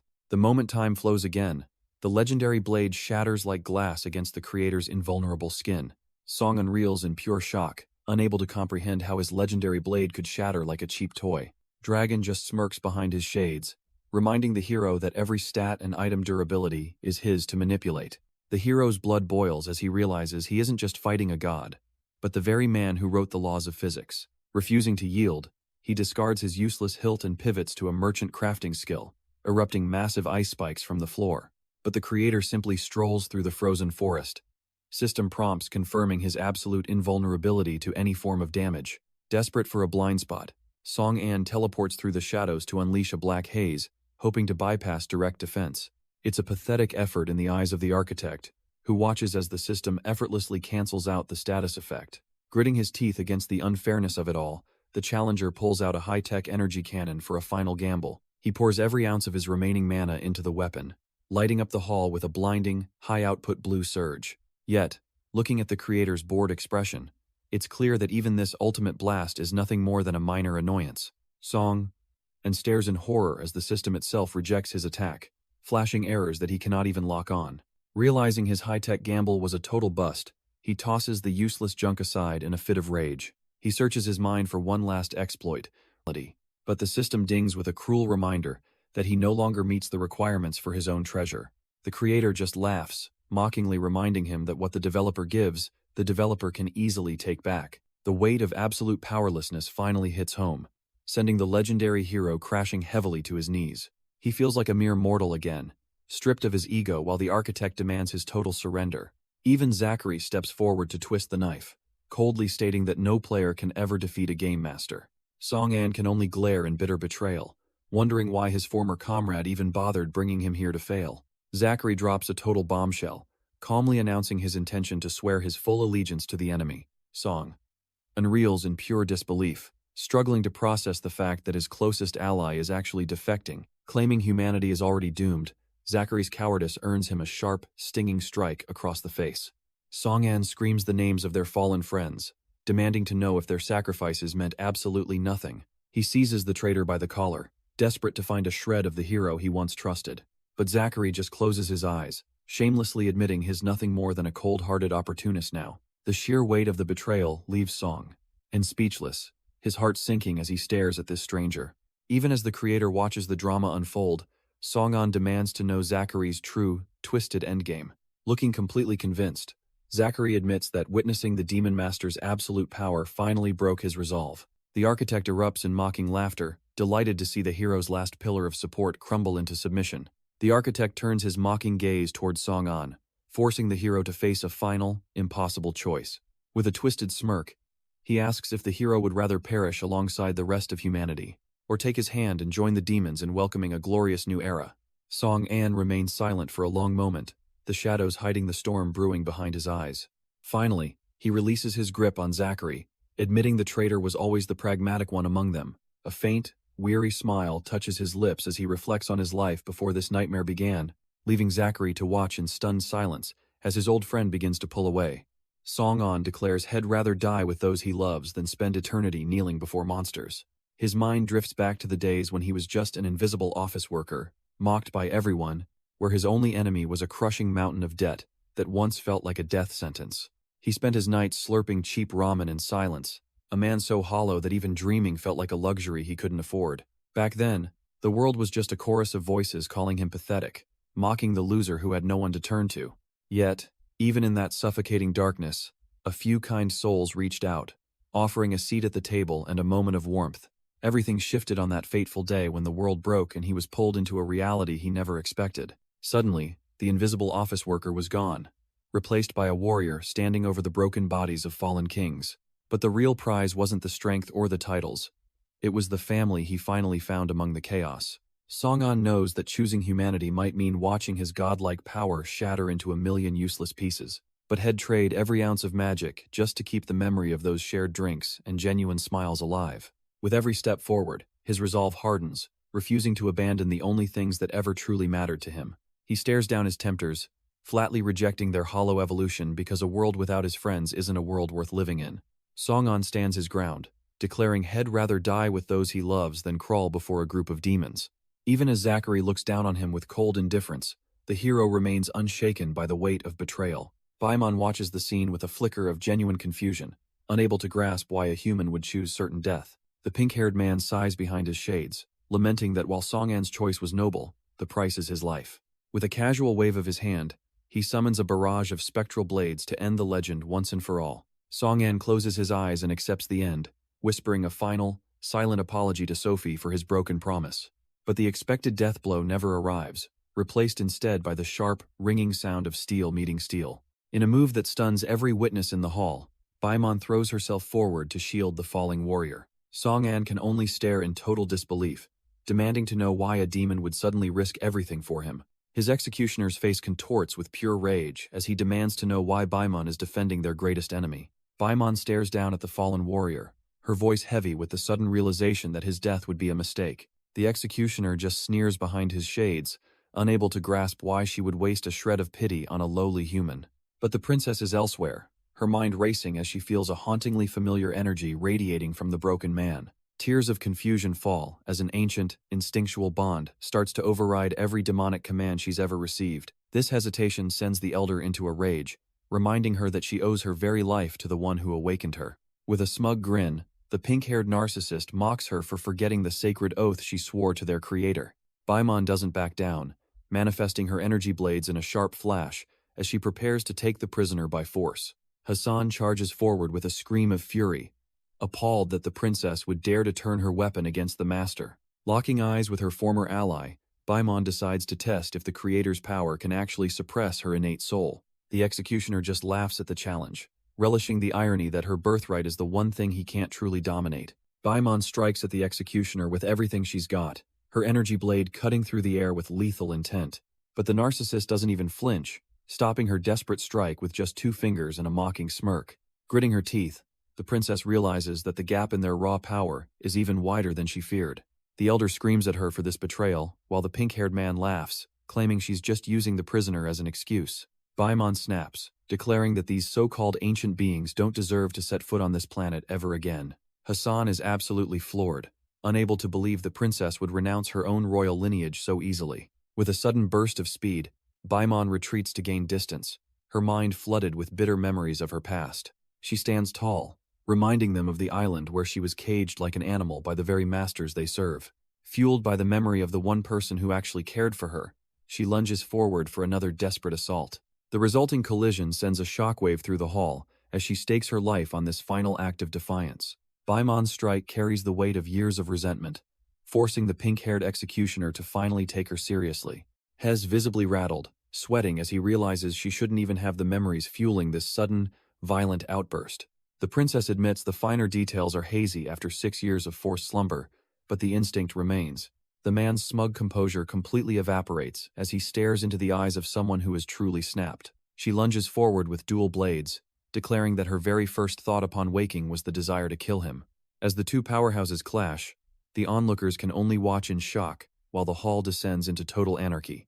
Amidst the distraction, Song-an feels a spark of energy return, realizing this chaos is his only chance to recover. He knows that if he can just take out the man in charge, he can flip the script on this entire execution. With a sudden burst of speed, he summons his blade and charges forward to reclaim his fate with one decisive strike. But the traitor Zachary intercepts him, coldly claiming he knows exactly what the hero is planning and won't let it happen. Song-an reels in disbelief, struggling to comprehend why his own comrade would turn his back on humanity. Zachary just smirks, coldly explaining that he only let the hero survive because he felt a shred of pity. He breaks into a mocking laugh, admitting that his allegiance was never with the humans to begin with. The realization hits Song-an like a physical blow, his shock quickly curdling into a cold, sharp fury. Zachary draws a gem-encrusted blade, his eyes gleaming with the thrill of his newfound, twisted purpose. Seeing the man he once trusted fully embrace the darkness, Song-an decides to stop holding back entirely. The traitor boasts about his new demonic rank, claiming that betraying his kind was just a means to an end. A system notification confirms the nightmare, revealing that Zachary has evolved into a high-level demon god named Odin. Disgusted by the sight of the monster standing before him, Song-an prepares to end this once and for all. He kicks off the ground with explosive speed, closing the distance to strike down the man who sold his soul. Zachary lunges forward with a manic grin, shouting for Xander to bring it on after waiting so long for this moment. His eyes burn with a twisted sense of fate, fully convinced that this bloody reunion was always their destiny. He leaps into the air with reckless abandon, daring the hero to show him the full extent of his legendary power. Song-an simply sighs, lamenting that they had to become enemies before activating a glowing blue artifact in his hand. A blinding flash erupts from the device, momentarily turning the entire battlefield into a sea of white light. Zachary isn't just some low-level grunt anymore, utilizing Odin's godlike speed to blur past the incoming energy. Anticipating the move, Song-an crafts massive stone pillars that erupt from the floor to cage the traitor in place. He knows a few jagged rocks won't be enough to stop a demon god, his gaze hardening with lethal intent. He immediately pivots to a larger scale, conjuring a massive tidal wave that dwarfs everything in the room. The water crashes down with the weight of a collapsing mountain, threatening to drown Zachary in his own arrogance. Zachary surges forward with Odin's divine speed, effortlessly skipping across the surface of the crashing tidal wave. He doesn't get far before Song encounters with a suffocating black haze that instantly blankets the area. The traitor's eyes go wide as the system confirms he's been completely blinded by the hero's tactical smoke. Even in the dark, he remains insufferably cocky, boasting that he's already memorized every one of his rival's patterns. Song-an doesn't bother arguing, instead summoning a rank A Hellblade to replace his shattered bone weapon. He delivers a heavy strike against Zachary's towering spectral form, the impact sending sparks flying through the void. The traitor is momentarily rattled, realizing he's severely underestimated how well the hero can manipulate these divine constructs. His shock quickly turns into a deranged laugh as he prepares to show the hero the true gap between their powers. Cosmic energy begins to swirl and crackle between his hands, condensing into a localized vortex of pure destruction. Before Song-an can react, Zachary triggers Odin's realm, trapping the legendary player inside a sphere of total incarceration. Song-an finds himself completely paralyzed as the incarceration spell takes hold, pinning his limbs against the crushing purple energy. Zachary finally clears the smoke from his vision, sneering at the sight of the defenseless hero who doesn't even have a blade left to swing. Instead of trembling, Song-an just smirks, reminding the traitor that surviving impossible odds is the only way he's ever known how to live. The traitor stands tall and arrogant, convinced that this glowing prison will serve as the final resting place for the man he once called a friend. Song-an closes his eyes for a moment of quiet focus, finding a strange sense of peace in the familiarity of being backed into a corner. With a dramatic flourish and a mock farewell to the legend of Xander, Zachary prepares to deliver the final, decisive blow. He lunges forward with murderous intent, his blade cutting through the air with the full weight of his stolen divine authority. The golden sword connects with the shimmering barrier, aiming to pierce straight through the hero's heart and end the struggle. But instead of a clean kill, there's only a dull thud as the blade bounces harmlessly off the cage, failing to draw a single drop of blood. Zachary's jaw drops in pure disbelief, his mind reeling as he realizes his ultimate execution move didn't even leave a scratch. Song-an reveals it wasn't luck or a shield that saved him, but a fundamental rule of the world. Zachary stares in horror as the system itself denies his strike, labeling the area a non-combat zone. The hero reveals his secret weapon, the very glitches and bugs that the developers failed to patch out. By manipulating the game's parameters, he's turned this battlefield into a safe room where players can't harm one another. Refusing to accept reality, the traitor screams that cheap tricks can never overcome the absolute power of a god. He pushes his stolen divinity to the limit, pouring every ounce of speed and strength into one final, desperate charge. But Song-an is already 3 steps ahead, calmly activating his crafting skill to manifest a new defense. With a chilling grin, he reminds his former friend of the tidal wave he dodged earlier in their encounter. Confusion flickers in the traitor's eyes as he realizes he might have fallen into a much larger trap. That previous assault was nothing but a feint, designed to lure him into the path of a massive, frozen execution. Song-an flashes a predatory grin, signaling that the real main course of this execution is finally being served.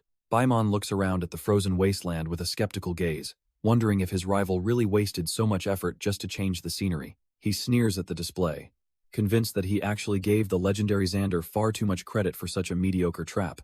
But the hero's smile only widens as he asks the traitor why he's under the impression that this is just a simple battlefield. Reaching out with a hand wreathed in chilling energy, he clarifies that this isn't a stage, it's a custom-made grave. Song-an lunges forward with a sudden burst of violence, forcing Baimon to weave through the jagged pillars of ice with frantic precision.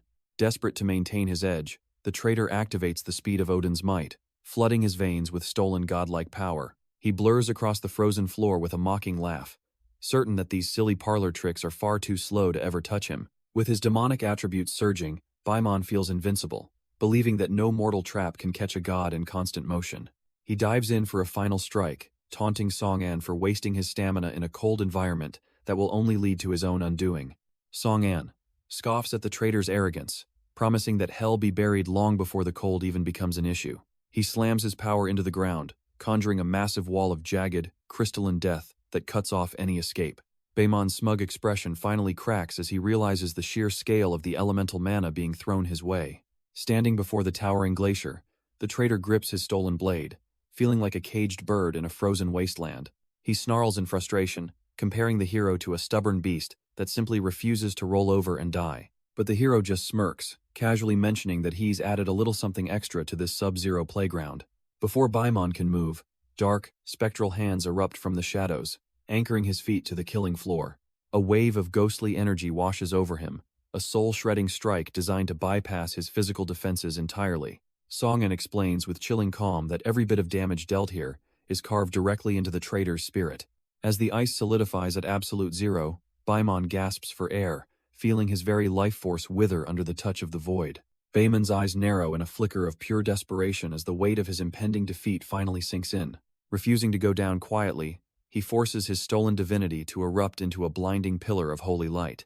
The traitor uses the explosive momentum to leap clear, narrowly avoiding the soul-shredding strike meant to end him. Gasping for air, he brags that his divine radiance makes him essentially untouchable to any lethal damage. Song-an simply smirks, revealing that he's been counting on Baimon to waste his best defensive moves early. A cold shiver runs down the traitor's spine as he realizes the hero is playing a much deeper game. With chilling confidence, the hero explains that he's already won and Baimon is simply digging his own grave. Elsewhere, a surge of divine power manifests as 60 simultaneous explosions, signaling the intervention of a higher authority. Looking bored behind his shades, the creator executes a system command to bring a new nightmare onto the board. A monstrous, level 100 demon roars into existence, ready to enforce the absolute will of its master. The creator watches with detached interest as his summoned enforcer charges toward the winged warrior. Her grip tightens on the hilt of her blade, her focus narrowing down to a single, lethal point. In a flash of crimson light, she cleaves the level 100 demon in two with effortless precision. The creator remains entirely unimpressed, standing amidst the fading remains of his fallen pawn. Landing before him, the warrior prepares to end the architect of this chaos once and for all. With a casual snap of his fingers, the creator executes a command to strip away his own invincibility. Hassan is left reeling in shock, terrified that her master has just made a fatal, suicidal mistake. The sage calmly notes that against a blade that cuts the future, such defenses are nothing but a distraction. As the final strike descends, the creator warps reality itself, compressing space to catch the warrior off guard. A cold realization hits her as she finds her unstoppable technique countered by a power far beyond her own. The creator smugly explains that his space compression creates a lag in reality, rendering her instant/useless. Unfazed, the warrior retorts that even a god cannot possibly block every single strike she is about to throw. She taps into her divine power, manifesting 1,000 illusions that radiate with a blinding, holy light.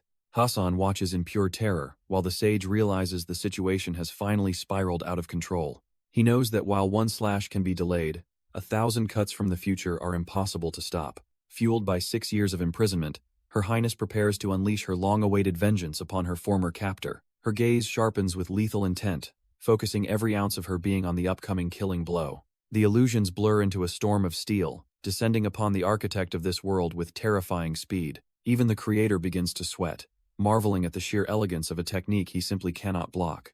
Hassan screams a desperate warning as the inevitable doom closes in on her master. The lethal strike connects with blinding speed, tearing through the architect's defenses before he can even blink. Blood spills from his lips as the weight of the future-cutting technique finally shatters his arrogant composure. The once mighty creator hits the floor, his strength failing as Hassan rushes to his side in a total panic. She desperately shakes him, pleading for her master to wake up while the reality of his defeat sinks in. Her Highness looks down with cold indifference, satisfied that the reign of this self-proclaimed god has finally ended. To her, this wasn't just a battle, but the rightful execution of a dragon who had overstayed his welcome. Hassan's grief quickly turns to a desperate rage, screaming that the warrior is the one who truly deserves to die. The royal warrior's gaze sharpens, her patience for the assistant's loyalty wearing thin as she prepares to finish the job. Since they share such a deep bond, she decides it's only fair to send them both to the afterlife together. But just as the final blow looms, a subtle twitch of the creator's hand suggests the game isn't quite over yet. Her Highness freezes, her cold confidence shattering as she stares at a man who should be dead. Defying every law of nature, the creator stands back up, sending Hassan into a fit of ecstatic relief. He rewards his assistant's loyalty with a quiet head pat, his calm demeanor a sharp contrast to the chaos. The warrior demands to know how a fragile human body could possibly recover from such a devastating wound. He simply stares her down, confirming that despite his power, he hasn't forgotten his mortal roots.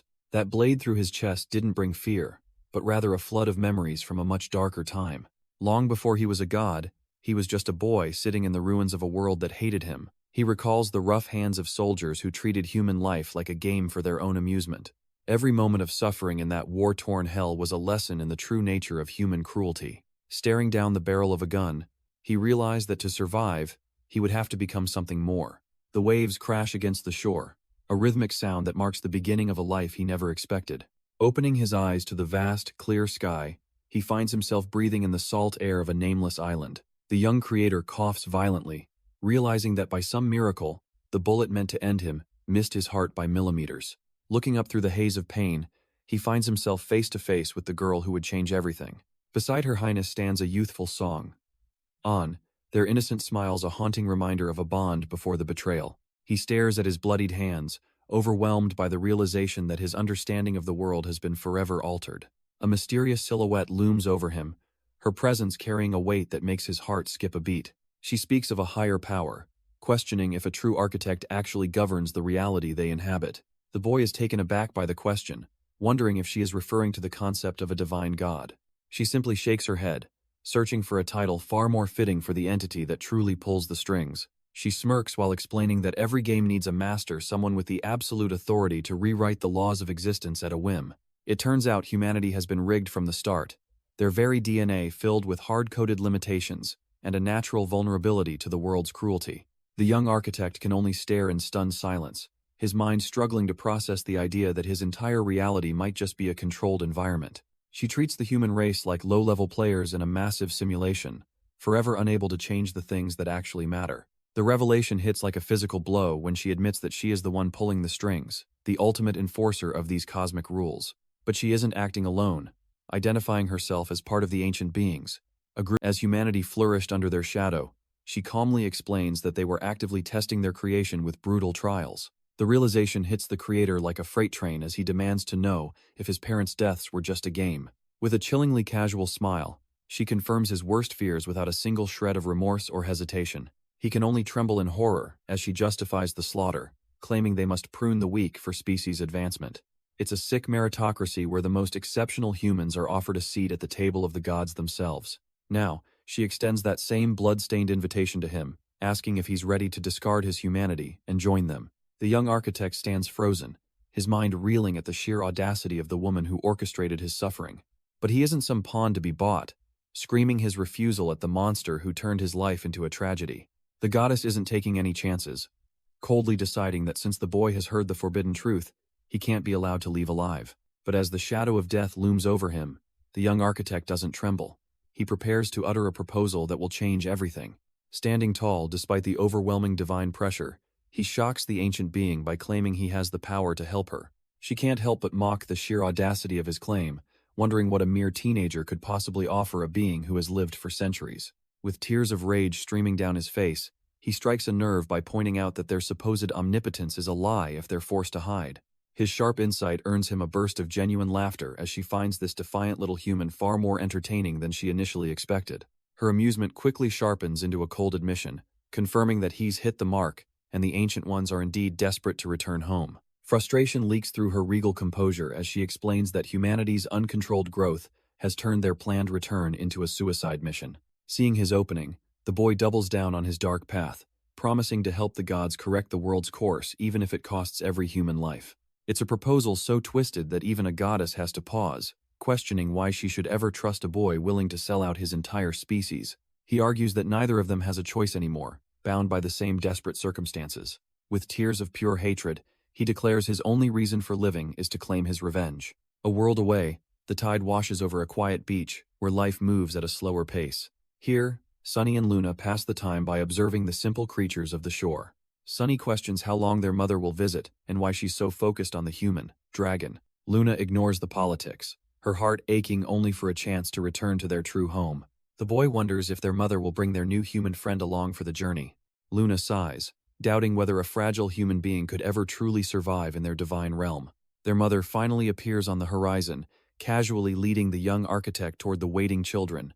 Overjoyed, Sunny forgets his questions and races across the sand to greet the woman he calls mother. Sunny immediately dives into his mother's arms, the boy's excitement bubbling over as he admits how much he missed her.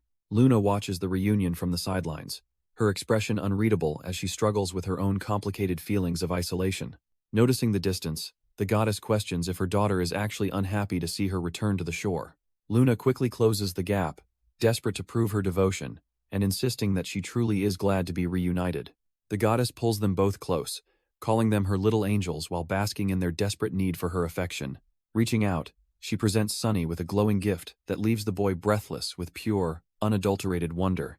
This is the Stark Triangle, a divine tool once used to harvest the world's glitches, now a toy for his amusement. Sunny is absolutely ecstatic, realizing he finally has the power to build a world of his very own design. Turning her attention back to Luna, the mother acknowledges the heavy toll this long exile has taken on her spirit. She offers a shimmering necklace and a promise, swearing that the girl's long-awaited return home is finally within reach. Sunny calls out to his sister with a voice full of pure, unearned excitement. He proudly displays the glowing Stark Triangle, completely unaware of the divine eyes watching him from the shore. Watching from the sidelines, the young architect finds himself deeply confused by the presence of these strange children. The goddess explains that Luna is actually royalty, a central figure in their grand plan to reclaim the earth. The boy wonders if something truly horrific forced such powerful beings to seek refuge in a place like this. She praises his sharp intuition but reminds him that he only breathes because she finds him useful for now. As Sunny continues to play, The goddess looks on with a gaze that has suddenly turned ice-cold and predatory. To her, the boy is nothing more than a pathetic stray, an abandoned piece of trash with no future. With her third eye glowing, she commands the young architect to use his new power to erase Sunny entirely. Years later, the survivor wears a smug grin, mocking the very idea of death while thanking Raphael for his life. Luna is absolutely floored, unable to comprehend how a mere human could walk away from such lethal wounds and stand before her now. But the creator just stands there with that punchable grin, casually reminding the princess that despite his power, he's still just a mortal man. He gives his loyal assistant a playful head pat, crediting his miraculous survival entirely to the existence of the one he calls Raphael. Luna narrows her eyes in suspicion, sensing there's a much darker secret hidden behind the cute, winged exterior of the girl standing beside him. She begins to realize that this assistant isn't just some mindless NPC he whipped up on a whim to fill a role in his world. The creator erupts into a mocking laugh, asking if she really thought he'd be dumb enough to wake her from a 6-year slumber without a backup plan. As the pieces finally click into place, Luna is forced to face a terrifying reality that she never saw coming during her long sleep. Hassan can hardly contain the secret any longer, blurting out the truth that Raphael is actually a clone designed for a specific purpose. With a sharp, triumphant smirk, the creator corrects her, revealing that Raphael is actually a living, breathing piece of the princess herself. He looks back to the moment the goddess first granted him the authority to rewrite the very commands of the earth. He soon discovered that the key to this power was hidden within the DNA of the planet's original lifeforms. By manipulating this code, he gained the ability to reshape the environment and even dictate the movements of the heavens. With a cocky grin, he explains that this level of absolute manipulation is what it truly means to be a god. Luna's heart sinks as she begins to suspect that his ambitions reach far beyond the realm of mere mortals. He confirms her worst fears, revealing that Raphael is a composite of her DNA and every ancient being in Valhalla. The revelation is so audacious that it leaves the human leader paralyzed in a state of pure, unadulterated shock. Luna can hardly contain her rage, realizing her own lineage was stolen to create a weapon against her race. With Raphael serving as his ultimate insurance policy, the creator finally has the means to dominate the divine race. Luna finally realizes that she has drastically underestimated the threat this pink-haired human poses to her kind. Driven by a mix of fear and fury, she lunges forward, determined to erase him from existence right then and there. However, her blade meets an invisible barrier as the system itself rejects her strike, labeling the attack a total failure. She gasps in pure disbelief, her heart racing as she feels the fundamental laws of the world shifting against her. The creator just smirks, mockingly explaining that with Raphael's power, he can rewrite her very attributes and render her useless. As she hangs helplessly in the air, he prepares to show her exactly what happens when a human gains administrative privileges. With a chilling, sadistic grin, he reveals that his control is so absolute he can even force her to end her own life. In a sickening display of dominance, Luna's own hands betray her as she stabs herself and collapses at his feet. Trembling and bloodshot, her eyes reflect a soul-crushing realization that a mere mortal has successfully brought a goddess to her knees. The creator struts toward the broken goddess, mockingly asking how it feels to be dominated by a mere human. He lifts her effortlessly by the throat, admitting his deep-seated hatred has always extended far beyond just humanity. Gasping for air and desperate for answers, Luna demands to know what his twisted endgame actually is. With a look of pure, unhinged ambition, he declares his intent to burn the entire world to the ground. Alaris watches in absolute horror, trembling as he realizes this path of destruction might leave nothing left for them. The creator flashes a deceptively warm smile, casually promising the old man that his kind will still have a place. Seeing the writing on the wall, the human leader drops to his knees in a pathetic display of total submission. Turning his attention back to his captive, the creator sneers and invites the fallen princess to share her final words. Through her pain, she manages one last defiant warning, certain that a hero is already on his way to stop him. The creator's smugness falters for a split second as he questions who this mysterious savior could possibly be. Luna spits blood with a triumphant grin, knowing the man they thought was dead has finally returned. Emerging from the void of the past, Song-an stands tall, looking more like a god than a player. He stares down the traitorous Baimon, mocking the coward to empty his entire bag of tricks before the end. A cold, predatory smile creeps across his face as he prepares to let his enemy's own greed finish the job. Blinded by rage, Baimon charges forward, screaming about how his new demonic attributes make him truly invincible. He slams a massive cage of ice around the hero, desperate to prove that he's finally the one in control. But the traitor's heart sinks when he notices Song-an hasn't even flinched, standing perfectly still amidst the frost. From within his frozen prison, Song-an calmly explains that those very demon powers have just sealed Baimon's fate.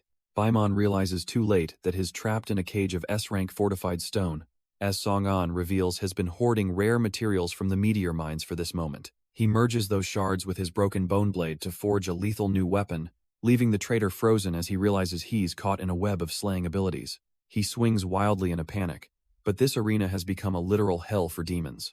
System alerts flare, as the Demon Slayer skill triggers a massive 10-fold damage boost. While a relentless storm of spectral blades fills the air, homing in on the target, there is no escape from this death trap once the mark has been set, sealing his fate. Song-an bids him a cold farewell, mockingly promising to tell the world he died a hero. The storm of blades descends with lethal precision, shredding the air as Baimon realizes he is completely outmatched. He stares in pure disbelief, unable to comprehend that the legendary Xander would actually move for the kill. Song-an just offers a cold farewell, mockingly promising to let the world believe the traitor died a hero. Driven by pure terror, Baimon triggers Odin's domain, manifesting a massive space barrier to shield his trembling body. The spectral swords shatter against the purple energy, giving the coward a brief and very false sense of security. But Song-an remains unfazed, calmly activating his bug collector to exploit the flaws in the enemy's defense. With a single command to compress the space, the massive barrier begins to shrink into a claustrophobic death trap. Baymon's arrogance vanishes in an instant, replaced by the agonizing realization that his own shield is now crushing him. He desperately clutches his throat as the air is squeezed out of the sphere, leaving him gasping for life. Song-an watches with a smirk, explaining that within this detached space, he can rewrite the rules at will. Song-an reveals the final twist, having modified the barrier into a total vacuum where even air cannot penetrate. He stares coldly at his prey, wondering how the great traitor plans to escape this inescapable cage. Baimon gasps for air, caught in a lethal catch, 22, where dropping the shield means being shredded by ice. From the outside, Song-an mockingly reminds him that even a high-ranking demon still needs oxygen to survive. With a look of absolute finality, the legendary player declares this the end of the line total checkmate. Baimon admits that any ordinary demon would have met their end here, but his eyes burn with desperation. He clings to the memory of the creator's promise, refusing to let his dream of a new world vanish. His hand trembles as he prepares a final, horrific gamble to claw his way back from the brink. Driven to the edge of madness, he screams that he refuses to die in such a pathetic, suffocating hole. A sickening squelch echoes through the space as blood sprays, signaling a brutal turn in the struggle. Song and watches in genuine disbelief as his opponent commits a gruesome act of self-mutilation. Invoking the ancient myth of Odin, Baimon explains that true wisdom always requires a heavy sacrifice. In this digital reality, that wisdom translates to the ultimate cheat code, the power to rewrite the rules.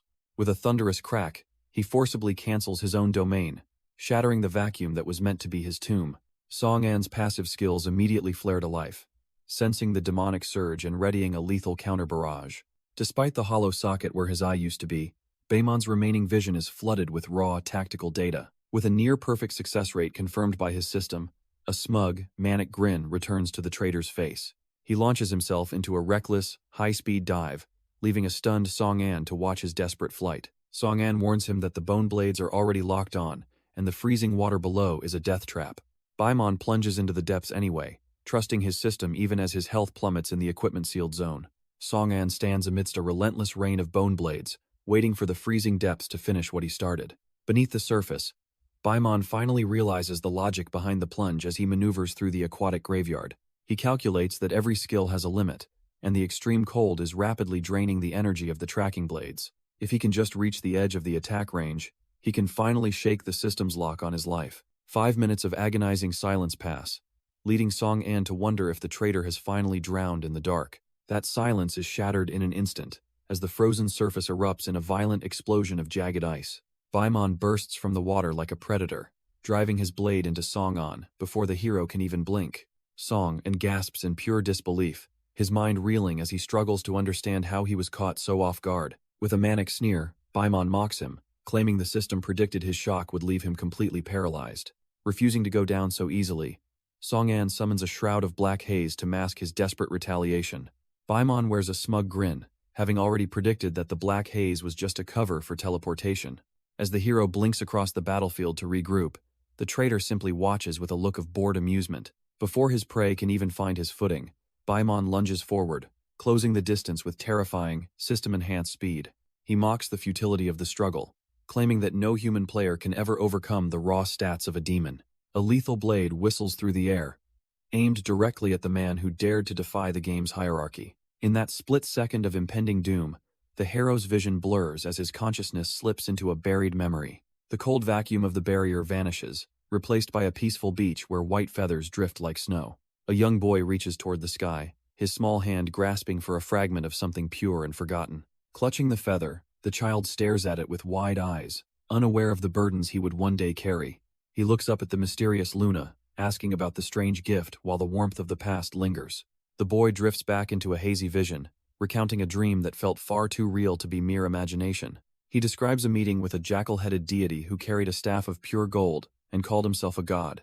Luna listens in stunned silence as he reveals how the entity reached out and took his very heart. It was a trial of weight, where his soul was measured against a single, delicate feather to decide his fate. She wonders how any human could possibly pass such a test without being devoured by the lurking demons. Yet, the boy remains calm, knowing he is the only one whose heart was found light enough to survive. That ancient, divine power suddenly awakens in the present, roaring with the fury of a destiny meant to break the world. A massive manifestation of Anubis towers over the battlefield, completely eclipsing the traitor's puny domain and rewriting the odds. Baimon's smug grin instantly vanishes as he scrambles back, terrified by the sudden surge of overwhelming, god-tier energy. Song-an narrows his eyes, remembering this power from his past victory, as the tide of the battle finally turns. The ancient god of death stares down his former champion, surprised to be reunited under these circumstances, while Baimon's mind begins to fracture, wondering how a mere human keeps derailing the creator's grand script. He desperately orders his system to calculate a path, clinging to the hope that his masters will prevail. The interface flickers with energy, simulating millions of combat scenarios in a search for a winning move. But even logic can't find a way out, returning a cold, absolute 0% success rate.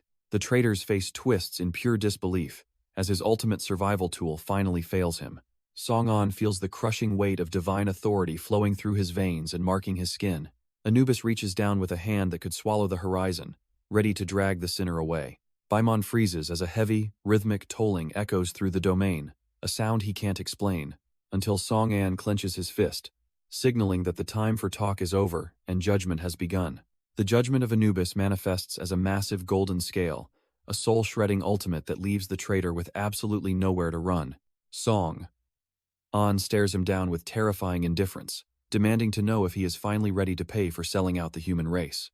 Baimon scoffs at the idea, desperately clinging to his fading pride as he claims a king like Odin is far above any judgment. He summons a massive spectral avatar to crush his opponent, throwing every ounce of his remaining mana into one final, pathetic tantrum. But Song-an just lets out a cold, mocking smirk, completely unfazed by the flashy display of a man who is already lost. In a heartbeat, the divine scales tip, and the spectral hand of Anubis reaches out to crush the traitor's very essence. Baimon's eyes bulge as he hacks up a spray of blood, feeling the agonizing sensation of his soul being torn apart from the inside. He collapses heavily to the ground, his body failing him as the reality of his absolute defeat finally starts to sink in. Standing over the pathetic heap, Song-an explains that while Odin might rule the physical, this judgment strikes the soul directly. Broken and bleeding, the traitor can only wonder who this monster really is, and why his every plan keeps falling to pieces. Song-an looks down at the broken traitor, admitting that perhaps they really were destined for this clash from the start. Baimon can only stare up in a daze, his shattered pride struggling to grasp the weight of those words. While Baimon played the perfect soldier following every rule for a reward, Song-an was busy tearing the system apart. He makes it clear that their paths were never meant to cross as allies, but as two sides of a fundamental divide. But Baimon screams back in denial, clinging to the delusion that he is the chosen one simply for following the script. Song-an shuts him down instantly, pointing out that without the guild he stepped over, Baimon is absolutely nothing. He reflects on the humble drivers he once met, people who struggled just to survive in this cruel, artificial world. Back then, they used to wonder if their lives even mattered, or if they were just background noise in a hero's story. The traitor bristles with a pathetic rage, demanding to know what those lowlifes have to do with a king like him. With a cold, final glare, Song-an declares that every single soul in this world has meaning except for a parasite like Baimon. Baimon is losing his mind, desperately screaming that the idea of a chosen one is nothing but a lie. Song-an isn't moved by the pathetic excuses of a man who thinks human lives are just background noise. With a cold and unwavering gaze, he officially sentences the traitor to the only fitting end: immediate execution. The weight of that judgment hits Baimon like a physical force, leaving him paralyzed and unable to even flinch. The divine manifestation of Anubis lets out a terrifying roar, promising to drag the traitor's soul straight to hell. Stripped of all his arrogance, Baimon can only scream in terror, begging for a life he clearly doesn't deserve. Anubis lunges forward with world-shattering speed, intent on ending this pathetic display once and for all. A massive energy slash cuts through the air, carrying the absolute finality of a god's wrath toward its target. But even the god of death is caught off guard as his killing blow meets a sudden, impossible resistance. Just as the blade is about to fall, Hassan intervenes, shielding the traitor and stopping the divine strike cold. Song. And freezes in utter confusion, as his killing blow is intercepted by the very person he thought was an ally. The battlefield falls into a tense silence as Hassan stands his ground, his presence radiating a warmth that feels hauntingly familiar. Hassan looks at the glitches and the divine power swirling around them, finally connecting the dots of an impossible reality. A heavy realization settles over him as he looks at the legendary player and sees the face of Sunny, the boy he once knew. Even the traitor Baimon is reduced to a sobbing mess, finally recognizing the vengeful ghost of the child he once discarded. Before another word can be exchanged, a violent surge of energy erupts, drowning the entire area in a blinding white flash. Song. And collapses to his knees as his mind becomes a battlefield, bucking under the sudden pressure of 1,000 returning memories. He screams in absolute agony, feeling as though his very skull is about to split open from the weight of his forgotten past. The sounds of combat fade into the distance, replaced by the gentle rhythm of waves crashing against a sun-drenched shore. In the quiet of a long-lost memory, a young Sunny waves goodbye to the horizon, flanked by the figures who shaped his world. In the depths of his fractured mind, a young Sunny stands on a sun-drenched beach, weeping for his departed mother. He wipes his eyes and turns to the woman he considers family, asking if she'll stay with them forever. But Baimon offers no comfort, her expression turning cold as she prepares to commit the ultimate sin.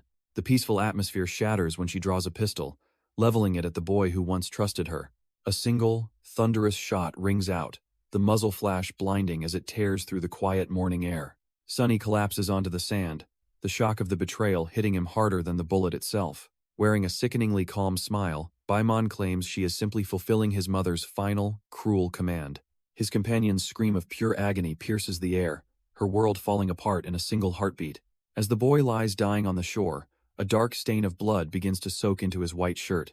The girl looks back in total disbelief, unable to understand why the woman they saved would choose murder.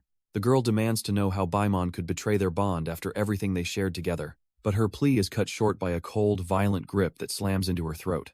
Lifting her off the ground, the traitor mockingly suggests it is time for Her Highness to finally rest. Choking on her own blood, the girl desperately vows to return and avenge Sunny's cold-blooded murder. Baimon just stares back with empty eyes, promising a new world where the past is completely erased. She envisions a twisted heaven of endless happiness, leaving the boy's corpse to rot on the shore. Back in the present, Hassan screams in absolute disbelief, certain he had ended this man's life years ago. He rages about burying that body with his own hands, unable to accept the reality before him. Song-an clutches his head as fractured memories and a haunting, echoing voice begin to shatter his mind. Collapsing to his knees, the crushing weight of a forgotten life leaves him questioning his very identity. A spectral image of his younger self suddenly flickers into existence, claiming to be the true Xander Song, while the silhouettes of people from a forgotten lifetime begin to crowd the space behind him. Song-an can only gasp in sheer terror, his grip on reality slipping as the impossible vision speaks, coldly confirming that the dragon was right all along and he really did die on that beach. The boy drops a bombshell, revealing that he was never an ancient being, but a human born on Earth, who now radiates a divine blue light as the collective consciousness of the planet itself. Song-an looks completely lost, his brain struggling to process a truth that defies every law of magic he knows, but the manifestation pushes him to reflect on every unexplainable miracle that has kept him alive. Clutching his head in agony, he tries to reconcile his memories of a normal life with his current existence, finally questioning the gaps in his history and why his past was replaced by a debt-ridden nightmare. The boy drops a truth bomb that shatters Song-an's reality, explaining those memories weren't even his. He reveals that the faces of the parents Song-an mourned were actually pulled from his own past. Every precious childhood moment and every friend he thought he knew was just a borrowed, artificial fragment. Even the mundane days of elementary school were nothing more than a ghost of someone else's life.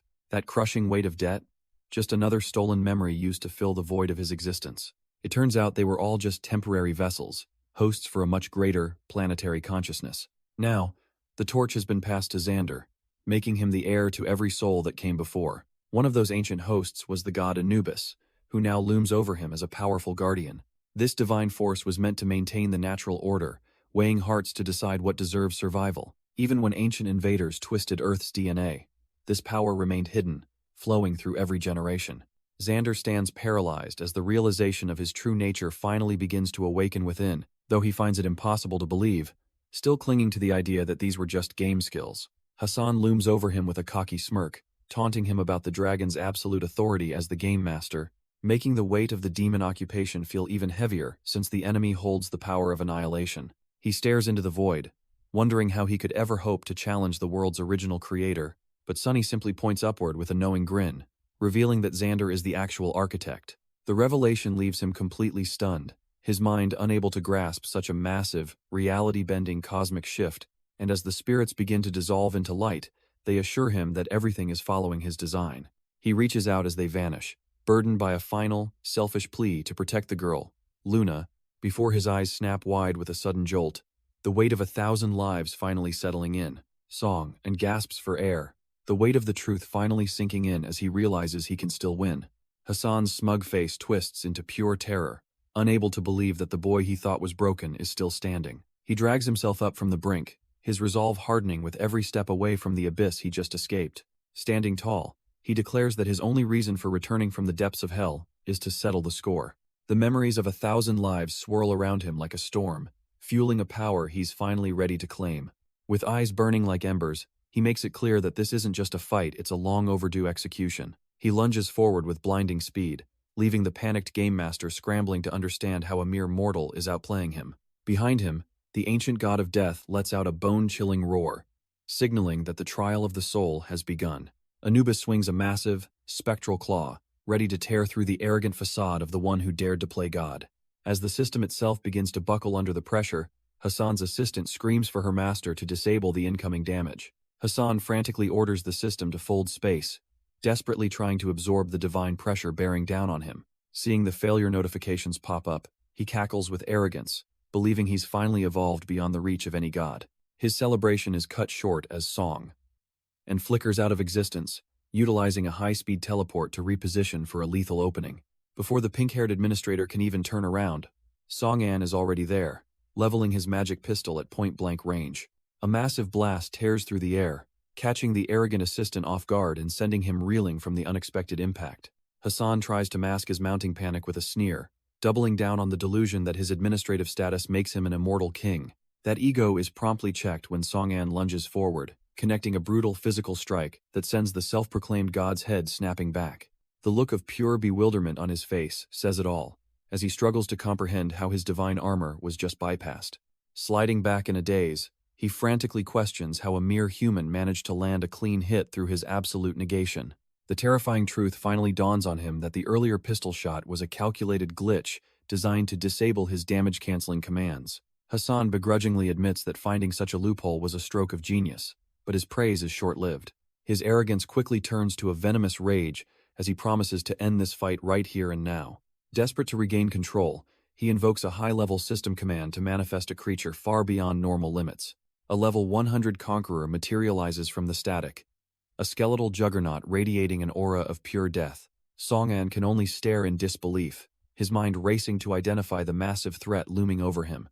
The pressure is absolute, a suffocating weight that signals just how outclassed a normal player would be. He barely has time to react before the Titan's sheer momentum forces him into a desperate defensive retreat.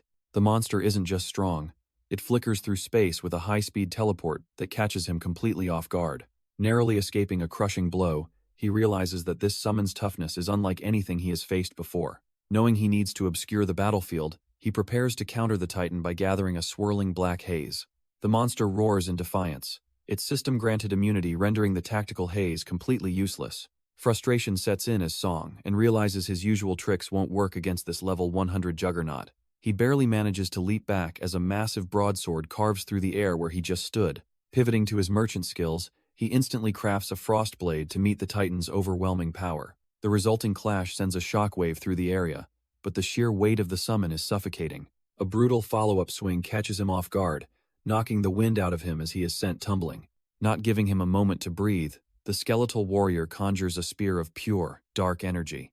It launches the projectile with lethal speed, a blur of shadow aimed directly at the boy's heart. He scrambles to recover, the world blurring as he desperately tries to avoid the incoming execution.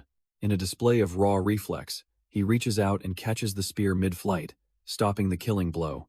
Song An summons the towering manifestation of Anubis, the ancient jackal looming over the battlefield with divine authority. Even with a god at his back, the skeletal conqueror charges forward, refusing to let the boy catch his breath. Song An grits his teeth as sweat beads on his brow, knowing that a prolonged fight against a world boss is suicide.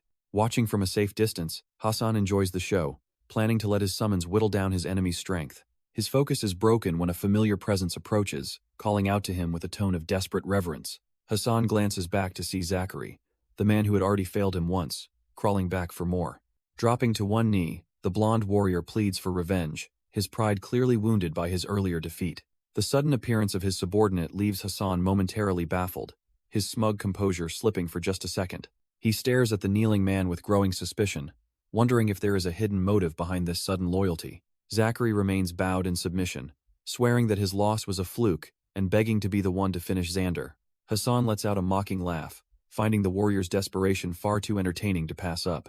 He places a hand on the blonde man's head, manually overriding the world's restrictions to unlock the full potential of a demon god. With a smug grin, the administrator warns that if Zachary fails even with these absolute powers, there will be no third chances. Zachary's expression twists into a manic mask of loyalty as he promises to bring back his rival's head on a silver platter. He immediately puts his new administrative privileges to work, issuing a self-destruct command that shatters the surrounding reality. The sudden surge of chaotic energy forces Song An to retreat, his eyes wide as the battlefield transforms into a glitching nightmare. Gritting his teeth against the pressure, the hero demands to know if his former ally has finally lost his mind or just his soul. Zachary stands tall amidst the dark aura, clarifying that he didn't come to save anyone, he just wants to kill Song, and fair and square. Looking at the man standing across the frozen wasteland, Song An realizes he never truly understood the depth of Zachary's obsession.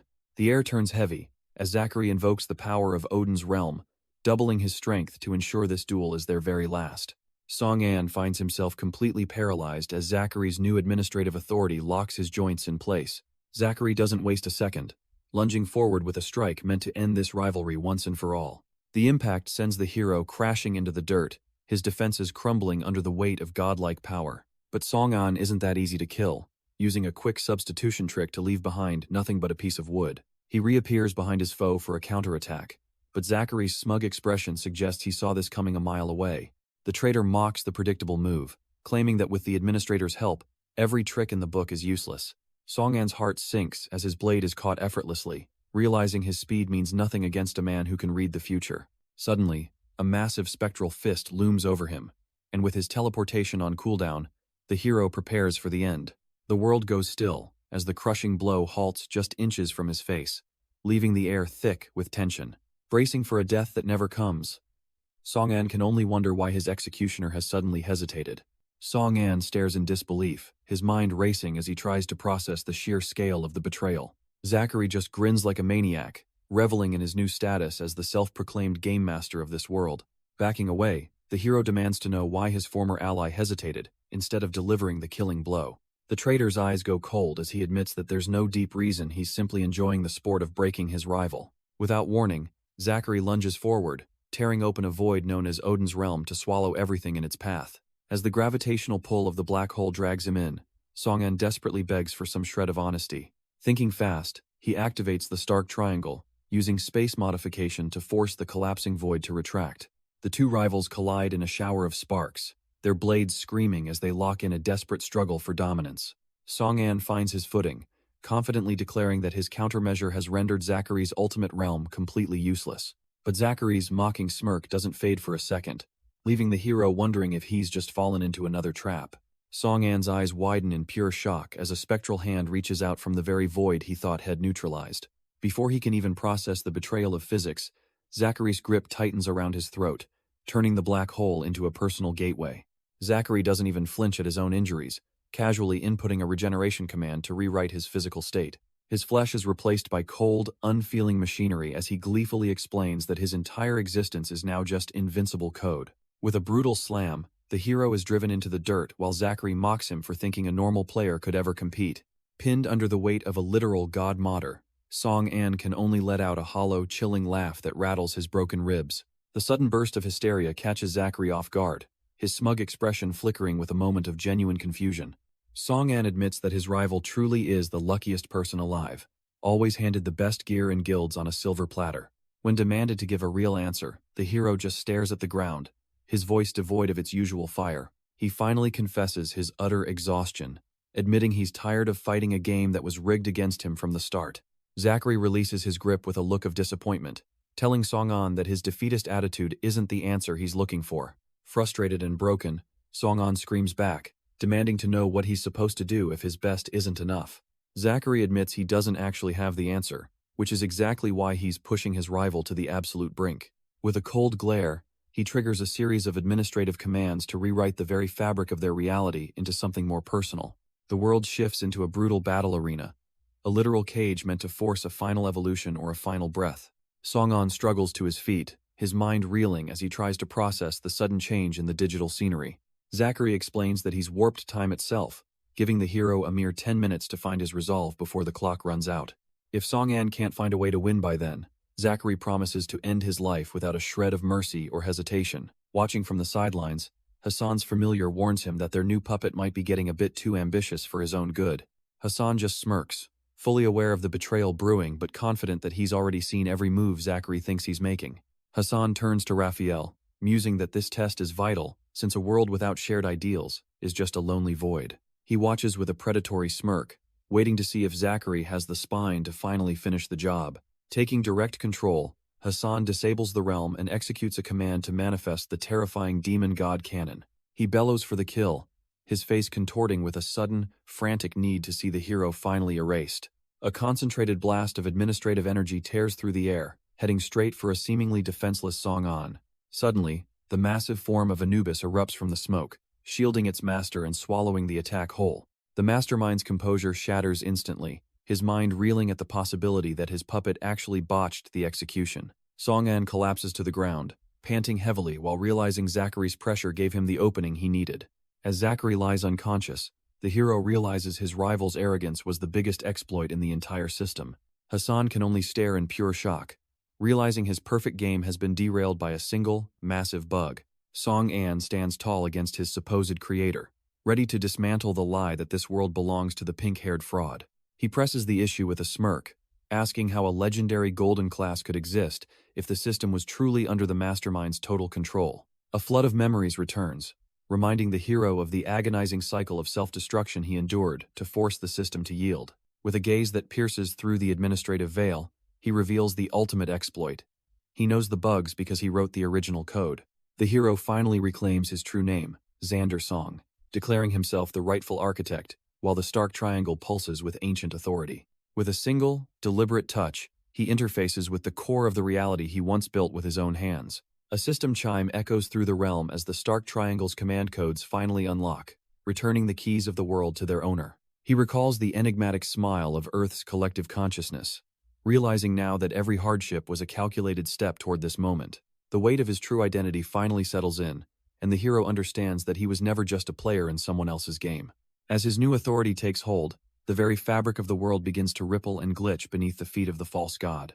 Hassan's smug composure shatters as the system he thought he owned begins to reject his very presence. He realizes with mounting dread that he is nothing more than a common thief who built a house on stolen foundations. Standing tall amidst the digital chaos, Xander finally embraces his role as the world's one true architect. But back in the harsh reality of the trial, Zachary looms over his rival with a cold and murderous ultimatum. He unleashes the full, terrifying weight of the demon god's power, summoning a spectral titan to end the farce. The air screams as the massive blade descends, forcing Xander to face the crushing weight of his current weakened state. Blood sprays as the impact rattles Xander's bones, his body barely holding together under the sheer divine pressure. Zachary sneers at the pathetic display, demanding his rival stand up and fight like the legend he claims to be. Wiping the crimson from his lip, Xander struggles to find a way out while his physical strength continues to fail him. Zachary loses all patience, seizing him by the throat and threatening to bury him alongside everyone he ever cared about. Xander's mind races as the faces of his friends flash before him, fueling a desperate refusal to let this be the end. Zachary's face contorts with a twisted obsession, admitting that despite the miracles Xander performs, his only desire has ever been to end him. Suddenly, the crushing grip vanishes as Zachary steps back, leaving Xander baffled by the strange mention of a newfound hope. The ultimatum is cold and final. Xander has exactly 10 minutes to prove he can overcome the system's ultimate authority. With a flick of his administrative power, Zachary summons a jagged blade and invokes the terrifying shadow of the demon god. A legion of monstrous silhouettes rises from the ground, surrounding the rival who once stood as the world's greatest savior. The sheer scale of the threat leaves Xander momentarily paralyzed, his eyes wide as the reality of the trial sinks in. The air itself seems to tear apart as the first wave of shadows lunges forward with blinding, murderous speed. Zachary goads him further, insisting that slaughtering these monsters and taking his life is the only path to defeating the dragon. Steeling his resolve for one final, suicidal charge, Xander prepares to pour every remaining drop of mana into this last stand. Just as the end seems certain, the system chimes with a DNA match that recognizes Xander as the original programmer. He stares in disbelief at the glowing interface, wondering why the world's back door is suddenly welcoming its creator. Testing his reclaimed authority, he issues a cold command to wipe every single monster from the battlefield. In a series of silent pops, the terrifying legion of shadows vanishes as if they were never more than a glitch. Zachary gasps in pure shock, his face pale as he realizes his ultimate trial has been dismantled with a thought. Not finished yet, Xander targets his rival directly, initiating a permanent ban on Zachary's specific player identification. The administrative weight is absolute, slamming Zachary into the dirt as the system forcibly demands he kneel. A wave of terror washes over the blonde rival as he feels his godlike stats and privileges being stripped away. While his enemy trembles, Xander is haunted by a deeper question regarding his true identity and the dragon's role. Even as his player attributes hit 0, Zachary desperately clings to the dark, lingering energy of the demon god. Zachary tries to keep his composure, mockingly claiming that a few administrative tricks won't be enough to take down a dragon. Xander ignores the noise, calmly calculating how his backdoor access interacts with a being that shouldn't exist in the code. The realization hits him like a freight train as he remembers that every line of this world was written by his own hand. He clenches his fist with the weight of a god, deciding it's time to stop playing by the rules of his own creation. The absolute authority of the true architect shatters the surrounding space, causing the legendary Odin's realm to crack like cheap glass. Zachary watches his reality crumble in total despair, finally piecing together the terrifying truth that he is standing before the true creator. Shifting the confrontation, Xander brings up a massive glitch from the past, questioning Hassan on what kind of character he actually started as. Hassan erupts in a fit of arrogant rage, insisting he is the only one who holds the genetic keys to the planet's original DNA. He spreads his arms wide in a delusional display of grandeur, boasting that he has the divine right to reshape all life on Earth. Xander isn't buying the hype, coldly asking why a supposed god would need a digital simulation to achieve his goals if he were truly that powerful. Hassan's arrogant facade begins to crack as he stammers, unable to find a logical counter to the truth. Xander coldly explains that the ancient beings kept him in the dark about why they really fled Earth. Looking down at his DNA key, Hassan admits his creators never actually taught him how to unlock its potential. He reflects on the hollow victory of killing Sunny and sealing Luna away, thinking revenge would solve everything. Even with the power to command floods and extinction, the key remained a cold, unresponsive piece of tech. He spent years in a pathetic state of exhaustion, desperate for a resonance that simply refused to happen. Then, after 9 long years of silence, the key suddenly pulsed with life while he was lounging away. Unbeknownst to him, the digital world was being reshaped with secret passages and hidden treasures in real time. Hassan watched in total shock as the system began creating secret doors he hadn't even authorized himself. He never realized it was just Sunny casually coding in more rewards, because he thought it'd be fun. A simple tap on a keyboard was all it took to set this entire digital destiny in motion. Hassan watched in awe as the system began churning out rewards he never even requested himself. Within a month, an entire game blueprint manifested through a relentless flood of automated administrative commands. He foolishly convinced himself the key had finally recognized him as its one and only true master. But Xander quickly shatters that delusion, explaining that the system wasn't reacting to Hassan's will at all. He reveals he is the culmination of Earth's original memories and the true architect of this entire world. Hassan collapses in sheer terror as the reality of his own insignificance finally starts to sink in. To prove his point, Xander casually pulls up a hidden administrative profile that shouldn't even exist. The screen displays the legendary first player ID, belonging to the original user, known only as Dragon. Staring at the proof, Hassan realizes he's been playing God in a world built by the man standing before him. Xander scoffs at the pathetic idea of a true master needing a mere player ID to exert control. Refusing to accept reality, Hassan snaps, desperately spamming every administrative buff and weapon command he can find. He lunges forward with a conjured spear, convinced that simply killing the architect will solve all his problems. But with a casual snap of his fingers, Xander triggers the ultimate system override, a permanent account ban. The high-tier weapon simply disintegrates into useless shards before it can even graze its target. Hassan stands frozen in total disbelief, watching his supposed omnipotence crumble into nothingness before his eyes. He collapses to his knees as the weight of his total defeat finally crushes his remaining spirit. Aiming a weapon at the fallen fraud, Xander explains that this execution is just the beginning of the end. Once the game is finally dismantled, the real world can be restored and his friends can be saved. Hassan can only stare up in paralyzed horror as the architect prepares to delete him from existence forever. Ignoring the administrator's pleas for his master, Xander unleashes a blinding pillar of light that drowns out his pathetic screams. Hassan scrambles toward his master, pathetically offering his help in a desperate attempt to stop the impending erasure. Hassan suddenly snaps, cackling as he realizes his creation is a monster rather than a player. Clinging to Zachary, Hassan desperately hopes the demon gods can still flip the script and save his skin. Out of the smoke steps Alarez, the demon god of sloth, announcing his presence with chillingly arrogant confidence. He clicks his tongue, realizing that because these demon gods ignore the system's rules, he must personally execute every last one. Xander doesn't give them a moment to regroup, coldly leveling his weapon to delete these glitches from existence. Hess convinced this loophole makes them immune, just as a golden beam of energy whistles through the air. But his pathetic gamble ends in a boom, slamming Zachary into a system barrier as their control completely evaporates. As he begins absorbing the surrounding energy, clearly finding this entire struggle far too much effort to endure. Far from the main battle, Russo City is reduced to a pathetic, smoking graveyard. A terrified survivor reaches out from the wreckage, sobbing for a savior who clearly isn't coming to his rescue. A massive, scaled tail lashes out with a lethal whistle, signaling the onslaught is far from over. This serpent queen clearly enjoys her work, coiling her massive tail around the city's last survivor while savoring every ounce of his despair. A sharp, jarring crack echoes through the battlefield, signaling the first real fracture in Song-An's overwhelming dominance, as a sadistic demoness licks her bloodied face, reporting that only Zone A remains to be purged. As his pathetic pleas are swallowed by the inferno, while the demons boast about their absolute, scorching victory. Even the architect has limits, and Song-An coughs while realizing he's been fighting for 11 grueling minutes. But the clock is the real enemy now, as Zachary mockingly points out that Song-An's borrowed power is seconds away from hitting its limit.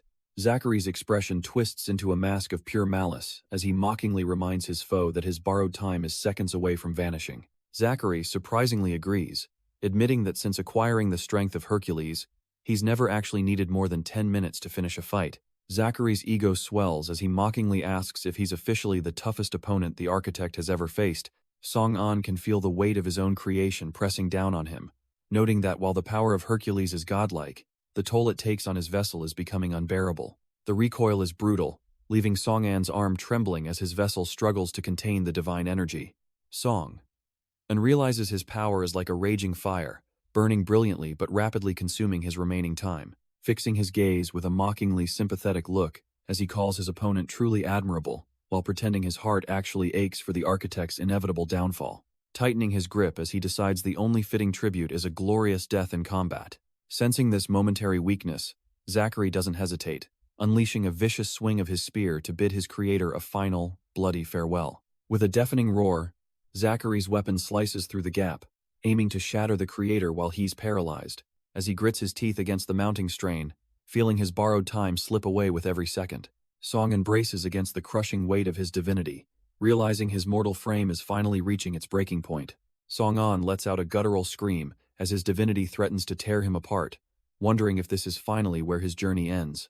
Zachary desperately commands the world to crystallize, greedily trying to seize control as the architect's presence begins to flicker.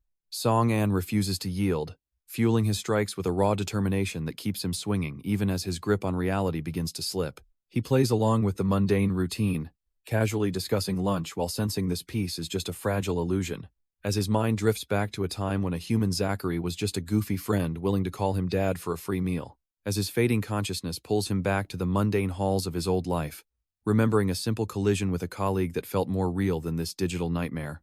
But the battlefield fades, replaced by the sting of a clumsy hallway collision and an apology in a life he almost forgot. The chaos of the demon realm finally vanishes, leaving him staring at a familiar face in a school hallway, where a simple pat on the shoulder comes with a chillingly casual remark about his next life.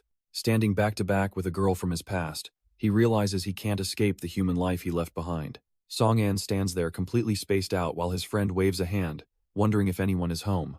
Song-an is instantly head over heels, shouting about her beauty while his friend watches in pure bewilderment. Luda warns him to back off, revealing she's actually the legendary student body president, Sane Mo. Unfazed by the attitude, Song-an doubles down with a grin, boldly announcing his new goal to join the student council. His smooth talking earns him a face full of desk as he's unceremoniously slammed down for being a library nuisance. The daydream ends with a painful thud as the girl slams a book to wake him up, but the girl remains unimpressed, scolding him for slacking while he realizes libraries aren't for roughhousing either, who huffs in annoyance, declaring she's officially done believing a single word that comes out of Luda's mouth. He immediately shifts gears into his classic, carefree self, laughing as he tries to bribe his way out of trouble with the promise of some milk tea. But he just flashes a grin, unfazed even as she demands 2 extra toppings to secure her silence. But the nostalgia takes a dark turn as the scene shifts to a moonlit alley, where he's being used as a punching bag. He hacks up blood while the thugs close in, but his submissive act is finally wearing thin as the lead thug swings a metal pipe with murderous intent, livid that his favorite punching bag is finally showing spine. A sickening clang rings out as the metal connects, leaving Song-an reeling with a fresh injury while he glares back with a look that promises this isn't over. His friend can only scream in utter disbelief, unable to process why anyone would be this reckless. He takes the hits until he suddenly catches a wrist, his grip tightening as he prepares to flip the script. He seizes the perfect moment to grab the girl's hand and sprint away, leaving the bullies eating dust. But Song-an isn't sticking around to play victim, his feet pounding the pavement as he pulls the girl away. Once they finally find safety, the adrenaline dies down, leaving him unable to explain to the sobbing girl why he's so hell-bent on throwing his life away in these streets. But Song-an just offers a bruised smirk, winking while claiming his only priority was their safety. Song-an lunges forward, finally realizing his true strength isn't a divine gift, but a reflection of his bond. He draws on the legend of Hercules, whose legendary bravery was forged through 12 impossible, soul-crushing trials. Channeling that mythic fury, he ignites his power to a staggering 20,000% for one earth-shattering strike. The sheer violence of the collision sends a sickening crack through the demon's reinforced skull-like mask. A massive explosion erupts, threatening to consume both warriors in a blinding flash of raw energy. As the smoke chokes the air, the silence is broken only by the sound of ragged coughing. Zachary just laughs, mockingly claiming that even this peak output couldn't pierce his ultimate crystal defense. He sneers at the exhausted boy, convinced that Song-an has finally reached the end of his ropes. Hardening his crystalline limbs for the kill, the monster dares him to burn his remaining life force. Accepting the suicidal gamble, Song-an ignites his aura one last time for a final, desperate charge. He connects with a bone-shattering blow, pouring every ounce of his remaining strength into Zachary's crystalline chest. The resulting shockwave is so violent it threatens to tear the very fabric of the battlefield apart. A blinding explosion consumes them both, leaving nothing but a wall of fire and debris in its wake. Miles away, the surviving members of his guild freeze as the thunderous boom echoes through the air. They stare toward the horizon in disbelief, praying that their leader hasn't just thrown his life away. Memories of his promise to keep them all alive until the end flash through their minds like a heavy burden. His companion can't help but curse his recklessness, her voice trembling as she calls him a total idiot through her tears. A single drop falls, marking the heavy silence that follows the sudden disappearance of his overwhelming aura. But against all odds, Xander's eyes snap open as he gasps for air while lying battered in the grass. He finds her weeping right over him, his sudden return to the living catching her completely off guard. Xander reaches out with a blood-stained hand, gently wiping away Sane's tears as he wonders why she's so upset. She can't help but lash out, calling him a reckless idiot for constantly putting his life on the line without a second thought. Sitting up with a weary sigh, he tries to find the words to explain that some things are simply worth the risk. He offers a weak, playful laugh, admitting that keeping her safe is the only priority that actually matters to him. Driven by that resolve, he pushes his body past its breaking point, igniting a massive, unprecedented surge of Hercules might. Zachary just sneers at the display, hardening his crystalline shell to prepare for what he thinks is a futile collision. It's the ultimate clash of an unstoppable force finally meeting a supposedly immovable object in a fight to the death. With only 12 minutes of peak power left, Xander lunges forward, pouring every ounce of his soul into one strike. He throws a devastating punch that forces the arrogant demon into a desperate, braced defense as the air screams around them. The impact is deafening, sending massive cracks spiderwebbing across the monster's once impenetrable armor as his confidence finally begins to shatter. Zachary's eyes widen in pure terror as he realizes his ultimate defense is about to fail him. Xander lets out a primal roar, demanding the demon's shell shatter under the weight of his resolve. The shockwave tears through the air, scattering crystal fragments like glass as the hero pushes even further. Silence falls over the battlefield as a thick shroud of dust settles around the young warrior's silhouette. He stands trembling, blood trickling from his lips as the crushing cost of that strike takes hold. On the ground, the remnants of the demon's armor lie broken, seemingly signaling a hard-fought victory. But the celebration is cut short as the shards begin to hum with a sinister, unnatural energy. To Xander's horror, the crystalline pieces fly back together, knitting the monster's body back into one piece. Zachary just lets out a long, mocking breath, finding the human's desperate struggle more entertaining than threatening. He laughs in the boy's face, gloating that the gap between a mortal and a demon is still an ocean. Zachary spreads his arms wide, boasting that a demon's life is eternal, while a human's body is just a fragile cage. But the monster's smug grin falters as he notices the eerie, unnatural stillness of the warrior standing before him. Xander's eyes have gone completely vacant, blood trailing down his chin as his life force seemingly vanishes into nothing. With a dismissive sigh, Zachary admits that while the kid was his toughest opponent, he was still just a mortal. He turns his back on the supposed corpse, walking away with the casual arrogance of a predator who has already won. The demon laughs, mockingly promising to send Xander's friends to the afterlife to keep him company very soon. Suddenly, the air turns frigid, and a primal sense of dread washes over Zachary as he senses a sudden shift. Like a ghost rising from the grave, Xander looms behind him with eyes burning with a terrifying, golden light. Zachary's heart sinks in pure terror, unable to comprehend how a man who stopped breathing is still capable of moving. Xander lets out a roar that shakes the very foundations of the battlefield, his aura exploding into a blinding, golden inferno. Zachary can only stare in pure disbelief, his mind racing as he realizes the corpse he mocked is now a living god. With a speed that defies logic, the warrior blurs across the field, closing the distance before the demon can even blink. He triggers a limit break that pushes his strength to an impossible 80,000%, summoning a titanic avatar of pure destruction. This is the absolute peak of Hercules' might, a final, desperate extension of power concentrated into a single, world-ending fist. Desperate to survive, the monster tries to thicken his crystal armor, but his trembling hands can't keep up with the incoming heat. Fear finally consumes him, as he realizes no amount of regeneration or defense can save him from the sun descending upon his head. Paralyzed by the sheer pressure of the strike, the once arrogant demon finds his legs locked in place, unable to even attempt an escape. He knows in his soul that taking this hit head-on means being reduced to nothing more than scattered dust in the wind. The world-ending fist connects with a sickening crunch, instantly shattering Zachary's pathetic crystal defenses. Hess driven deep into the bedrock, his body breaking apart under the weight of absolute divine judgment. A blinding pillar of fire erupts from the impact site, vaporizing everything within the crater's edge. As the searing heat begins to dissipate, a heavy silence falls over the scorched, smoking battlefield. Xander stands alone amidst the ruin, the sole survivor of a clash that defied the laws of nature. Has a mess of blood and bruises, his eyes glazed over as the cost of victory sets in. His hands tremble uncontrollably, the borrowed power of Hercules finally draining from his shattered frame. With his mission complete, the warrior simply lets go, his body hitting the dirt with a heavy thud.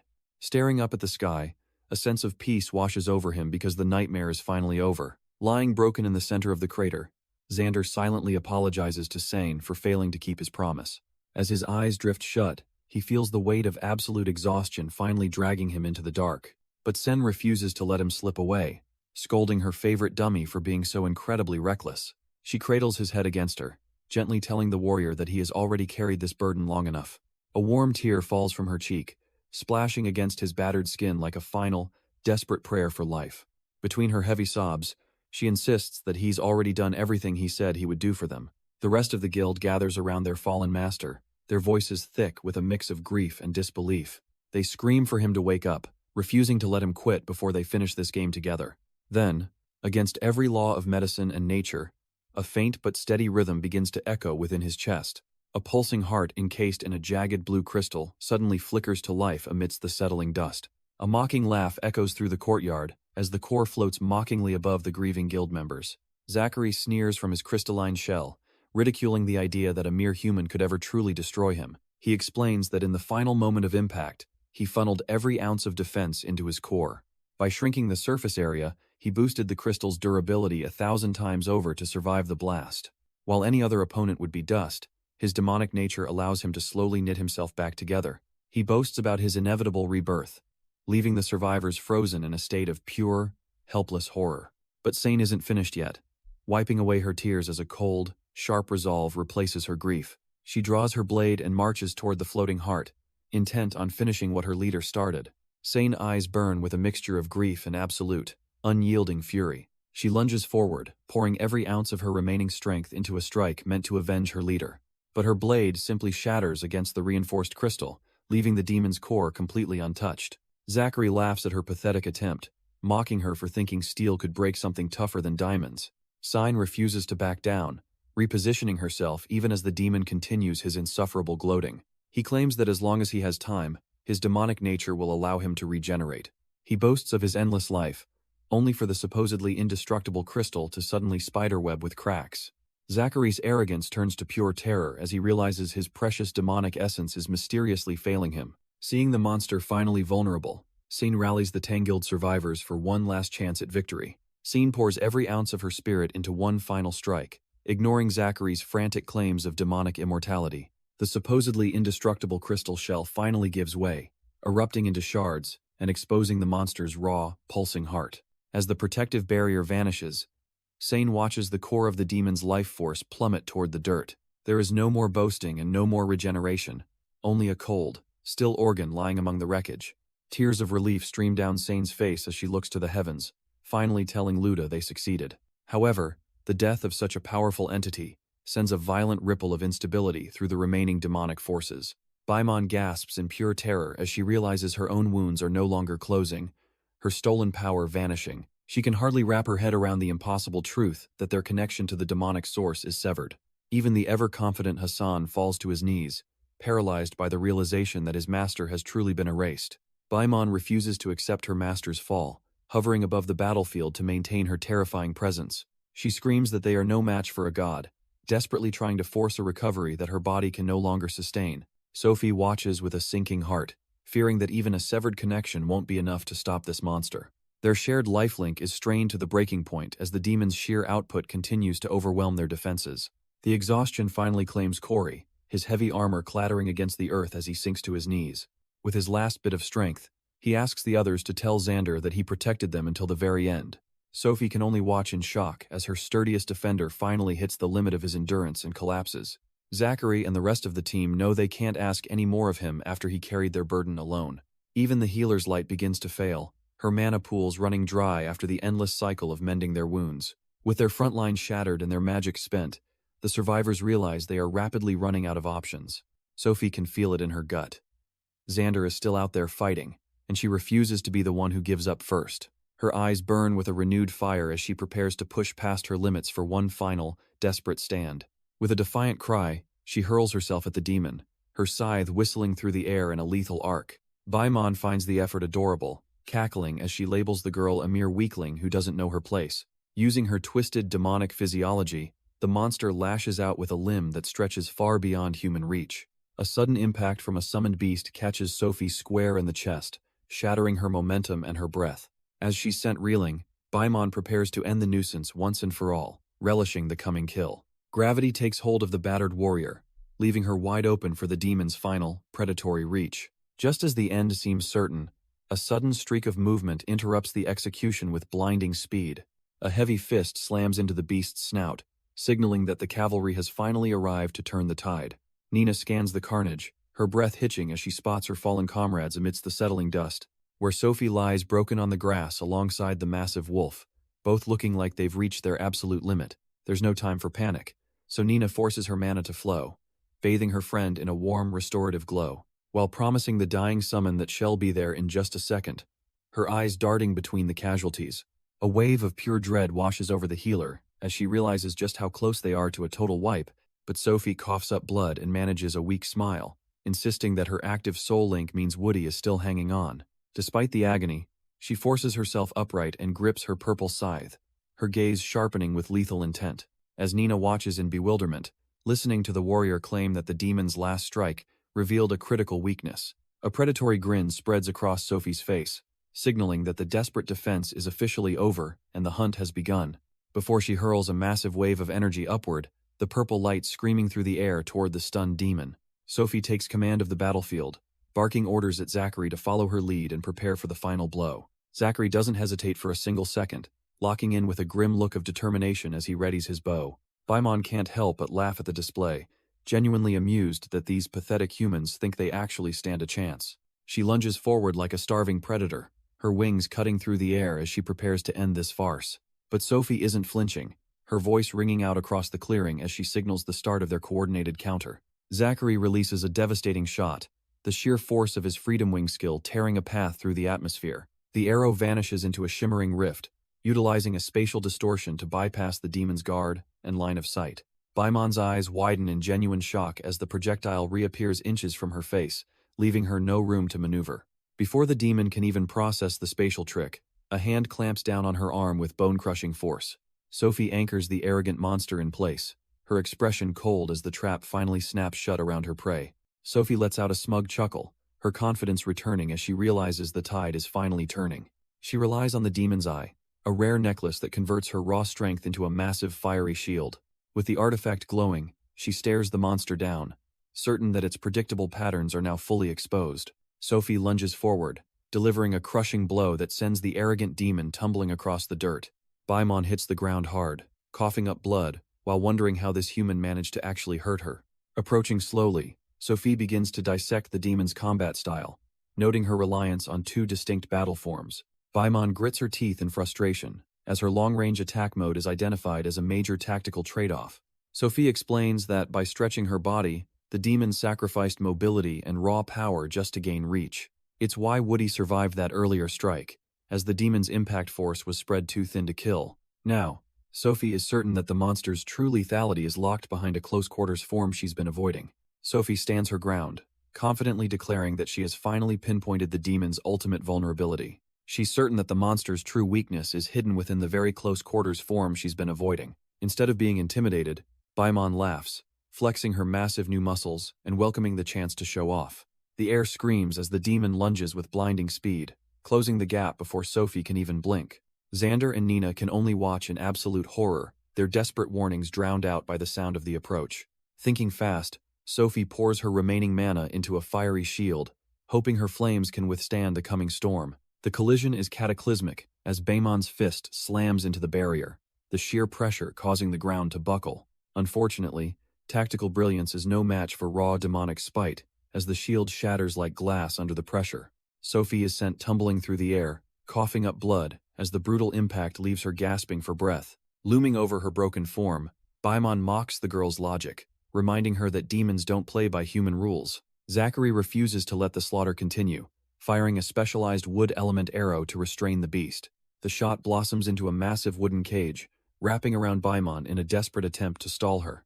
It's a pathetic effort in the demon's eyes, as she simply flexes her muscles and turns the cage into kindling. Watching his best restraint technique crumble like paper, Zachary begins to realize they might be completely outclassed. Seizing the brief distraction, Nina sprints toward her fallen comrade, praying she isn't too late to help.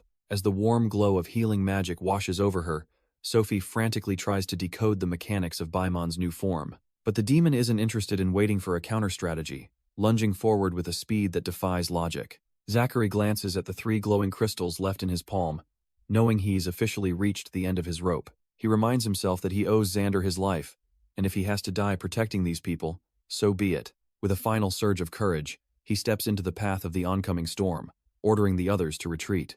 Baimon finds the display hilarious, mocking the boy for thinking his human heroics actually matter. She punctuates her insult with a lethal strike, sending her sharpened nails flying like bullets. Zachary responds instantly, pulling back his bowstring to manifest a desperate earth element defense. A protective dome of golden light envelops Sophie and Nina just in time to catch the shrapnel. Sophie can only watch in silence as the archer puts everything on the line to keep them safe. The air around Zachary explodes with movement as the demon's projectiles converge on his position. It's a relentless, high-speed barrage, designed to shred anything in its path without a shred of mercy. Zachary blinks in total confusion, bracing for a fatal blow that somehow fails to land. He stands frozen among the debris, staring at the spikes that have buried themselves harmlessly into the ground. From inside the shield, Nina gasps in disbelief, struggling to understand how such a powerful monster could miss. Baimon closes the distance with terrifying speed, her eyes locked onto the archer like a predator that's finally cornered its prey. Zachary barely has time to breathe before the demon is on him, forcing him into a desperate retreat as her massive frame looms over. Nina screams out for him to hold on, her voice cracking with the strain of trying to maintain their crumbling defense. Skidding across the dirt, Zachary warns her not to waste what little mana she has left, knowing his own supplies are bone dry.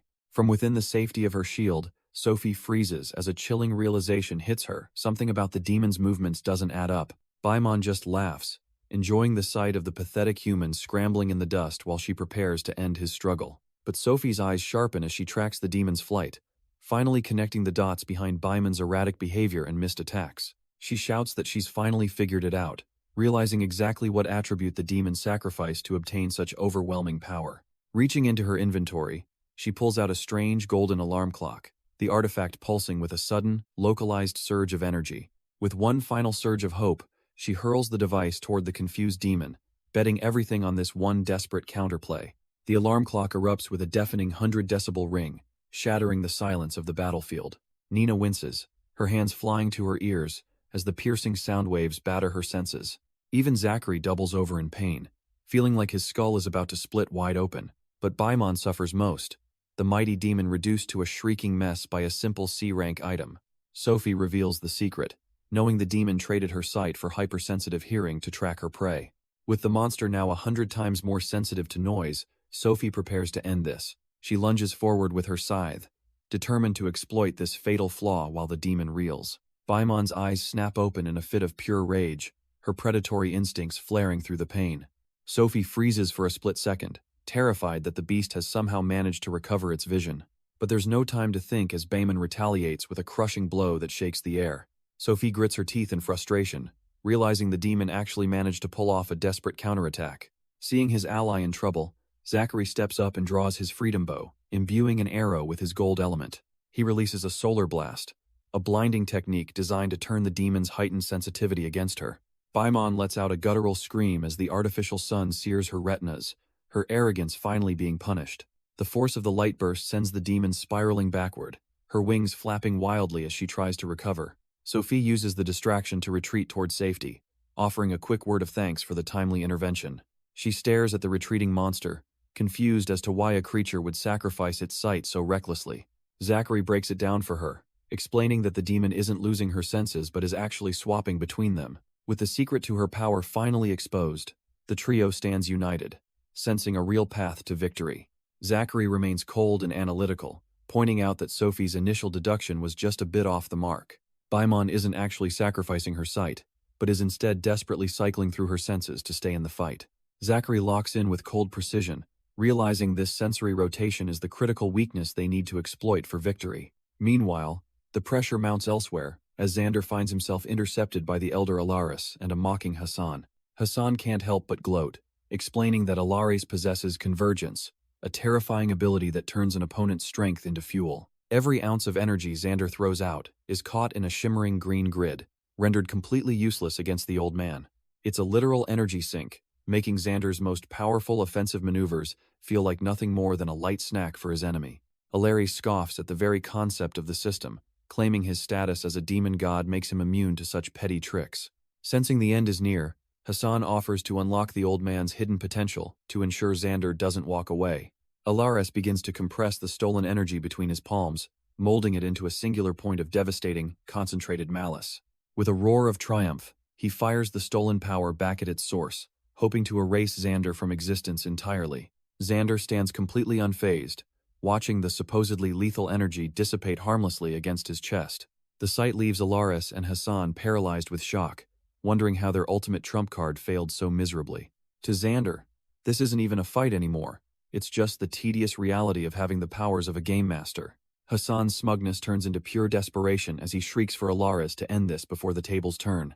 But Xander is already moving, raising a strange device to mockingly ask if the old man can truly absorb anything. He triggers a power surge so massive, the system can barely track the numbers, condensing it into a void-like orb. Alares' face pales as he realizes his convergence ability is like trying to catch an entire ocean in a thimble. With a chilling smile, Xander decides it's finally time for this arrogant relic to crumble into nothingness. A colossal explosion of blue energy detonates, completely engulfing the battlefield and the terrified demon god within it. Stripped of his pride, Alares spends his final seconds weeping and begging for a salvation that will never come. The blinding light of the explosion fades, leaving nothing but the scorched remains of a god's shattered ego. Hassan stares through the dissipating smoke, his mind struggling to process how his ultimate trump card was just erased.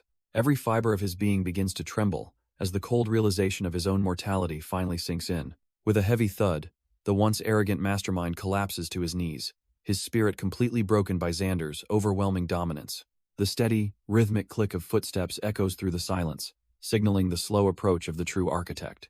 Xander looms over the pathetic sight, coldly declaring that this little game has finally reached its inevitable conclusion. Suddenly, a desperate shriek pierces the air as Raphael throws herself forward, screaming for Xander to spare her master. The small, winged fragment lunges with a ferocity born of pure devotion, determined to shield the man who gave her purpose. Even Xander is momentarily caught off guard as the very fabric of the reality around them begins to splinter and crack. Tears stream down Raphael's face as she smiles, admitting that while she's just a copy, those 6 years were real to her. Hassan stares in disbelief, his heart sinking as he realizes his loyal companion is pushing herself far beyond her limits. Channeling her final reserves, Raphael invokes her authority as the princess of the ancient beings to trigger one last desperate gambit. She commands the long-dormant ancient heroes to awaken, forcing the very vaults of history to creak open at her whim. But the overwhelming strain is too much for her fading form, and she begins to plummet from the sky like a broken doll. Hassan lunges forward to catch her, his voice trembling with a rare vulnerability as he frantically asks what is happening. With her strength nearly spent, Raphael weakly confesses that she has been hiding a heavy truth from him since her creation. Tears well up in Hassan's eyes as he pleads with her to stay, unable to imagine a world without his only true ally. She reveals that as the living record of Valhalla's DNA, she inherited the collective memories and hidden traumas of their entire race. A dark history surfaces as she explains that the godlike ancient beings didn't leave Earth by choice, but out of paralyzing terror. Hassan is left utterly speechless, haunted by the revelation that the creators he worshipped were actually cowards fleeing for their lives. The flashback reveals that long before humans, the creators played God using their own people as fodder, but that divine arrogance backfired, leading to a catastrophic breach that shattered their perfect, sterile laboratory. From the wreckage emerged a nightmare they couldn't restrain, a creature that immediately began hunting its makers. This was the birth of Kronos, a living weapon designed for war but fueled by pure malice. The facility quickly became a slaughterhouse as the monster left a trail of broken bodies in its wake until a high-ranking ancient woman stepped forward, watching her creation with a look of cold calculation. She noted with a twisted smirk that her ultimate weapon was already living up to its reputation, though Kronos didn't care for praise, his eyes glowing with a hunger to erase everything they built. Realizing the beast was too volatile to roam, the woman began channeling a massive surge of energy, and a blinding explosion consumed the room, marking the moment their greatest achievement became their greatest mistake. Shielding herself within a sphere of pure energy, the woman tries to de-escalate the situation by claiming she isn't his enemy. Kronos remains skeptical of her sudden change in tone, mockingly demanding to know who she thinks she is to him. She plays a high-stakes psychological game, labeling herself as a mother figure to bridge the gap between creator and weapon. The very concept of family is alien to a creature born in a lab, leaving the monster genuinely baffled by her words. Sensing his hesitation, she offers her hand and promises him a grand purpose that justifies his violent existence. That purpose is a total betrayal of her own kind, as she commands him to hunt and destroy the other ancient beings. In the present, Raphael's fading voice carries the heavy burden of thousands of years of recorded DNA and inherited memories. Hassan can only listen in stunned horror as the truth finally comes out. The gods didn't leave Earth by choice. They were desperate, churning out endless waves of new monsters just to act as fodder against their original, uncontrollable mistake. But even an army of demons couldn't stop the nightmare they had unleashed, leaving nothing but a mountain of corpses behind. Hassan reels from the revelation that the ancient beings buried beneath Valhalla weren't just defeated, they were erased by their own creation.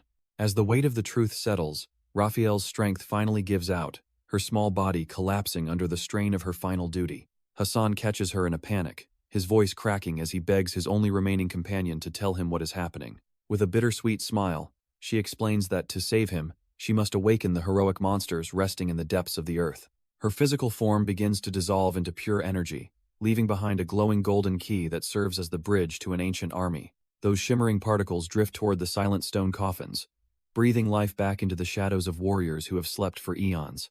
This key is her final gift, a tool of absolute command that will allow Hassan to direct the fury of the newly awakened spirits. In her final moments, she thanks him for the years they spent together, cherishing their bond before she completely vanishes into the light. The silence that follows is deafening, leaving Hassan alone on his knees, clutching the cold metal as his grief turns into something much darker. Looking up with eyes full of shattered hope and raw hatred, he issues a blood-chilling command to wipe out Xander and every last human. Xander touches down on the cold platform, expecting the battle to finally be over, but the air feels heavy, and a sudden chill makes him realize something is very wrong. He draws his weapon, his eyes narrowing as he tries to pinpoint the source of this unease, until a sharp gust of wind whistles past his ear, forcing him to spin around in a flash. He demands to know who is hiding in the dark, his usual confidence starting to waver, as a skeletal beast with jagged horns bursts forward, its eyes burning with ancient malice. Xander's face pales, wondering how this thing managed to get the jump on him so easily. His systems, Demon Alert, is completely silent, meaning this creature isn't a demon at all, but an anomaly from outside the system that his administrative powers never prepared him for. The creature's foot slams onto the ground, closing the distance as the hunter becomes the hunted. Xander lunges forward with a snarl, refusing to let some nameless bone heap intimidate the literal master of the system. He decides to stop playing around, cranking his level to the absolute max and activating every cheat code in his arsenal. With invincibility active and his favorite godly bone blade in hand, he feels like an untouchable god once again. He brings the blade down with enough force to shatter mountains, expecting the creature to turn into digital dust instantly. But the beast doesn't just survive. It catches his ultimate weapon between its teeth like it's nothing more than a toy. Cold sweat pours down his face as he realizes his max-level stats are failing to even scratch this ancient anomaly. Before he can process the shock, a second monster, a feral monkey spirit, drops from the sky with a jagged wooden branch. The master of the system screams in agony as a simple piece of wood pierces his supposedly invincible chest. Panicking, he desperately forces a massive recovery command to stitch his mangled internal organs back together before he fades. His body knits itself shut through sheer administrative will, but his confidence is now just as broken as his pride.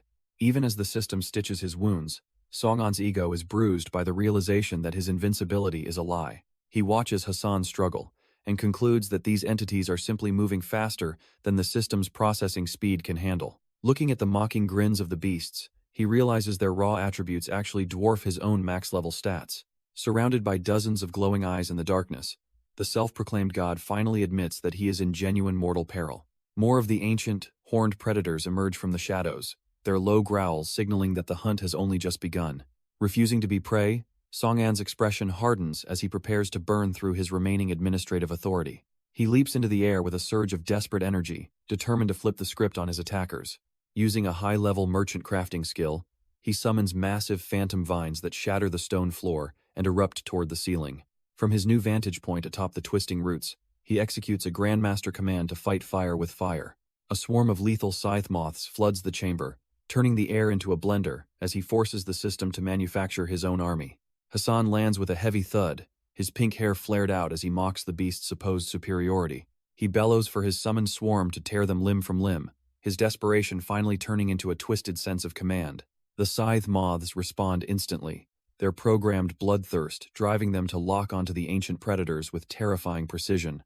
It's a literal aerial blender, the high-pitched hum of slicing wings echoing as they carve through thick, monstrous hides. Watching the carnage from his vine-covered perch, Song-An wears a dark grin, knowing this chaos is exactly what he needs. These moths are mindless gluttons that don't care about loyalty, even feasting on the corpses of their own kind to fuel their growth. As the battlefield turns into a gory mess of fur and ichor, the sheer volume of blood spilled begins to trigger a hidden evolution. The ancient beasts try to slash their way out of the swarm, but they're quickly realizing they are no longer the apex predators here. From the heart of the feeding frenzy, a new nightmare emerges: the Blood Moth King, a humanoid horror born from the slaughter. With a single, blinding stroke, the king effortlessly guts one of the horned giants, proving that the real master of the arena has finally arrived. The king doesn't just kill. it absorbs its prey, siphoning every drop of essence to solidify its new, terrifying form. It discards the empty husk of the once mighty beast like a piece of used trash, its hunger still far from satisfied. Hassan watches in pure disbelief, unable to comprehend how these lowly moths could suddenly ignore the laws of power scaling. Song-an just scoffs at the confusion, reminding his rival that attributes and stats are nothing more than lines of code. To a master manipulator like him, every set of data is just an opportunity to find a game-breaking exploit. The realization hits Hassan like a physical blow. This isn't a monster from any manual, but a glitch made flesh. By stacking thousands of minor traits, Song-an has forced the system into a terminal error, birthing a god-tier anomaly. Sweat beads on Hassan's brow as he admits his heroic spirits are completely outclassed by this digital nightmare. Suddenly, the shadows around him come alive with 1,000 hungry eyes, closing in for the final, bloody harvest. The Bloodmoth King descends like a vengeful god, ready to tear through the last of Hassan's remaining defenses. The carnage begins as one of Hassan's heroic spirits finds itself on the receiving end of a savage, bone-crushing bite. The moth creature screeches in triumph, its primal hunger echoing across the digital battlefield as it tastes spectral blood. Song-an's jaw drops as he realizes these things are actually mimicking his own king's abilities in real time. Hassan admits he barely understands the power he unleashed by sacrificing Raphael's life to awaken these ancient spirits. But the spirits aren't going down easy, brutally yanking the heads off their insectoid attackers in a bloody counter-offensive. Hassan recalls that even the ancient beings of old fled the planet just to escape these relentless, soul-tearing hunters. Song-an grits his teeth in pure frustration, shocked that all his calculated effort only managed to put down two.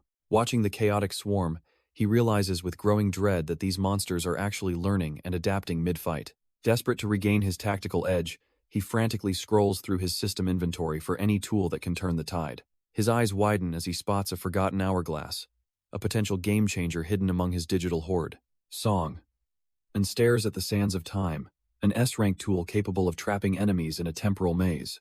He hesitates for a split second, recalling how he nearly wasted this trump card on a lesser demon. Deep within the artifact, a forgotten soul stirs, desperate to finally escape its eternal, soul-crushing boredom. Deciding he's out of options, Song-an thrusts the hourglass toward the sky, igniting a blinding, golden radiance. The light washes over Hassan and his spirits, catching the self-proclaimed creator completely off guard. As the ancient sand begins to flow, the very fabric of reality starts to warp and buckle. A massive golden grid manifests, sealing the battlefield within an inescapable cage where time itself is a weapon.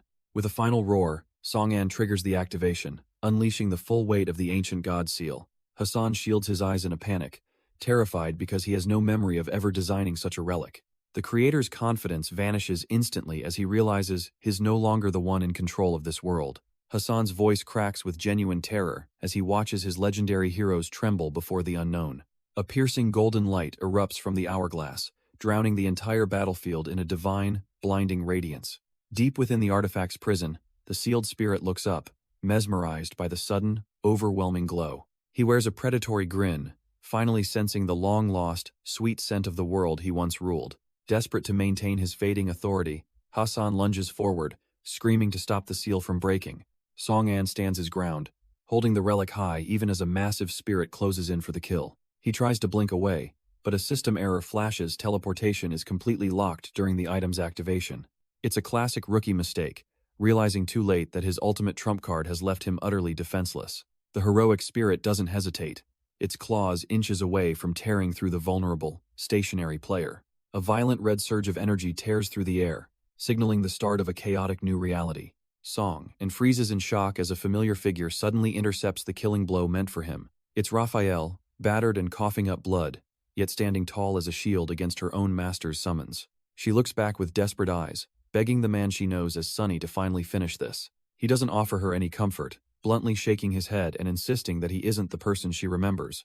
The realization hits her like a physical blow, acknowledging that he is nothing more than a hollow shadow of her past. Even so, as he prepares the sands of time, he can't help but ask why she's still risking everything for him. She remains firm, believing that the sins of the ancient beings must be buried by those who committed them. The heavy atmosphere is violently shattered as Song and spots the next wave of attackers closing in from the periphery. Hassan's loyal spirits descend like starving predators, determined to tear their traitorous comrade apart before she can interfere further. But the countdown finally hits 0, and the relic erupts into a localized collapse, that begins swallowing the entire battlefield whole. The localized collapse turns into a literal meat grinder, shredding Hassan's elite spirits as they're dragged screaming into the void. Song-an watches the carnage with a grim focus, realizing that something inside the rift is actively hunting those ancient warriors. Amidst the swirling gravitational pressure, Raphael finally loses her remaining strength and begins a terminal descent toward the abyss. Despite his earlier coldness, Song-an moves with a flicker of his old instincts, catching her just before the darkness claims her. Hes disturbed to find her wounds aren't closing, baffled that a being of her status isn't triggering a standard self-regeneration.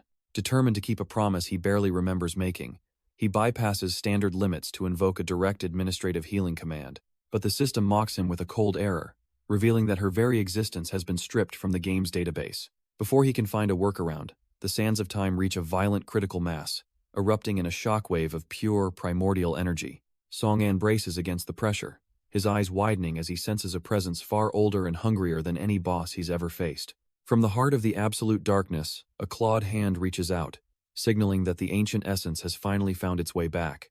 The entity emerges from the rift with a predatory grin, eyeing the scene like a gourmet meal finally served.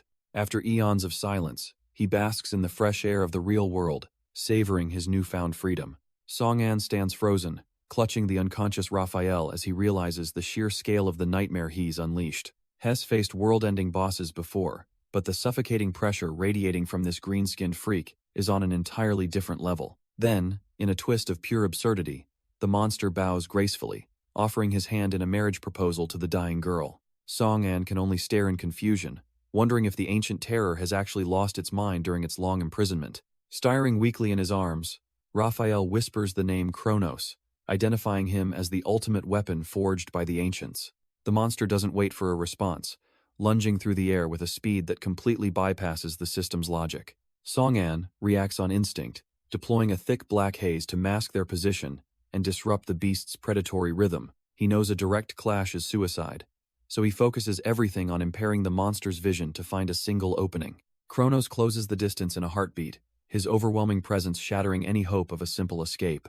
Realizing he can't win a physical brawl, Song-an desperately triggers his safe room command to buy a few seconds. The world dissolves into a cascade of blue data as the system isolates them from the immediate battlefield. Ducking into the digital sanctuary, he carries the dying Raphael, intent on stabilizing her before the monster finds them. But the sanctuary is a joke to an ancient weapon, as a massive fist shatters the digital barrier like thin glass. Kronos forces his way through the breach, his predatory gaze proving that no system wall can truly keep him out. Song-an grits his teeth in frustration, realizing his standard defensive tricks are completely useless against this freak of nature. He pivots to a more lethal strategy, activating the Stark Triangle to manipulate the very atmosphere of the room. As the digital walls begin to seal the breach, Kronos pauses, sensing a shift in the environment he doesn't understand. Song-an traps the beast in a localized vacuum, betting everything on the simple fact that even legends need to breathe. Kronos gasps as the oxygen is ripped away, his lungs burning in the sudden, suffocating void of the vacuum trap. The digital cage hums with absolute authority, seemingly holding the ultimate predator within its airtight, shimmering walls. But the victory is short-lived, as the beast flickers out of existence, reappearing like a ghost right behind a stunned Song-an. Panic flares in Song-an's eyes as his mind races to understand how any creature could slip through a perfectly sealed dimension. With a condescending smirk, Kronos dismisses the human as a mere defective copy, unworthy of even a moment of his divine attention. His predatory gaze shifts instead to the fallen Raphael, the only being in this digital sanctuary he deems truly valuable. He can feel her elegant essence vibrating in the air, a purity that makes his very DNA scream with a primal, ancient hunger. The monster's tongue flicks out in sick anticipation, already dreaming of using her power to sire a new, perfect generation of gods. Song-an recoils in pure disgust, shielding the unconscious girl while cursing the creature for its twisted and delusional ambitions. Pointing a jagged claw toward his prize, Kronos offers a chilling bargain to spare the rest of the world if the girl is surrendered. Song-an tests the waters, asking if surrendering the girl would truly buy safety for the rest of humanity. Kronos agrees with sickening ease, casually dismissing all life on Earth as nothing more than dirt beneath his feet. The monster's ego is boundless as he describes his plan to take his prize to a new world to sire a godlike lineage. Nauseated by the creature's depravity, Song-an's composure finally snaps as he screams his absolute revulsion. He refuses to let the insult stand, declaring that the monster's very existence is an affront to every living soul. Kronos merely tilts his head, his yellow eyes gleaming with a dangerous curiosity at this unexpected defiance. Song-an doubles down, swearing he would never hand over the woman who saved his life to such a vile wretch. The entity erupts into mocking laughter, finding it hilarious that a mere human thinks they have the right to be cocky. Before Song-an can even blink, a devastating blow caves in his chest, sending him reeling from the sheer force. With his health plunging into the red, he can only watch in horror as Kronos snatches Raphael away like a trophy. Song-an coughs up blood, his mind racing as he wonders how his invincibility was bypassed so easily. He hits the floor hard, realizing with horror that he couldn't even track the monster's movements. Even as his system triggers a massive healing surge, the terror of that invisible strike lingers in his eyes. Kronos watches with genuine curiosity, baffled that a mere human survived a blow meant to be fatal. Pushing through the agony, Song-an snarls that the creature can go anywhere, but the girl is staying. Every breath is a struggle, his body screaming for rest while his pride refuses to yield an inch. The entity repeats his clinical observation, finding it logically impossible for such a weakling to still be breathing. Wiping the crimson from his chin, Song-an stands his ground and repeats his demand that she stays. A predatory grin threads across the monster's face, finding this defiant human to be a truly interesting specimen. Suddenly, a massive shockwave erupts, leaving Song-an helpless as the entity carries his prize into the distance. Song-an reels from the impact, blood spraying as he wonders what kind of godlike power could possibly bypass his defenses. Even Hassan is visibly shaken, his usual arrogance replaced by cold sweat as he realizes the scale of the disaster unfolding. Without a hint of hesitation, Kronos tears open a dark rift and prepares to vanish with the unconscious Raphael in tow. The entity gloats about his perfection, claiming to be the apex of all life by combining every biological instinct into one.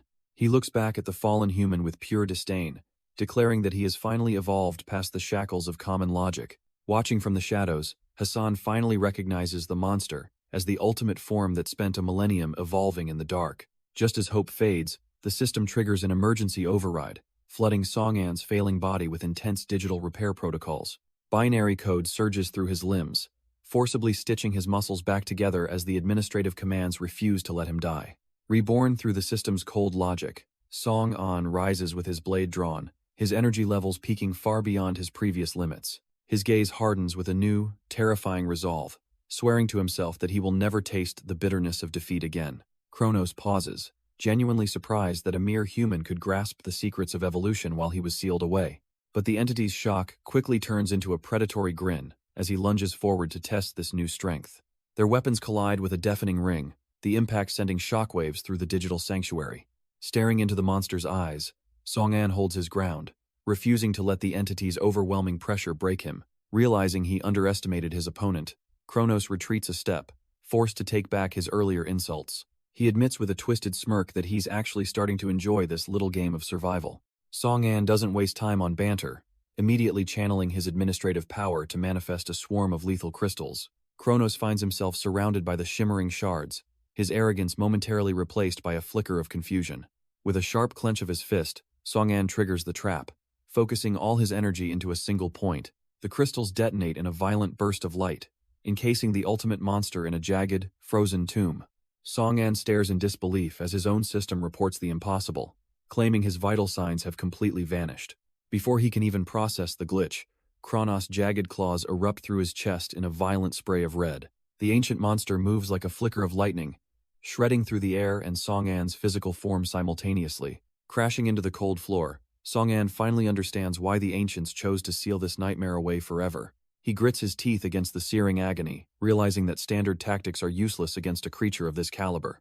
Kronos lunges forward with a sadistic grin, mockingly asking if the human is ready to experience death all over again. But Song-an just smirks through the blood, revealing that his earlier crystal trap was actually a hidden tracking spell. Out of the digital void, a massive spectral Anubis manifests, pinning the ancient monster in a crushing, inescapable embrace. The entity's arrogance instantly evaporates, replaced by pure, wide-eyed terror as he realizes he's finally met a superior power. Song-an reaches out to finalize the sentence, telling the beast that the ringing in his head signifies his final judgment. The spectral guardian's eyes ignite with a cold, divine light as it prepares to deliver the final blow, its massive frame rippling with overwhelming power and proving that some ancient legends are better left undisturbed. With a single, earth-shattering strike, the entity is pulverized, its physical form offering zero resistance to the god. As the system confirms the target's elimination, Song-an stands amidst the silence, finally catching his breath. He knows this summon strikes the soul directly, yet he can't shake the fear of a potential revival, and suddenly, the ground beneath him dissolves into a swirling abyss of crimson and shadow, catching him off guard. A cold green hand erupts from the void, clamping onto his leg with the strength of a dying curse. Panic flares as he's dragged into the depths, realizing his soul-shredding attack might have actually failed. The darkness swallows him whole, echoing with ancient whispers about a child of Shiva not meant for this world, until he awakens in a starlit void, haunted by voices calling him a monster as his reality fractures. Song-an finds himself kneeling in a silent, starry expanse, his mind reeling from the sudden shift in reality. The stillness is broken as a small stone skips across the shimmering surface with a steady, rhythmic thud. He catches the pebble mid-air, only to hear a calm, disembodied voice claiming ownership of the object. Clenching his fist, he senses a presence lurking in the cosmic shadows, his instincts screaming of imminent danger. He demands the intruder show themselves, his voice echoing through the void as he braces for another fight. Out of the darkness steps the ancient entity, walking with an arrogance that suggests he fears no one. The monster demands his property back, making it clear that he finds the boy's threats completely laughable. Song-an grits his teeth in recognition, the name of the monster Kronos tasting like ash in his mouth. The entity is genuinely amused that this stranger knows him, though he doesn't recognize the boy at all. He mocks the boy's very existence, claiming he is an anomaly who simply doesn't belong in this timeline. Song-an realizes this is definitely Kronos, but the energy feels fundamentally different from the monster he fought. The entity explains that his future self likely sent the boy back into his own past memories. The revelation hits Song-an like a physical blow, leaving him reeling at the impossible logic of time travel. Suddenly, the void shatters into a sprawling, high-tech metropolis that defies every law of the modern world. Kronos hauls him up, welcoming the intruder to the legendary city where the ancient beings once thrived. Still wary, Song-an demands to know the purpose behind this forced trip down memory lane. Kronos simply notes that his future counterpart must have a specific reason for revealing these hidden truths. He points toward a massive tower, the very place where the ancients conducted their most forbidden experiments. With a chilling calm, he declares himself the absolute pinnacle of everything those masters ever achieved. As the world dissolves into digital static, he prepares to show the boy the day his existence truly began. Song-an finds himself standing before a mysterious woman, realizing this isn't reality but a lingering fragment of a long-dead memory. A jolt of recognition hits him as he realizes this elegant figure once appeared in his own suppressed visions from his time as Sunny. The woman, known as Shiva, smiles with a warmth that feels entirely manufactured, while claiming a maternal bond with the monster before her. Kronos explains that he once viewed this ancient being as his mother, dutifully following her through the sterile halls of their lost civilization. Even back then, the seeds of doubt were beginning to take root, as he questioned why he was destined to destroy his own kind. Shiva's response was cold and absolute, reminding her creation that a perfect being has no need for the messy burden of emotions. Song-an scoffs at the obvious manipulation, certain that Shiva was merely grooming a powerful tool to help her conquer the world. Kronos admits he shared that cynical view once, but the events that followed convinced him that her motives were far more sinister. A single tear escapes, as the entity reveals that world domination was just a convenient lie Shiva used to mask her true intentions. To her, love was a non-existent concept, and she intended for Kronos to remain a mindless vessel for her will until the very end. Shiva's voice echoes through the void, mocking the very idea that Kronos' existence could ever be meaningless. The monster freezes, his teal eyes darting around as he wonders who could possibly know his true name. Suddenly, Shiva throws her arms around him, offering a warmth that feels disturbingly familiar, yet entirely wrong. A flood of suppressed memories hits Kronos like a physical blow, reminding him that they've met long ago. He sees himself standing on a scorched battlefield, looming over a broken warrior who can only stare in horror. Duke Norton spits out the word monster with his final breath, his pride shattered by the creature's overwhelming power. Kronos didn't deny it back then, proudly declaring himself a weapon designed specifically to wipe out the ancient race. With a single, casual gesture, he unleashed a wave of destruction that erased his opponent from existence. From the sidelines, Shiva watched the carnage with a twisted sense of pride, applauding her masterpiece's first successful kill. With the Duke finally out of the way, she realized that no one was left to stop her from seizing control of the inner circle. Shiva basks in the glow of her victory, declaring that the entire world will soon be within their grasp. But Kronos is still grappling with his nature, wondering why an ancient being would be so eager to destroy her own people. She offers a cryptic smile, promising that all his questions will be answered once he meets the one truly in charge. They march through the hallowed halls of the palace, the sound of their footsteps echoing against the cold stone. At the end of the long path sits the king, looking more like a tired old man than a god-tier ruler. Shiva drops into a respectful bow, presenting the duke's head in a box as the ultimate tribute to her sovereign. Kronos doesn't bother with pleasantries, bluntly questioning if this frail figure is actually the king he's heard so much about. The old man's eyes snap open as he focuses his gaze on the strange creature standing in his throne room. He immediately senses the truth, realizing that Kronos isn't a living being at all, but a shell devoid of any life force. Panicked by the monster's lack of respect, Shiva desperately tries to excuse his behavior as nothing more than simple confusion. Shiva's composure completely shatters as she frantically demands that Kronos apologize for his blatant disrespect toward the throne. The monster remains unfazed, bluntly arguing that it's impossible to respect a ruler who possesses no life force at all. Rather than taking offense, alas, Neokaye seems intrigued, closing his eyes as if savoring the irony of the situation. He silences Shiva with a sharp command, leaving her to stew in her own terror while Kronos watches on with wide-eyed confusion. With a predatory grin, the king confesses that while he may be technically deceased, his family's grip on power remains unbreakable. Observing the memory, Song-an finds himself questioning the dark methods used to extend a life that should have ended eons ago. The lingering stench of the king's arrogance leaves a bitter taste in Song-an's mouth, but he urges himself to keep watching. Rhythmic footsteps begin to resonate against the marble floor, heralding the arrival of someone who carries the weight of the future. A young man approaches the throne, assuring his father that their divine rule over the ancient beings will never falter. The king turns his gaze toward the newcomer, finally revealing the true purpose behind Shiva's desperate gambit to Kronos. Meet Karl Kea, the arrogant heir who expects Kronos to spend eternity as his personal servant. He pats the warrior's shoulder with a condescending grin, already dreaming of a long and prosperous reign. Kronos is left reeling, realizing the reality of his service is far from what Shiva originally promised. Shiva remains stoic, telling him he will understand everything once he meets the final piece of her puzzle. The heavy atmosphere of the palace gives way to a sunlit field where a young woman stands among flowers. This is Lillian, the king's youngest daughter, and the one Shiva claims is the true future of their kind. She turns with a radiant smile, appearing far more vibrant than any ancient being Kronos has encountered. Lillian greets him with genuine warmth, having heard endless stories about the legendary warrior from her mother. Shiva watches the introduction closely, having brought Kronos here to witness the girl's unique nature firsthand. Kronos is immediately struck by the realization that unlike her undead father, Lillian possesses a genuine, living soul. Kronos stands frozen as he senses an essence so warm and familiar, it feels like a memory he can't quite grasp. Before he can process the feeling, Lillian pulls him into a sudden embrace, claiming they share the exact same nature. Shiva steps in with a cold smile, declaring that while the king and prince are failures, these two are the true future. She points to the mark on her forehead, revealing the secret of the Heaven's Eye, the mark of their race's chosen. These eyes aren't just for show, as they grant absolute authority over fundamental laws like time, space, and even life itself. Still confused by this divine hierarchy, Kronos demands to know the real meaning and price behind possessing such a gift. Shiva explains it is a brutal cycle of inheritance where a dying father passes every ounce of his power to a single child. As she affectionately pats Lillian, she notes that this process creates a lineage of increasingly perfect and godlike beings. But there is a dark side, as those deemed unworthy are expected to simply wither away and die for the sake of the elite. The horrific truth finally clicks for Kronos, realizing that in this twisted society, the weak aren't just citizens, they are sacrifices. Kronos snaps, calling this eye-based hierarchy a complete insult to the logical process of natural evolution.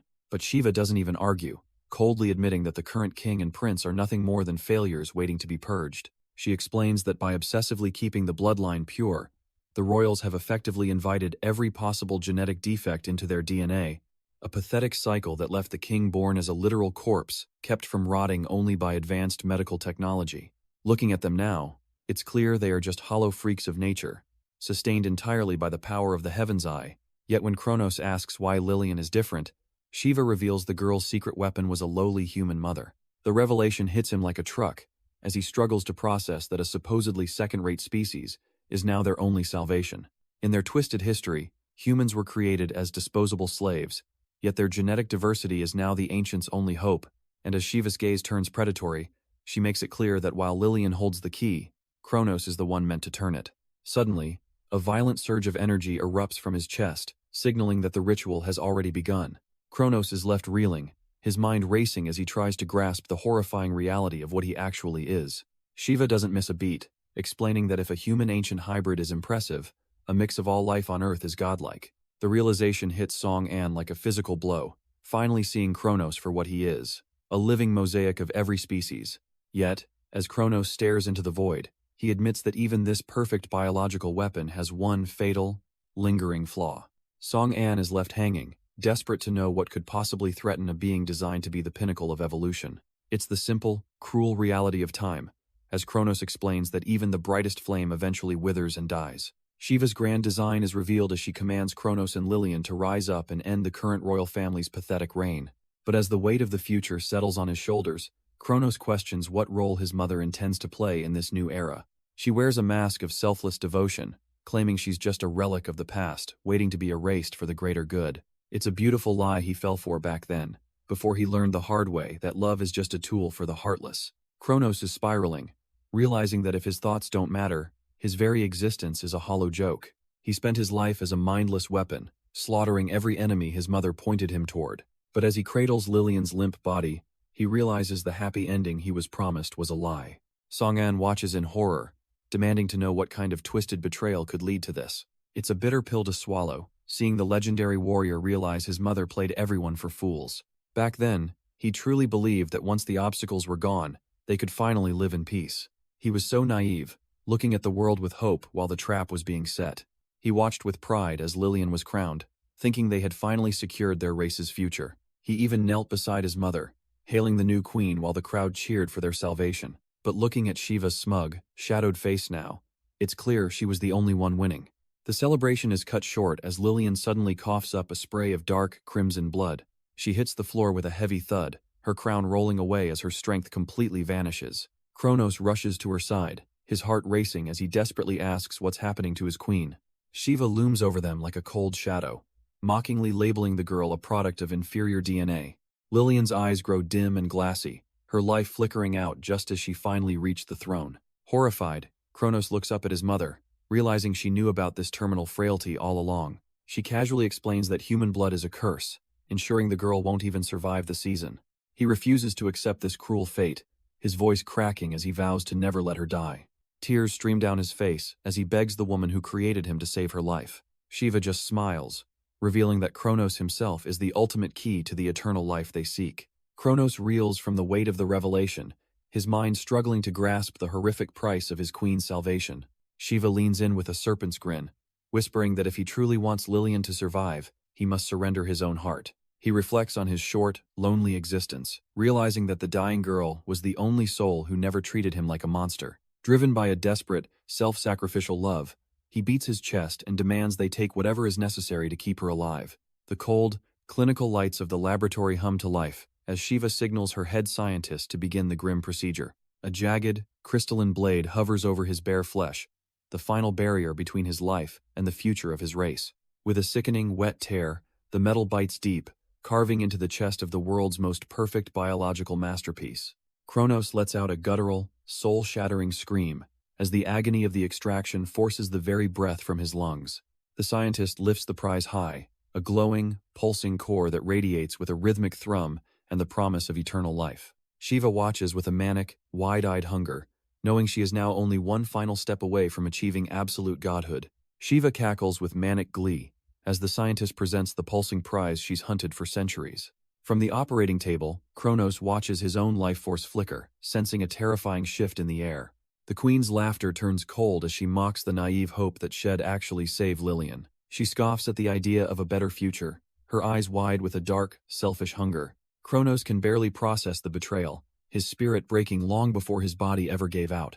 She dismisses his sacrifice with a single, biting word, treating his entire existence like a poorly timed joke. Flaunting her own heaven's eye, she reveals she's been the true architect of this nightmare all along. To her, the ancient memories she carries are a mandate for godhood rather than a burden of leadership. The realization that his entire life was a carefully crafted lie leaves Kronos drowning in silent, helpless agony. By consuming both the royal bloodline and his biological perfection, she plans to finally transcend into the ultimate being. Shiva cackles with manic glee, clutching the glowing heart like a trophy of her impending godhood. But Kronos isn't dead yet, his voice dripping with venom as he condemns her for Lillian's murder. The queen's triumph turns to pure terror when the very sacrifice she just butchered stands back up. His chest seethes with a green, slime-like energy, forcing his mangled flesh to knit back together instantly. She gasps in disbelief, unable to comprehend how a biological entity can function without its central engine. With a gaze full of hellfire, he declares that her little experiment was nothing more than a trap. A massive explosion tears through the ancient capital, signaling the end of their civilization's golden age. He wanders through the smoldering ruins, a single tear falling for the family he could never save. From that moment on, his entire existence became a singular, burning promise to hunt her down, Song, and realizes that while the ancients fled to the stars, the monster they created stayed behind with an unfinished revenge. Kronos admits that his mind is forever trapped in that agonizing moment when he lost Queen Lillian to his mother's greed. Song-an watches the data flicker, finding it poetic that the very monster the ancients built for survival became the architect of their extinction. The beast stands tall, boasting that after witnessing his past, the boy should realize he is a force that can never be destroyed. With a mocking smirk, he asks if Song-an is truly foolish enough to continue standing against him after seeing his power. But Song-an isn't intimidated, declaring that if the monster intends to take Lillian away, then he has no choice but to fight. Kronos just scoffs, noting that even Shiva never understood how he could keep breathing after his heart was ripped from his chest. After thousands of years of pondering his existence in the silence of the dark, he has finally run out of patience for answers. He manifests a spear of crackling, dark energy, and hurls it with enough force to shatter the very fabric of the simulation. The resulting explosion rocks the area, forcing Song-an to brace himself against a level of power that defies biological logic. Gritting his teeth, Song-an realizes the tragic truth: this monster isn't looking for a win. He's looking for someone strong enough to finally end his suffering. Kronos admits that with Lillian gone, he has lost every reason to keep going, finding that no attack can truly wound him anymore. He grips his hollow chest, lamenting that living in this eternal, frozen numbness is a far worse torture than any physical pain. With a twisted grin, the beast offers a final wager, giving the human one last chance to kill him before he ends the fight for good. Song-an doesn't hesitate for a second, accepting the gamble with a smirk that says he's already seen the ending. He immediately triggers his administrative authority, forcing the system to max out his stats as golden energy erupts around him. This is it, the single most powerful strike available in the entire game, and he is pouring every ounce of his soul into it. Kronos practically glows with excitement, mockingly inviting the human to give him the one thing he's been denied for millennia: an end. The air screams as the two titans finally clash, one seeking a final rest while the other fights to rewrite a tragic history. But just as the battle reaches its boiling point, a sleek, high-tech craft touches down nearby, cutting through the dust with a heavy thud. As the hatch hisses open, two mysterious figures emerge from the steam, casting long shadows over the battlefield as they prepare to intervene. The heavy thud of armored boots and the light click of heels echo as the newcomers step into the fray. Shiva stands tall beside a man she calls Colonel Cassidon, welcoming him to the world she once called home. The colonel admits he had his doubts about her promise of a blue planet waiting for them upon their awakening. Shiva plays the part of the innocent host, wondering why a powerful Hellion would ever question her sincerity. But Cassidon isn't buying the act, reminding her how the ancients hid Earth's discovery from his people for 1,000 years. She offers a chilling smile, knowing the Hellions are far too desperate for survival to hold a grudge now. With a hologram of Earth projected between them, it's clear this world is the only prize left for their dying races. Back in the crater, the dust settles to reveal Song-an collapsed and gasping for air after his ultimate gamble failed. Kronos looks down with a mix of boredom and pity, realizing that even this human couldn't grant him the gift of death. Song-an senses a shift in the air, warning the monster that his true destroyer has finally stepped onto the stage. Kronos turns in disbelief as two silhouettes emerge from the dust, realizing a reunion he never wanted is happening. His shock quickly turns to pure rage, demanding to know how Shiva has the audacity to show her face again. Shiva just offers a chillingly calm greeting, acting as if she hasn't spent millennia ruining both their lives. Song-an finally connects the dots, realizing that every struggle he endured was orchestrated by this woman from the start. She mocks him with a smile, noting that this version of Sunny is far more perceptive than the one she remembers. The weight of the situation hits Song-an as he realizes she is the true inheritor of the planet's will. Shiva explains that his memories were only reawakened so he could play his part in finally releasing Kronos' true power. With a triumphant flourish, she reveals her ultimate prize, the key to the eternal life she has always craved. Kronos lunges in a desperate attempt to reclaim what was stolen, but Shiva doesn't even flinch. A devastating pillar of light intercepts his path, proving that the goddess has brought some very heavy backup. Pinned to the floor by sheer pressure, the once mighty ultimate life form can only growl in helpless frustration. Cassidon eyes his new prize with a predatory grin, confirming if this pathetic creature is really the key. He steps over the fallen warrior, eager to test if Kronos can truly withstand his parasitic touch. Shiva explains the twisted truth that Kronos is a living battery linked to every soul on the planet. As the colonel begins the extraction, he marvels at the endless vitality now ripe for the taking. But Shiva isn't doing this for free, coldly reminding him of the dark bargain they struck. With the planet's life force finally flowing through his palm, the Hellion's reign of consumption begins. Cassidon offers Shiva a seat at the table of the immortals, provided she remains a loyal servant. Without a hint of hesitation, the goddess sells out her world, pledging her total allegiance to the invaders. The colonel turns back to his prize, siphoning the raw essence directly out of the broken body of Kronos. Nearby, Song-an feels the very air grow cold as the world's life force begins to rapidly vanish. Cassidon can't help but laugh, feeling absolutely drunk on the sheer magnitude of power he's finally tasting. Shiva watches with cold satisfaction, declaring that this blue planet is officially Hellion territory from this moment on. But the celebration is cut short when Song-an steps forward, brandishing a blade of roaring azure flames. Cassidon is merely annoyed by the pest, though Shiva cryptically notes that every world has its own stubborn will. He looks at the young warrior with a mocking grin, clearly underestimating the storm that is about to hit. Cassidon's grin widens as he decides his favorite way to deal with pests is total annihilation. Song-an's eyes widen as he realizes the colonel isn't just posturing. The air itself begins to scream. A pillar of searing light erupts, the exact same devastating strike that nearly ended Kronos moments ago. He barely manages to stay ahead of the bombardment, knowing a single direct hit will be his last. With a casual whisper, the Hellion leader invokes the crushing power of gravity to end the chase. The sudden shift in physics catches the young warrior off guard, his momentum completely shattered. Hez slammed into the concrete with the weight of a mountain, his bones groaning under the impossible pressure. Cassidon prepares the final blow, certain that no human can survive the full might of his arsenal. Another massive explosion rocks the battlefield, burying the hero under a cascade of blinding energy and debris. Shiva mocks the hero, claiming no mortal body can withstand the atomic beam that keeps Kronos in agony. But the young warrior just laughs in her face, telling the traitorous goddess she's completely misjudged their resolve.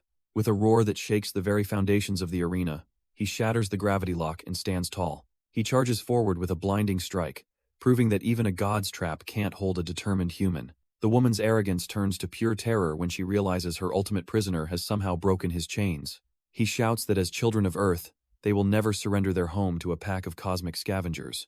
Kronos doesn't waste a second, putting the weight of his sister's memory into a fist aimed at his mother. The impact is absolute, a satisfying crack echoing as the monster finally delivers a long-overdue lesson in betrayal. Standing over the broken remains of her pride, the vengeful son demands the return of his stolen heart. Song-an lunges forward with a jagged blade, refusing to give the desperate colonel even a second to recover. Cassidon panics, throwing out a last-ditch gravity wave while praying it is enough to stop the boy's momentum. The crushing weight is immense, but the young warrior just grits his teeth and forces his way through. He leaps high into the air, pouring every drop of his remaining mana into one final, decisive execution. A massive pillar of energy tears through the sky, slamming into the commander with absolute, bone-shattering finality. Gasping for air, our hero scans the smoke, desperately hoping that this long nightmare is finally over. But his heart sinks when a cold, mocking voice echoes through the silence, belittling the fallen colonel's performance.